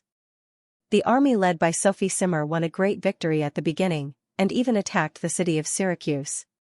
However, due to the outbreak of the plague, their strength was greatly reduced, and in the end, they suffered a crushing defeat. Only a dozen or so ships were left struggling to sail back to the port. At that time, the people of Carthage who heard of this tragic situation gathered at the port to inquire about the news of their loved ones. When they learned that 50 to 60,000 soldiers, not including mercenaries, had either died in Sicily or were captured, the cries and screams of the bereaved rang through the entire coastline. That was the darkest day of Carthage, and the whole city fell into grief. The people wore black veils, closed their doors, refused visitors, stopped commercial activities, and closed the temples. Correspondingly, in the political circles of Carthage, the aristocrats of the aristocrats came from Carthage's mother state, the tier royal family of the Phoenician city, the Maganid family, which had monopolized the political circles of Carthage for nearly 200 years, and their ruling position was finally threatened. 70 years ago, after the defeat of the Carthage army organized by the patriarch of the Maganid family, Hamilcar, and the tyrant of Syracuse, Dillon, in the Battle of Himera, the name of the Maganid family was once again associated with the failure of the overseas expedition. This time, the situation was even more serious. The army of Carthage was almost completely annihilated, and Simmer did not die on the battlefield like his ancestors. Instead, he abandoned his comrades and soldiers and fled back alone. According to the laws of Carthage, such an act of desertion should have been punished by crucifixion. Since the Maganid family had a king-like status in the city of Carthage, the patriarch of the Maganid family was temporarily exempted from the criminal law. But the storm was not over. The elites of Carthage, who had long been dissatisfied with the Maganid family, used the grief and anger of the citizens to promote the reform of the system. Simmer, the loser who had humiliated his family, realized that the situation was extremely disadvantageous to the Maganid family, so he wore cheap and shabby linen robes every day and wandered around the main temple of Carthage's Malakat, complaining to God of his blasphemy, praying to God to punish him, hoping to redeem something in this way. But in the end, the pressure of the situation and the ridicule and humiliation of the citizens finally caused him to have a mental breakdown. Half a year later, he locked himself in his home and committed suicide. This public act of atonement was still not enough to guarantee the power of the Maganid family. Not long after, a new political organization of Carthage was established, the 104-member court. This was an organization formed by members of the noble class. Its responsibility was to supervise the actions of the officials and military officers of Carthage. At the same time, it also had the responsibility of the high court. However, no one from the Maganid family was elected to this organization. In order to revive the power of the Maganid family in Carthage and win back the prestige of the people, the new patriarch of the Maganid family, Mago, who was the younger brother of Simmer, used the family's still great influence in the Senate. Taking advantage of the opportunity when the tyrant of Syracuse, Dionysius, attacked the son of Carthage, Bonsilius, he once again pushed for Carthage's Third Sicilian War against Syracuse. However, things were different now. The greatly weakened Carthage army fought against the increasingly powerful Syracuse army, but they lost more than they won. Mago still persisted, but the people of Carthage were tired of the war. In a situation where there was no chance of victory, they were even more afraid of another fiasco. So, the citizens of Carthage called for a ceasefire. In the end, an agreement was reached, but Mago still had to bear the responsibility of the defeat. When the envoy of Carthage who was in charge of negotiations with Syracuse returned, the whole city was cheering for the arrival of peace. Only one family was lonely, even sad. In a huge mansion not far from the citadel of Carthage, the people of the Maganid family were holding a memorial service because today was the day of Hamilcar's death. However, the constant noise of music and the cheers of the people outside the mansion had obviously seriously destroyed the mournful atmosphere. Drubal knew that it was the people of Carthage worshipping and celebrating the Greek goddess of harvest, Demeter, and her daughter, Persephone. The citizens of Carthage were actually worshipping the Greek gods? That's right. In Sicily, because the Greek city-states and the Phoenician colonies had a deep relationship with Carthage, they lived together for hundreds of years and had a deep influence on each other. The two goddesses, Demeter and Persephone, were not only welcomed by the Greeks in Sicily, but also gradually accepted by the Phoenicians. The Sicilians even believed that Hades, the king of Hades, was the abducted Persephone in Sicily. This cultural influence seeped into Carthage. There were temples for the two goddesses in Carthage, but the reckless actions of Cimmer's army made them even more prominent among the gods of Carthage. This was because when Cimmer led his army to attack Syracuse, his soldiers looted the temples of the two goddesses on the southern slope of Epipolae. Not long after that, a plague broke out in the Carthage barracks, leading to the final defeat. Therefore, the people of Carthage thought that this was the punishment of the goddesses for blaspheming the gods of Carthage. After all, Persephone was the queen of the underworld. To the Magonid family, this was an invisible humiliation to them. If the family was still in power, no one would have dared to yell outside the mansion. These snobbish people of Carthage. They were the ones who caused the family's current predicament. Hasdrubal could no longer hold back his anger. He turned to the slaves outside the hall and yelled, "All of you, take your sticks and get rid of those people who are yelling." Hasdrubal! Mago shouted in a low voice. The irascible Hasdrubal reluctantly shut his mouth. Mago glanced at the few immediate family members behind him and sighed. In the past, the family might have looked glorious, but for the sake of Carthage's interests, they had fought Syracuse for many years, and many of their family members had died on the battlefield. His cousin, Hannibal, had caught a cold and died after returning to the city to avenge the humiliation of his ancestors' defeat at Himera. Another brother had died during the plague in Hamilco, and his own son had been shot by a stray arrow during the war with Syracuse just now, but the Magonid family had sacrificed so much, and in exchange, Carthage's political enemies had ruthlessly suppressed them. In the election of the Senate a few days ago, the power of the Magonid family had been greatly reduced. As the new patriarch of the Magonid family, Mago, for the first time, did not assume the position of Sophie, senior senator, elected once a year, 2 at a time. This was the first time in 100 years that the patriarch of the Magonid family did not assume the position of Sophie. On the other hand, the main rival of the Magonid family, another great aristocratic family whose strength was second only to the Magonid family, the Hanno family, became the big winner of this election. Not only did they firmly control the Senate, the patriarch of the Magonid family became Sophie, and the other Sophie was also his close friend. The family would face greater difficulties, and they had to prepare early. Mago clenched his fist, once again confirming the decision he had made. Hasdrubal, Mago said solemnly to his nephew. Brother Ma solemnly said to his nephew, "You're already a 25-year-old man. If you're still so reckless, how dare I entrust the important task of revitalizing our family and restoring our glory to you in the future?" Uncle, Hasdrubal wanted to argue, but Mago interrupted him. You should go to Iberia. At least there, no one will keep an eye on you and use your political naivety to bring disaster to the family. You want me to go to Iberia? Hasdrubal's jaw dropped. He did not expect to be exiled just like that. You are not the only one who has to leave Carthage. I am leaving Carthage too. Mago was about to explain when his 10-year-old daughter, Dido, asked anxiously. Mago bowed his head slightly and kindly said to his only daughter, who had the same name as Carthage's founding queen. I am going to Sicily. It's not far from Carthage, and I can come back at any time. Father, are you going to be the commander of the garrison in Sicily to defend against the Greeks? Dido immediately asked. Mago looked at his young but beautiful daughter, and could not help but sigh at her intelligence. Unfortunately, she was a woman. He then looked at the dissatisfied Hasdrubal and sighed. Although we have signed a contract with Syracuse, the Senate is still wary of Dionysius. This time, I am being sent to Sicily because of Hanno's selfish motives, but it is also what I want. The peace between Carthage and Syracuse will not last long. sooner or later, Carthage and Syracuse will have another war. The Maganid family must take back what we have lost in the war. Mago said with a determined expression, when I arrive in Sicily, I will recruit soldiers and train them strictly. I will also gradually build an effective defensive fortress to the east of Lilliput and Irius.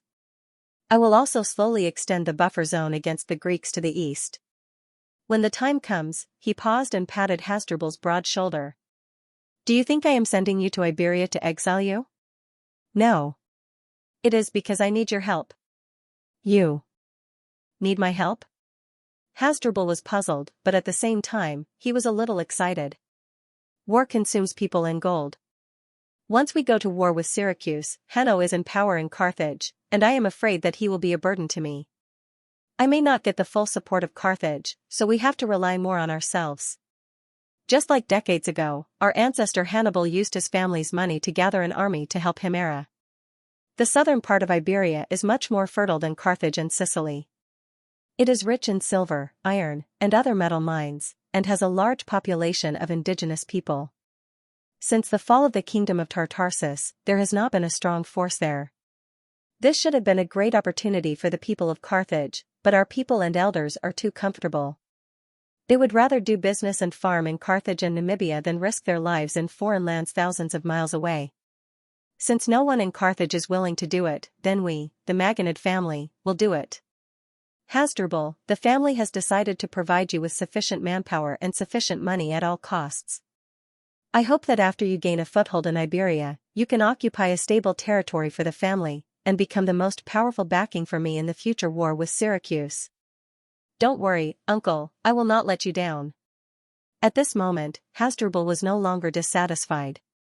He rubbed his palms together, his face full of excitement. Maganid looked at him, still feeling a little uneasy. He understood his nephew. Leading troops to war was his strength, but to conquer a foreign land, it was not just a matter of war.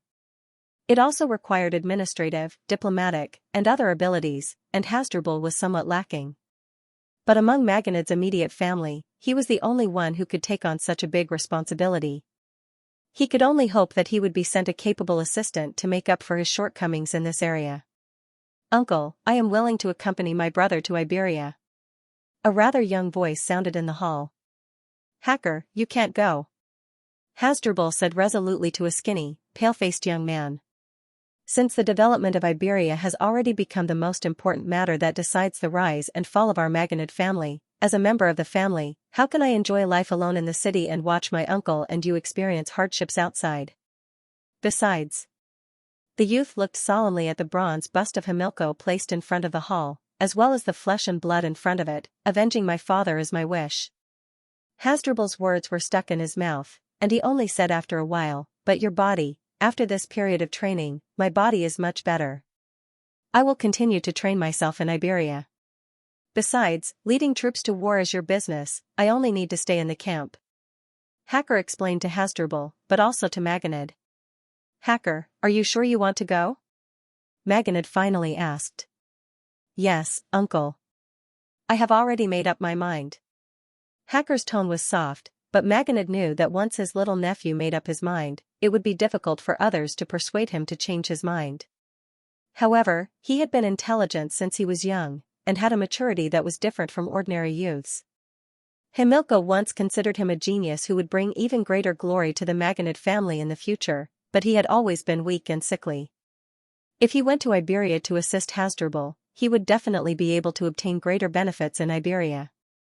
Of this, Maganid firmly believed. Since you have already made up your mind, then I agree to let you go. But you must understand, if you cannot guarantee your health, it will be difficult for you to help Hasdrubal and the Maganid family in the long term. Maganid said solemnly. I understand. Hacker nodded solemnly. Uncle, but... The worried Hasdrubal wanted to say more, but Maganid said loudly, all right, let us pay our last respects to your father together, and hope that he will bless the family's business, and that everything will go smoothly. July was the scorching season, and at the same time, the football and rugby competitions in Dionia were in full swing. Devers, who had just returned from a meeting in the Senate, received an urgent letter from Laos. Go to the Dionia Academy, and call Hnepolis back, he said to his slave with a serious expression after reading the letter. Yes, master. Sir, why did you call me back in such a hurry? I almost got scolded by that old Greek again. Before Hnepolis entered the Devers' study, his voice came first. Ever since that old man from Athens came to the Faculty of Arts, we have been much busier than before. Not only do we have to memorize poems and essays every day, but we also have to write an essay every 2 or 3 days. If we can't meet the requirements, we have to rewrite it. Sir, why don't you tell Professor Ansitanos that I don't want to be a rhetorician, I want to continue studying history with him. Hnepolis, you don't have time to study history anymore. Devers handed him a letter with a serious expression. Hnepolis suddenly had a bad omen. He quickly took the letter and opened it. He was stunned as if he had been struck by lightning. This can't be true. At the beginning of the year, my father came to visit me in Turii. He's in good health. He's really in good health. As he spoke, 2 streams of tears flowed down his cheeks. Devers sighed. Athenagoras fainted during the banquet and has been unconscious ever since. According to his experience in his previous life, this was probably a cerebral hemorrhage, and he had been advised not to overeat. Sigh. Hernie, calm down. I've asked Herpes to go to Laos. After I'm done here, I'll go to Laos tomorrow. The Devers said loudly. Thank you, sir, thank you. Hnepolis was already sobbing uncontrollably. Although Devers felt sorry for him, he couldn't let him suffer like this forever. He knew that cerebral hemorrhage was an extremely dangerous disease, and with the medical skills of this era, he couldn't let him live like this forever. Even if he was in Dionia, it would be a miracle if he could wake up. He had to plan for Lao's future. Hernie. Hernie. Look at me. Look at me. The Devers shook his body and yelled at him. Hnepolis raised his head blankly. His face was covered in tears and mucus. I have to tell you that the doctors in Dionia have experienced your father's condition many times. The outcome after treatment isn't optimistic. The Devers said. Hnepolis showed a pained expression. Listen, son. You're a 25-year-old young man, a real man of Dionia. If your father isn't doing well, you should bravely take over your father's burden. Take care of your mother and the people of Laos, just like your father did. Do you understand? Do you understand? Understood. Hnepolis nodded while crying. Good. Go pack your things and return to Laos. We'll meet again in Laos. The Devers patted his thin shoulder encouragingly. Hnepolis wiped his tears and staggered outside. He suddenly stopped and asked, Sir, can I ask for help if I'm in trouble? Son. The Devers said gently and firmly, I've told you before, I treat you like my own child. I'll do my best to help you if you're in trouble. What happened? I saw Hernie go out in tears. Kristoya came in with crotok attacks. Father, I saw brother Hernie crying. You're already an adult, yet you're still crying, said Little Crow. Devers picked up her child, who was almost 5 years old and looked quite strong. Your brother Hernie's father fainted and hasn't woken up yet. Ah. Kristoya exclaimed and asked, Is it very serious? Devers nodded heavily. Kristoya's expression turned gloomy. Then, she thought of something and asked, Is Hernie going back to prepare to take over as consul? Apart from him. Who else can be Laos? Devers said faintly. Daddy. Little Crow pinched his face and asked worriedly, Will you faint too? Devers looked at Crow, then at Crystal, and answered seriously, For you, I can't faint. Autolycus, Agnes' father, came from one of the first families to migrate to Hegemon. He was a famous noble family in Hegemon. Decades ago, Anaxilas, the famous tyrant of Hegemon, came from this family. He even married Dylan, the tyrant of Syracuse. However, he fell out with the tyrant of Syracuse, Ciaran, because of Lochley. Dionysius had proposed to Agnes not only because of her beauty, but also because of her family's influence in Hegemon and their relationship with Syracuse. But in the end, Hegemon chose Dionia, and Autolycus married his daughter to Dionia's consul Devers. Because of this, Autolycus was elected as one of Hegemon's generals by the citizens for 2 years in a row. Autolycus took advantage of Ligem's special geographical location to develop his family's sea trade, especially with the two city-states of Massilia and Sagunta, and made a lot of business profits. Besides, Autolycus owned 2 shipyards, and his shipbuilding ability was second to none in the whole of southern Italy. That was why the Dionia Senate approved 6 of the 10 3-decker ships to be built this year to be built by Autolycus shipyard. Of course, this was also a way for the Dionia alliance to rope in Ligem. But when the father-in-law and son-in-law met, the scene was not as harmonious as imagined. What did you say? Let Ligem hand over the 6 3-decker ships and his fleet to Dionia. Yes. We'll still pay you the price of the new ships, and you can also use the new ships to upgrade your fleet. Isn't that great? No, that's not good. We can't give you the ships we have now. This will greatly weaken the strength of Ligem's fleet. You just have to wait a few more months, and you'll be able to use the new ships. That won't do. The Messenians have the support of that tyrant from Syracuse, and they're very arrogant. We need to have enough warships to intimidate them. Why can't you wait a few more months? Don't worry, the warships built by my shipyard will definitely be delivered to Dionia on time. Our navy is stepping up their training for new tactics, and urgently needs new warships to join in. We need to familiarize ourselves with tactics as soon as possible. New tactics? What new tactics are you so anxious about? The slave outside the living room heard Autolycus's voice getting louder and louder, as if he was quarreling. He hurriedly ran to tell Agnes. Agnes was helpless when she heard this.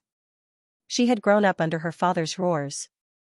Even though she was now the wife of the most powerful consul in southern Italy, she still felt uneasy trying to dissuade her father who was in a meeting with her husband. She could only go to Kristoya. Kristoya, who was strolling in the garden, heard Agnes's request. She looked at the sky and smiled confidently. Sister, don't worry. I'll go persuade them. She gave Athena a few instructions, then went outside the living room. After listening for a while, she walked straight in and smiled. Devers, Lord Autolycus, I'm sorry to interrupt you. Dinner has already been prepared, and the children are waiting. Do you want to talk after dinner, or, of course after dinner? When Devers heard that the children were hungry, he immediately couldn't sit still. He said to his father-in-law, let's talk after dinner. He stood up. Autolycus glared at Kristoya, but he couldn't say anything to a pregnant woman. He could only helplessly follow her out of the living room. Devers, to be honest, the fish soup your family made is much better than the one you made in Ligem's restaurant. Are you holding back? Autolycus, who loved eating fish, ate the dinner specially prepared for him. He was very satisfied and forgot his previous unhappiness. He joked. Of course not. There were many customers in the restaurant, and time was tight. The chef didn't have enough time to cook. Here, the marinating of the fish took more than an hour, Devers explained. Well done. Autolycus praised and took another big gulp. He then asked, have you tried the fish sauce I sent last time? I've tasted it. It's very special. It's salty, umami, and a very stimulating taste. My chefs are trying to use it as a sauce to go with other foods. Devers said. That's the fish sauce made by the Phoenicians. It's produced in Gades. Gades isn't just rich in silver. This thing is famous in North Africa, Iberia, Carthage, western Sicily, the coast of Egypt, and the coast of Asia Minor. Many places see it as a delicious seasoning. Autolycus drank a mouthful of wine and rinsed his mouth. He then said, there are only 2 processing workshops in Gades. One is to refine silver, and the other is to make fish sauce. They each take up roughly half of the production. Oh, Gades. Devers knew this town. It was located at the southern end of the Iberian Peninsula and was famous for its abundance of silver. It was originally a settlement built by Tyre, the powerful mother of the Phoenicians in Asia Minor. It was now controlled by the people of Carthage. He didn't expect it to have such an industry other than silver. It's said that this fish sauce is made from a kind of rotten mackerel innards mixed with vinegar. Just as Autolycus said this, he heard a retch. Agnes was lying on the table and vomiting. At this moment, Autolycus was angry at his daughter for interrupting him, but he quickly realized something and looked at Devers anxiously. I didn't have time to tell you, Devers said with a smile, Agnes is pregnant. That's great. She's finally pregnant. After being married for more than 2 years, Kristoya is about to give birth to her second child, but her stomach hasn't moved yet. I was worried that Artemis was punishing her, referring to Agnes being the priestess of the famous virgin goddess Artemis before becoming the priestess of Hera and getting married, but now I can finally relax. Autolycus smiled happily and raised his glass. This is a joyous occasion. Devers, let's have a toast. All right. Devers also raised his glass, and the two drank it in one gulp. Autolycus put down his glass and burped. Devers saw that Agnes was still lying on the table vomiting, and hurriedly motioned for Kristoya to get someone to help her down to rest. At this moment, Autolycus said, Devers, it's a rare happy day. I've decided to agree to your previous suggestion. First, I'll give you the Legem fleet's 6 3-decker or warships. As for other suggestions such as training the two fleets together, I'll have to go back and discuss it with the council before I can give you an answer. Little Cloto Catax had just climbed onto his father's knee and was about to be carried away by his mother. He was crying and throwing a tantrum. The Devers did not have the mood to care about him at the moment. He turned to Autolycus and said, The Senate of Dionia will be very happy to hear this news. I hope. Autolycus waved his hand and immediately said, but Legem also has a small request. I hope Dionia can agree to it. The Greeks of southern Italy said that the people of Legem were all merchants who haggled over every penny. Autolycus was one of the best among them. Sure enough, they would not get up early if there was no profit. The Devers pulled himself together and said, Please speak. You also know that the tyrant of Syracuse rebuilt Messina. Messina is now completely on Syracuse's side and is going against Legem in every way. It also has an accomplice, Tyndaris. That is the Myrcenian colony city that the tyrant settled. It is not far from Messina. These two cities often work together to disrupt the trade routes in the straits. Sometimes they even seize merchant ships that come to Legem for trade. In the long run, no merchant ships will dare to do sea trade with Legem. Legem will be destroyed. Autolycus said with a gloomy expression. We have protested to Messina many times, but it was to no avail. We have also sent messengers to Syracuse, but the tyrant did not receive our messengers at all. So after some discussion, our council decided to build a colony city on the Millet Peninsula to settle the exiles of Catani, Naxos, Leontini, and some other Sicilian cities. Wait a minute. The Devers turned to the slave beside him and said, Go to the study and get the map of Sicily. Although the Devers had the habit of looking at the map every day, compared to the familiarity of southern Italy, the Devers' memory of the terrain of Sicily and the location of the cities was still lacking. Catani, Naxos, and other Sicilian city-states were destroyed by Dionysius. Their exiles must be full of hatred for Syracuse. Devers knew that many city-states in Greece had taken in exiles from Sicily. This was because the Greek city-states were wary of Syracuse, so it was easy for them to provide assistance to those who were expelled by Syracuse. At this moment, the Devers naturally thought of Aristides. That's for sure. That's why they won't be easily roped in by that tyrant. Autolycus said hatefully. At this moment, the map was brought over. Devers spread it out on the wooden table where the cutlery had been removed. This is Luna. This is Tyndaris. Devers looked at the map carefully. Autolycus also came over and looked at the map made of parchment. Obviously, it was specially drawn. Not only was the scale large, but the engraving was also detailed. It was no less than the one stored in the city hall of Legem. It seemed that his son-in-law paid a lot of attention to Sicily. Even the new city-states built by Carthage, the new city of Messina, the new city of Tauromirion were clearly marked. Some of the destroyed city-states were also marked and explained on the side. For example, Himera on the northern coast wrote, destroyed by Carthage's commander Hannibal in the War of Sicily launched 15 years ago. This is the Malay Peninsula. Devers's finger finally fixed on the northeast corner of Sicily. The Malay Peninsula was called a peninsula. On the map, it gave the Devers the impression that it was just a protruding headland. It was just between Luna and Tyndaris. The location of this colonial city was chosen very well. It was just right to cut off the connection between the two cities. After all, Luna and Tyndaris were new cities. Messina was destroyed by Carthage. Neither of them was strong.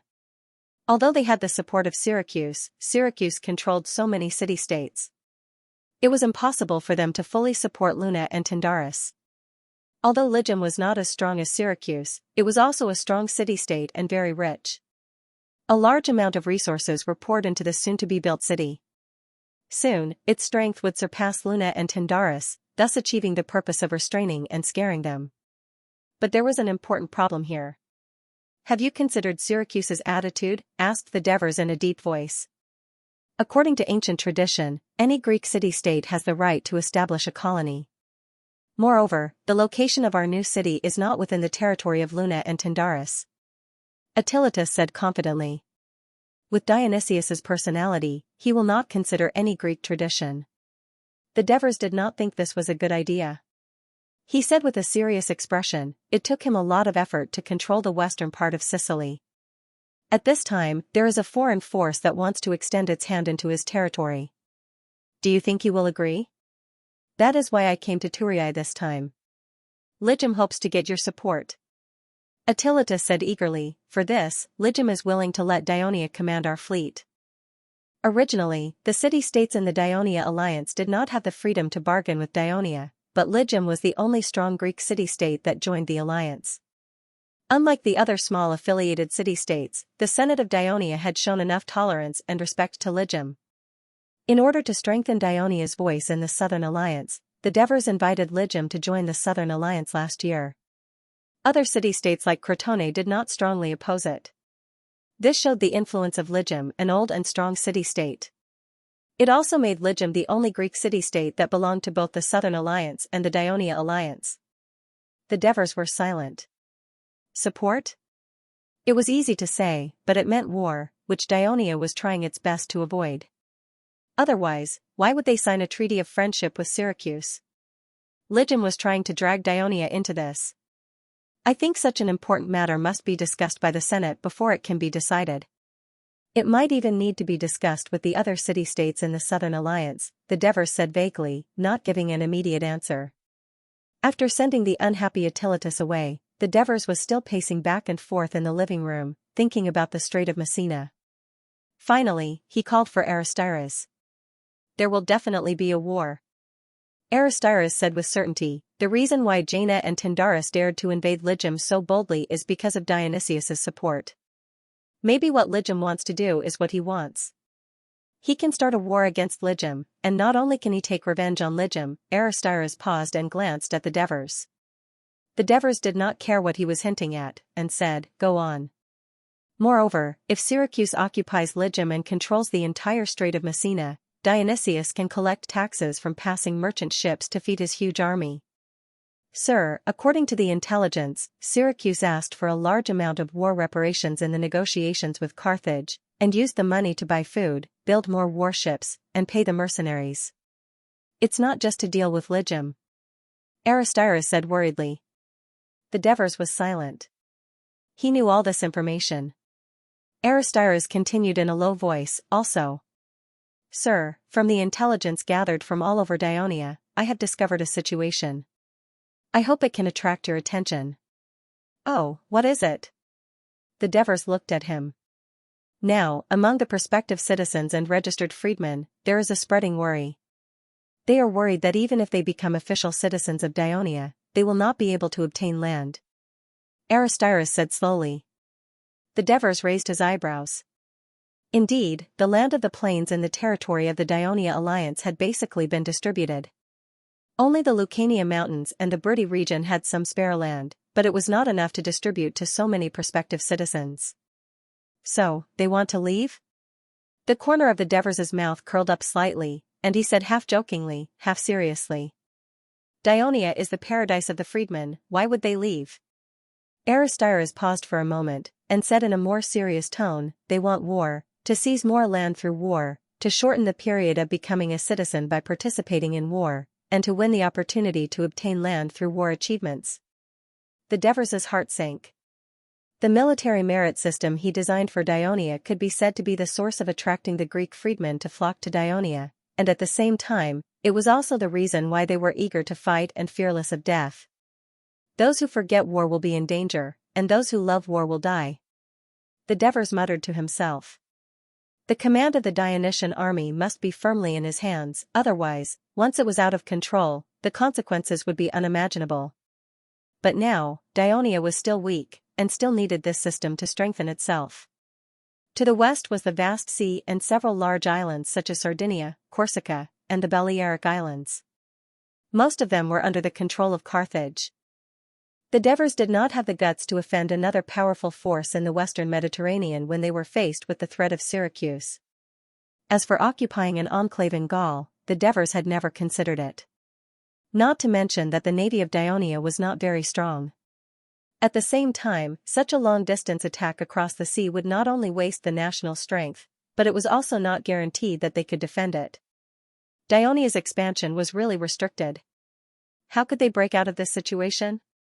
The Devers fell into deep thought. September was the favorite month of the people of Dionia. Not only was it the harvest season, but it was also the month of the birth of Dionia's patron, Hades, on the 9th of September. Not only would there be a lively celebration, but the All-Dionia Rugby Union final would also be held. It was a month of celebration for the people of Dionia, especially in Thurii. Therefore, many Greek city-states, led by Athens, called September the month of Araphoporion, the month of deer shooting, used to worship Artemis, the goddess of the hunt. In Dionia, September was officially designated as the month of Hades. Similarly, April was also designated as the month of marriage, used to worship Hera. In many Greek city-states, the month of marriage was set in July. It was evident that Dionia had begun to gradually differ from the traditional Greek city-states in terms of life, customs, and culture. On this day, a young man named Megalese arrived at the port of Thurii. He was of medium height and not very strong, but his body was well-proportioned and vigorous. It was his first time coming to Thurii. He did not expect to see so many ships at the port. It took him a long time to get to the port, and then he squeezed out of the port. Outside the port, even the carriages and wagons had all been booked. He had to walk for more than an hour to the outskirts of Turin, where there was already a long queue. On the other hand, Megalese was not in a hurry. He queued up in an orderly manner while listening to the people around him excitedly chatting about what kind of large-scale performances will be held in the Victory Square during this year's Hades celebration, or guessing which city's football team would be the champion this year, as he walked along with the crowd. When he was interrogated by the city guards, it was already past noon. Although he was hungry and thirsty, he still had to patiently answer the city guards' questions. A citizen of Dionia? If not, please go back.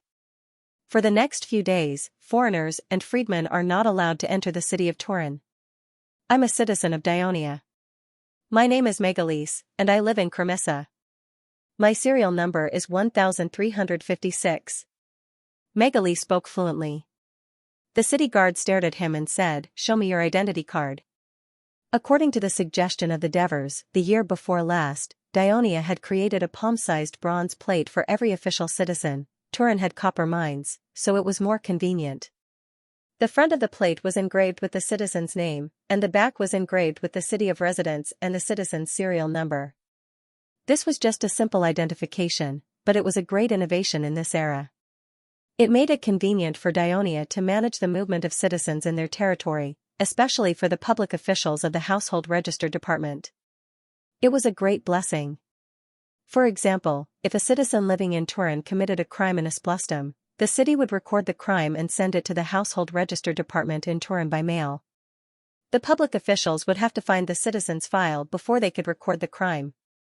There were tens of thousands of citizens in Turin, and many of them had the same name, so it was very troublesome to find them. With the citizen's serial number, it was very easy to find them. Although it was easy to make the identity card, every city's serial number was unique. It was easy to check if it was forged. If someone forged it, it would be a serious crime according to the laws of Dionia, and no ordinary person would dare to forge it. Megalese took out the bronze plate from his pocket calmly and handed it to the city guard. The city guard looked at it carefully and threw it back to him. There were many people entering and leaving Turin every day, so it was impossible for the city guard to do the registration. He pointed at the bulging bag on Megalis's back and said, "What's inside?" "It's all coins. You know, the football match lasts for almost a month, so it must be expensive," Megalis said. "Open it and take a look." The city guard looked serious. Megalis opened it helplessly. Whoosh, whoosh. The city guard reached in and fiddled with it. It was indeed coins, then he nodded and said, "Go in." Megalis carried the bag and took 2 steps. "Oh, right," the city guard shouted from behind. Megalis's heart skipped a beat. "It's best if you deposit all your money in Kristoya's bank and withdraw it when you need it. It's safe this way." Megalis heaved a sigh of relief and thanked the city guard. After entering the city, he asked people along the way according to the map he had seen before and finally found the hotel that was not far from the Dionia Colosseum. There were already many people in the lobby. Megalis squeezed to the counter. The waiter inside glanced at him and said apologetically, "I'm sorry, the rooms here are all full." "I have a reservation," Megalis replied immediately. The waiter was stunned and quickly asked, "Which room?" "Who reserved it?" "Room 17. Aurora's reservation," Megalis answered fluently. The waiter immediately flipped open the registration book. "That's right, room 17. It's indeed booked for 5 days. So, your name is Megalis?" Megalis showed the bronze card to him. After the waiter confirmed it, he nodded and said, "Please follow me." With that, he led Megalis upstairs. "Lucky man," someone in the lobby mumbled.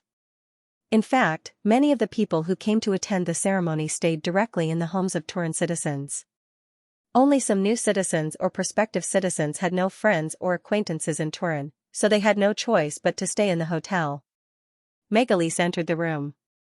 After the waiter left, he quickly locked the door and carefully observed the decorations in the room. Then, he walked to the side of the bed and forcefully moved the bed away. He reached under the bed that was against the wall and quickly took out something tightly wrapped in linen. He carefully opened it, only to see a blue dagger inside. For the next few days, Megalis walked the streets and alleys of Turin, especially the Temple of Hades. He went there many times to observe the terrain. Other than asking the Turin carefully about the ceremony, he usually went alone and tried his best not to interact with others.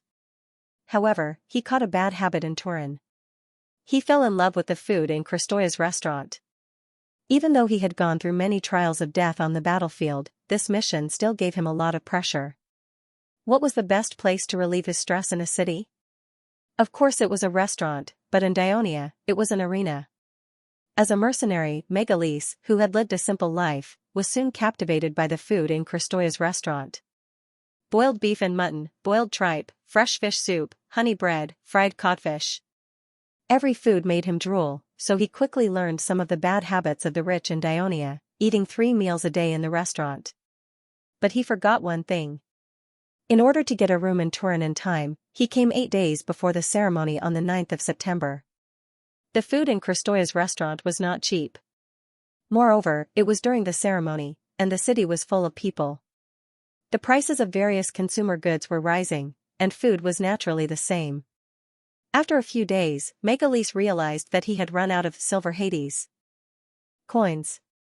He had to pay with the currency of another city, but the waiter refused to accept it. He said that other than the silver coins issued by Dionia, they would not accept the coins of other cities. Megalis had no choice. For convenience's sake, he brought all the money in the bag to Kristoya's restaurant. When it was finally his turn, the bank employee asked him through the iron window, "Do you want to deposit or withdraw money? Exchange for silver Dionia coins." Megalis patted the bag on his shoulder. The employee looked at it and handed him a piece of papyrus. "Write down the name of the currency you want to exchange and the amount." Megalis looked awkward. I can't read." The employee was obviously used to this situation. He continued in the same tone, "How about this? You tell me how many coins you want to exchange, then put the money in and watch me verify it for you. Do you agree?" Megalis hesitated for a moment and nodded in agreement. He then told the employee the type of currency he wanted to exchange, the amount, and so on. The employee took notes as he listened. When he heard Syracuse of 4 drachmas, his pen trembled slightly. However, there were Sicilian merchants who came to Turin to deposit and exchange money from time to time, so this kind of currency was not uncommon. After he finished recording, he called another employee over to count and check when Megalese put the bag in the window. When he opened the bag and counted the coins, the employee seemed to be careless, but he was actually very careful. Among the coins in the bag, Syracuse 4 drachmas accounted for the most, and some of them were brand new. His heart could not help but beat faster. Henopolis is still young. He has just gained power and is a little carried away. He doesn't understand the actual situation in Laos and always wants to do things his way. Ansatanos defended his disciple with a gentle tone. Dionia needs a stable Laos. No matter what Henny thinks, his priority now is to stabilize the order in Laos and slowly build up his prestige. Sir Ansatanos, after you go, tell him that he shouldn't be too hasty in governing Laos. With Dionia's support, his wish will definitely come true in the future. After venting his anger, Divers was in a better mood. He solemnly made his promise. Also, you have to tell him to listen to the opinions of his father's ministers. He has to respect them, especially his uncle, Arabuma. He has to discuss it with him. I understand, Sir Devers. I'll try my best to persuade Henny, Ansatanos replied seriously. By the way, how's the progress of the Hades celebration ode written by Lysias? The celebration will begin in 2 days, the Devers asked with concern. It's almost done. Even though he's dissatisfied with some of your requests and feels that it limits his thinking, it's a great honor after all. Besides, he'll be reading it in front of thousands of Dionia citizens. He can't be happier, Ansatanos joked. The Devers smiled too. Of course, I hope he can prove to me and the Senate through this new ode that the official citizenship of Dionia that I've specially applied for him is worth it. Sir Devers, it seems like we'll have a bumper harvest of wheat this year. However, if we buy more wheat, I'm afraid we won't have a place to store it, said Bagalipi. After Bucos resigned out of guilt, due to the fact that the storm that shocked Dionia had yet to subside and the sensitive nature of the position, the Devers finally proposed and the senators elected Senator Brudi Bagalipi to take up the position. Originally, everyone thought that he was just a transition. They didn't expect that he would be so swift and decisive after taking office. First, Sesta flatly refused to allow Prosecutor Sesta to continue investigating the Polixis case. Of course, Sesta didn't agree, and both sides took the case to the Devers. In the end, under Bagalipi's persuasion, the Devers stopped expanding the case, which won him the gratitude of the public servants under him. Then he made a detailed investigation of the Ministry of Agriculture, and after consulting Bucos, the former Minister of Agriculture, issued a new departmental system, which strengthened supervision, improved administrative efficiency, and lightened the burden on his subordinates. For example, Bucos, when he was in office, often went down to the country to learn about the condition of the fields, and required his subordinates to do the same. Lippi did not think this method was advisable, so he gave the responsibility to the village head. The civil servants under the Ministry of Agriculture only needed to make regular inspections and receive reports. Next, he proposed to the Senate that the salaries of public officials in the Ministry of Agriculture should be increased. The reason was that the labor intensity of the people in the agriculture department was too high. They often had to run all over the alliance and even go down to the fields to help with farming. They had no time to take care of their own fields. Of course, this proposal didn't go through. After all, if he only increased the salaries of the Ministry of Agriculture, what would the staff of the other departments think? However, Bagalipi won the support of all the public officials in the Ministry of Agriculture. Your suggestion is to build more barns, the Devers asked after thinking for a while.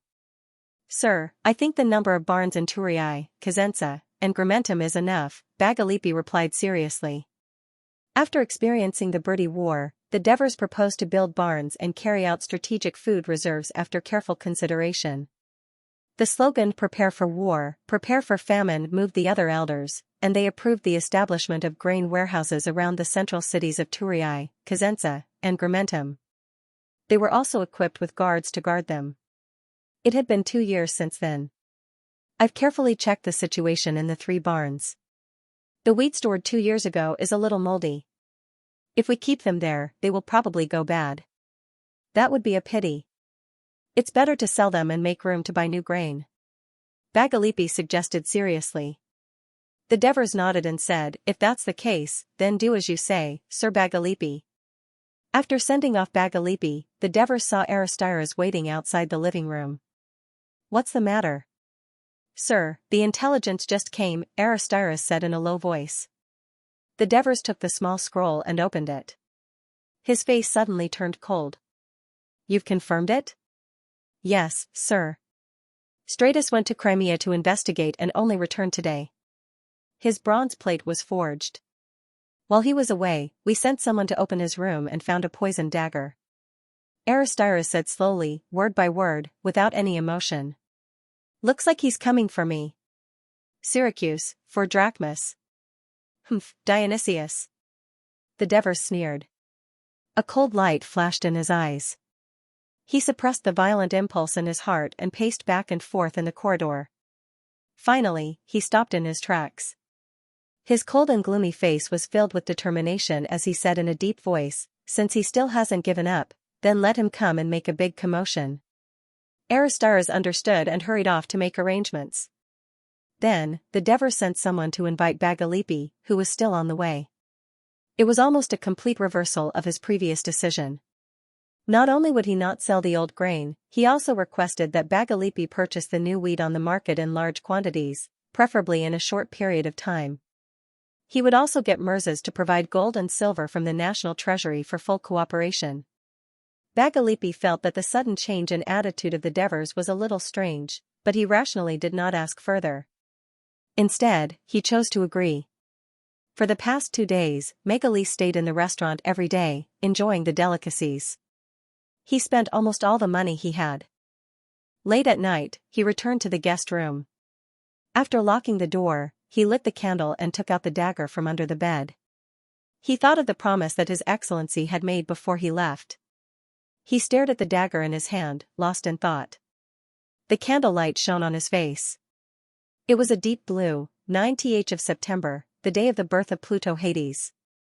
Dionysia's celebration was held as usual. Thousands of Dionysia citizens surrounded the Victory Square.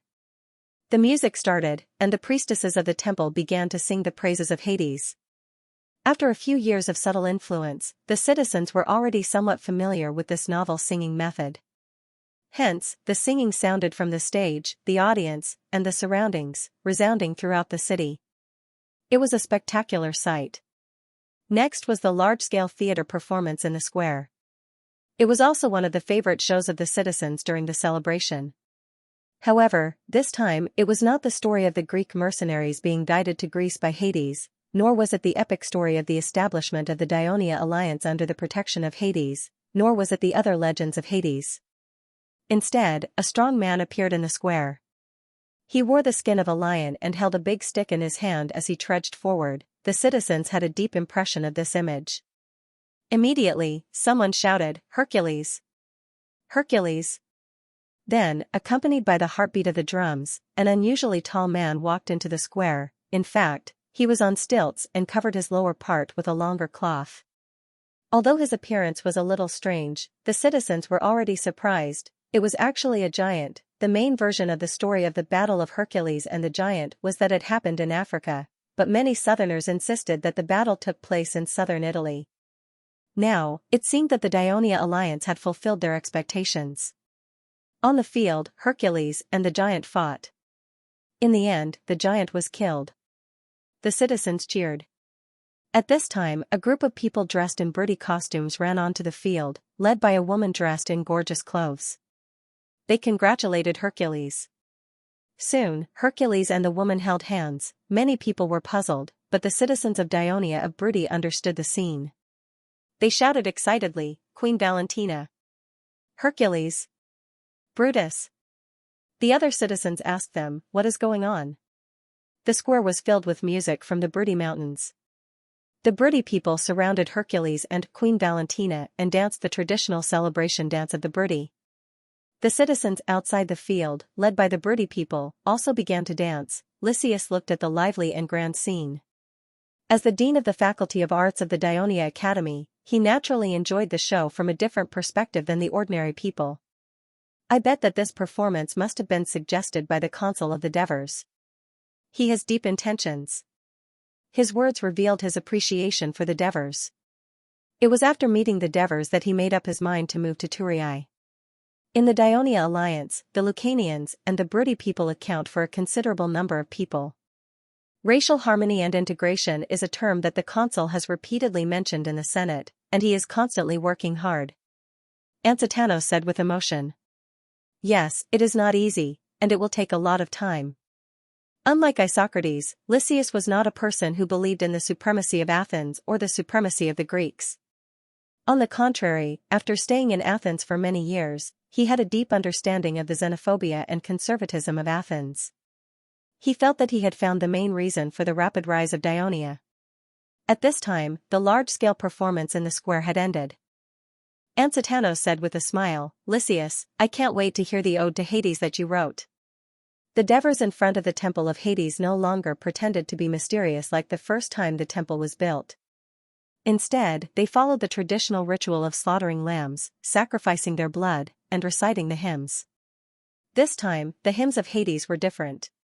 It was written by Lysias.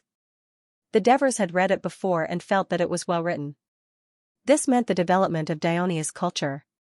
As mortals were equal before the gods, the people who participated in the ritual were in order. Those who arrived first stood in front. Megalees had been standing at the periphery of the square, close to the temple. Hence, when the crowd surged towards the temple, he walked in front. Now, in front of him were the militia who maintained order. They held hands and formed a large defensive circle, surrounding the entire temple of Hades. There were several teams of guards patrolling the circle to maintain order and prevent accidents. The Devers were about 20 meters in front of Megalees. He was singing loudly, and a group of priests were singing behind him. Megalees subconsciously swallowed a few mouthfuls of saliva. He lowered his right hand and touched the hard object on his thigh. The Devers finally finished their hymns. Dong.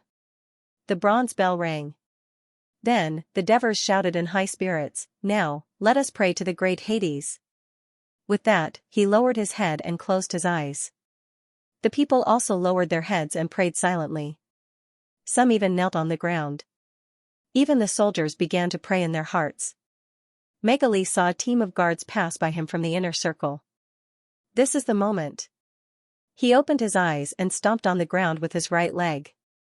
Like a cheetah, he crouched down and passed through the gap between the citizen soldiers' handholds. He flashed past the guard's back and reached his right hand into Bolton's pocket. With a pull, a shining dagger was already in his hand. Among the Campanian mercenaries, he was known for his speed. A distance of more than 20 meters could be traversed in an instant. At this moment, excitement and nervousness surged through his body. The wind whistled in his ears, but his eyes were fixed on the Devers in front of him. Close. Very close. Devers raised her head. She was neither nervous nor afraid. She just smiled at him. Megalees' heart skipped a beat. Behind the Devers, two high priests who had their heads hung low suddenly rushed out. They held small leather shields in their hands and swung them forcefully at Megalees. He was already sprinting at full speed, but he was unable to dodge due to inertia. He felt as if his right hand had been smashed by a boulder, and the pain in his bones felt like they were cracking. The dagger flew out of his hand. Then, another shield smashed onto his head. Megalees' head buzzed and he fainted immediately. Is he dead? Devers asked. Sir, he fainted. Marcius, who was disguised as a priest, replied. Very good. Just as the Devers spat out these two words, someone in the crowd shouted, Assassins!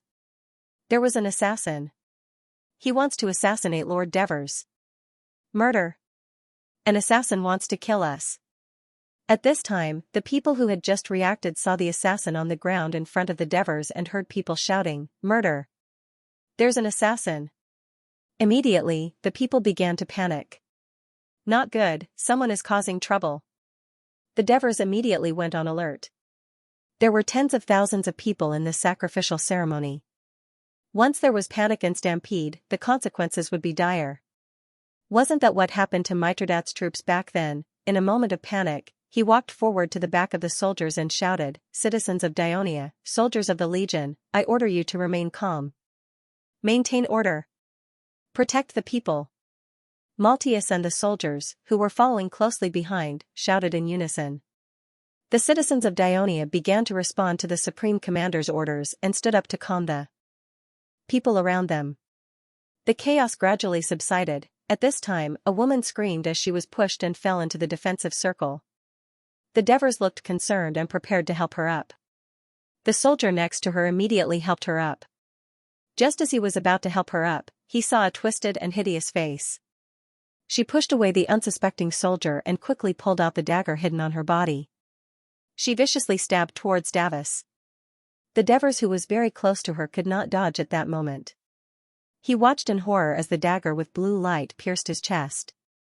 At this moment, Marcius, who was behind him, suddenly pushed the Devers away with his left hand, and at the same time, his right hand quickly met the dagger.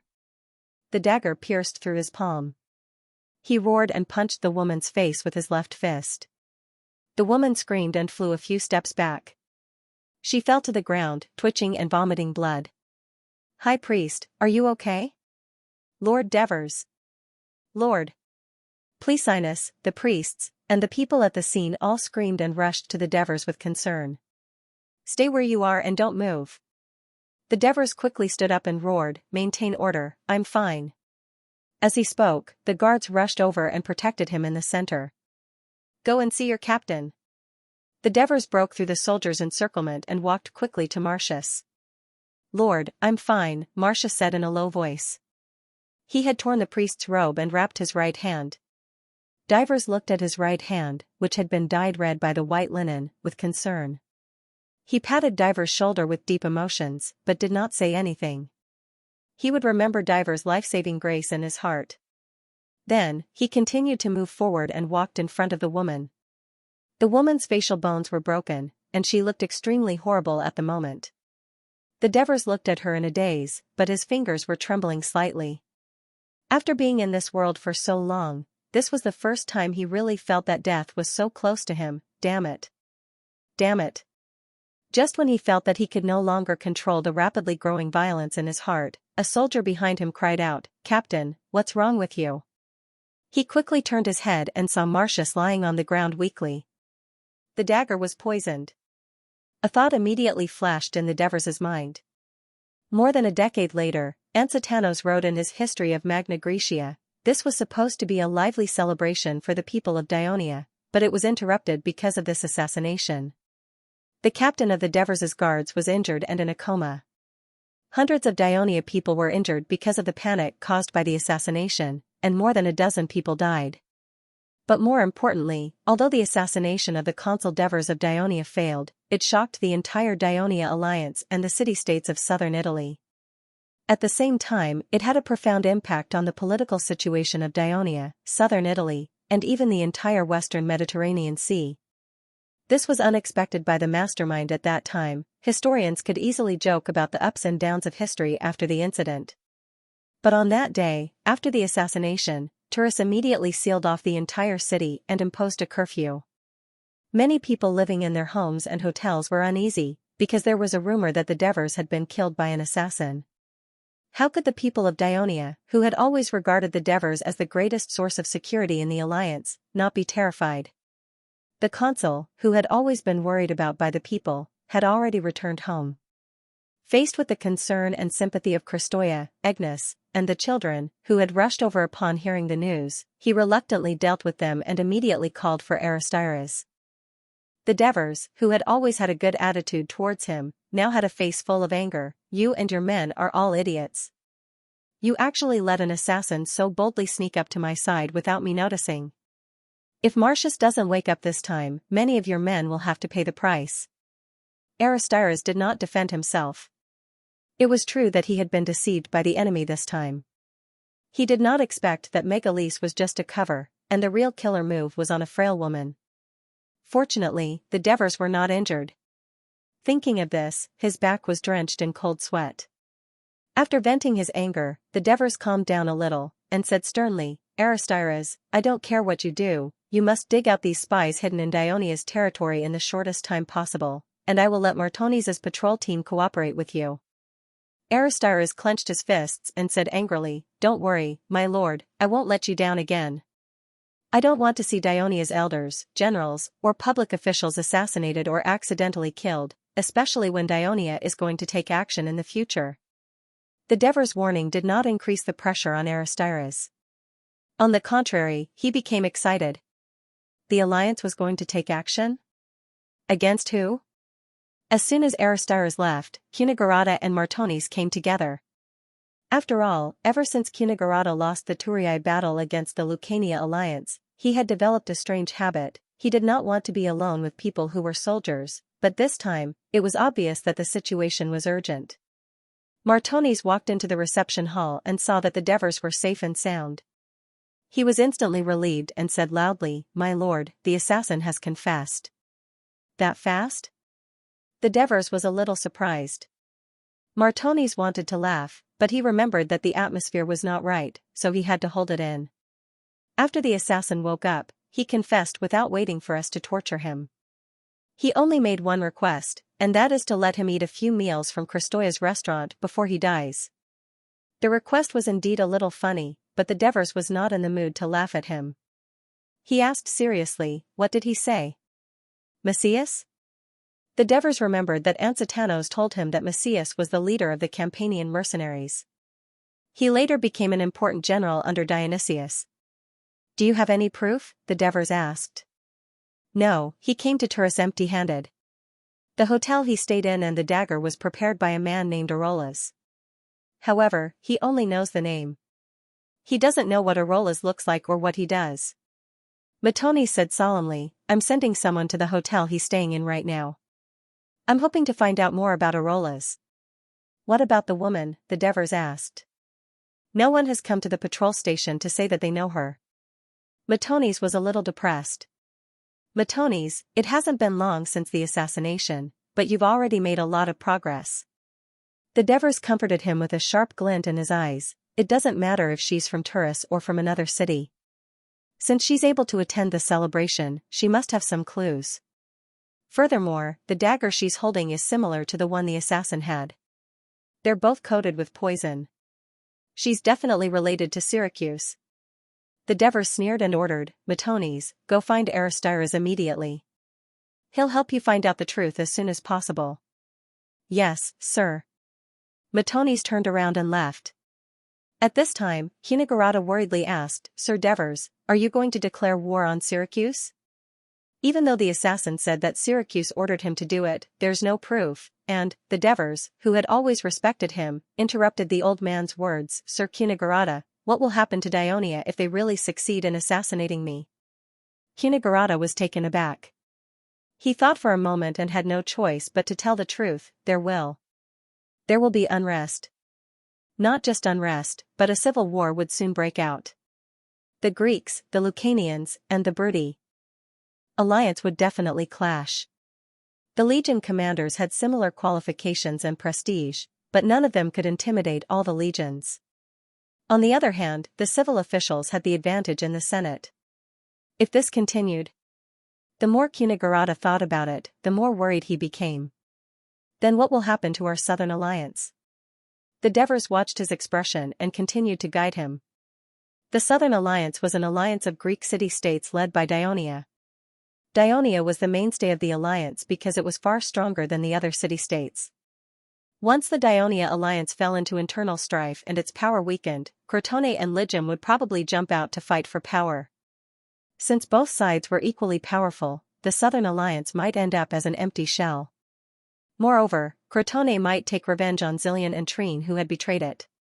It was also possible that Crotone would declare war on Dionia to take revenge. We all know that Syracuse has signed a peace treaty with Carthage, but Syracuse still hasn't dismissed its mercenary troops. Instead, it's buying grains and building ships. Why? Is it to help Sparta defeat the Thebes alliance? The Devors' question was directed at Cunegurata's heart. Indeed, Dionysius had long had ambitions for Greece. If the Dionia alliance fell into chaos and the Southern alliance became a pile of loose sand, Syracuse could easily achieve its goal with its strength far surpassing that of the various Greek city-states and alliances. The Devors stared at the old man in front of him. Tiny beads of sweat quietly seeped out from his white temples. As the senator of Dionia who had served 3 consecutive terms as the governor of Turiai, the Turiai alliance could not be neglected. Unfortunately, his biggest weakness was that he was afraid of war. Lord Cunegurata, you should know me. I will not recklessly declare war on Syracuse without sufficient preparation. However, it is time for us to take action. Otherwise, it will be a terrible thing to allow a vicious wolf like Syracuse to lurk around Dionia, drooling over our land and disrupting the order of our alliance. Cunegurata listened to Devers' sincere words and pondered for a moment. He finally changed his mind. Lord Devers, is there anything you need me to do? The Devers' face lit up with joy. In an emergency meeting of the Senate, I hope you can support my proposal to mobilize the citizens of Dionia to prepare for war with Syracuse. Was it just a preparation? Cunegurata could not believe his ears. He thought the Devers were about to start a war with Syracuse when he saw how aggressive they were. Of course, that's not all. We also need to support Ligem in building a colonial city in Sicily. The Devers looked at Cunegurata and said word by word, I also need you to tell the other elders the truth of the assassin incident. The assassin was sent by Lockery under Syracuse's request. Cunegurata's eyes widened in shock. Lord Devers, that's right. I'm going to attack Lockery. The Devers' expression was ferocious as he said firmly, Dionysius and Lockery have formed an alliance because he wants Lockery to become a springboard for Syracuse to invade Greece. Lockery's existence makes it impossible for Greece to unite as a whole. This is a great opportunity to declare war on Lockery. If Syracuse comes to our rescue, we'll have a high chance of winning against our southern alliance on Greek soil. If it doesn't come, we'll conquer this city that betrayed Greece. Although Cunegurata agreed that the war between Dionia and Syracuse was inevitable, compared to facing the powerful Syracuse, he preferred to deal with Lockery first. When the city alliance of Dionia was first established, Lockery was a powerful force in Greece. However, it was nothing in the eyes of the people of Dionia now. Furthermore, the fact that the Devers could come up with such a strategy meant that he was not blinded by anger. Hence, Cunegurata began to come up with a plan. Coincidentally, the generals and councillors of the Southern Alliance have been invited to this celebration. Lord Attilicus of Ligem, Lord Lysias of Crotone, Lord Cypros of Trine, Lord Prethinus of Silatina, and Lord Frinrus of Corunna are all in Turiai. They must have heard about today's shocking event. We can hold the Southern Alliance meeting in Silatina in Turiai. I believe we'll be able to reach an agreement easily. I believe they're waiting for the Senate to contact them. Our Senate meeting must end as soon as possible, reminded the Devers. I understand. Cunegurata nodded. When he left the Devers mansion, his steps were heavy. He knew that after today, the Dionia alliance that had been at peace for more than 3 years might once again open the door to war. When the Senate of Dionia convened, the elders were more concerned about the safety of the Devers, especially the former mercenary elders, the elders of Lucania, Amendolara, and some of the elders of Bruttii. Therefore, when Cunegurata told them the truth, the elders were enraged. The Devers' proposal to declare war on Lockery was easily passed. Although the warmongers such as Amintas were slightly disappointed that the Devers did not directly declare war on the culprit, Syracuse. Even though Cornelis, Ansitanos, and the others were surprised that Syracuse didn't step forward and let Locke take the lead, they were relieved for the time being. The Senate finally decided to send an emissary with harsh requirements to question Lockery. The Devers did not have time to rest after returning home. He immediately asked for his father-in-law, Attilius. Seeing that you're fine, I can finally rest assured. Attilius said happily as soon as he saw him. This made the Devers feel a little warm. Then, Attilius shouted loudly, Syracuse. It must be Syracuse who did it, right? I've said it before. The Devers interrupted him and said decisively, the Senate of Dionia has decided to fully support Ligem's construction of a colonial city in Sicily, but we also hope that you can abide by your previous words and hand over Ligem's fleet to Dionia. That's really good news. However, if we hand over the fleet to you, can Dionia guarantee the safety of Ligem's coast and trade routes? Attilius became reluctant at this moment. I think Syracuse won't have time to humiliate Ligem anymore because Dionia will send an emissary to question Lockery. Why did you send an assassin to assassinate me? The Devers' words were shocking. Attilius was shocked. How How could it be Lockery? Because Dionia and the Southern Alliance need to wage war on Lockery. The Devers said resolutely. Attilius was still shocked, but he had already understood the Devers' intention.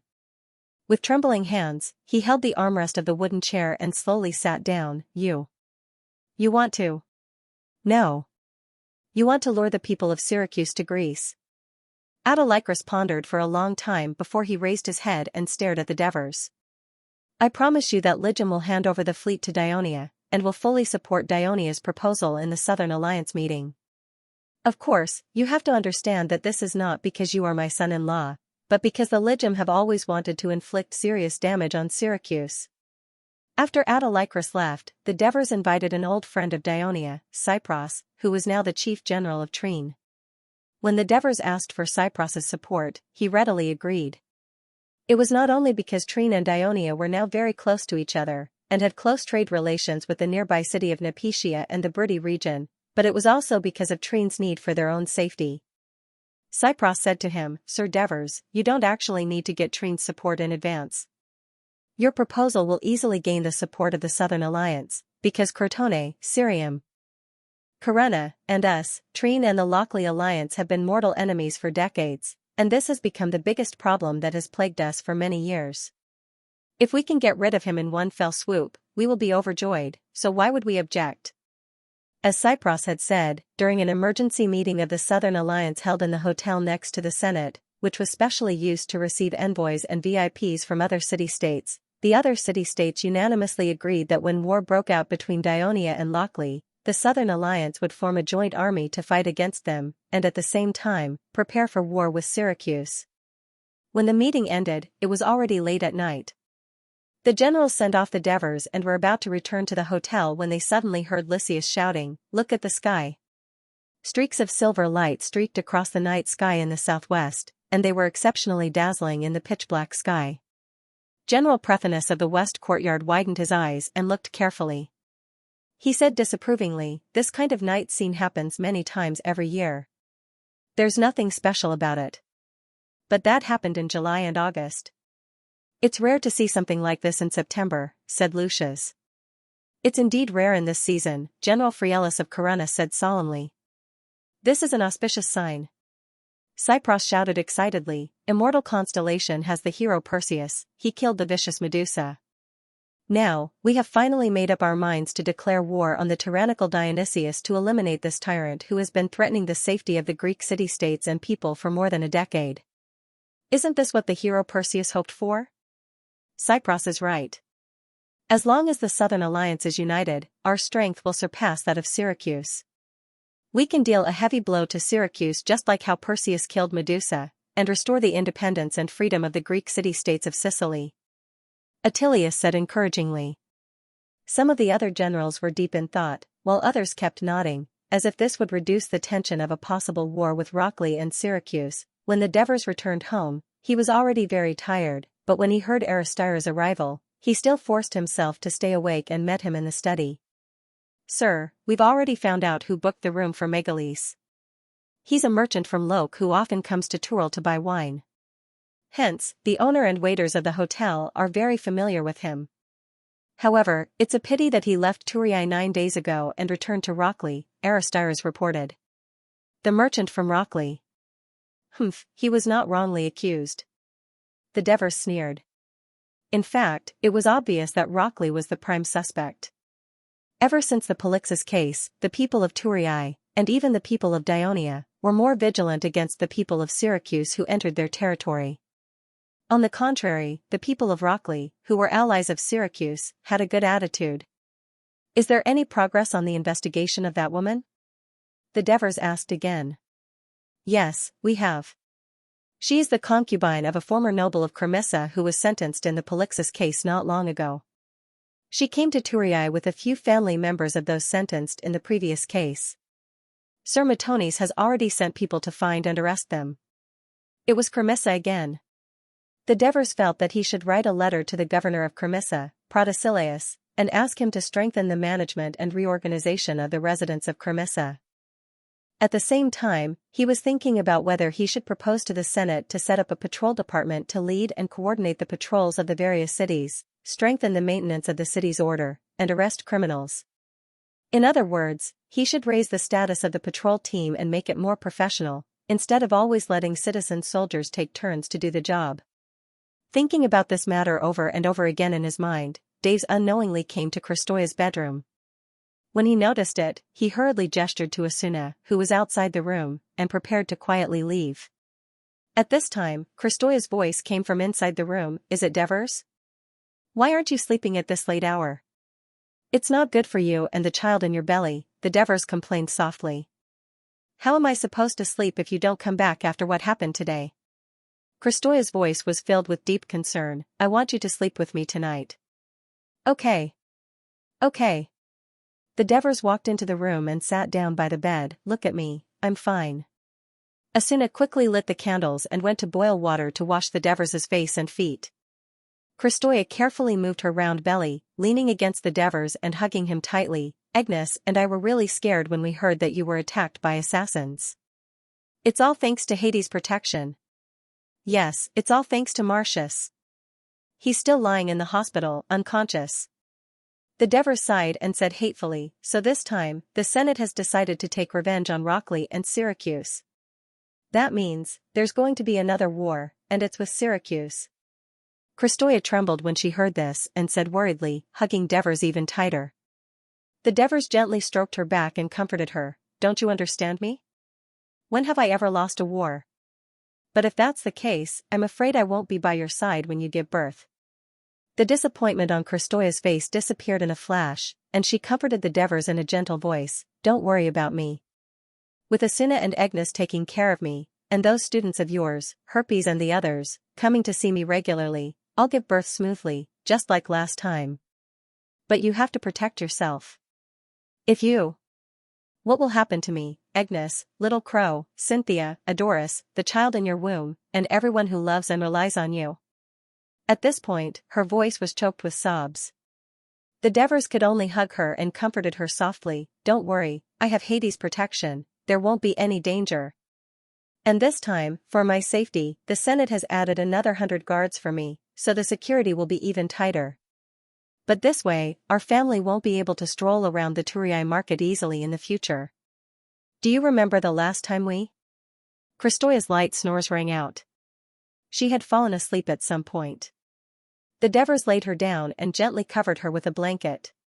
He stared at her pretty face that was frowning slightly, and a thought that had been suppressed in his heart was rapidly expanding. The next day was the start of the Dionia rugby finals. The Turii didn't stop because of yesterday's incident. It was held on time as usual, and the people filled up the arena early in the morning.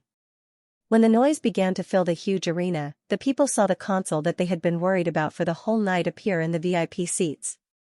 He smiled and waved to the people around him, and all the rumors were dispelled. The people let out deafening cheers, and the entire arena began to boil. While the people of Dionia in Turii were cheering for the opening of the rugby finals, Fräulein, the envoy sent by the Senate, was already on a boat to Lockery. At this time, Fräulein was already an intermediate judge of Dionia. He had just stepped down from his post in Amendolara and was waiting for a new appointment in Turii. The Senate appointed him as an envoy to Lockery precisely because he was no weaker than Aristotle in eloquence and reasoning. At the same time, he was more tactful and experienced than Aristotle in handling matters. After all, he had been a public official in Dionia longer than Aristotle. Fräulein gladly accepted. It wasn't that he didn't know the danger of the trip, but it was also a great opportunity to show himself and attract the attention of the senators, especially the consul Devers. An intermediate judge was already the highest position a citizen of the Senate like him could hold in the public office of the federal judge. A senior judge could only be held by a senator of the Senate, and a judge of a higher level was held by the consul Devers. Next, he would either continue to serve as an intermediate judge in other cities or transfer to another position. After 5 years, it was possible for him to enter the ranks of the elected senators of the Senate. He had to increase the possibility of becoming a senator of the Senate through his excellent performance. In fact, there were some cultural ties between Dionia and Lockery. When the city of Turii was first built, Protagoras, the wise man of Athens, made laws for it. He did not casually adopt the laws of Athens. Instead, he chose to make the laws of Turiai based on the laws of Locri made by the famous lawmaker of Locri, Zalichus, because Turiai was a city-state with many immigrants and complicated origins. The Daionia Union was built on the ruins of the former city of Turiai and drew on the essence of the former laws of Turiai. Known for his harsh laws, Zalichus had decreed that anyone who wanted to change any of the existing laws had to first put a noose around his neck, and if his proposal was not passed, he would be strangled to death. Zalichus had been impartial throughout his life when enforcing the law.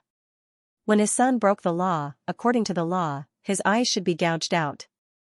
He did not hesitate to carry out the sentence. However, out of affection for his son, he gouged out one of his eyes on behalf of his son.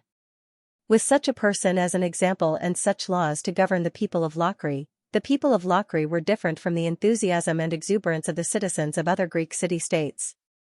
The people of Locri were known for their obedience to the rules of Great Greece. Of course, later on, the people of Daionia were added. At the same time, they knew how to obey orders, so they were able to resist the Crotone who were stronger than them. Perhaps it was precisely because of the strictness of the law that the city of Rocli chose to protect its gods, unlike other cities, which mostly chose powerful gods like Zeus, Poseidon, Apollo, and Athena. Instead, it chose two gentle goddesses, Aphrodite, the goddess of love and beauty, and Persephone, the queen of the underworld, the goddess of fertility. The city even built grand temples for these two goddesses. Therefore, when Daionia held a celebration of Hades on the 9th of September every year, a small number of people from Locri would also rush to attend. Not only because of the unique ceremony and lively scene of Turiai, but also because the people of Daionia would also celebrate their queen, Persephone, while offering sacrifices to Hades. At the same time, because the guardian deities of the city-state were the two goddesses, the women of Rocli had a higher social status than those of other city-states. They were allowed to wear veils in public and had the right to inherit property. This was somewhat similar to Daionia. However, the two Greek forces with similar cultures and customs were regrettably enemies. Before Pharkelion arrived in Locri, the Council of Locri had already learned of the assassination of the consul of Daionia. Although Turiai had sealed off the whole city soon after the incident, Daionia was the overlord of southern Italy. Not only Locri, but other city-states of the Southern Alliance and Tarentum had more or less sent spies or eyes to be stationed or hidden in the city and port of Turiai. They were always aware of the movements of Daionia so that the city-states could respond in time. Therefore, when such a big disturbance occurred, it was naturally observed by those who were observant. After quickly ascertaining the situation, they all rushed to their city-states by boat or on horseback. Pharkelion set off the next day, but he was lagging behind. His boat entered the port of Locri. The public officials of the port quickly sent the news to the council in the city. The councillors of Locri were surprised as to why the envoy of Daionia would appear here at this time. Among the generals and councillors of Locri, only a few knew the real inside story of the assassination. For example, General Demodorus, the brother of Dionysius's wife, Doris of Locri. He thought that Daionia was going to protest to Syracuse again, but he did not expect the envoy of Daionia to appear here. Although surprised, Pharkelion was invited into the council out of courtesy and respect for Daionia, the overlord of southern Italy. In Locri, like other democratic city-states, the citizens' assembly was the highest authority. Other than discussing and deciding important matters of the city-state, the ordinary political affairs were handled by the General Executive Committee and the council. The council was simply a smaller version of the citizens' assembly. It divided all the citizens who participated in the citizens' assembly into many groups, usually 10 groups. They took turns to participate in the political affairs of the city-state through the council. Therefore, there were 8 generals and hundreds of council members in the council. This was already quite a large force, several times more than the number of people in the Senate of Daionia. Pharkelion made some preparations and walked to the center of the hall after being invited by the president of the council. Councillors of Locri, I, Pharkelion, am here as the envoy of the Union of Daionia. I am here to question Locri on behalf of all the citizens of Daionia. Pharkelion stated the purpose of his visit directly. As soon as his voice fell, it caused a commotion among the councillors around him. He did not stop talking. Instead, he raised his voice. I think you all know that the great consul of Daionia, the beloved commander of the citizens, has been assassinated. It has aroused the anger of all the citizens of Dionia. Now, one of the assassins has been caught on the spot. After interrogation, he revealed the truth. He admitted that he was hired and helped by a Locri merchant named Arolas to infiltrate Turiai and assassinate the consul Devers. This is slander. This is a frame-up. The chief general of Locri, D. Midorkas, immediately interrupted Farkelian's words and retorted loudly, Locri would not provoke Dionia for no reason. The people of Locri are not that stupid. But the truth is the truth. After a detailed investigation by Turiai, all the evidence is irrefutable. The Dionysian Senate has confirmed again and again that the mastermind behind this assassination is none other than you, Rockley. Farkelian shouted angrily as he pointed at the crowd in a righteous manner. The councillors were instantly in an uproar. Are the people in the Senate of Dionia fools? What does this have to do with Locri? Why don't you go and question Syracuse? This is obviously a common trick of His Excellency. He has assassinated his political opponents in other cities in Sicily many times. What irrefutable evidence! This must all be fake. Dionia only dares to blame Locri because you don't have the guts to provoke Syracuse. Even if the merchant named Arolas is from Locri, he may have been bribed by other cities. Has Dionia interrogated him? How could you so easily conclude that it was Locri who ordered this? Farkelian ignored their arguments and abuse and continued, therefore, the Senate of Dionia. And all the citizens are extremely angry at Locri's despicable behavior and demand that you accept punishment. First, repent your mistakes to Hades and send an envoy to Turiai to publicly apologize to the Senate. Second, compensate the people of Dionia who were injured and killed in this incident. Lastly, Farkelian faced the angry crowd without fear and his voice was firm and loud, break the alliance with Syracuse. If so, Dionia will forgive Locri for what he did and accept you. Before Farkelian could finish his words, he was drowned by angry roars, Locri did nothing wrong. Why should he accept the unreasonable demands of Dionia? This is a humiliation. A humiliation to Locri. This is a conspiracy of Dionia. They want to break up the alliance between Locri and Syracuse. Not only were the members of the council cursing, but a few of them even ignored the dissuasion of others and rushed to the center of the hall. The one who ran at the front was one of the generals, Diapantos. The hot-tempered general rushed forward and punched Farkelian, knocking him to the ground. Just as he was about to kick him again, another general, Metlophenes, hugged him and shouted anxiously, do not violate the sacred tradition of the envoy of the city shall not be violated. Do not violate the law of Locri. Upon hearing the word law, the people of Locri who had just rushed forward to surround Farkelian froze. Metlophenes took the opportunity to shout, Lord Demodocus, if you don't stop them, they will be severely punished for violating the law. Demodocus, who had been watching from the side, was called out by Metlophenes. As the chief general, he had to stand up and defend himself. Humiliating Locri means you are Locri's enemy. We are all protecting the honor of the city. How can this be considered breaking the law? Lord, you are right. Someone immediately agreed. All right, everyone, please leave. The meeting hall is a sacred place. We, Rockley, are a civilized city-state, not Tulii. We can't do anything to humiliate the messenger. Demodocus said as he walked forward. The council members obediently returned to their seats.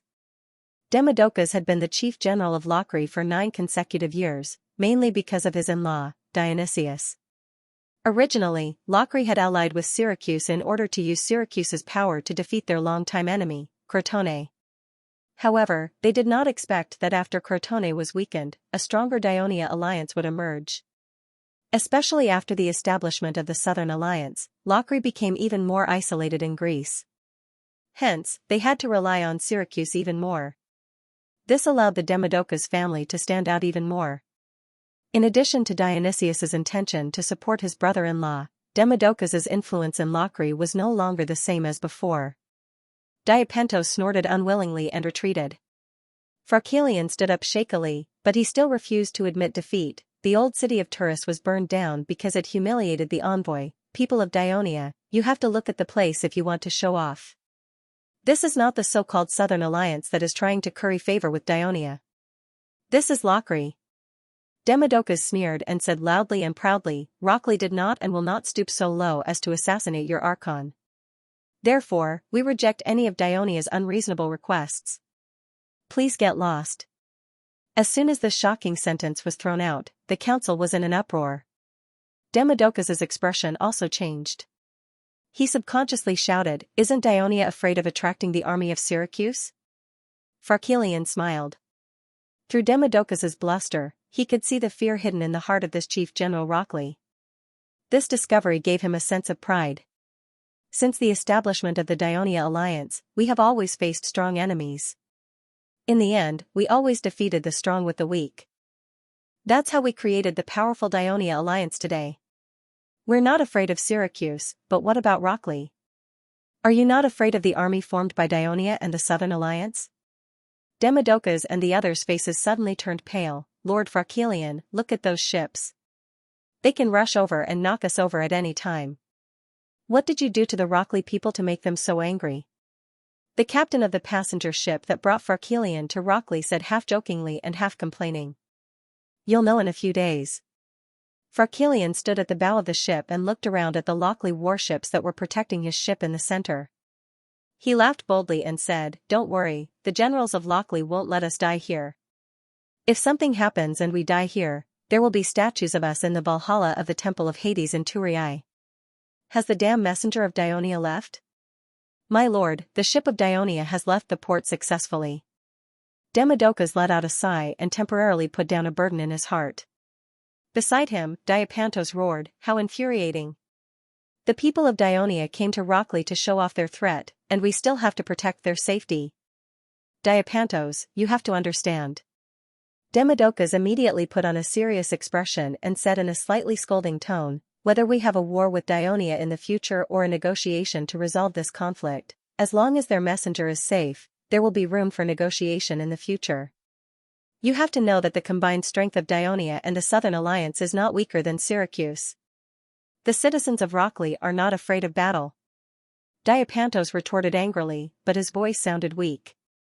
Demodocus ignored him and turned to Metlos Finus, Quickly go to Syracuse and tell General Dionysius that Dionia has framed Rockley for sending assassins to assassinate their consul and has declared war against Rockley. They hope that he will send reinforcements, otherwise, Rockley will not be able to defend against the army of Dionia and the Southern Alliance alone. In the city of Laos, Arabuma returned to his mansion with a gloomy expression. His wife saw him and could not help but ask with concern, Did your nephew give you a hard time again?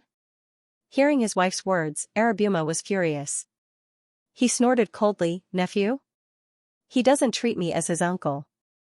Do you know what he's up to today? He wants to build a school. School? What's that? The wife of Lucaria obviously did not know much about Dionia. Aya, you don't understand. It's not something good. He even wants to let the children of the poor study in school. He's crazy. Arbolmus pounded the wooden table with his fists to vent his frustration. Not long ago, his teacher came from Turii and warned him not to mess around. He even told him to listen to you. His wife reminded him. Listen to what I say. Arabuma sneered, It's not like you don't know your nephew. He's been stubborn since he was young. Now that his father is dead and he's a consul, no one can control him anymore. Arabuma was getting angrier as he spoke, Go. Go. Give me some milk water, I'm dying of thirst right now. After his wife left, Arabuma lay on the couch. He remembered that when he went to discuss politics with Henepolis this morning, he was opposed to his proposal to build a school. This nephew, who had drunk a little, was so angry that he blurted out, That won't do either. That won't do either. If you can't do anything, why do we need you ministers? Look at our allies. The people of Dionia have governed Turii so well. I think it's better to let them govern Laos. The more Arabuma thought about it, the more shocked he became. Henepolis was speaking the truth after drinking too much. This kid has been living in Turii for 6 to 7 years. It's said that he's been living in the Devers house all this time. He's been heavily influenced by Dionia. How can he give away the family business that his father and I worked so hard for to an outsider? Could it be, this is the conspiracy of the consul of Dionia? When the image of the Devers appeared in his mind, Arabuma felt his scalp go numb. Just when he was worried, his trusted slave came in. "Master, there's someone outside asking to see you. He says he's from Syracuse." "No. No." Arabuma shouted subconsciously. Suddenly, he remembered something. "Wait, you said he's from Syracuse?" "That's what he said." "Syracuse." Arabuma pondered. His expression was uncertain. Finally, he said in a deep voice, "Bring him to the guest room." When Arabuma saw the guest, the first thing the guest said shocked him. "Master Arabuma, I'm here to see you under the order of the General of Syracuse, Master Dionysius. Master, do you think that Minister of Laos Arabuma will agree to our request?" Philistos asked. "Arabuma is in a high position. As time goes by, I'm afraid his desires will grow. There's no way he'll let his power be taken away by a young man who has never done anything for Laos. According to the analysis, although they're relatives, they don't get along well. They've argued many times. In the past, Hnepolis, the son of Aphanogus, had the support of Dionia, so he didn't dare to say anything. Now that he has our support, do you think he'll change his mind?" Dionysius said confidently. "Only a barbarian like Arabuma would be blinded by power. A well-educated person can maintain his peace of mind no matter where he is," Philistos replied, vaguely expressing his innocence. Dionysius laughed. "Philly, you're talking about me, aren't you? Compared to you, I'm far less knowledgeable." "Who said that?" "In Syracuse, apart from Pharisanus, you're the best poet." Philistos praised sincerely. "Besides, you're already at the top. You don't need any more desires. Philly, it's not easy to sit in this seat." Dionysius slapped his seat and pointed at his head. He sighed. "It's like there's a sharp sword hanging above my head, and it could fall at any time. That's why I said that not everyone can sit in this seat." Philistos complimented. "Yeah." Dionysius continued. "I wonder if the Devers in Dionia feels the same." Dionysius sighed. His gaze sharpened again. "Philly, you're wrong. It's not that I don't have any desires, it's that I have a lot of them." "Are you talking about Great Greece?" Philistos asked. "It's a pity that the young man in Dionia managed to escape the assassination attempt. He's learned his lesson this time. He didn't send anyone to Syracuse, but instead declared war on Locke. He thinks I'll go and save Locke? He's underestimating me." Dionysius's cold words were laced with killing intent. "Sir, we've received news from the north of southern Italy. They've agreed to send their troops soon," Philistos said excitedly. "Also, the northeastern side of Dionia didn't object to our proposal. Everything is going smoothly. We've paid a huge price, so of course we'll get even more in return." Dionysius stared at the void in the hall as if he was looking at Dionia in the north. "When you go back, immediately make all the preparations for the war. Once the flames of war burn in the north, we'll go immediately." After the news of Dionia declaring war on Locke spread in Great Greece, all the city-states of the Southern Alliance also declared war on Locke. For most of the citizens of Dionia, they were more excited when they heard the news.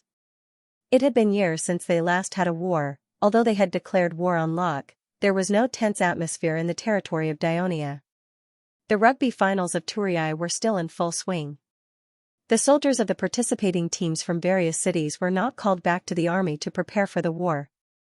The Senate of Dionia announced to the public, even the war cannot affect the celebration of Hades in Dionia, just like how the war has to be temporarily absent during the Olympia.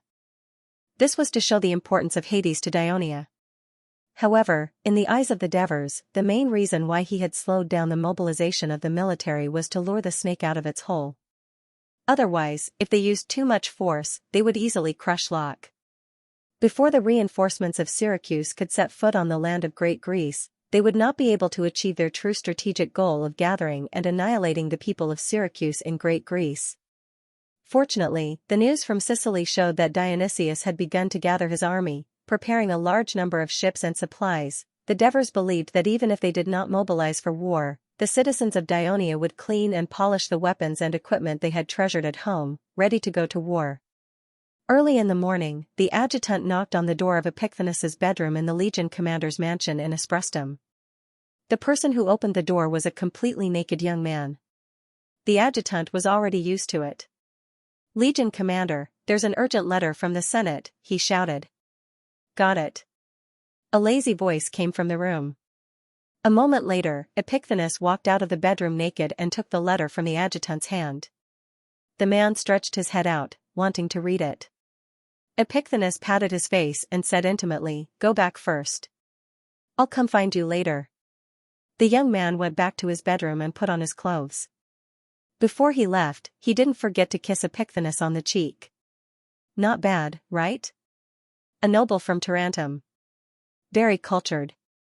"It's a pity that his family has fallen," Epicthenes said to the adjutant with a hint of pride as he watched the young man leave. The adjutant didn't say anything. He didn't want to comment on his commander's hobbies. "Oh, right. Read the letter first." Under the urging gaze of the adjutant, Epicthenes opened the letter. After reading it, he whistled. "Lord Devers wants us, Legio 4, to arrive at Silatina before October to meet up with the Southern Alliance's army and prepare to attack Loch Carry." "That's great," the adjutant said excitedly. "We'll inform the governors of Esprestum and Cremissa right now. Inform the legions in both cities to gather at Cremissa's square tomorrow. Esprestum Square is too small to accommodate 8,000 legions. We don't have to rush. It's written clearly in the letter that we just need to arrive at Silatina before October. This means that Lord Devers isn't in a hurry to start a war with Loch Carry. If we go too early, we'll finish all our rations and have to eat our reserve rations. That's a waste. We still have more than 10 days to prepare. I can discuss with the two governors about the distribution of rations and other preparations. At the same time, we can wait for the soldiers to return from the football match." Epicthenes's words made sense. The adjutant said helplessly, "Fine. You're the Legion commander, so you have the final say. However, I'm afraid that Dracos will lead the 5th Legion there too early. If they don't wait for us, they'll probably start cursing. That stubborn donkey. To be honest, I'm also afraid that he'll get angry." Epicthenes shrugged helplessly. The two of them burst into laughter. Dracos was supervising the training of the soldiers in the 5th Division's barracks outside Xianxia city. He was supposed to be transferred back to the army by the Devers the year before last, but he refused to comply with the transfer orders. The reason was that he was only good at fighting and did not know how to do paperwork. Even if he trained, he would not be able to do it. The Devers couldn't do anything to him. According to military law, a legion commander could not stay in a legion for too long, mainly because the Devers were afraid that if he stayed for too long, the soldiers would develop a sense of dependence on the legion commander, which would weaken his prestige in the hearts of the soldiers. Therefore, they had no choice but to send him to Xianxia as the legion commander of the newly formed 5th Legion. However, Dracos did not disappoint the Devers. In just a few years, through rigorous training, he had trained the undisciplined Briti people into qualified soldiers. "Legion commander, an urgent letter from the Senate from Xianxia." A guard hurried over. Dracos opened the letter and read it. His face lit up with joy. He shouted, "Messenger! Messenger! I'm here, Legion commander. Immediately send your men to Vig, Canopetia, and Ambalia with this urgent letter. Inform the soldiers of the 5th Legion to report to the square in Xianxia city tomorrow. Those who are late will be punished with 30 strokes of the stick." "Yes, sir." "Legion commander, are we going to war?" the adjutant asked excitedly. "We've declared war on Rockley for so long. Why are we only sending the mobilization order now? What's there to be happy about?" Draco said with some dissatisfaction. He then instructed the adjutant, "You stay here and supervise their training. I have to immediately go to Xianxia to discuss the deployment of troops with the governor, Felicius." The adjutant remembered something and reminded Dracos, "Legion commander, we still have some soldiers participating in a rugby match in Turii. Look, I almost forgot if you didn't mention it." Dracos thought for a moment and said, "Find some reserve soldiers to replace them first. At the same time, send someone to Turii to urge them to come back quickly. Otherwise, don't blame me if they miss the battle." Agesilaus lay in the big tent with a solemn expression. Now, the Sparta coalition army and the anti-Sparta alliance were in a stalemate at the Isthmus of Corinth. The enemy relied on the strong defense of Corinth city to repel Sparta's attacks many times, leaving him at a loss. It was not that Agesilaus did not want to open up a second battlefield, but the Sparta fleet had suffered heavy losses. That damn Athens Canaan led the huge fleet built by Persia directly into the port of Piraeus and handed the entire fleet over to Athens. This caused Sparta to face the same predicament they faced decades ago. They lost the sea. Damn Persia, they're definitely behind this. Agesilaus cursed in his heart, but he obviously forgot that it was his actions in Asia Minor that led to today's outcome. At this moment, someone opened the tent. King Agesilaus, I'm here. Phoebidas. Agesilaus was about to sit up. Phoebidas dared to step forward, held him down, and said with concern, I heard that you haven't been feeling well these days. You even fainted yesterday. Don't stand up. As Phoebidas spoke, he sat cross-legged on the ground. Agesilaus did not act pretentious. He continued to lie on the bed and said, This is an old problem. I'll be fine after a few days of rest. Actually, this is a side effect of polio. This time, I called you here because the Elders' Council has sent an urgent letter. Agesilaus' expression became serious. Syracuse is about to attack Great Greece, so they're asking us for help. They're asking for a general who's proficient in military affairs to help them defeat Dionia. What? Dionysius wants to start a war against Great Greece at this time. Where's the aid he promised us? Phoebidas was shocked. Of course not. Agesilaus sighed helplessly. According to Syracuse, it was Dionia who first declared war on Locri, forcing them to fight to protect their ally. But you and I both know about the assassination of the consul of Dionia 10 days ago. Although Dionia claimed that it was the Locri who did it, I'm afraid the truth is not that simple. Damn Dionysius. This bastard who doesn't keep his promise. Phoebidas scolded angrily. If it wasn't for our Sparta's support, how could he have secured the position of the tyrant of Syracuse? Although Dionysius is infuriating, Dionia and Athens have strengthened their relationship. You have to know that Thurii was established by Athens in the past and has always been an ally of Athens. Agesilaus stared at Phoebidas and said solemnly, Therefore, since this war is unavoidable, we must not let Dionia win. That's why I've recommended you to the Elder Council. I understand your ability, but I hope you can put aside your resentment towards Dionysius and help Sparta win this war. Phoebidas listened and nodded heavily. King Agesilaus, don't worry. I'll help Dionysius defeat Dionia as soon as possible. Then, I'll ask him to send troops to aid Sparta as soon as possible. Agesilaus cautiously reminded him, Don't be careless, and don't underestimate the young archon Devers of Dionia. You have to know that he has never lost a battle until now. Otherwise, the Dionia alliance wouldn't have risen so quickly, surpassing our expectations. Dionysius asked us for help because he felt this pressure. In the past, when he fought against Carthage, he didn't take the initiative to ask for our help before the war.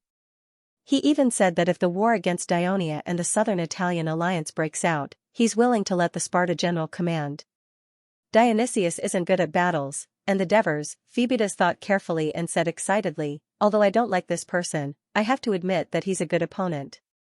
However, I'm confident that I can defeat him. Agesilaus looked at him for a while, then nodded and said, That's right. We Sparta should be fearless.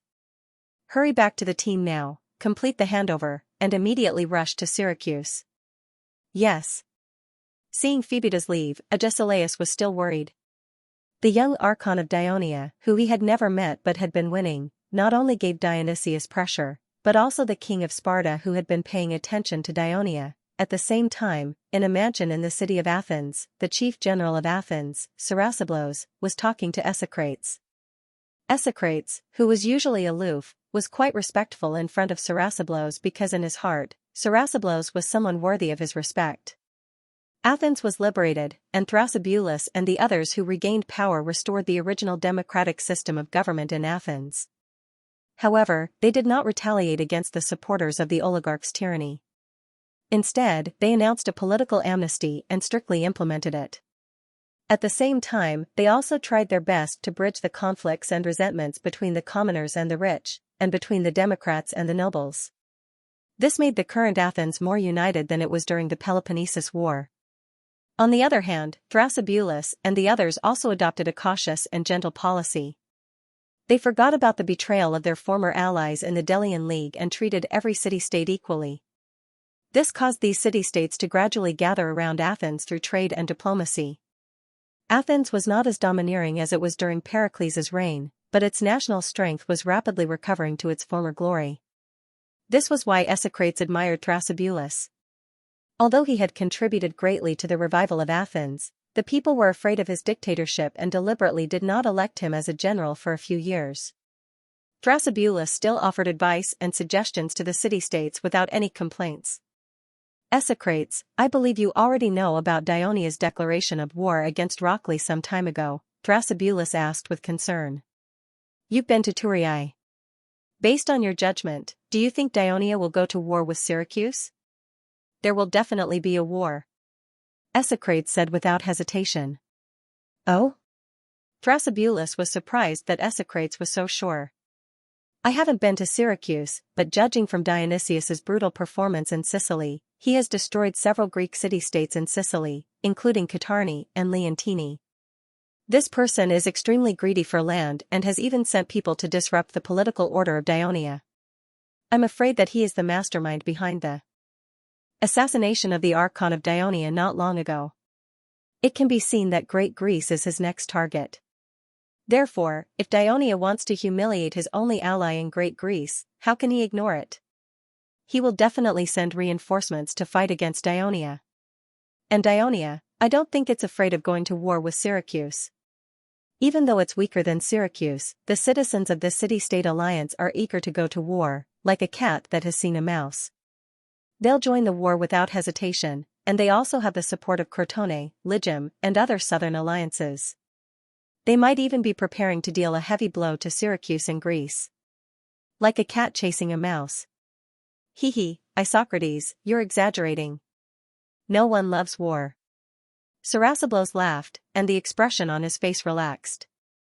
I'm relieved to hear you say that. If Dionia can go to war with Syracuse, then the pressure on our anti-Sparta allies will be reduced.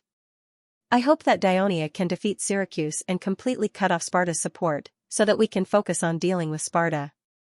Sarasablos, my thoughts are the exact opposite of yours. You'd better pray to Athens and let the two city-states suffer great losses, Isocrates said with a serious expression. Why? Sarasablos was surprised. I won't deny that I have a good impression of Dionia, Isocrates said with his unique hoarse voice. Isocrates continued with his unique hoarse voice.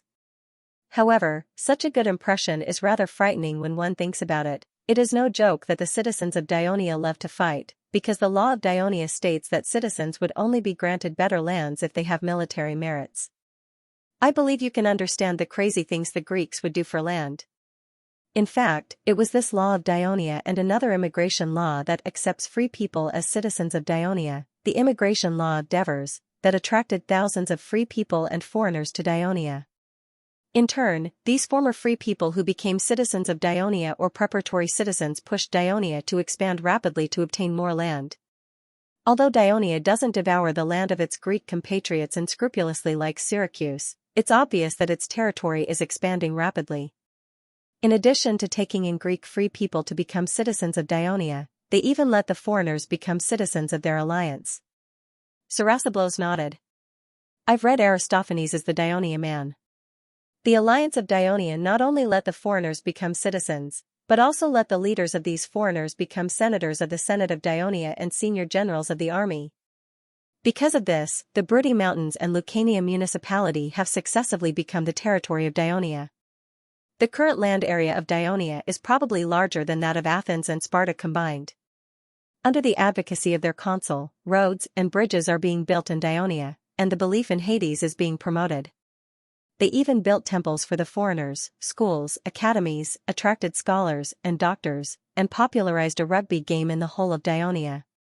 If there's no interference, according to the development trend of Dionia, a powerful city-state alliance may appear on the peninsula of Italy in 10 years.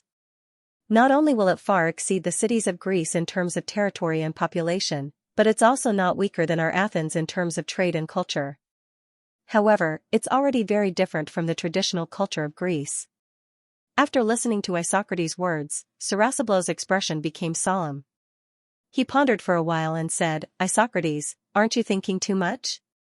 You have to understand that any force that expands rapidly cannot expand forever.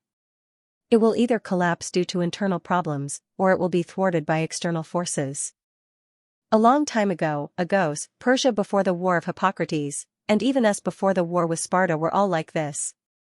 People eat too much and their stomachs will be bloated, so it is the same for countries. But Sarasablos, I'm afraid Dionia will be an exception. Isocrates reminded him anxiously. Because this alliance adopts a political system that is completely different from any country and city-state in the Mediterranean Sea. Oh? What kind of political system does Dionia have? Sarasablos asked with interest. According to my observation there, Dionia is said to be a city-state alliance, but in fact, those city-states that belong to it are not city-states at all, but cities that are directly ruled by the Senate of Dionia. The Senate of Dionia holds the highest power. It sends senators to serve as the governors of cities such as Thurii, Cosenza, Grimentum, and so on. They are responsible for the internal affairs of the cities. The city's taxes are handed over to the Senate. The city's army is managed by an organization under the Senate called the Ministry of Military Affairs. These cities have no independent administrative ability and are completely under the command of the Senate of Dionia. This is a bit like Persia. Sarasablos pondered and just said a sentence, but was interrupted by Isocrates. Dionia is different from Persia. As far as we know, the governors of Persia have considerable autonomy. Other than paying taxes and providing troops, the king of Persia has no other way to control them. So a few days ago, the governor of Persia's Asia Minor, Pharabatzos, made a decision on his own. He gave the fleet built with Persia's money to Athens for use. He also agreed to let Athens rebuild the city wall to protect the port of Piraeus. If it's any governor in the Dionia alliance, it's impossible for him to make such a decision because the Senate of Dionia has a firm control over everything. In my opinion, it can effectively concentrate all the resources, population, and gold and silver in the territory to do something that other city-states and countries can't do.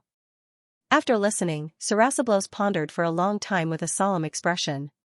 Finally, he let out a long sigh and said with a smile, Isocrates, I originally invited you to talk about whether Dionia can start a war with Syracuse. I didn't expect you to talk about the threat of the Dionia alliance. Since Dionia is so powerful, it seems that we don't have to worry about Syracuse anymore. We need to strengthen diplomatic relations with Dionia and hope that it can help us to deal with Sparta.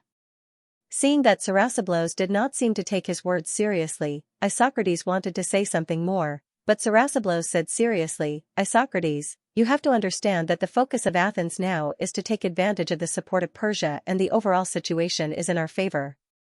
We have to concentrate our strength to defeat Sparta as soon as possible and weaken this long-time enemy of Athens. There are so many city-states and races in the Mediterranean Sea, each with its own unique system. We don't need to worry about this or that at all. Only the goddess of destiny can control the future. No one can tell. As long as we, Athens, can maintain the unity and stability of our city-state, handle the relationship with other city-states, develop our trade, strengthen our armed forces, Athens will still be the glorious Athens. We're not afraid of anyone. Sarasablos' words just happened to hit the heart of Isocrates, the oratorical educator who believed in the concept of Athens as supreme. He said sincerely, you're right, Athens will reforge its glory. At the beginning of August, the great leader of Potentia, Plomath, received an invitation from Dionia to participate in the celebration of Hades. Like in previous years, he politely refused and still sent his brother, Borit, to participate. Ever since Potentia joined the Dionia alliance, the situation of Potentia had greatly improved. The southern front, which should have been guarded against, became its rear. Not only did it have trade with Grimentum and Pixie, but the subordinate city of Poseidonia also benefited from it, and the maritime trade volume with the southern city-states increased year by year. The lives of the people of Potentia had improved, and the treasury of Potentia had also become abundant. Every time Plomath thought of this, He felt gratified that joining the Dionia alliance was the best decision he had ever made. Of course, the frequent trade between Potentia and Dionia had naturally influenced some of the Dionia culture. For example, the people of Potentia had begun to like the sport of rugby, and some people of Potentia had begun to pray to the patron saint of Dionia, Hades, while worshipping the god of Mount Asinu. The priests of Potentia had reflected this problem to Pwammet many times, and he was helpless. He knew that this was the spontaneous behavior of his people, and the people of Dionia had not deliberately guided them. However, the frequent contact between the people of Grimentum and their compatriots made them feel that the crude statues of the god of Mount Asinu could not be compared to the majestic bronze statues of Hades in Greece. They also heard that the temple of Hades in Thurii was even grander, so how could they not be in awe and begin to transfer their faith?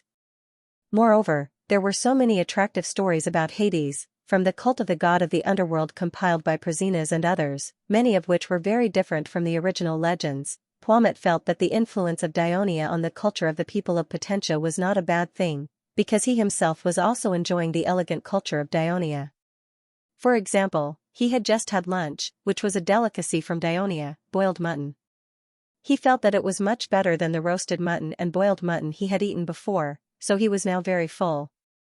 He rubbed his bloated belly, and was about to take the hound for a walk in the courtyard to digest through exercise. Then his servant came in and said, "The leader of Shahadath seeks an audience. Let him in." He was a little uneasy. Sasadath's tribe was in the north of Potentia, adjacent to Samanai's Kopsa. It could be said that Potentia's front line against Samanai, so Sasadath rarely left his territory and came to Potentia. Did the Samanai make a move? While Pwammet was worrying, Sasadath strode into the backyard. As soon as he saw him, he shouted anxiously, "Big leader, it's bad. The Samanai are going to attack Potentia." What? Pwammet immediately became nervous and asked, "What happened?" "A few days ago, my people observed that many Samanai people had entered Kopsa, and the city became very lively. I thought they were doing some kind of sacrifice or celebration, but it also made us more vigilant. These days, thousands of Samanai people suddenly came from the north of Kopsa. They are fully armed and have built several camps near Kopsa. Big leader, the situation is not good. Look at how lucky they are. I'm afraid the Samanai are going to attack Potentia again." Sasadath said anxiously. "Thousands? How many people do they have?" Pwammet was a little flustered, but he still tried his best to calm down and figure out the situation first. "Well, at least 20,000 people. The Samanai have sealed off the area near Kopsa, and my spies can't get in at all." Sasadath also felt that he was too vague, so he explained, "But we found that among the Samanai's flags, there is not only the Herpini flag, but also the Pentrai and Kadini flags." Pwammet was really shocked and said anxiously, "Are the 4 major tribes of Samanai all gathered in Kopsa?" "For the time being, we haven't found the Karasini flag," Sasadath said anxiously. "Big leader, you must immediately send troops to support me. I'm afraid that the Samanai will launch an attack in the next few days. My hundreds of soldiers can't stop them at all. In the past, just dealing with Herpini alone was already very difficult for us in Potentia. According to what you said, there are at least 3 Samanai tribes now. Even if I send all the reinforcements, it's impossible to defeat them.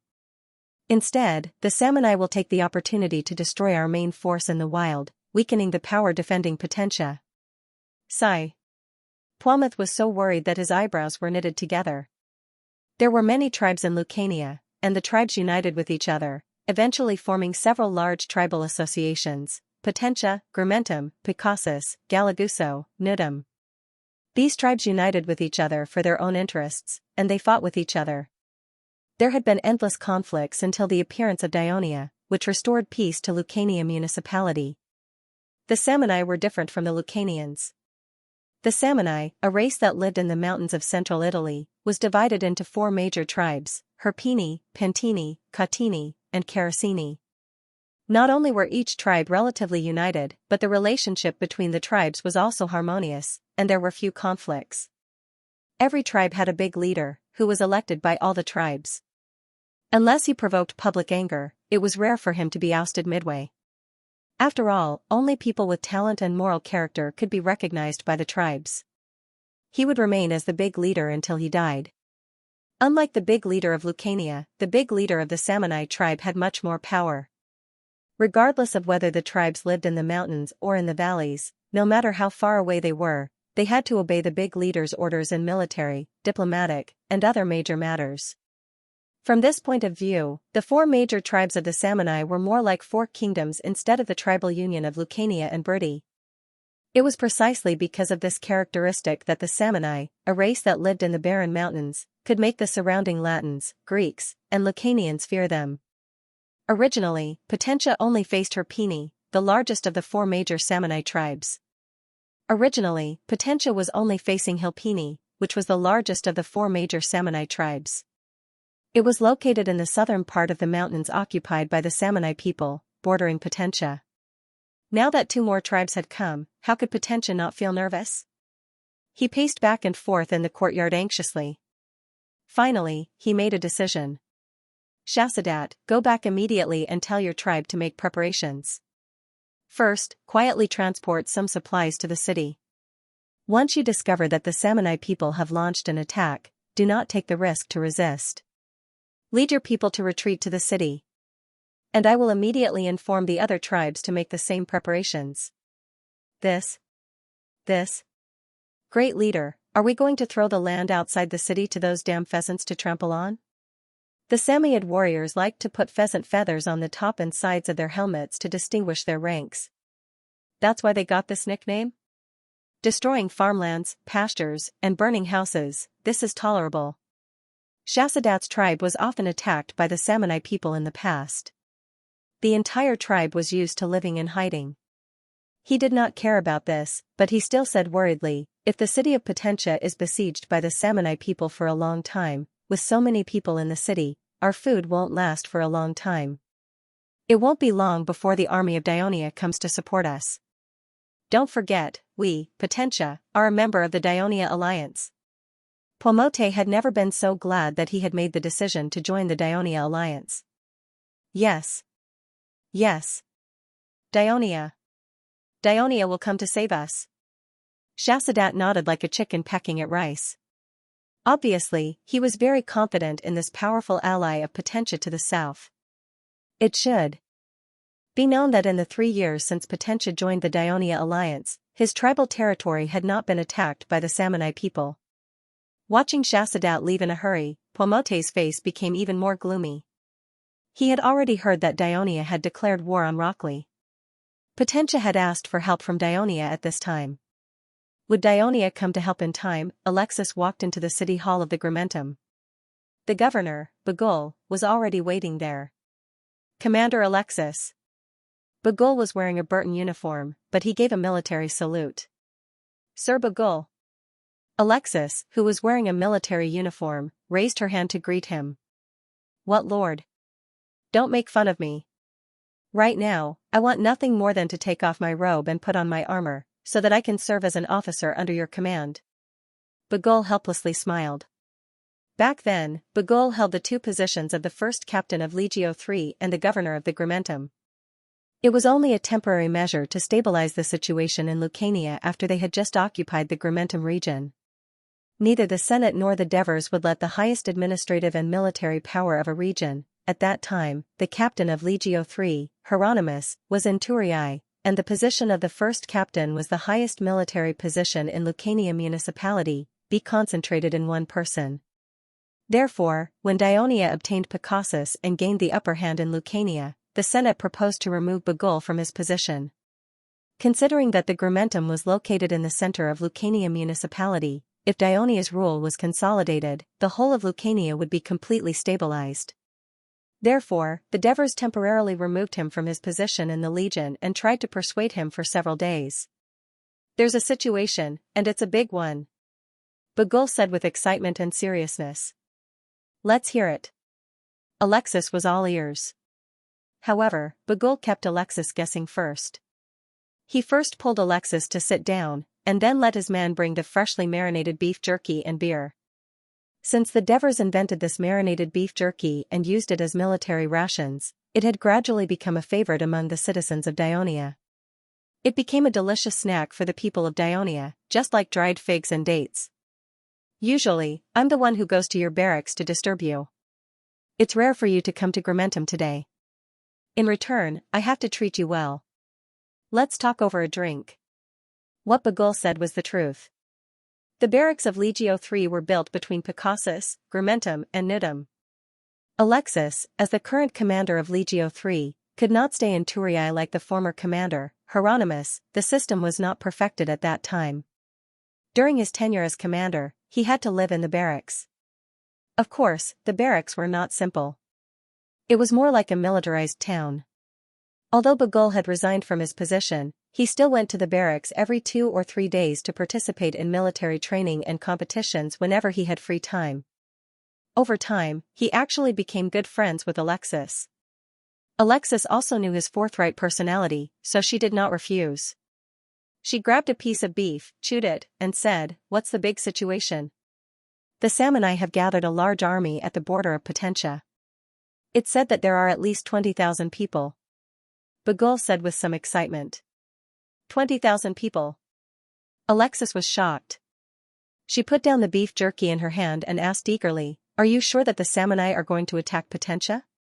The messenger of Potentia came to me to ask for help. How can it be fake?"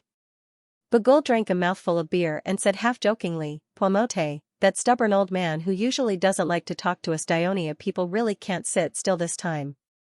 After the messenger of Potentia asked for help from me, he hurried to Turiae. Bagul, this matter must be taken seriously, especially at the critical moment when we declare war on Lockery," Alexis said with a serious expression. He obviously thought about the problem more deeply than Bagul. And before he took office, the Devers had solemnly reminded him, the barracks of Legio III were set up in Lucania municipality. Their current mission was to stabilize the situation in Lucania and eliminate those who opposed Dionia. But their future target was the Samanai. This was a powerful and terrifying race. He must not let his guard down. "I must go back immediately and gather the soldiers of Legio III to prepare for war. At the same time, send the soldiers of the mountain reconnaissance team to investigate the strength of the Samanai and report it to Sir Devers as soon as possible." Alexis immediately stood up. As a person who grew up in the southern part of Lucania, Bagul did not have a deep impression of the Samanai. In addition, the Legion of Dionysia had won consecutive victories in the past few years, so it was inevitable that he became arrogant and underestimated the enemy. But seeing that Alexis was so cautious, he also took it seriously. "Should we let the citizens of the Legion Reserve team also prepare?" "Of course. I have a bad feeling. I'm afraid this is going to be a big battle," Alexis said with a serious expression. "Yes, a big battle," Bagul responded, his face full of excitement. Sir Devers. Marcius is awake. Marcius is awake." As soon as Helps entered the living room, he could not suppress his excitement and shouted. "Really?" The Devers who was talking with Heraclide jumped up with a look of surprise. "Just like what you said before, when the venom leaves the parent body, referring to the poison, and is exposed to the outside for a long time, the toxicity may be reduced. It seems that this is indeed the case. The awakening of Marcius is a good example." It was no wonder that Helps was so excited. More than half of the territory of Dionia was mountainous. Every year, there would be people bitten by snakes and insects. The Turiae hospital had no good treatment for this. At most, they could clean and bandage the wound, use some nourishing medicine, and mainly rely on the patient's own recovery. But this time, under the guidance of the Devers, the hospital carried out careful care and medication for Marcius, and finally saw results. It provided them with valuable experience and confidence in treating snake bites and other poisonous bites in the future. At the moment, the Devers were not in the mood to discuss medical issues with him.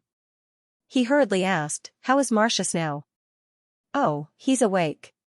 He can open his eyes and move, but his limbs are weak. It's a little difficult for him to speak. He can only lie on the bed now. It seems that he still needs some time to recover." "Take me to see him," said the Devers, pulling Helps out. "Sir, are you still going to see the construction of the stone bridge over the Saraceno River today?" Young Heraclide asked hurriedly. "Didn't you just set up the piers?" "I'll go see it when you're laying the bridge deck." The Devers waved his hand and said apologetically. All right. Young Heraclide understood how much the awakening of Marcius would affect the Devers, so he could only helplessly follow the Devers out of his mansion. Coincidentally, he bumped into Captain Rotem, who was sent by the Senate. Sir Devers. And two sirs. The Senate has informed you to attend an emergency meeting. What happened? The Devers saw the nervous look on Rotem's face and hurriedly asked. Potentia has asked us for help, saying, the Samanai are preparing to invade Potentia. The Samanai are attacking Potentia at this time? The Devers was shocked. The news was like a can of cold water that extinguished the joy in his heart. The Senate had a heated debate on whether to send a large number of reinforcements to rescue Potentia. The supporters believed that Potentia was an ally of Dionia. According to the covenant and morality, Dionia must provide assistance. Moreover, although Lucania municipality had been governed for nearly 5 years, the rule of the Dionia alliance was still not very stable. If the Samanai were to rush into the territory ruled by Dionia, it would inevitably cause unrest in the region. Dionia should defeat the Samanai as soon as possible before going to war with Rockley or even Syracuse to avoid fighting on both sides. The opponents believed that Lucania municipality had its own army, Legio III stationed there, and Elia as an ally. The assembled army was more than enough to deal with the Samanai, so there was no need to send more reinforcements. When Dionia was about to go to war with Rockley and Syracuse, it was not appropriate to send troops to the north. Instead, it would leave the army in its territory empty. The Devers did not make the final decision. He was very conflicted. He had experienced the strength of the Samanai from his previous life. This mountain race had been fighting with the booming Rome for decades. They had defeated the Rome many times and made them endure the humiliation of the Yoke Gate. The Devers did not think that the army of Legio III and Potentia could deal with them. Before the fire was ignited and turned into a fire, they should do their best to extinguish it. However, before the war with Rockley, there was a large-scale invasion of the Samanai. He would not believe that it had nothing to do with Dionysius. He thought that he had designed a trap and was waiting for Dionysius to jump into it. He did not expect Dionysius to directly instigate the Samanai to attack from the north first. He wanted to make it difficult for Dionia to defend from both ends. Before the battle with Syracuse, he already felt that Dionysius was difficult to deal with. He was a terrifying opponent. He had to re-evaluate the tyrant of Syracuse who had taught him a lesson. However, he was now sure that Syracuse was determined to fight with Dionia. He was just worried that the tyrant of Syracuse had other tricks up his sleeves. He raised his vigilance, which was one of the main reasons why he did not make a rash decision. The Devers returned home with a heavy heart. Before he had the time to take a sip of water, he learned that Ansitanos had come to visit him. He hurriedly went out to welcome him. Sir Ansitanos, I've finally waited for you to come back. The Devers said half jokingly and half expectantly. The distance I've traveled in this period of time is more than the distance I've traveled in the past few years combined, Ansitanos replied with a smile. That's because you haven't traveled much in the past few years. In the future, I'll have to let you travel more for diplomatic activities like this. Please don't.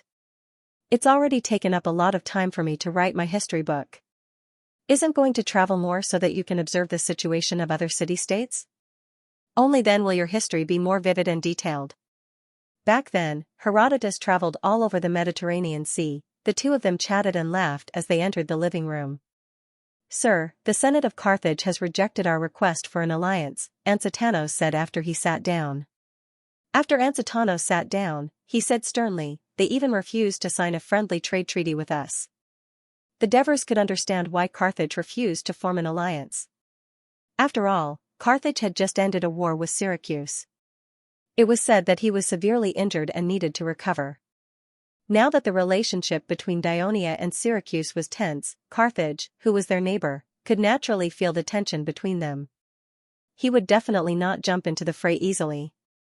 However, it was strange that he refused to sign a trade treaty with Dionia. Carthage was known for its maritime trade in the western Mediterranean Sea. Is Carthage so afraid of Syracuse that he doesn't want to have anything to do with us? The Devers were a little surprised. I've carefully understood the situation in Carthage City. The Maganid family, who used to have a ruling position in the Senate of Carthage and also had a strong interest in Sicily, lost their power due to their defeat in the previous war. They were forced to accept the mission of building a new colonial city in the Iberian Peninsula by the Senate of Carthage. Now, the one who holds the power in the Senate is another big family. The patriarch is called Hanno. Not only is he conservative, but he also prefers land over maritime trade. Hence, he came up with a slogan, "Advance inland and let the citizens obtain more land." Anxitanos said slowly. Anxitanos did not hold back in voicing his deduction. Maybe in their eyes, Dionia's chances of winning aren't high. In fact, Carthage doesn't attach much importance to Dionia. Hanno, the ruler, didn't even meet me. Devers did not expect that Carthage, who was on par with Rome in his previous life, would be so cowardly. However, it was 100 years later when Carthage and Rome fought for hegemony. Carthage's development in 100 years was naturally incomparable to Carthage's.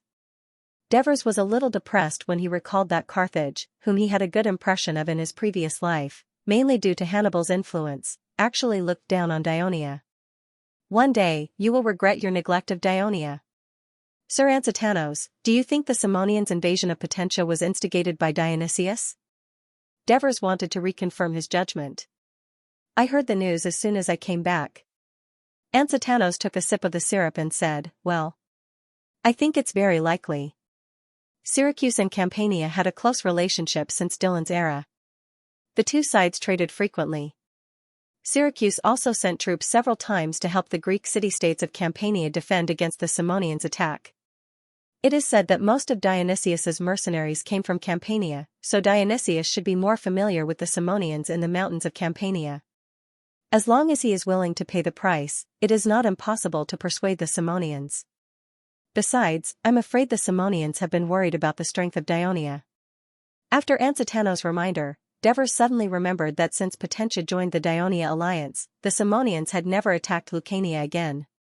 Obviously, they were very afraid of Dionia. Devers secretly regretted that they had only focused on stabilizing the country in the past few years and invested too little energy in the surrounding situation and the situation of the entire Mediterranean Sea. This was a lesson. He warned himself in his heart, and then humbly asked Anxitanos for advice. Where else do you think Dionysius could have done something similar to the Samnites against Dionia? Upon hearing that, Anxitanos stroked his white beard and began to ponder. After a long time, he suddenly opened his eyes and said, Tarentum. Tarentum is very likely. Devers were shocked. Yes, the possibility of Tarentum is very high. Although Syracuse had little contact with Tarentum, Syracuse's ally, Sparta, was the mother state of Tarentum. The two sides had a good relationship, and it was highly possible that they could be the middleman. Moreover, since Dionia had taken Heraclea and Metapontum from Tarentum, or so many people in Tarentum thought, the relationship between the two sides had become a bit strained. Although there was an alliance agreement, there were still small conflicts from time to time. This time, since Dionia declared war on Lochley, as an ally, Tarentum did not express support or opposition like in the past. There was no movement at all. It was too quiet. This was not normal. The next day, the Senate of Dionia immediately sent messengers to Tarentum at the request of Devers. The Senate of Tarentum was extremely impatient when the Dionia messengers consulted their opinion on the declaration of war on Lochley. They said that whoever Dionia went to war with had nothing to do with Tarentum. Tarentum needed to recuperate and recover from the wounds of the last war. The messengers returned to Thurii and reported in detail to the Senate about Tarentum's attitude. Most of the senators breathed a sigh of relief, but Devers still did not let down his guard. He sent someone to remind the consul of Metapontum and Heraclea to raise their guard against Tarentum. At the same time, he asked Aristyrus to increase his attention on Tarentum. That was all he could do. After all, Tarentum had not made any unusual moves so far. At this time, Devers focused more on Lucania municipality in the north. The next day, Legio III's urgent report arrived in Thurii. Compared to the scouts of Potentia, the scouts of Legio III were much more powerful. They had all undergone rigorous training in Wyzam's reconnaissance brigade. Under the guidance of Devers, Wyzam combined his years of reconnaissance combat experience to explore a more complete set of reconnaissance training methods. climbing mountains, wading rivers, ambushing, camouflage, reconnaissance, and many other training programs. In particular, in terms of determining the enemy's strength, the reconnaissance brigade had many methods. For example, based on the size of the enemy's camp, the number of tents, the amount of supplies, the most direct method was to count the number of people. Therefore, most of the soldiers of the reconnaissance brigade were citizens engaged in accounting, banking, trading, and other industries that required strong computing ability. In the military reform the year before last, Devers transferred personnel from Xianxia's reconnaissance brigade and equipped each legion with a 100-man reconnaissance team. Thus, the eyes and ears of each legion were more complete. After all, Italy was a mountainous area, and scouts were often not useful. The military report of Legio III had a much more detailed description of the Samnite people. Based on the intelligence of the reconnaissance soldiers, the Samnite army gathered in Copsa may be composed of the entire Hilpini, Pentoni, and some Caiutini warriors. The current strength has reached more than 40,000 people.